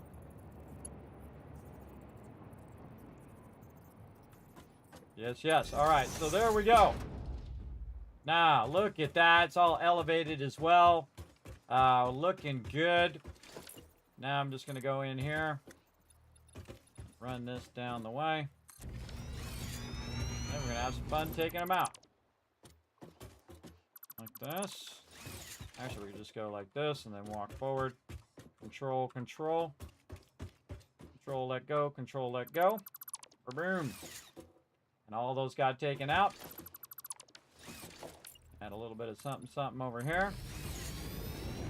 We can eliminate all of this, I believe.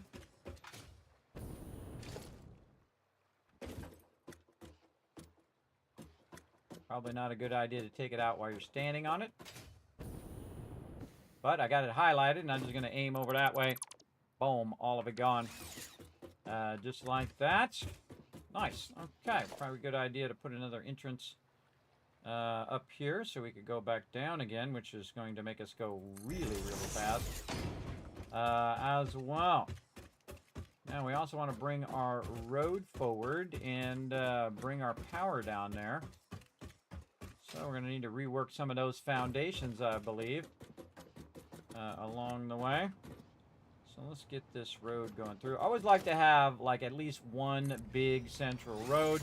That's what this is right here. This is the central road for my base. And it is basically tying all the power in the foundation, so you have to keep doing that over and over and over again. So we need to take out this whole row right here. Again, we'll hit a whole bunch of it. We'll move off of it.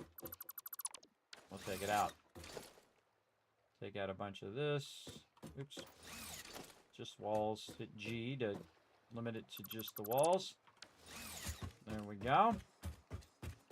Again, we got our nice 5x5 foundations now. Looking good. And then another one here. And then we'll tie all our power, take out the ones we don't want. All of that kind of fun. Tie that to there.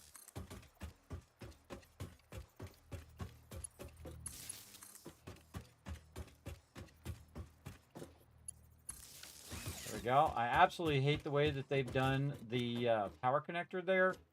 But if you really want to be able to have something to see your power, you can kind of do that. And then I'll just kind of dip this off the side here. If I can land on this. I'll just dip this off the side a little bit down here. So it's running along the outside of that. And then run this under the foundations. Because I think they should have put that little thing on the side of it. Not on the top. You put it on the top, it goes right through the middle of the thing. Which is not cool. Alright. Now we could just say there's some floor holes there, everybody. Oh, I must have done this twice. Hold on.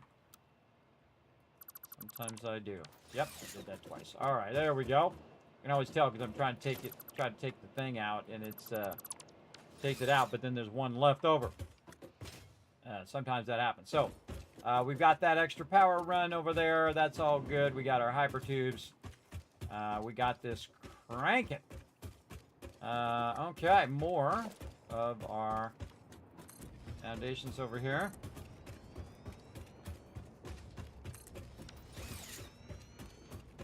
Okay, we're going to start with first things first, and that is converting all this oil into stuff that we need it to do.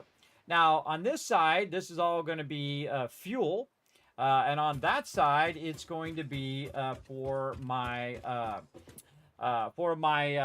plastic and for my rubber. Now, it's not going to be at maximum capacity. It's just going to be enough to where it'll just keep running that stuff as much as I want it to run. So we're going to go ahead and set up what we had on the other side before we run out of resources and end up without any plastic where we can't do our refineries. So what I'm going to do this time, though, is I'm going to go ahead and turn it this way because we're going to aim it in this direction. We're going to move it over just a bit. Right over here. And then very quickly, I'm just going to do all of them. This. Oh, another round of foundations here.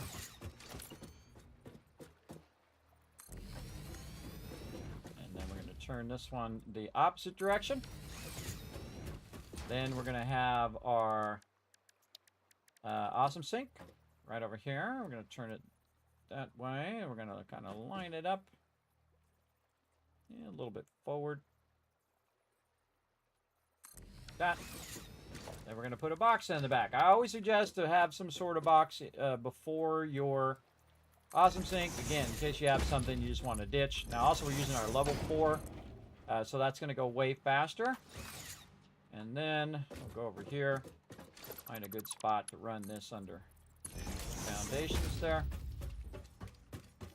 And we're going to run this may or may not make it. That's pretty far. Survey says it made it. Awesome. Awesome. Okay, so this is going to be in the front. So we're just going to work on all of our power stuff for right now. And this is going to go straight down. And so we're going to run that straight down. Like this. Pull these ones out.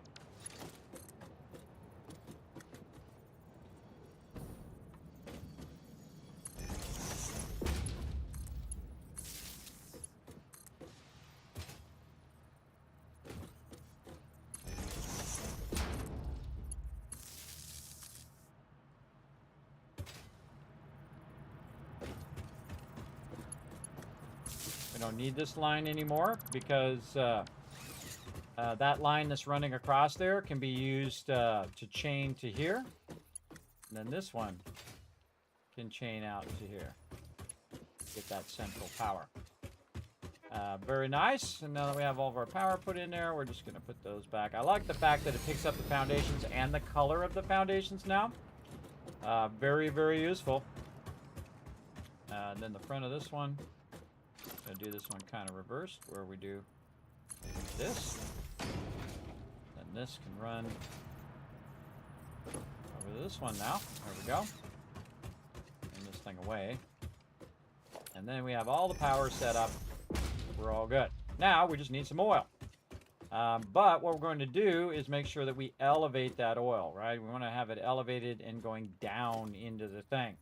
Now we don't really need to worry about our inputs here because we're not using those inputs. So we're just going to go ahead and really we can just go to this one. Just, and I like to pre-run the pipe because it makes running it down a lot easier. So you can just run it down like that. You can hold down control. It's going to snap all that into place. And then we can just go ahead, flatten it out. Depending on how far away that you put it, is the shape of how this goes. Yeah, sometimes I put it closer, sometimes I put it further away. In the long run, it doesn't matter that much. But it does matter that you're running it down into there, so you don't need any pumps when you're running it down. This is going to be plastic. You already saw me do this earlier, and if you didn't, you can watch it back on the VOD. We're going to do plastic, plastic, and rubber. And then the last one here is going to be our petroleum coke. Petroleum coke going to come out of here. Not like that. Get back to my thing here. And this is going to come out of here. Do a nice straight one. Apparently not. Okay, I'll do it manually then. Start it off first and then get it to go nice and straight. There we go. And again, this one here at the end, we don't need this. And we don't need this because this is going to come down, feed in that nicely. Then on the other side of this, we'll want to go ahead and work with that petroleum coke. Now, we don't necessarily need to run this up because this doesn't really need to feed down. All we need to do is basically get the in fluids over here and then run the rest of this stuff out this way. And this one will just merge at the end because this is the same item. And we'll do, let's bring it out just a little bit. And we'll do a nice straight one there. Straight one into there. And now we have two items that we're going to just run kind of willy-nilly all the way across here. And they're going to end up in some boxes over there. And then that's just going to backlog that into those boxes. And I don't have to run all the way over there or use the dimensional depot to constantly feed those into dimensional depot so I can access them. We can just access them right here by our base. Now, these are already started up. These are already running right now. So as you can see, it's already done some of the plastic and whatnot. But we do need to get our other stuff here. Now, we can lift this up to get it away from where we are working here. So we can just go ahead and lift this up. We're just going to make that way easier, like this. And then we can use our brand new, which is awesome, function where we can say straight, which is amazing. And then just run that baby right into there. Then we go ahead and again use our control key to snap that in. Run that in there. Run this in there. This is going to start up. Going to start taking that heavy oil residue. Going to turn it into petroleum coke. Petroleum coke going to go in the awesome sink. Going to get us some tickets.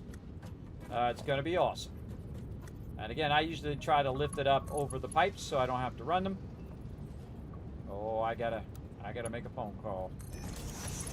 I gotta make a phone call.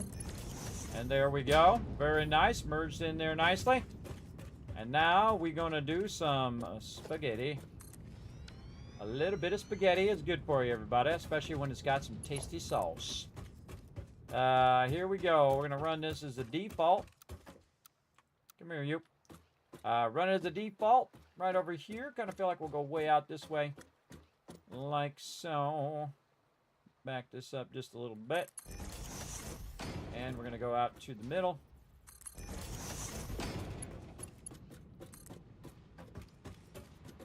And we could use our lifters and all sorts of stuff. But we're not going to. Until we get it over here. Like this. And then we're going to line it up. This way I can see it running. As it's running along there. But we are going to be at least somewhat diligent. In the fact that we are going to run this one up high.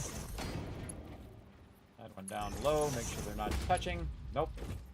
And now we got them under control. So now this is going to be, this is about a half. Let's just say 1, 2, 3, 4. Normally you go to 6. I'm going to go to 5. And then, I don't know why sometimes it won't let you just do 2. It likes to do 3 instead. Kind of weird.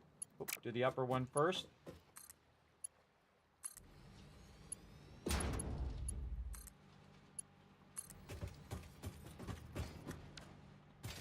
Okay, what do we got going here?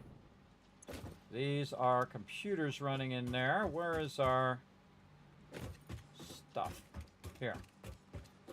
This one.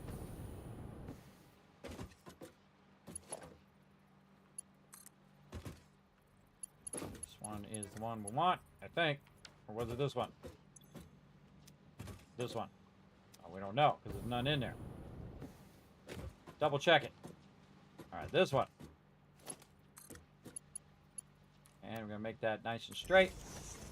Same thing with this one, but we'll go up higher.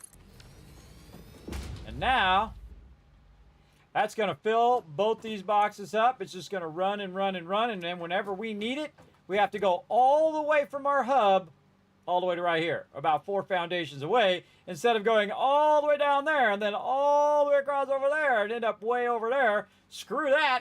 We don't need to do that no more. It's going to just bring it to us. And that's why we're doing that.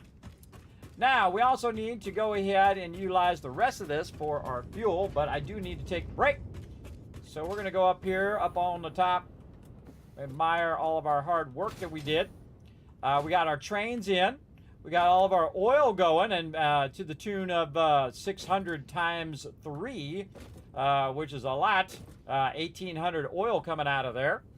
We've got our production back up and running of just our plastic and our rubber, and of course getting rid of the byproduct as well, that petroleum coke. And we're just going to let that run while we're busy doing other things, like basically like 10 timesing our power when we come back here in just a moment. That's going to be the really fun part. All of this hard work that we just did today is so we can get to the point where we can just have massive power, and then we can go crazy. We're going to go crazy on all of our basics. We're going to go get a whole bunch of stuff. Oh, look, we can see our lonely plate factory way over here, our vertical factory, cranking away, putting that into the awesome sink for us. So we'll hang out up here for a minute, and then we'll come back. We'll do all of this. But I do have to make a phone call, help out the family. So I'm going to let you guys go ahead and enjoy some music. Here we go. And enjoy some Words on Stream. Back in a bit.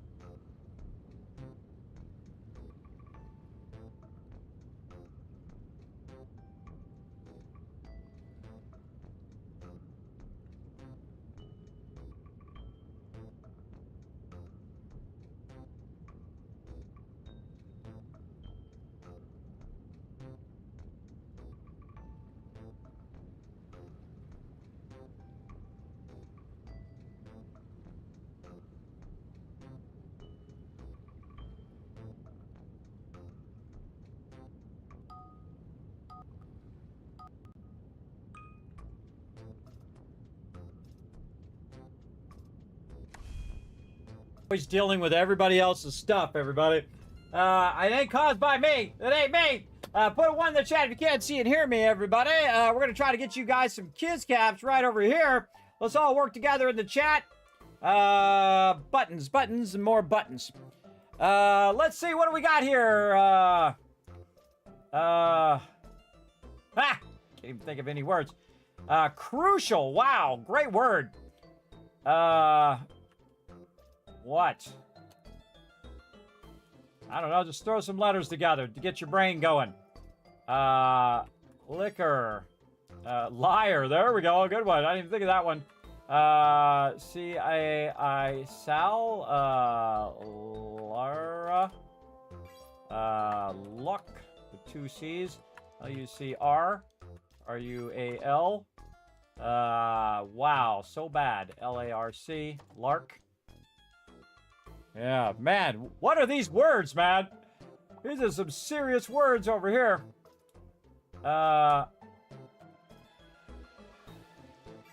C-L-I-A-R. Lyra. Wow, good one. Carl, that's a proper name. That's cheating. But we'll take it. Rail. Rail. Just put some letters together and got one. Oh man, this has got to be an A word or a C word. A-C-L-U. I tried. A-R-I-L.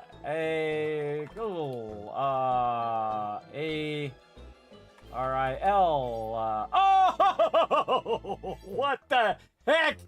Ariel. Wow. That was just absolutely a guess, everybody. Holy mackerel. I should play a lotto ticket right now, bro. Again, put a 1 in the chat if you can't see it. Hear me. Great job, everybody. Great job. Let's give you guys a bunch of Kiz caps for crushing it. That was fun. I just got just throwing letters together, but again, later it gets the worse I get at that. But you know, sleep apnea and vertigo and bad insomnia doesn't help with that. Everybody, it really doesn't help. All right, we've been letting it run. While we've been letting it run, it's probably over here pumping this stuff out.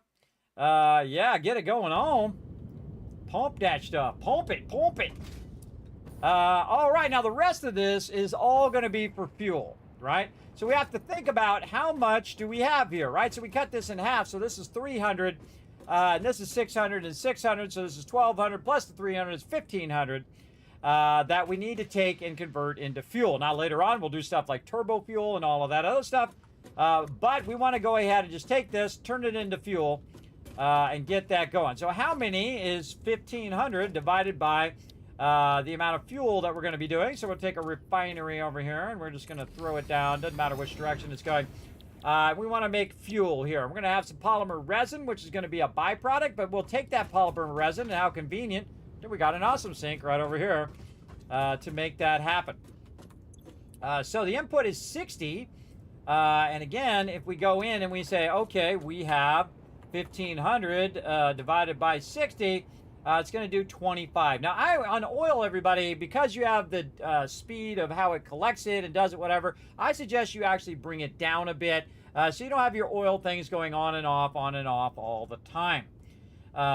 Big time, big time. Oh, and the other thing that I forgot to do down here, hey, is to double up.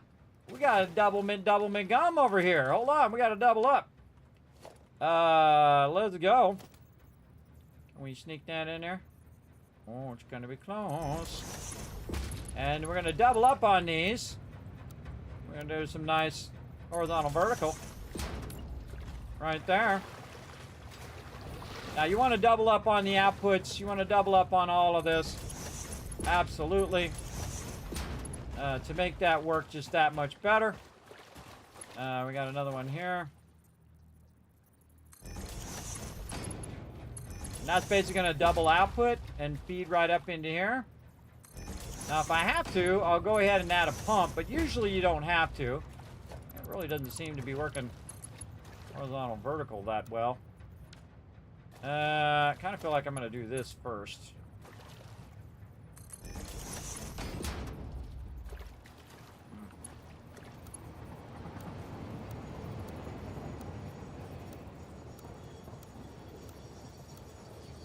Kind of like that better. I like that much better.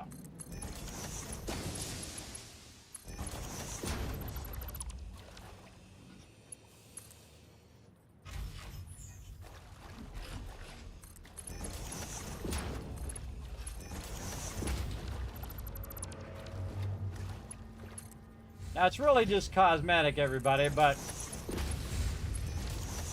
that looks way better. It's not going to clip through my hypertube. My hypertube is going to go right underneath there, which is awesome. Again, I'm just kind of running it underneath the hypertube here. Then noodling it up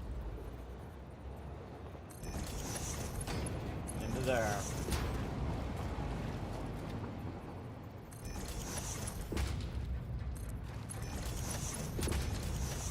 Okay, now remember that your actual fluid here, your train station over here, your freight platform here has a bit of built-in boost where it can boost that pump and get up into this area, which is going to pump up into there. Now, it's not really doing anything right now because it's not got anywhere to go. But we can see that we've kind of doubled up all of these, and that is working much better. Now, eventually we'll have to move this because this is definitely in the middle of those. But basically now it's going to come out at 600 and 600 combined together. It's going to come out at its maximum velocity, everybody. That's what you want this to do. You want this to come out here as quick as possible before the train comes back and then stops the production as well. Ah, I missed it. Missed it. Kind of hard to see when it's in between the things. There we go. I love those junctions.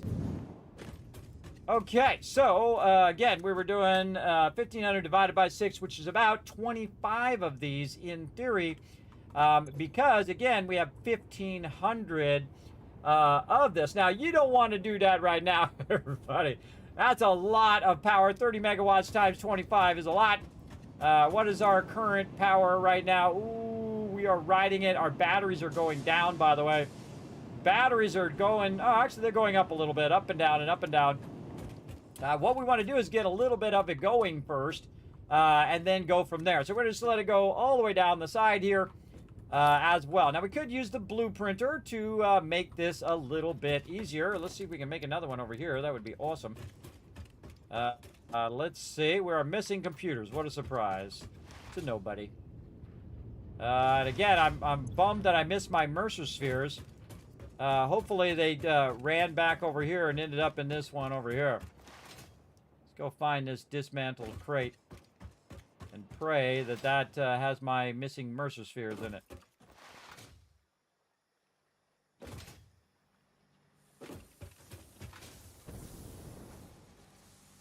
Survey says, oh, it does. Wow. Wow, it brought it way over here. All right. We'll take it. That's wild. Somehow I accidentally took that box out or something. I don't know what the heck that was all about. But we'll run this back over here. Actually, we just put the Mercer spheres in there so we didn't lose them permanently. We're going to run over here and drop off some of this loot before it fills up. Because this is a lot of this. And we have a lot of screws over here. Again, when I have a lot of excess of something, I just drop it off over here. Like that. Very nice. Let's go figure out why that particular spot was removed. And what used to be there.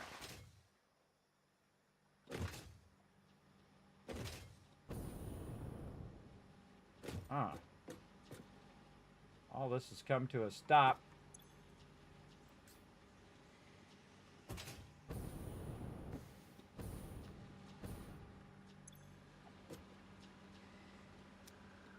Wow, did it max it all? I think it maxed all this stuff out. This is really weird. Why is this one not working? Out of rods. Yeah, rods ran out. Oh, this seems to fill up. Yeah, because we Ran out of plastic. Ran out of modular frames. Really? The reason why we ran out of modular frames is probably because we ran out of bars. Because we scaled up our screws, which has been using up all the screws, I bet. Modular frames over here. A lot of them on this bar. Whoop. Did not want to do that. Modular frames here.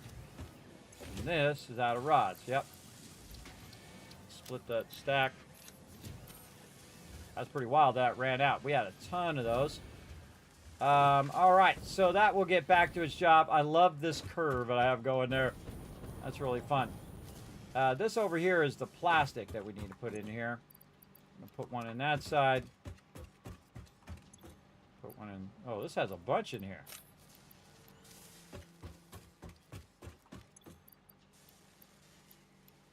Alright, we can actually run the plastic from over there too to over here. But we got to deal with our power situation first. Okay. Very excited about the fact that I found my immersion spheres. Those are, you only have so many of those in the game. So I definitely don't want to waste those if I don't have to. Alright, so we should probably start way down here.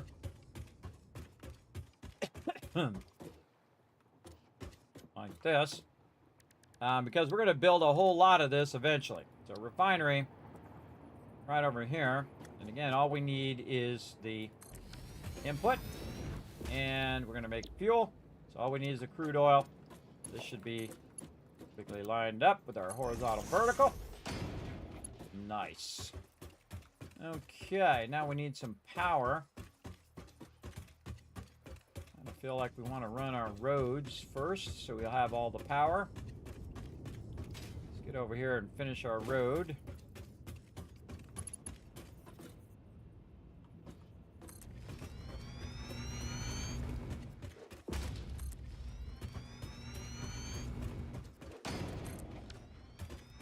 So quick and easy once you got your blueprints down. Start getting those rocking and you're good. Again, we're going to cross tie all of this stuff underneath the foundations. Very nice.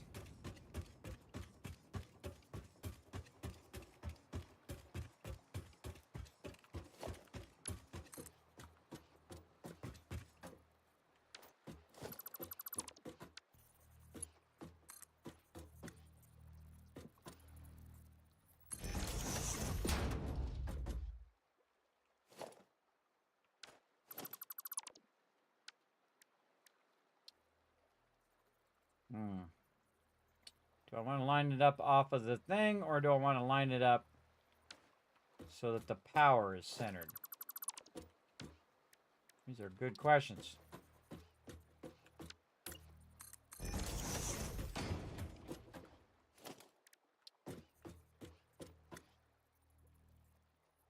I feel like I want it. The input centered.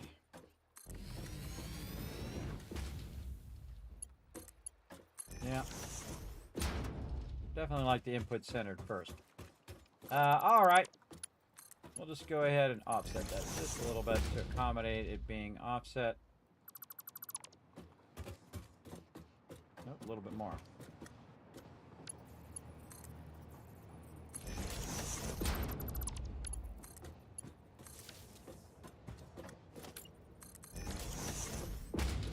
Okay, let's get it working. Forgot to run the power. I ran it to there. But need to run it all the way over here into that floor power. Now she's going to start up. Here comes that fuel. Okay. Now we want to get this back to the awesome sink. We're going to need 20 of these here.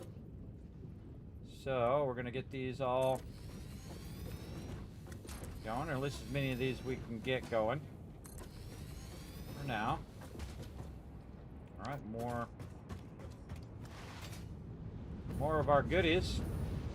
We're not too far away from our resources now, because again, we brought the power to us as opposed to we going to the power. Makes it easier to run over here and say, oh man, I need some of this or some of that. In this case, we're going to need a lot of these. Let's go ahead and clear the list. I forget how many more we need to do, but we'll just say 15.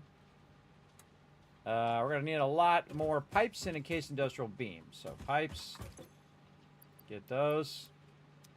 Encased industrial beams, where do we put you? Down the line, I think, right here. Plenty. All right, now we got enough to do like 15 of them suckers. Let's go. Woo! I did all 3 of those perfect. Very nice. All right, time to do our power. Let's work on that first.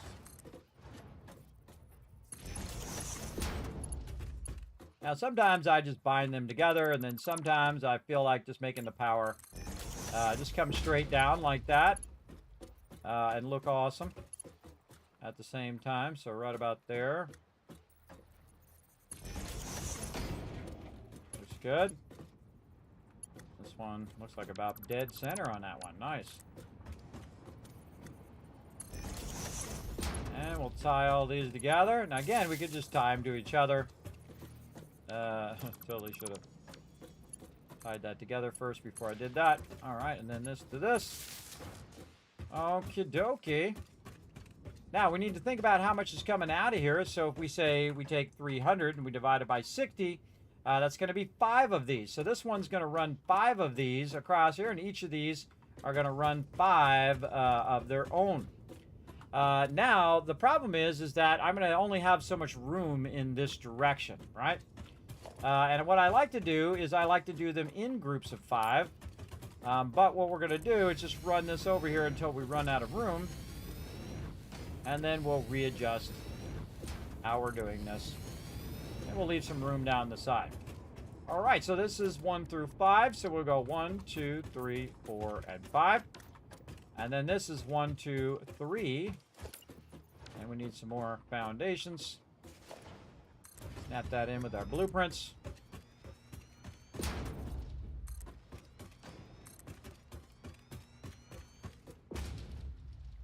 More concrete. Deal with that in a minute. Okay, so this is going to be its own group right here, and then these 5 will be from this first one. And I'm going to adjust this so that the first one goes to these 5, the second one goes to the other 5. I just kind of testing it that is going to work. Okay, then same thing we did before. We're going to go ahead and utilize our pipe supports right down the center here. And we're going to go to the end of these 5 and see if we can gap these all the way across. Sure can. And angle it down. Actually fixed it now, so it'll go straight up and down, I noticed. Or no, it doesn't. It still doesn't go straight up and down. It doesn't snap straight up and down, which is a huge bummer.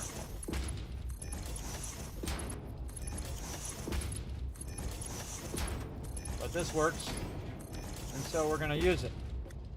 Okay, and then it's just convenient that we have an actual input there where we can just go ahead, tell it to input there. Now, the smarter thing to do is actually to take it and input it in the middle, because then it's going to distribute it evenly on both sides, kind of like a fluid oil balancer, right? So using the middle one, it's going to go into the middle one and then go to the side and balance that out on the side. So that's how I'm going to run that. It's going to be awesome. And we're going to slide through. Did we do all this other power yet? No. No, we did not. All right, right down to here. Now, I'd love this to be where I could just go like this, drag this down, aim at the edge, and would automatically put it underneath. But, you know, they've already got a lot of awesome stuff, so I guess I can't be too picky. And sometimes you get it, sometimes you don't. I just move it over, take this back out, connect those across, run that up there. All right, this one's going to be dead center. Just going to make that easier. way.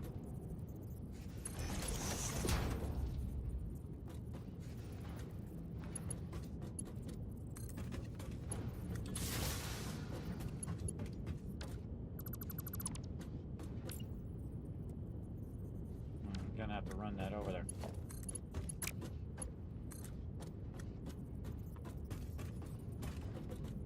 I'm tempted just to put the power pole there. Then do this so you can see where the center of it is. And then use the power pole as a reference. Like that.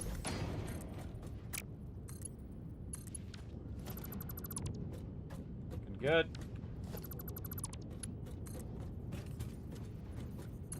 Center.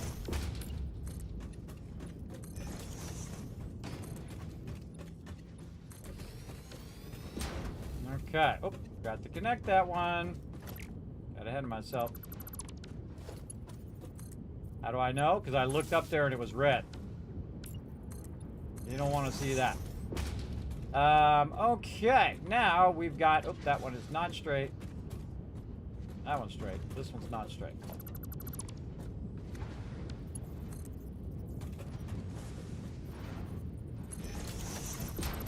Now we gotta triply fix this. This one you gotta go here. I mean, we're at it. We might as well fix it. This is the one that's in the corner. Straight, straight, straight. All right, all those are straight. Nice. Okay, so those are gonna start up, start producing some fuel and whatnot.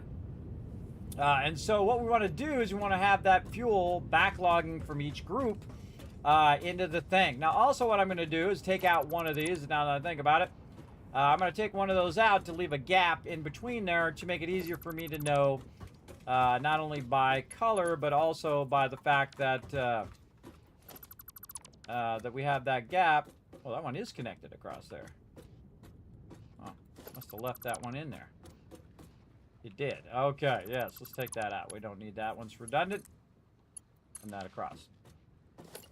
Okay, okay. Nice. Again, I'm going to leave a road through here, so I'm going to actually color that in yellow. And that's going to be my kind of access road area there. All right, we got all these grouped up.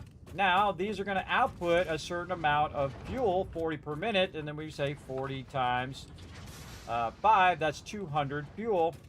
What I'm going to do is just go ahead and choose the center one and use that center one as where all this is going to feed to, and that's going to feed to the next level. And we're just going to do the same thing we did before, where we do some vertical action and then back to zooping, and then we're going to go this way.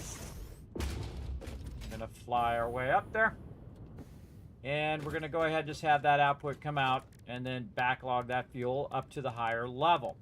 Now, I don't think I've ever really bothered to do it at the higher level this much, but I just know it's going to pay off because it always has some sort of fluid issue. So we're going to go ahead and run that pipe horizontal vertical. Yeah, I think we could probably line that up a little better. Look at that ladder. Nice job of completely missing the ladder there. All right, let's go. What do we need to do here? Yeah, bump that over by one.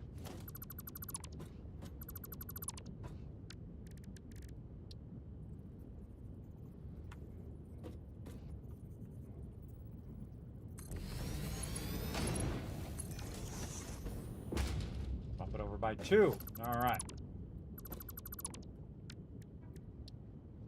Keep trying until you get it lined up how you want it. Me, I'm gonna make it nice and straight.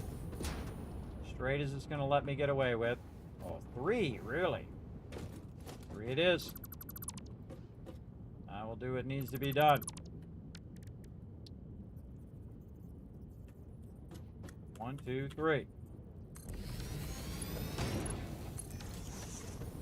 Oh, it's gonna be a little bit one way or another. Because the way that's on the thing.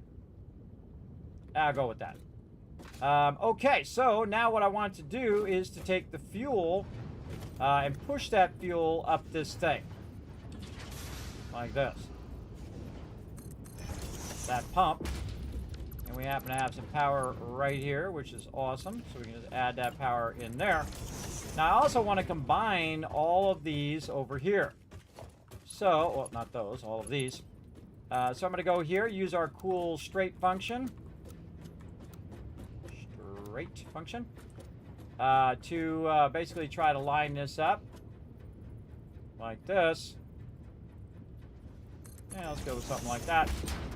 Then we're going to combine these two together. We're going to go to the other side. Same thing. We're going to run this right toward this. Something like that. Combine those together. I hope you don't mind me speeding up, because I'm going to go way faster. Then what we really want to do is we want to merge this in both directions right here, which would be awesome. So we're going to go ahead and go a little bit like this. Turn that straight function off, auto function back on. There we go. Make that nice and straight. Now the problem is, if we try to merge these like this, they're actually not going to merge and let us go up. So it's actually smarter for us to go ahead and just run this one back like we had it. That horizontal vertical. Oh, doesn't want to do it now. All right, this way. Oh, you're going to be like that? You're going to make me take the pump out. All right, you know, we do what we got to do. Come on now. Take the pump out first and then put the pump back in.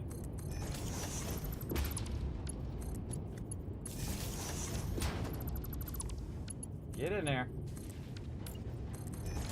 Okay, so what we're going to do is just back this up.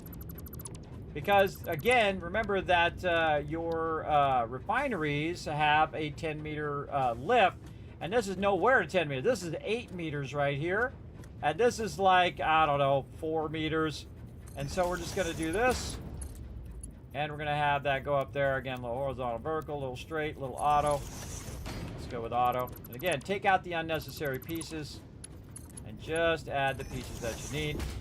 Now we have all of that fuel flowing in there. Again, we have 40 times 5.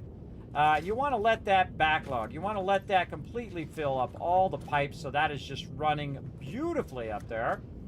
And then, of course, this right here, as this is coming in and merging, this is helping it get the rest of the way.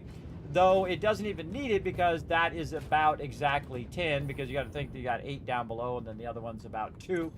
But the only thing that matters right now is that that is filling that full of an absolute ton of that fuel. And again, we can go ahead and take that 200 fuel and we can divide it by the amount of power that we want to produce. Now, before we make a whole bunch of these, we want to actually get the power going too, so that the power can help us do more of the things that we're doing. So we're going to go over here. We're going to add a lot more. I just love it when you just go to town on this stuff, everybody. It's really fun when you're just getting in the rhythm, getting it going.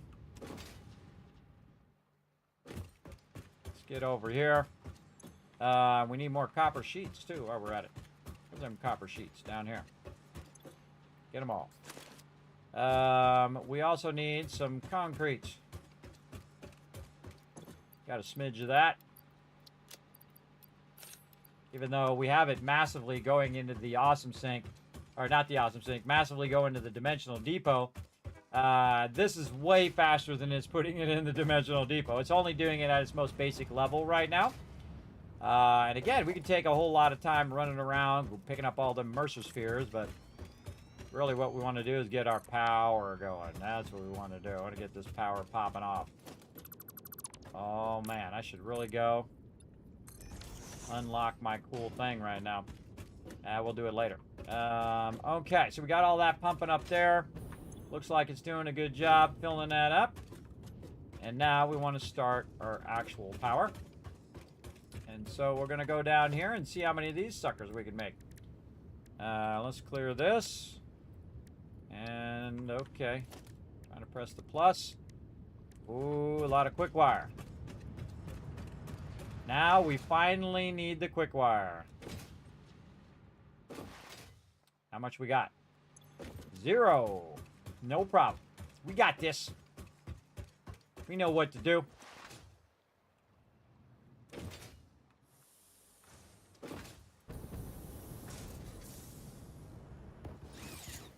Fist it.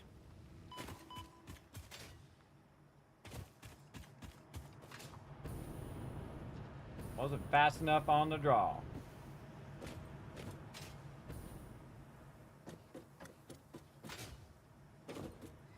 Here we go.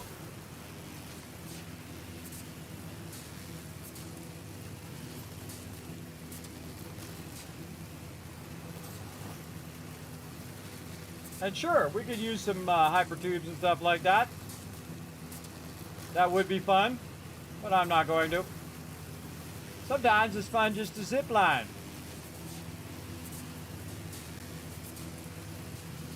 Above all the baddies. This is going to be a tough one. We got it.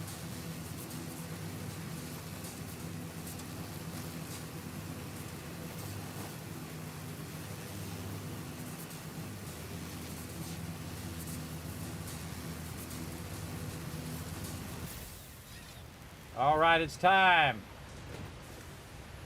Bye-bye. Awesome sink. Time to scale this up. Let's go. Boom. Mo faster. Mo faster. Mo faster. All right, time for some serious amount of quick wire going in here. What do we need? 12 per. And we are producing 15. Okay, how much are we outputting? Right now, we're probably just in level 1. 240 right now, so we are level 2. This is a level 2 fight. All right, we're outputting 240. We need to get some serious deuterium blazing over here. All right.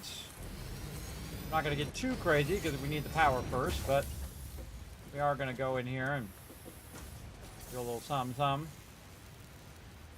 going to come back and scale this up like you wouldn't believe. All right. Get another one in there.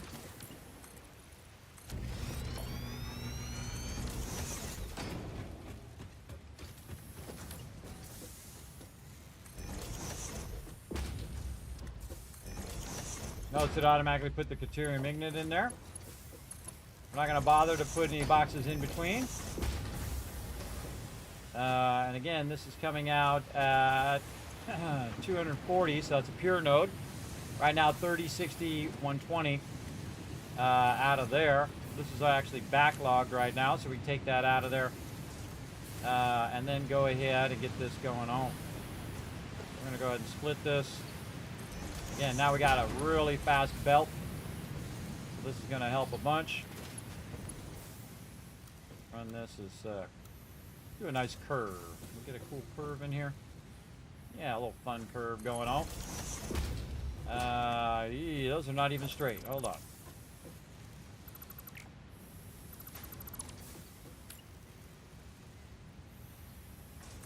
Straighten those out a little bit. Time to get our deuterium wire popping off. Yikes, that's too close. All right, backing it up. Fix that. Actually, I don't even need that. I can just do this.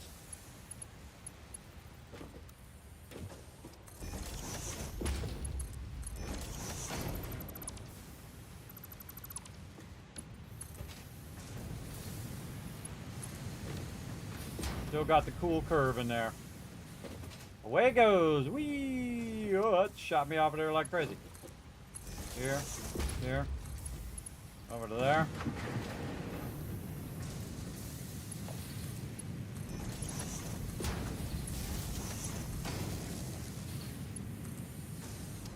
Oh, can't run it there.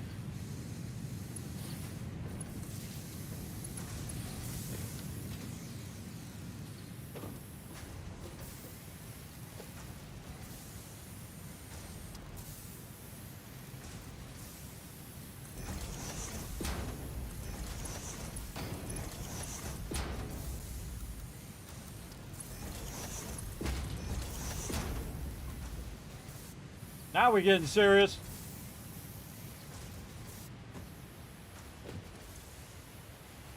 Give me that quick wire. All right, just gonna backlog that quick wire for a while. We take what we need for now.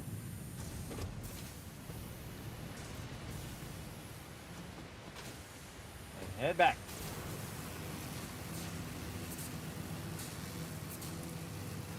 This is probably the most I've ever used this. In the last couple playthroughs, I usually don't use the zip line, usually using hypertubes and stuff like that. Find the zip line to be perfectly acceptable as transport.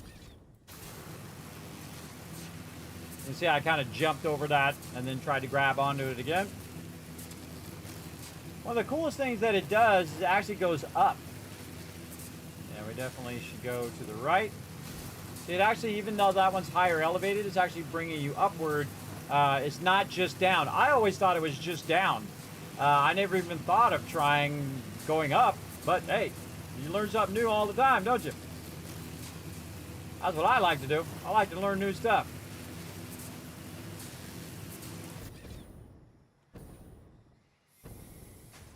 Why is this not connected across to this one? Did a little too slow. I could have zip lined the rest of that. Okay. So, we were going over there to get some stuff. We got to get some rubber over here, which I bet it's got a ton of it in there now. An absolute ton of it. It sure does. How much plastic do we have? A decent amount. We should probably split half this plastic and run it over this way. Or to utilize it over here.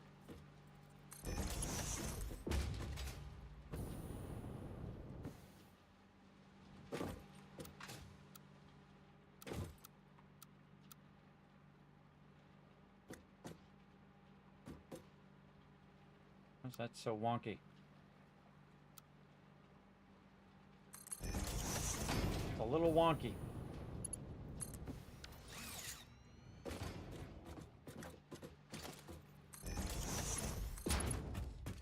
Half it over here, half it over here. You know what? We're going to send 3/4 over, or 2/3 over there, and half it over here. And you're like, Kismet, how do you do that? Well, what you do is you split it right here.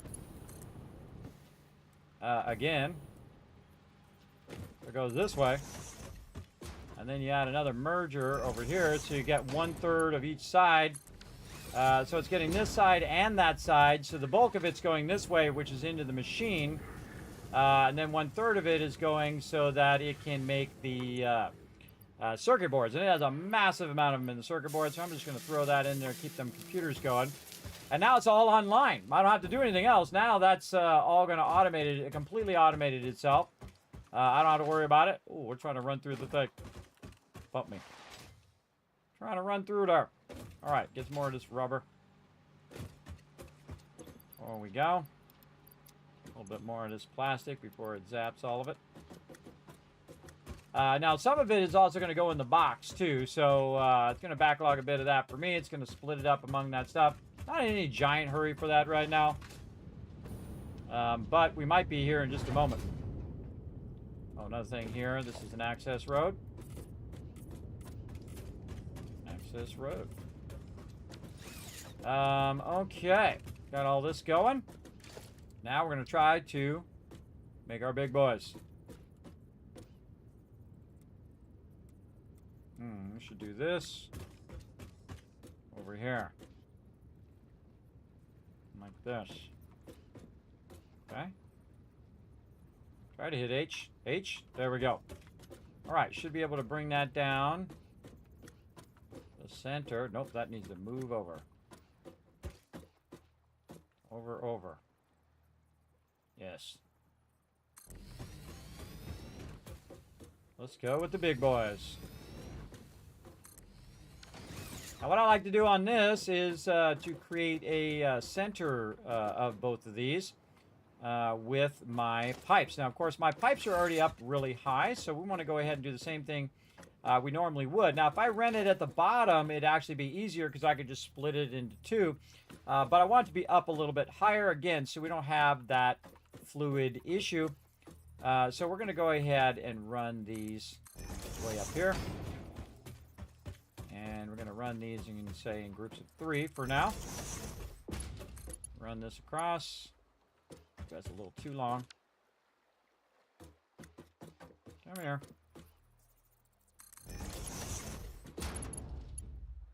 Nope, that one. Yep. And then in theory, if you hold down control, it should allow that to down edge. Down edge there. Again, we want it flowing down into the thing. Down into it. Down into it. And I feel like this fixes a lot of your fuel problems you might end up with. I know it fixes mine. So we're about to get a whole bunch of power right now. Put that right there. Oh yeah. This one we're actually going to put way over on this side.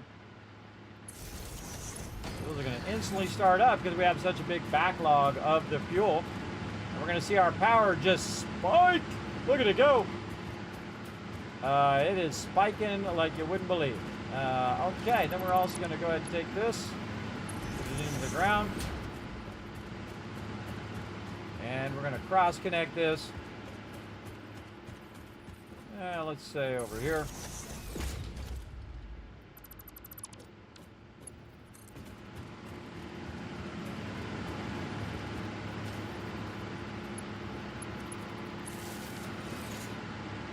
That should give me an idea of where I'm getting it from, and I'll take this out.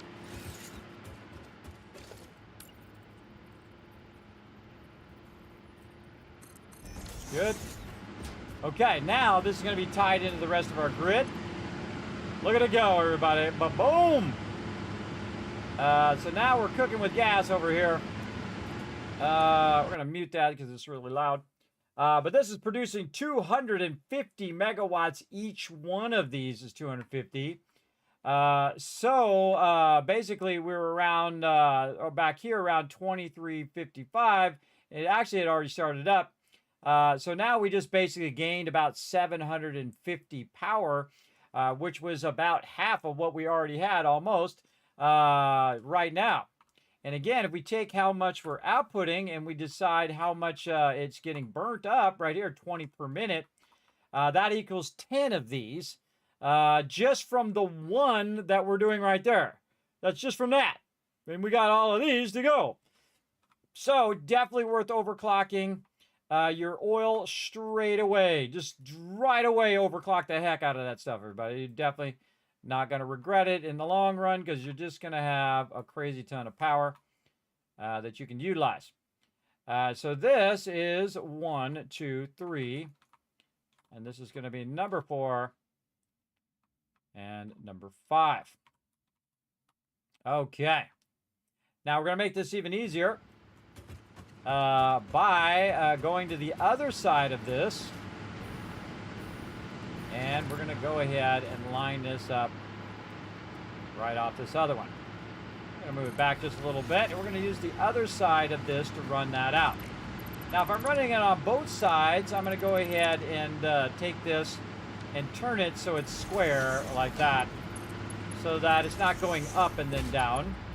So it's just going out like that, which is a much better way of doing that.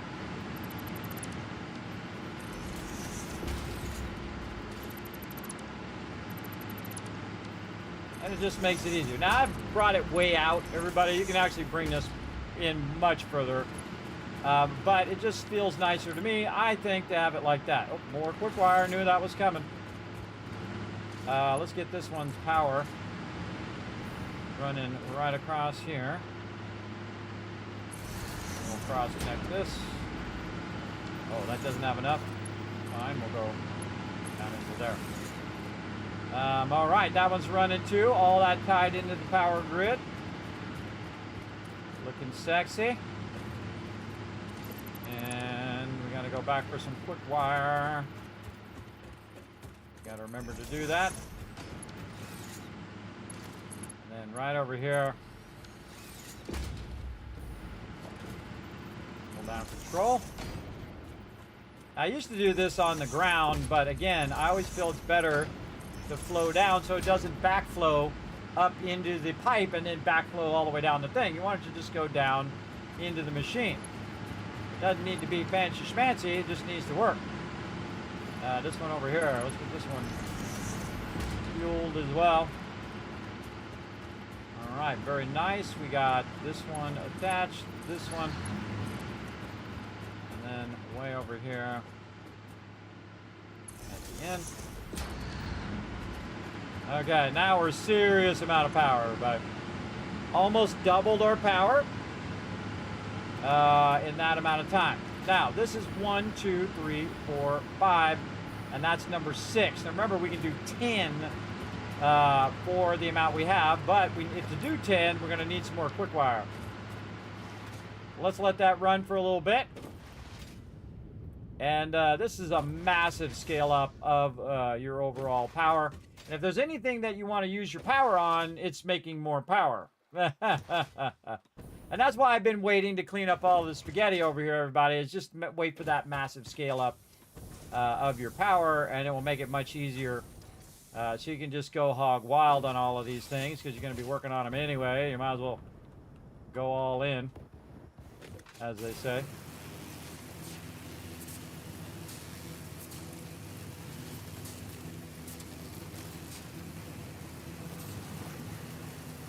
Now, if I was really smart, I would have put a dimensional depot over here, but I forgot. Wanted to scale it up. Oh, I think I'm going to hit a tree. Watch out for that tree. Yep. Knew it was coming. Old George of the jungle there.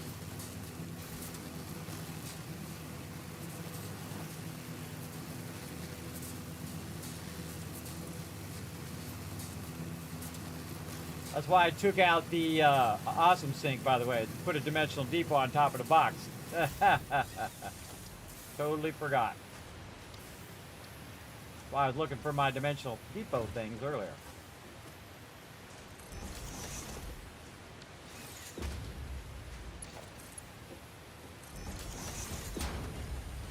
Got a bunch out for us. Throw some in the dimensional depot. Now we won't have to keep traveling over here over and over again to get some of this. It'll stack all that up in the dimensional depot. I should probably get my stuff unlocked so I can start doing overflow. So any of that, when it fills that box up, it should then go into overflow and then go into the awesome sink.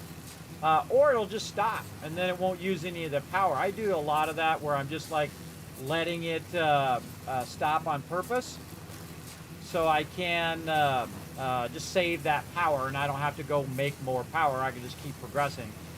I find that very, very efficient.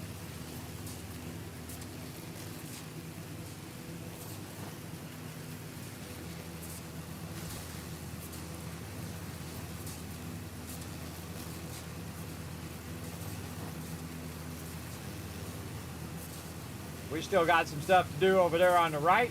This is what we're working toward right now.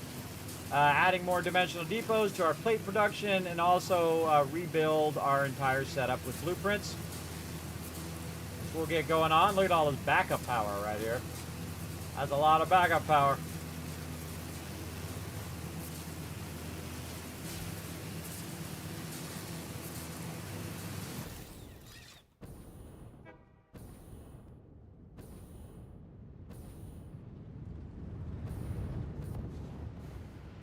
Using that momentum.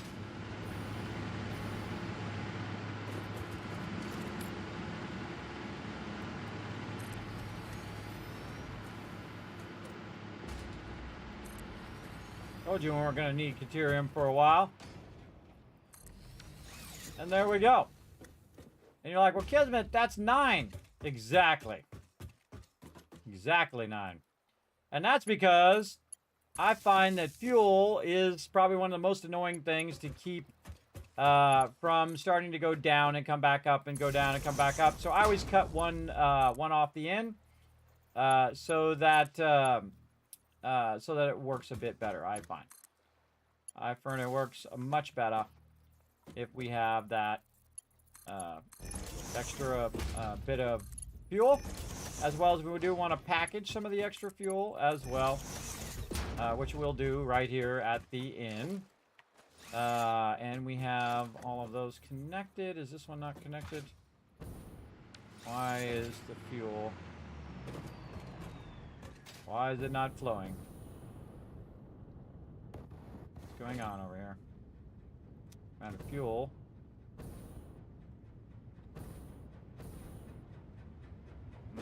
Oh, we got to do our outputs. Duh. Totally forgot to do my stuff here. Let's get it going on.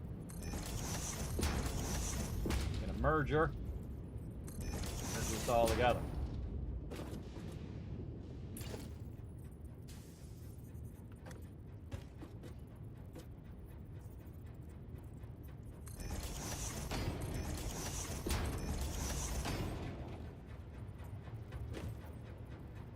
Got all sidetracked with that quick wire and forgot my byproduct output.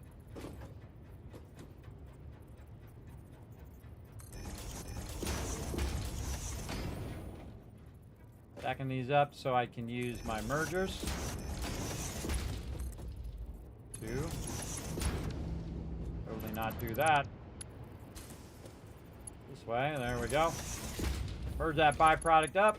And then run it across here. Now we should see it on the thing. Yep, on the belt. Then over here, same thing. And then all the way down. That's going to start this back up again. Because it literally stopped making the fuel. I should have taken care of this beforehand. But I did not. And now we have a fuel problem. There we go. All right, that's going to go ahead and fire that back up again, but here's what I'm going to do. I'm actually going to remove this, because I don't actually need this power right now. So what we want to do is let it kind of use the rest of the fuel. It's going to turn itself off. We want to go ahead and make sure that all of this is running out. That's not having an issue, like right there. It looks like it's not quite running out of there fast enough. The awesome sink. It's because it's backlogged. Now we're just going to help it out by pulling some of this out of here to speed it up. Now eventually it would catch up, but we're just going to speed it up a bit. This belt is more than fast enough to run all of this. Again, we'll help it catch up a little bit. And then we'll just run all this into the box. Okay, now you got to think of your throughput of what you're doing here. So, if you're doing so many along the way, oh, we lost power or something. It doesn't have its power connected. We took out a power line there. Ah, accidentally took the power line out. There we go. Get that one going again. Then we don't need these underneath here.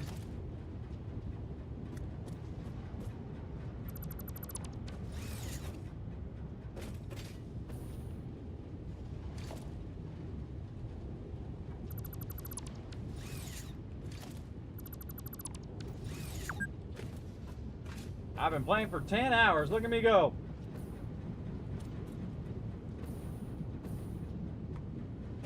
Okay.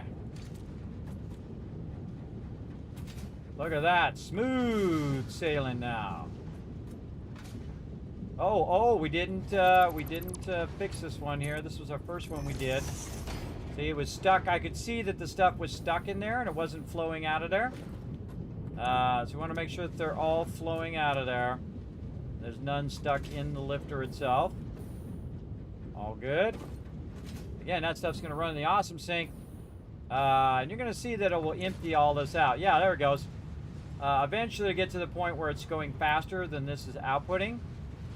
And eventually burn all that excess up out of there. So this is outputting 120 per minute. So if we take our belt speed here, which is 480, 480 minus 120 gives us 360. This is outputting 30. 30 times 5 is 150. So you got plenty of belt speed to be ahead of the curve when it comes to all this. It's my light. Oh, I'll turn my light on. What is it? HG? God, I forget what the light is. B. There it is. Pressing all the wrong buttons. But there we go. So we got our first round going. Now what we want to do again is make those pipes nice and full before we start it up. Otherwise it's stopping and starting and stopping and starting. And you don't want to do that, everybody. You want to have it where it's completely filled this thing up. It then fills up all of the pipes because it has a backlog of fluids. It's not using all of the fluid to run that power, and thus it's a lot easier to manage. And then you have excess, and you want to end up with excess so you can use it, say, for packaging and things like that. So while we're waiting for this, we're going to go ahead and run on over here and see if we can get some packaging going at the end here of any fuel that makes it all the way to the end. Right over here. And here we go. All right, we're going to need our packager. Just like this. And we're just going to package a little bit of fuel. So it's going to use 40 fuel there. Now, again, remember that these use 20, right? So if you're going to package it, you actually are going to end up using 2 slots because it's 2 slots. So what I would do is actually disconnect this one. Disconnect this one. So you have an extra 20, right? So this is 20, 40, 60. Plus we have an extra one, which is 100. So this one's going to go here. We're going to take this one out, so it gives us that. So 20, 40, and 60 worth of fuel. We'll have that extra 20 to backlog.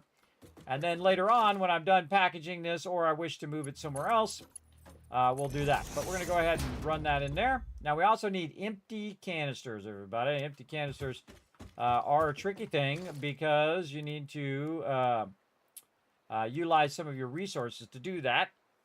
And luckily, we've got some of that to do. What are we doing? We're doing box. Actually, I kind of feel like just running this to the end. Now, it just does package fuel. It doesn't do anything else, so it's not like we have a byproduct or anything like that. So we can go ahead, and for now, we'll just go over here. And we'll just run this.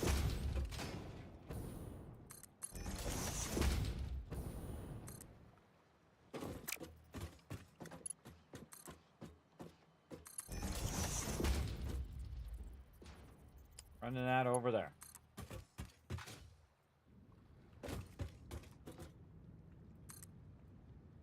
You can make a fancy whole distributing system and all of that. I'll do that as I go along, as I kind of cross through the different tiers and stuff. But all we want to do... Oh, we don't have enough industrial thingies? Really? Can we get to here? Where? Here. More industrial beams.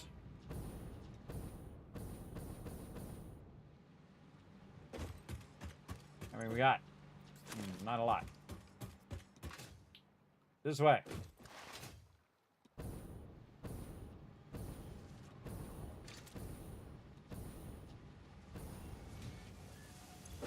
We got a smidge.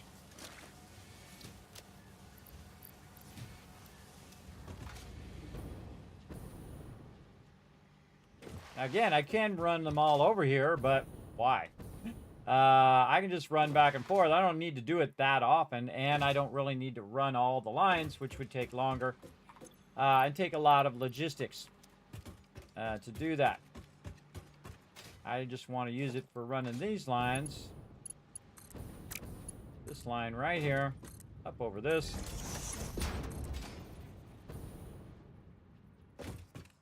Yeah, let's say there.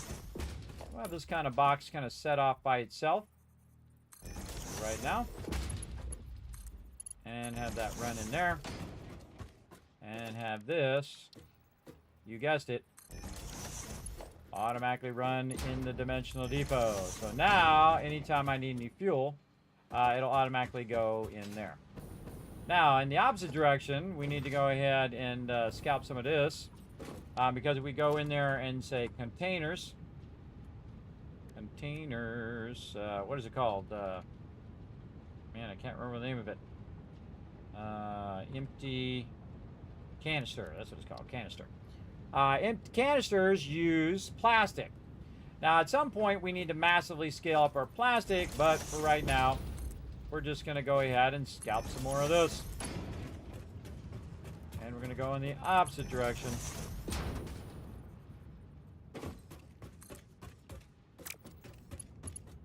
Because this is definitely worth running my lines and using my time to run those lines. so that it can just basically keep making me fuel for my jetpack the whole time I'm running around doing my thing. No matter where I am, I always have fuel. I no longer have to rely on biofuel as well. This is plastic. So we're trying to get this to go like this. And we're going to sell it to be straight. Nope, can't get the straight one. Okay, fine. Let it be straight like this. Then like that. And there we go, everybody. Bada bing. Bada boom. All right, all set up, ready to rock and roll. Let's go check in on our pipes. And our backlog. Ooh, looking good. All right, now here's another suggestion I think you should do. You can either turn them off or don't even bother to run the lines. But I'm going to go and I'm going to turn each of these. Turn these off over here. Just to make my job easier. Now these I'm going to turn off because these are not even going to be used. This is also going to charge our batteries way faster as well. The tricky part is remembering to turn it back on. Totally going to be worth your time. Turning these off.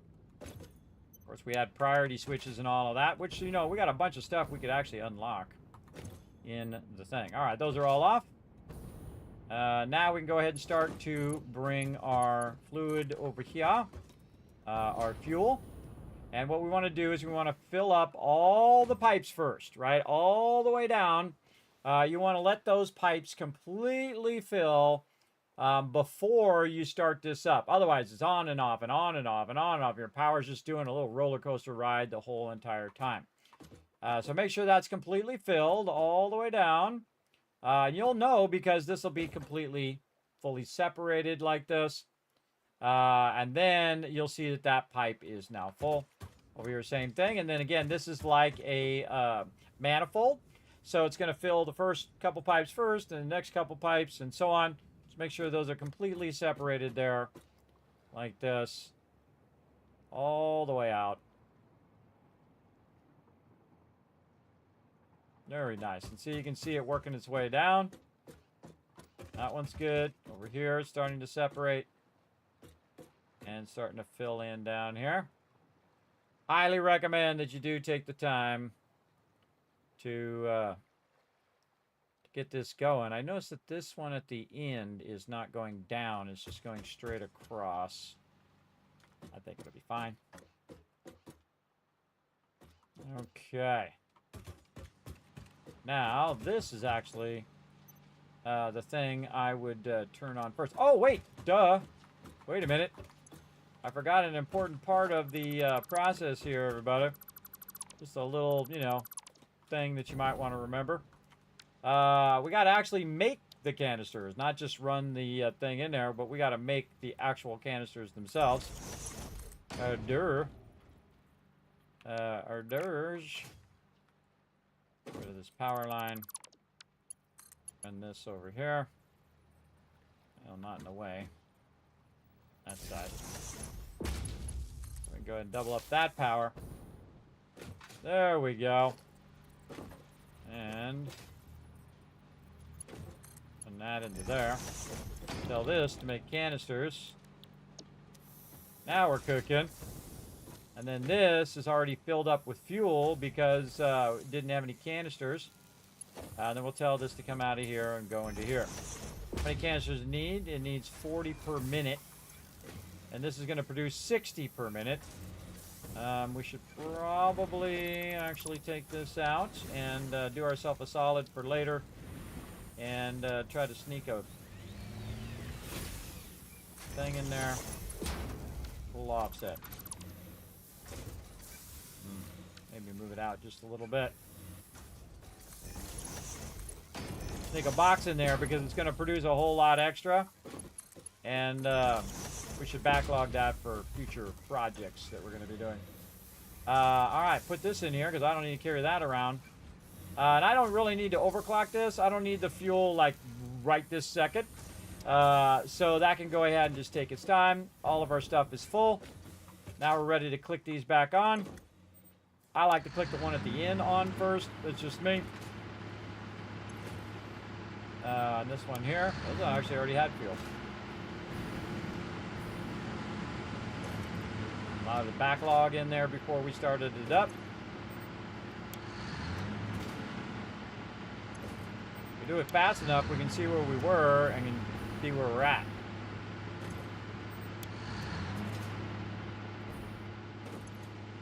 We should have nice, even flowing power. And also, good packaging. Alright, come on, baby. Give me a nice gray, flat, gray line. That's what I like to see. Get up there. Get her going. Alright, nice, nice. Ups and downs right now. They're all green. Now some of this might be my coal power back there. But that's 4180. And now our power here is going to be filled up even faster because we have now this excess power. So you can see now we've doubled the amount of power pretty much that we need for the kind of production we're doing. But we had everything running, it would actually be not enough power. But we can just keep expanding and expanding and expanding. We don't have to really worry about it as well. So again, look at that fuel going over there as well. Very nice. All right, now we're going to go ahead and zip over here. Speaking of fuel going over here. And do ourselves a solid now. And just get ourselves a nice stack of fuel. Then we're going to go ahead and... I don't know if you can actually switch it. Right here. Yes, preferred fuel, packaged fuel. There we go. Then I don't have to keep my biofuel on me anymore. I can just go ahead and put in there solid biofuel. Put it in the awesome sink. Get out of my inventory. Don't need to hold on to these iron ignits though. We could probably put a stack in there because what do we care? And then throw the rest of these away. Put a stack of deuterium in there. Stack of this stuff. I always put a little bit of everything in there. So that it has a listing in there, including some polymer resin and iron ore, all that stuff we'll throw in there. But now we have actual fuel.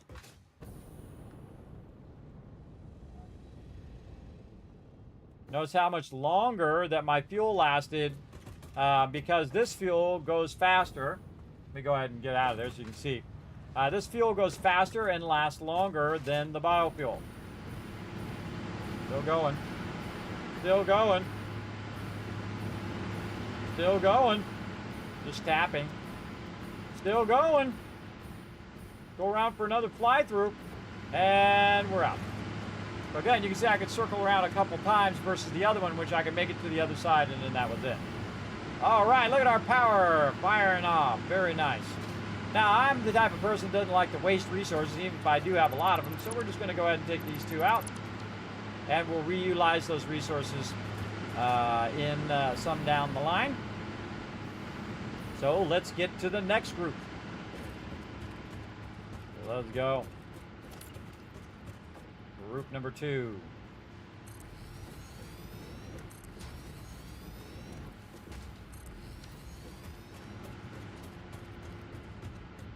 Okay, let's do all the smart things first. And I kind of feel like we'll put a separate dedicated awesome sink over here. We can chain it down the way, but we're going to put its own awesome sink here so that I can just divert it right here. And we're going to find some power connector right here. Run that down in there. Ooh, almost fell off. We don't want to do that. Down here first. Okay. Down in there. And No empty power connections. Oh, okay. Well, what we got over here? Got an empty power connection there. Take care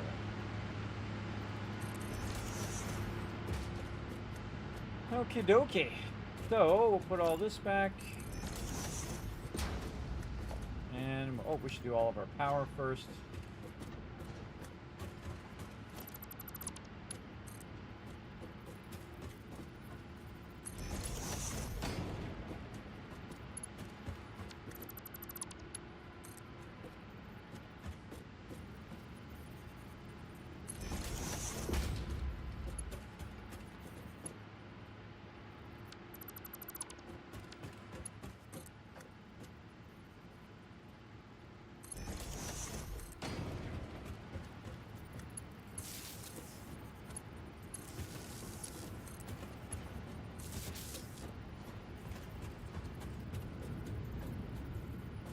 That is connecting across.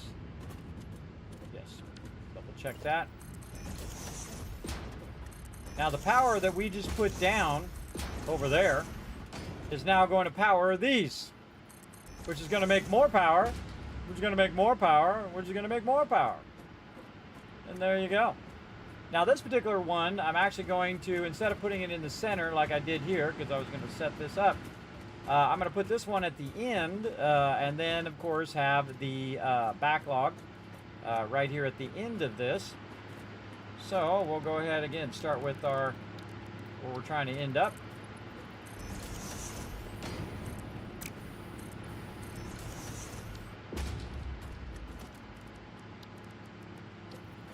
Always kind of work from the end forward. Will help you a lot. Okay, what are we looking?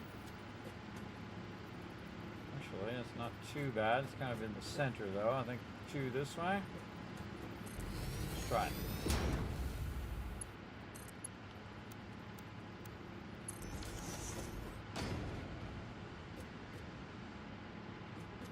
That's pretty good.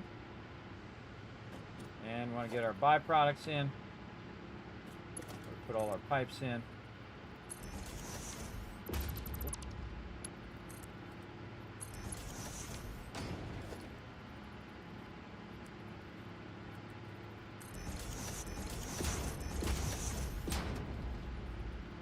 Depending on your vantage point, this is way easier. I'm up here, I can see the both directions at the same time.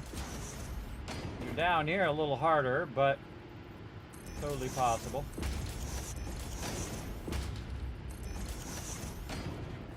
That one did not look lined up.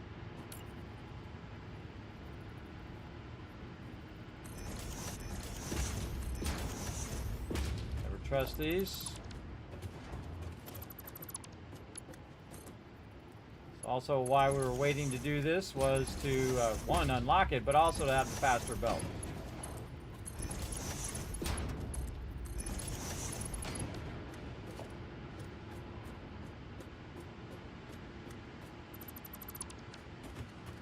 It's good. Byproduct is going to go this way.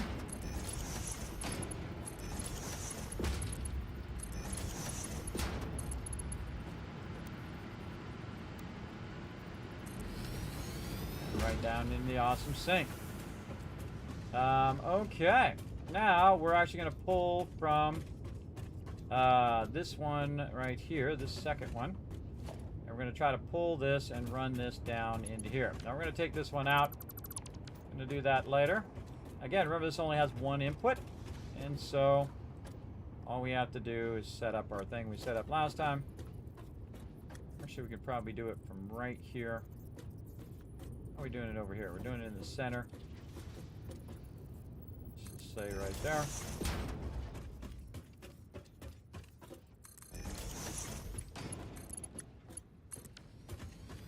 Easy. Again, I'm going to go a bit faster. I hope you don't mind. If you do have a comment or question, feel free to throw it in the chat. Because I'm on a roll. On a roll. Think all this out.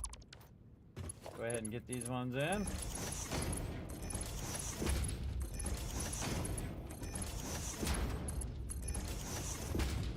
one from this one.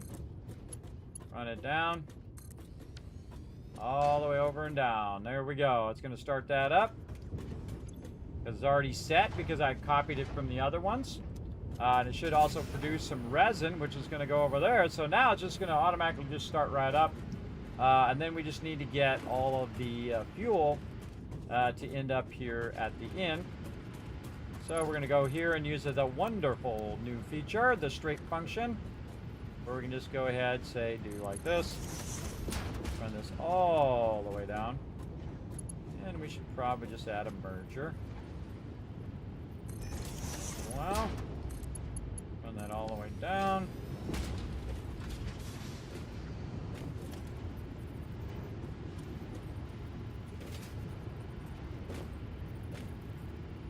Come on, snap in there.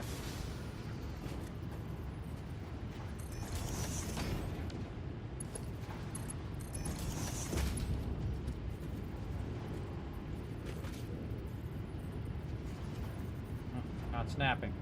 When it doesn't snap and I really am being like I want it to make sure it snaps perfect, I'll make a little thing there just to make it where it'll snap. Sometimes it does, sometimes it doesn't. Like a hit and miss, like right there.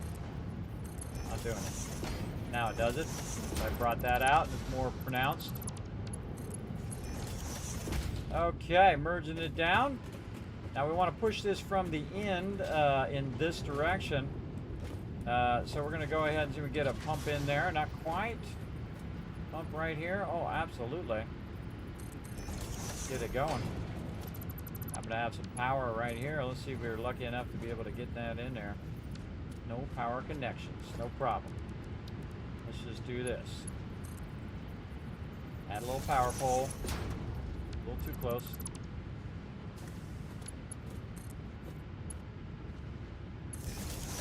Back there.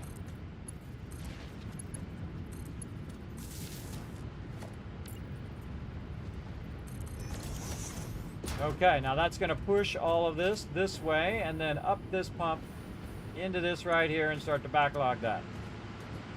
Do your thing, bro. And we're going to go ahead and say right here is another road. So that way and this way. Go ahead and put in some more foundations. This is just a whole bunch of rinse and repeat now. Massively scaling up my fluids. Now in the long run, of course, more plates. In the long run, what I'm doing is it's allowing me to basically unlimitedly do any of the resources that we've already done so far. And it's just going to keep building that up and building that up, which is awesome. Same thing with my fluid over here. It's going to go ahead and do this. I like to have it just one full stack on me there. It's pretty sweet. Also over here, if I have some stuff I want to throw into the awesome sink, we can go ahead and check and see what's in here. We already got those going. All right, it's going to upload a bunch of those. We can also try to throw some ore in there, some of this stuff. It's already doing fuel. We can throw our other stuff in there as well. Now, really, you can only put one stack in there for right now. But as I upgrade the ability for it to run in there, we can just keep running more and more in there. We're just going to max that out. Let that run. Okay. So we got that going. Why did we run back this way? For plates, that's why. For more plates. We want to make a bunch of these. And we want more foundations. So we want to make a bunch of these. And we certainly got a lot of extra plates laying around. Let's just take a whole row of it. Yeah, let's take some concrete while we're at it. Concrete do we have? Take the small one back. Get them full stacks in there. This is our big goal, everybody. We get this done today. We're styling, right? Again, we got a little bit of stuff just running. We can fine-tune it or whatnot. But we're trying to get our power scaled up. We get that power scaled up, forget about it. We are going to have massive power. Now, I only need to package the first one for right now. So all the rest of this is golden. And again, all of these should be running. They absolutely are. And then remember, for every one of these we do, right? So we're doing, we got 60 coming in, and we are dividing it by 300 by 6, 60 is 5, right? So we have about 300 each one in there. Now we have a big backlog of it as well. So this part is like right on the dot, right? But because we have such a huge backlog, it'll be fine to run it at full capacity.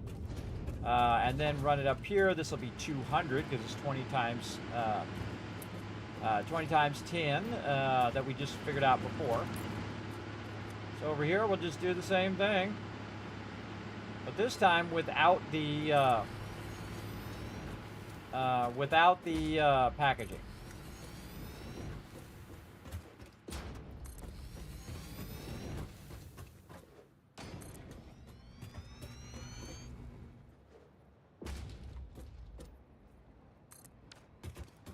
Now, I wouldn't blueprint this stuff, everybody, until you really get into the next blueprinter, because this stuff is huge. You know, you're better off just doing it by hand. I find 1, 2, 3, 4. I find it's easier just to do it by hand, but you can do a whole bunch of pieces and parts that'll help you go. Speaking of stuff I'm out of, we should make a hyper tube. Let's make a hyper tube. We're going to be doing a lot of back and forth here.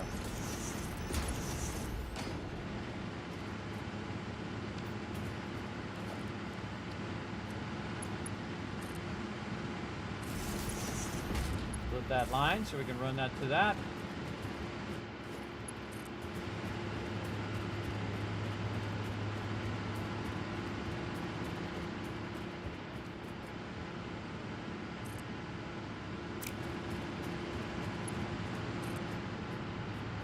Probably not the materials for the hypertube itself. Use this belt to help us. Whoosh! Whoa! Wee! Too fun. All right, we all out of dish? Oh, we know what to do. We know what to do. Get over here. Do our thing.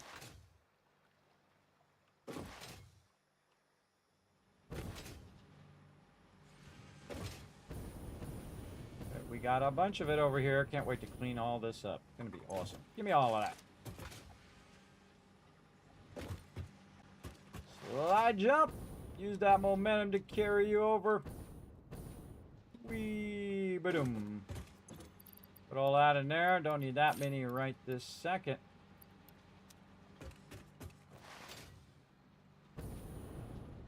See, this one's going in the direction we're going. Slide on it and use the momentum. Dip around there. Like so. Now we'll put our hypertube in before we get all distracted.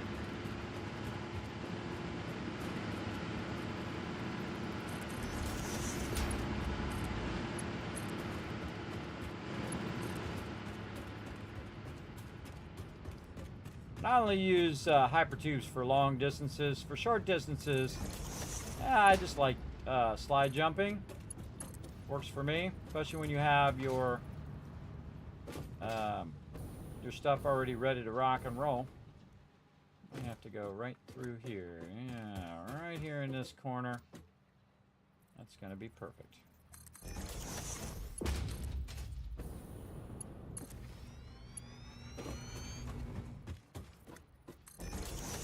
Alright, we need some power.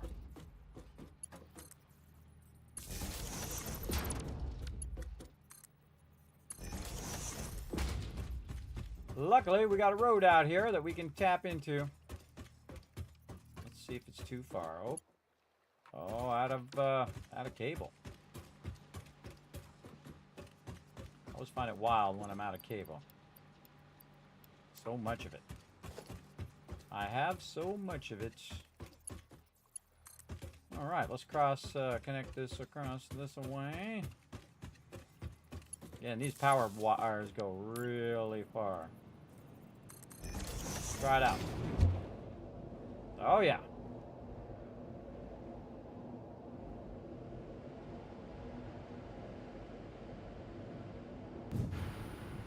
1, 2, 3, 4.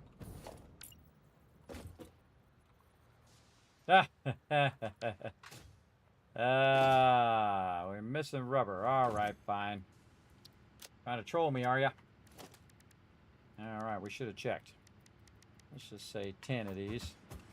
Rubber and motors. Oh, okay. You got this.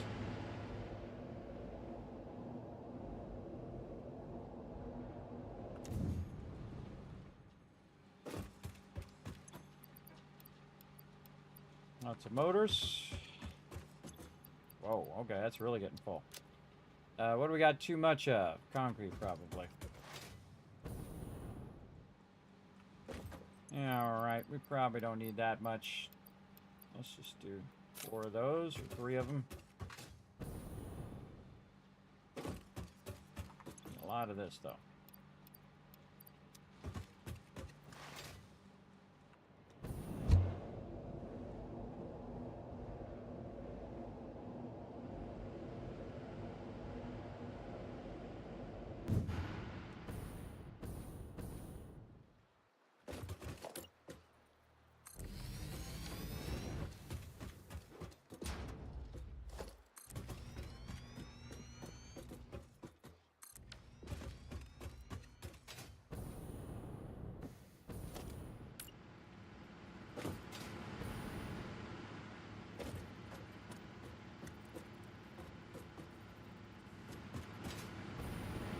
Oh, I just thought of something.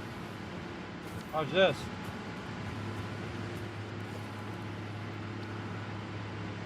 Snap it to this one. We hit H. And then we say, go that way. And we can nudge it as far as we want. Don't believe me? Watch this. I'm not even looking at it. Here it comes. So we can go ahead and run these across, and you can see now it's lined up. So we know it's perfectly lined up to those over there and these over here. You can do it all the way across the map now, which is pretty great. And then over here.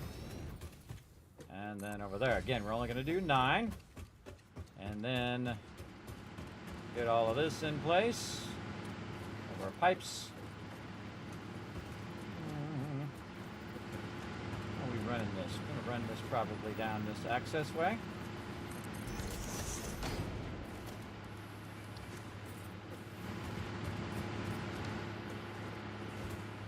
Okie dokie. Check our max distance.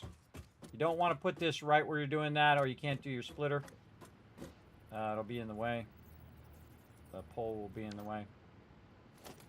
Come on. There we go. I kind of feel like this one will make it all the way to the end. That was right. Okay. Easy peasy stuff.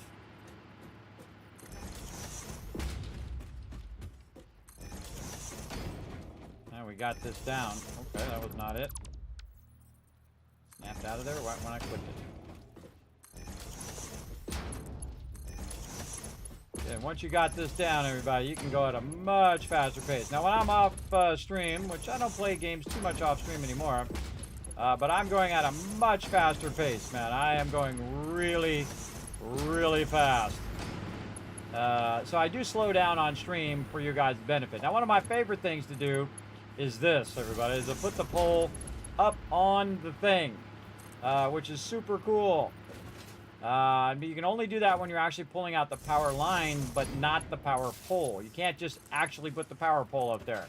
But you can pull out a power line, which is generating a power pole, and that you can do nice and easy. Now, normally I would run those underneath ground, but I kind of feel like it's more effective to run it up above. Like this. Very effective, as a matter of fact. Like that. All right, look at that. Looking cool, looking cool. I'm going to go ahead and tie it into the rest of the power. Oh, nope. Don't have enough power lines, power pole thingies to do it. Now, I think I have my upgrades, or, oh no, I haven't unlocked my upgrades yet. Okay, that's perfectly fine. What are we feeling like doing? I feel like we're going to go ahead and split this like this, straight across this way. And then get that going like that. All right, these are all set up now. Nothing I need to do other than just running the resources there. And on this one, we're going to go ahead and try to make this happen, Captain, by bringing this up just a bit. Running that into there. See how we like this. Touch the power pole a little bit there. Watch as our power kicks in. Oh, mama! Go, baby!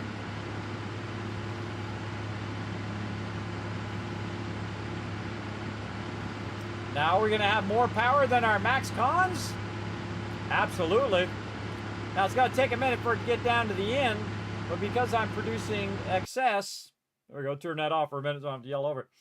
Because I'm producing excess fuel, it'll go much faster.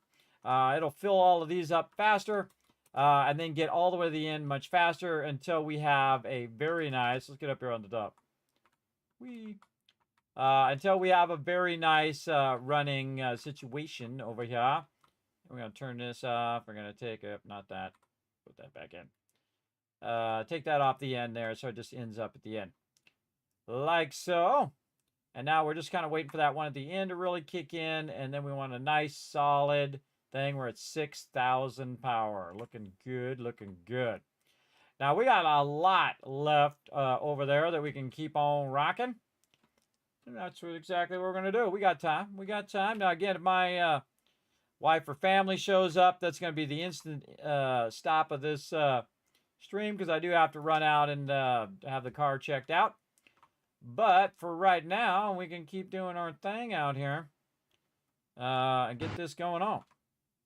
Oh, come on. There we go. These things are really loud, too.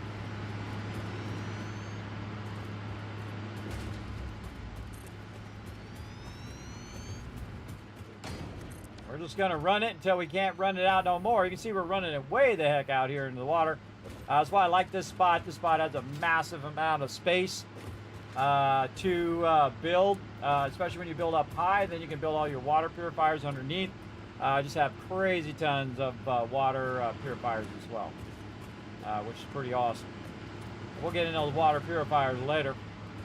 Right now we need to refine ourselves some more over here. So we're going to go ahead and set up more of these right over this way. Let's just go ahead and snap it in there, hit that H, roll it over. So glad they removed the limitations of this. It is so nice to just be able to do that like that. Very nice. In 1.1 they removed the nudging limitations. Great. It sucked before.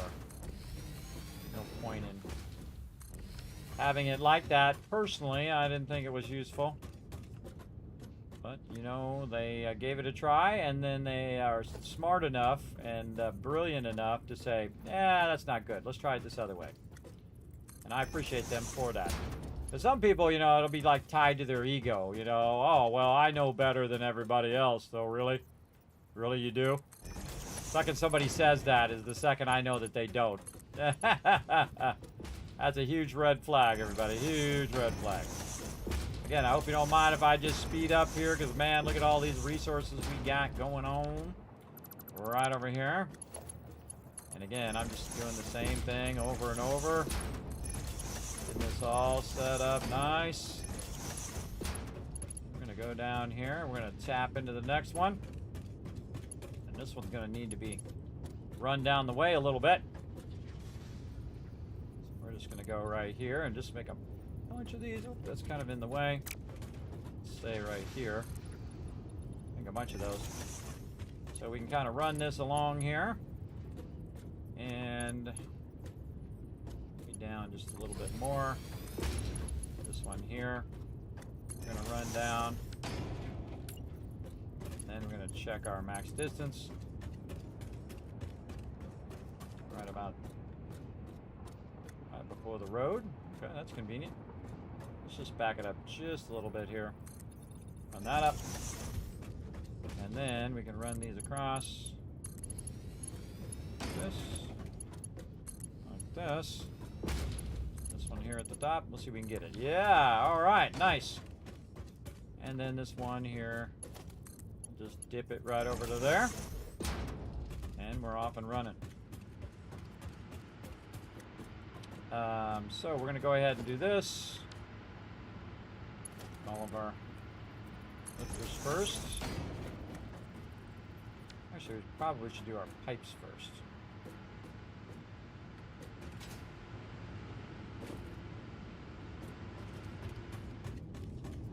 Yeah, we're running these pipes on the low side. Just running those flat. Yeah, let's go do our pipes first. And I'll show you why you want to do your pipes first. First thing you want to do is use the straight mode. Figure out where you want to go. Say you want to go right there, right up against that thing. Then take this out and then run it in the opposite direction. Way down here. And it just makes it easier to put these in. Otherwise they get kind of funky. So you might want to do these first. If the pipes get in your way, you can always take the pipes out, but you'll already have your splitters in there. That's the thing. See, I can always reconnect all of this, but your splitters are now in position, and that's going to be awesome. Going to save me some time. This one I don't need over here. And now I can go back to my splitters here. Actually, this is mergers. Mergers that are going this way. On top here so I can see a little bit better. Oh. Or not.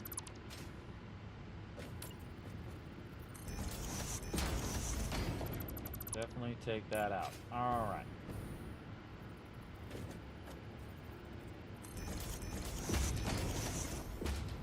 Also use these to stand on.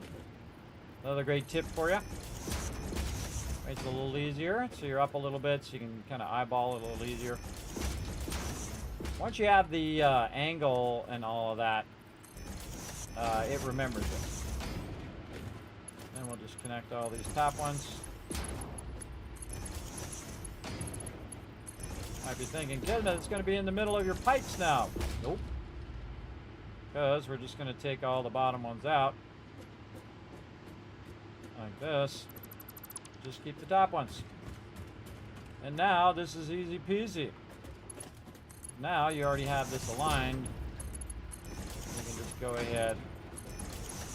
Do this all the way down. Come on. Then go in here. Before we put in all of the lifters. And just very easily do this. And take this out. I don't know what it just did there, but it seemed a little funky to me, so I'm going to double check that that's right. Then we just need lifters. Oh, no. Oh, no. We did it wrong all the way down. That was a bummer. All right. Well, it happens. Let's just go ahead and take these front ones back out again. Fix our mistake.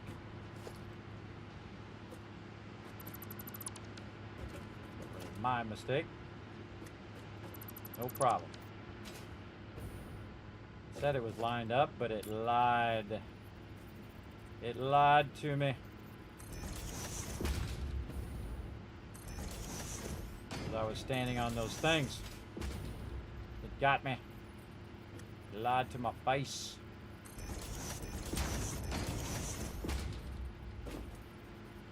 You make a mistake in this game, everybody. No big deal.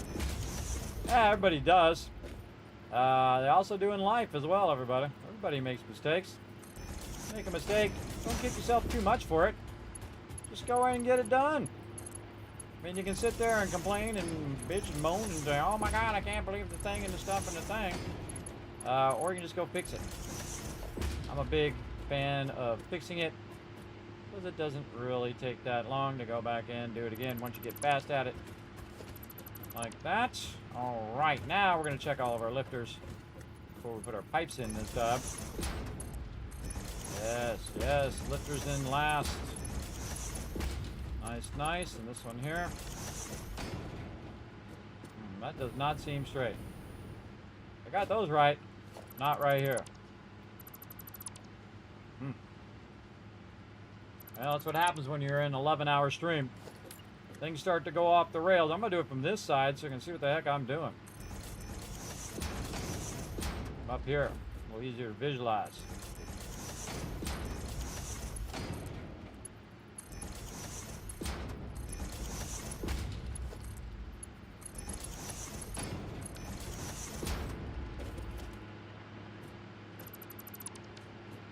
All right, now we got her in there nice and straight. Looking better. Then all we got to do is just replace these outer pipes. We already got the inside ones good. Right over here. All looking good. Again, I'm going to do something different on these. I'm just going to go ahead and stack them up on top of these, which I find very, very fun. And I kind of feel like it should automatically snap to the top of those personally. Because I think that's an awesome thing to do. Let those suckers snap up there. I ain't got nothing better to do anyway. Right there. Then we can go ahead and say, okay, now we want this to go into the ground. Like this. And then tie into our central power out here somewhere. And there we go. Very nice. How are we doing here? No power. Didn't connect the last one. There we go. This back here. How we doing? Green all the way across. Nice. Okay. Let's get to the next part. Bring this down. Let's go this way a little bit.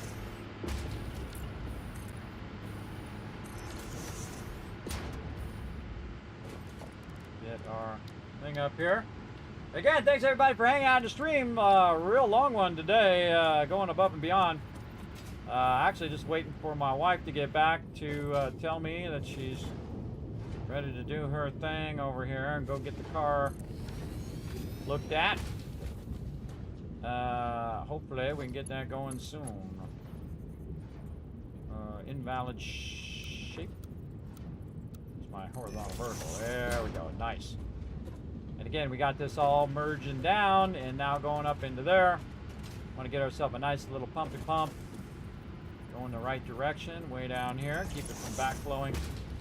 Conveniently, we added a little power thing here without even thinking about adding that later, but we got it. Now it's going to push that right up in there. And we have a whole bunch more backlogging. Nice. And let's go ahead and go over here. We're going to go ahead and clear this. We're going to do this the fast way this time, hopefully. We're going to go ahead and tell her that we want 9 of these. We're going to roll this way. We're going to get more copper sheets and more motors. Again, hope you don't mind if I speed up, because I'm going to be going fast now. Because we're just doing some repetitive stuff. When we're doing the same stuff over and over, we're going to just go much faster. We got any motors left over here? Let's just take them all. Well, maybe a little too many. Let's just put some back. We only need about 90. Let's go 150. 150. Oh. Trying to get that momentum from the sliding. Slide jump. Oh, there it is. And see, it gives me a little extra momentum when I get in the hypertube. Spacebar, spacebar, spacebar, spacebar. Okay, more foundations. Yay, foundations.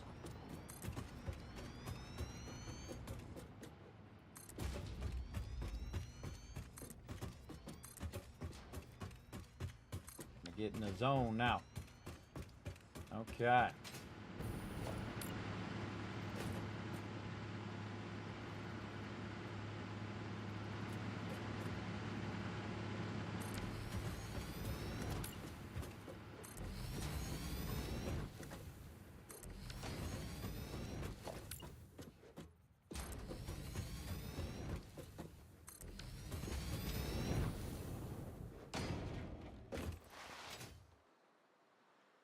Tail, run, jump. There we go.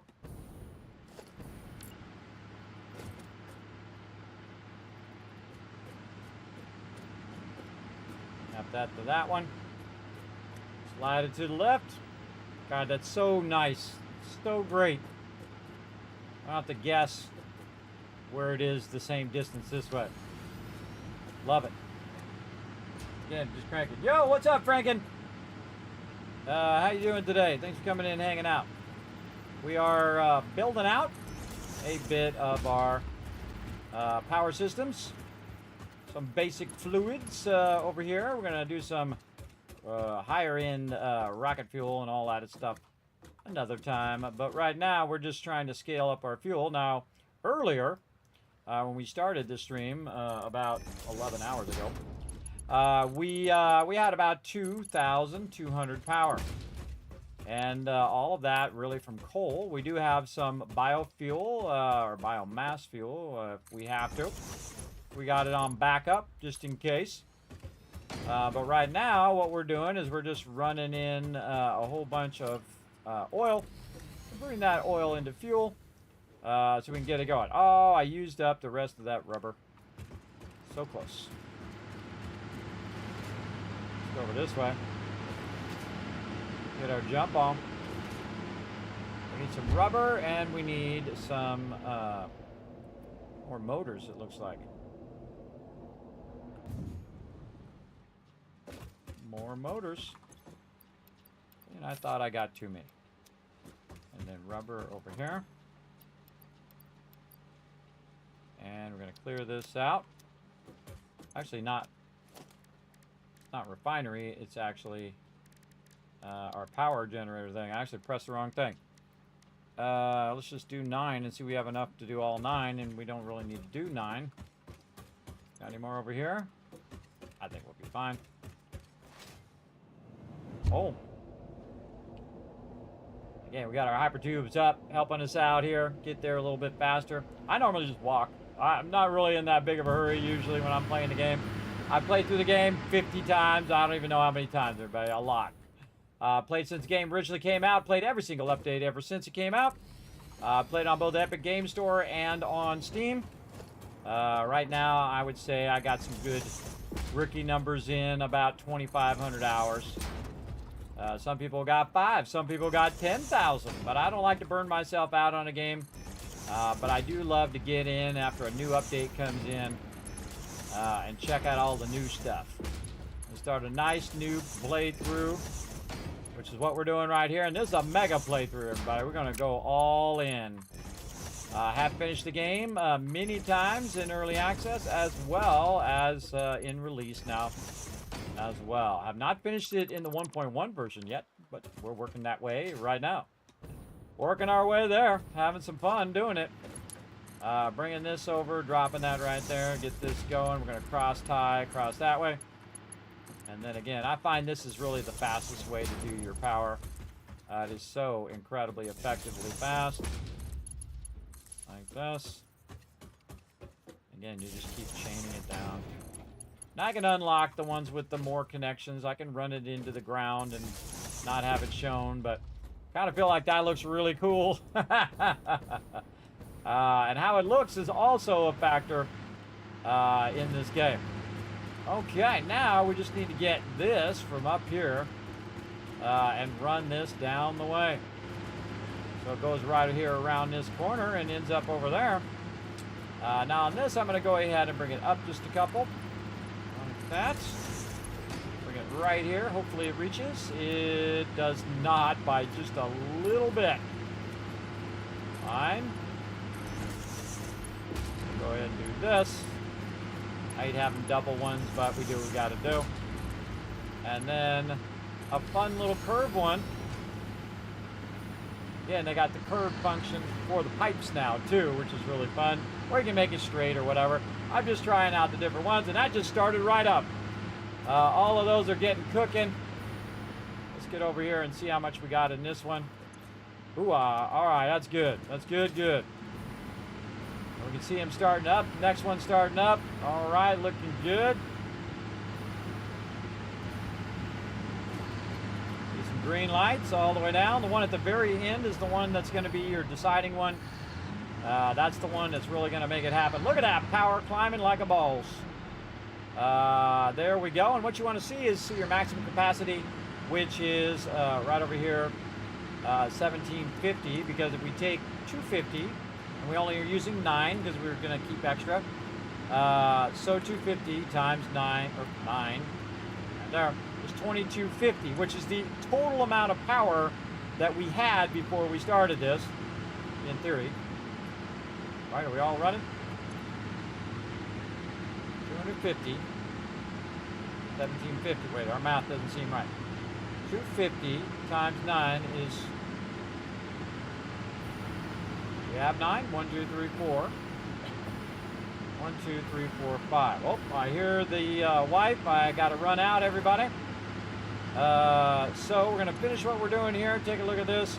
That's weird. That should be 2250. Maybe I'm just not doing my math right. Hold on. Let's go over here. All right, looking at it. 250 megawatts. Some of these not connected.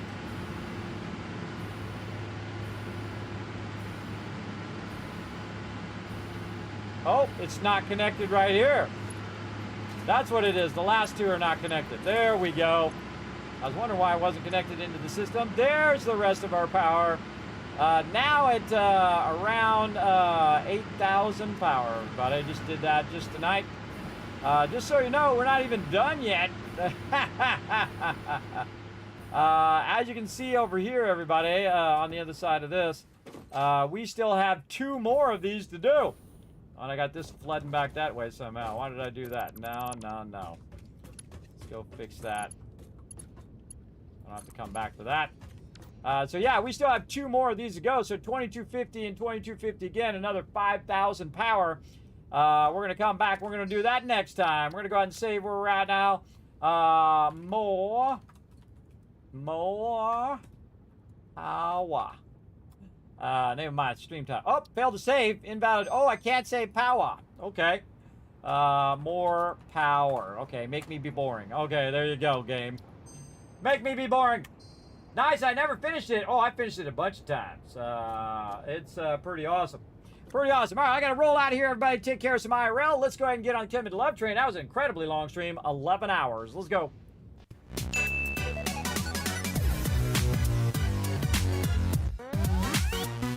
All right, I got to dip on out of here, everybody. Now, that's my old schedule there. But we're going to be doing some Fallout 4 and whatnot. I'll go ahead and just take that out. We're going to be doing some Fallout 4 later tonight, 10 p.m. Eastern Standard Time. We'll definitely come back for that because we are doing the Rise of the Tycoon Empire as well as the Ultimate modded playthrough. Just having an absolute fantastic time. Time just flying by like that. Just like today, flying by. You can also help out the stream, everybody, by following those links right there in the chat. Pop on over there to youtube.com/KismetBP. Hit that subscribe button. Pop over to twitter.com/KismetBP. Hit the follow button. Check out the Discord. Check out the website. Especially check out patreon.com/Kismet. The greatest way to support the Kismet Love Train. Support videos, guides, highlights, all that stuff, and a bunch of exclusive stuff up there for all of you. You guys get first look at a bunch of stuff. And I'm working on a bunch of stuff. I wish I could just get it done if I didn't keep getting interrupted by IRL stuff constantly. So I can't get all my stuff done. I'm too busy doing everybody else's stuff. But such is life, everybody. Such is life. Now I'm going to go ahead and shower you guys with a bunch of Kiz Caps right over here because you guys are awesome. You hang out all the way to the end of the stream, which is always a smart idea. See you guys tonight for some Fallout 4 Mega Run, the Ultimate modded playthrough, Rise of the Tycoon Empire. See you guys later tonight. Bye, everybody.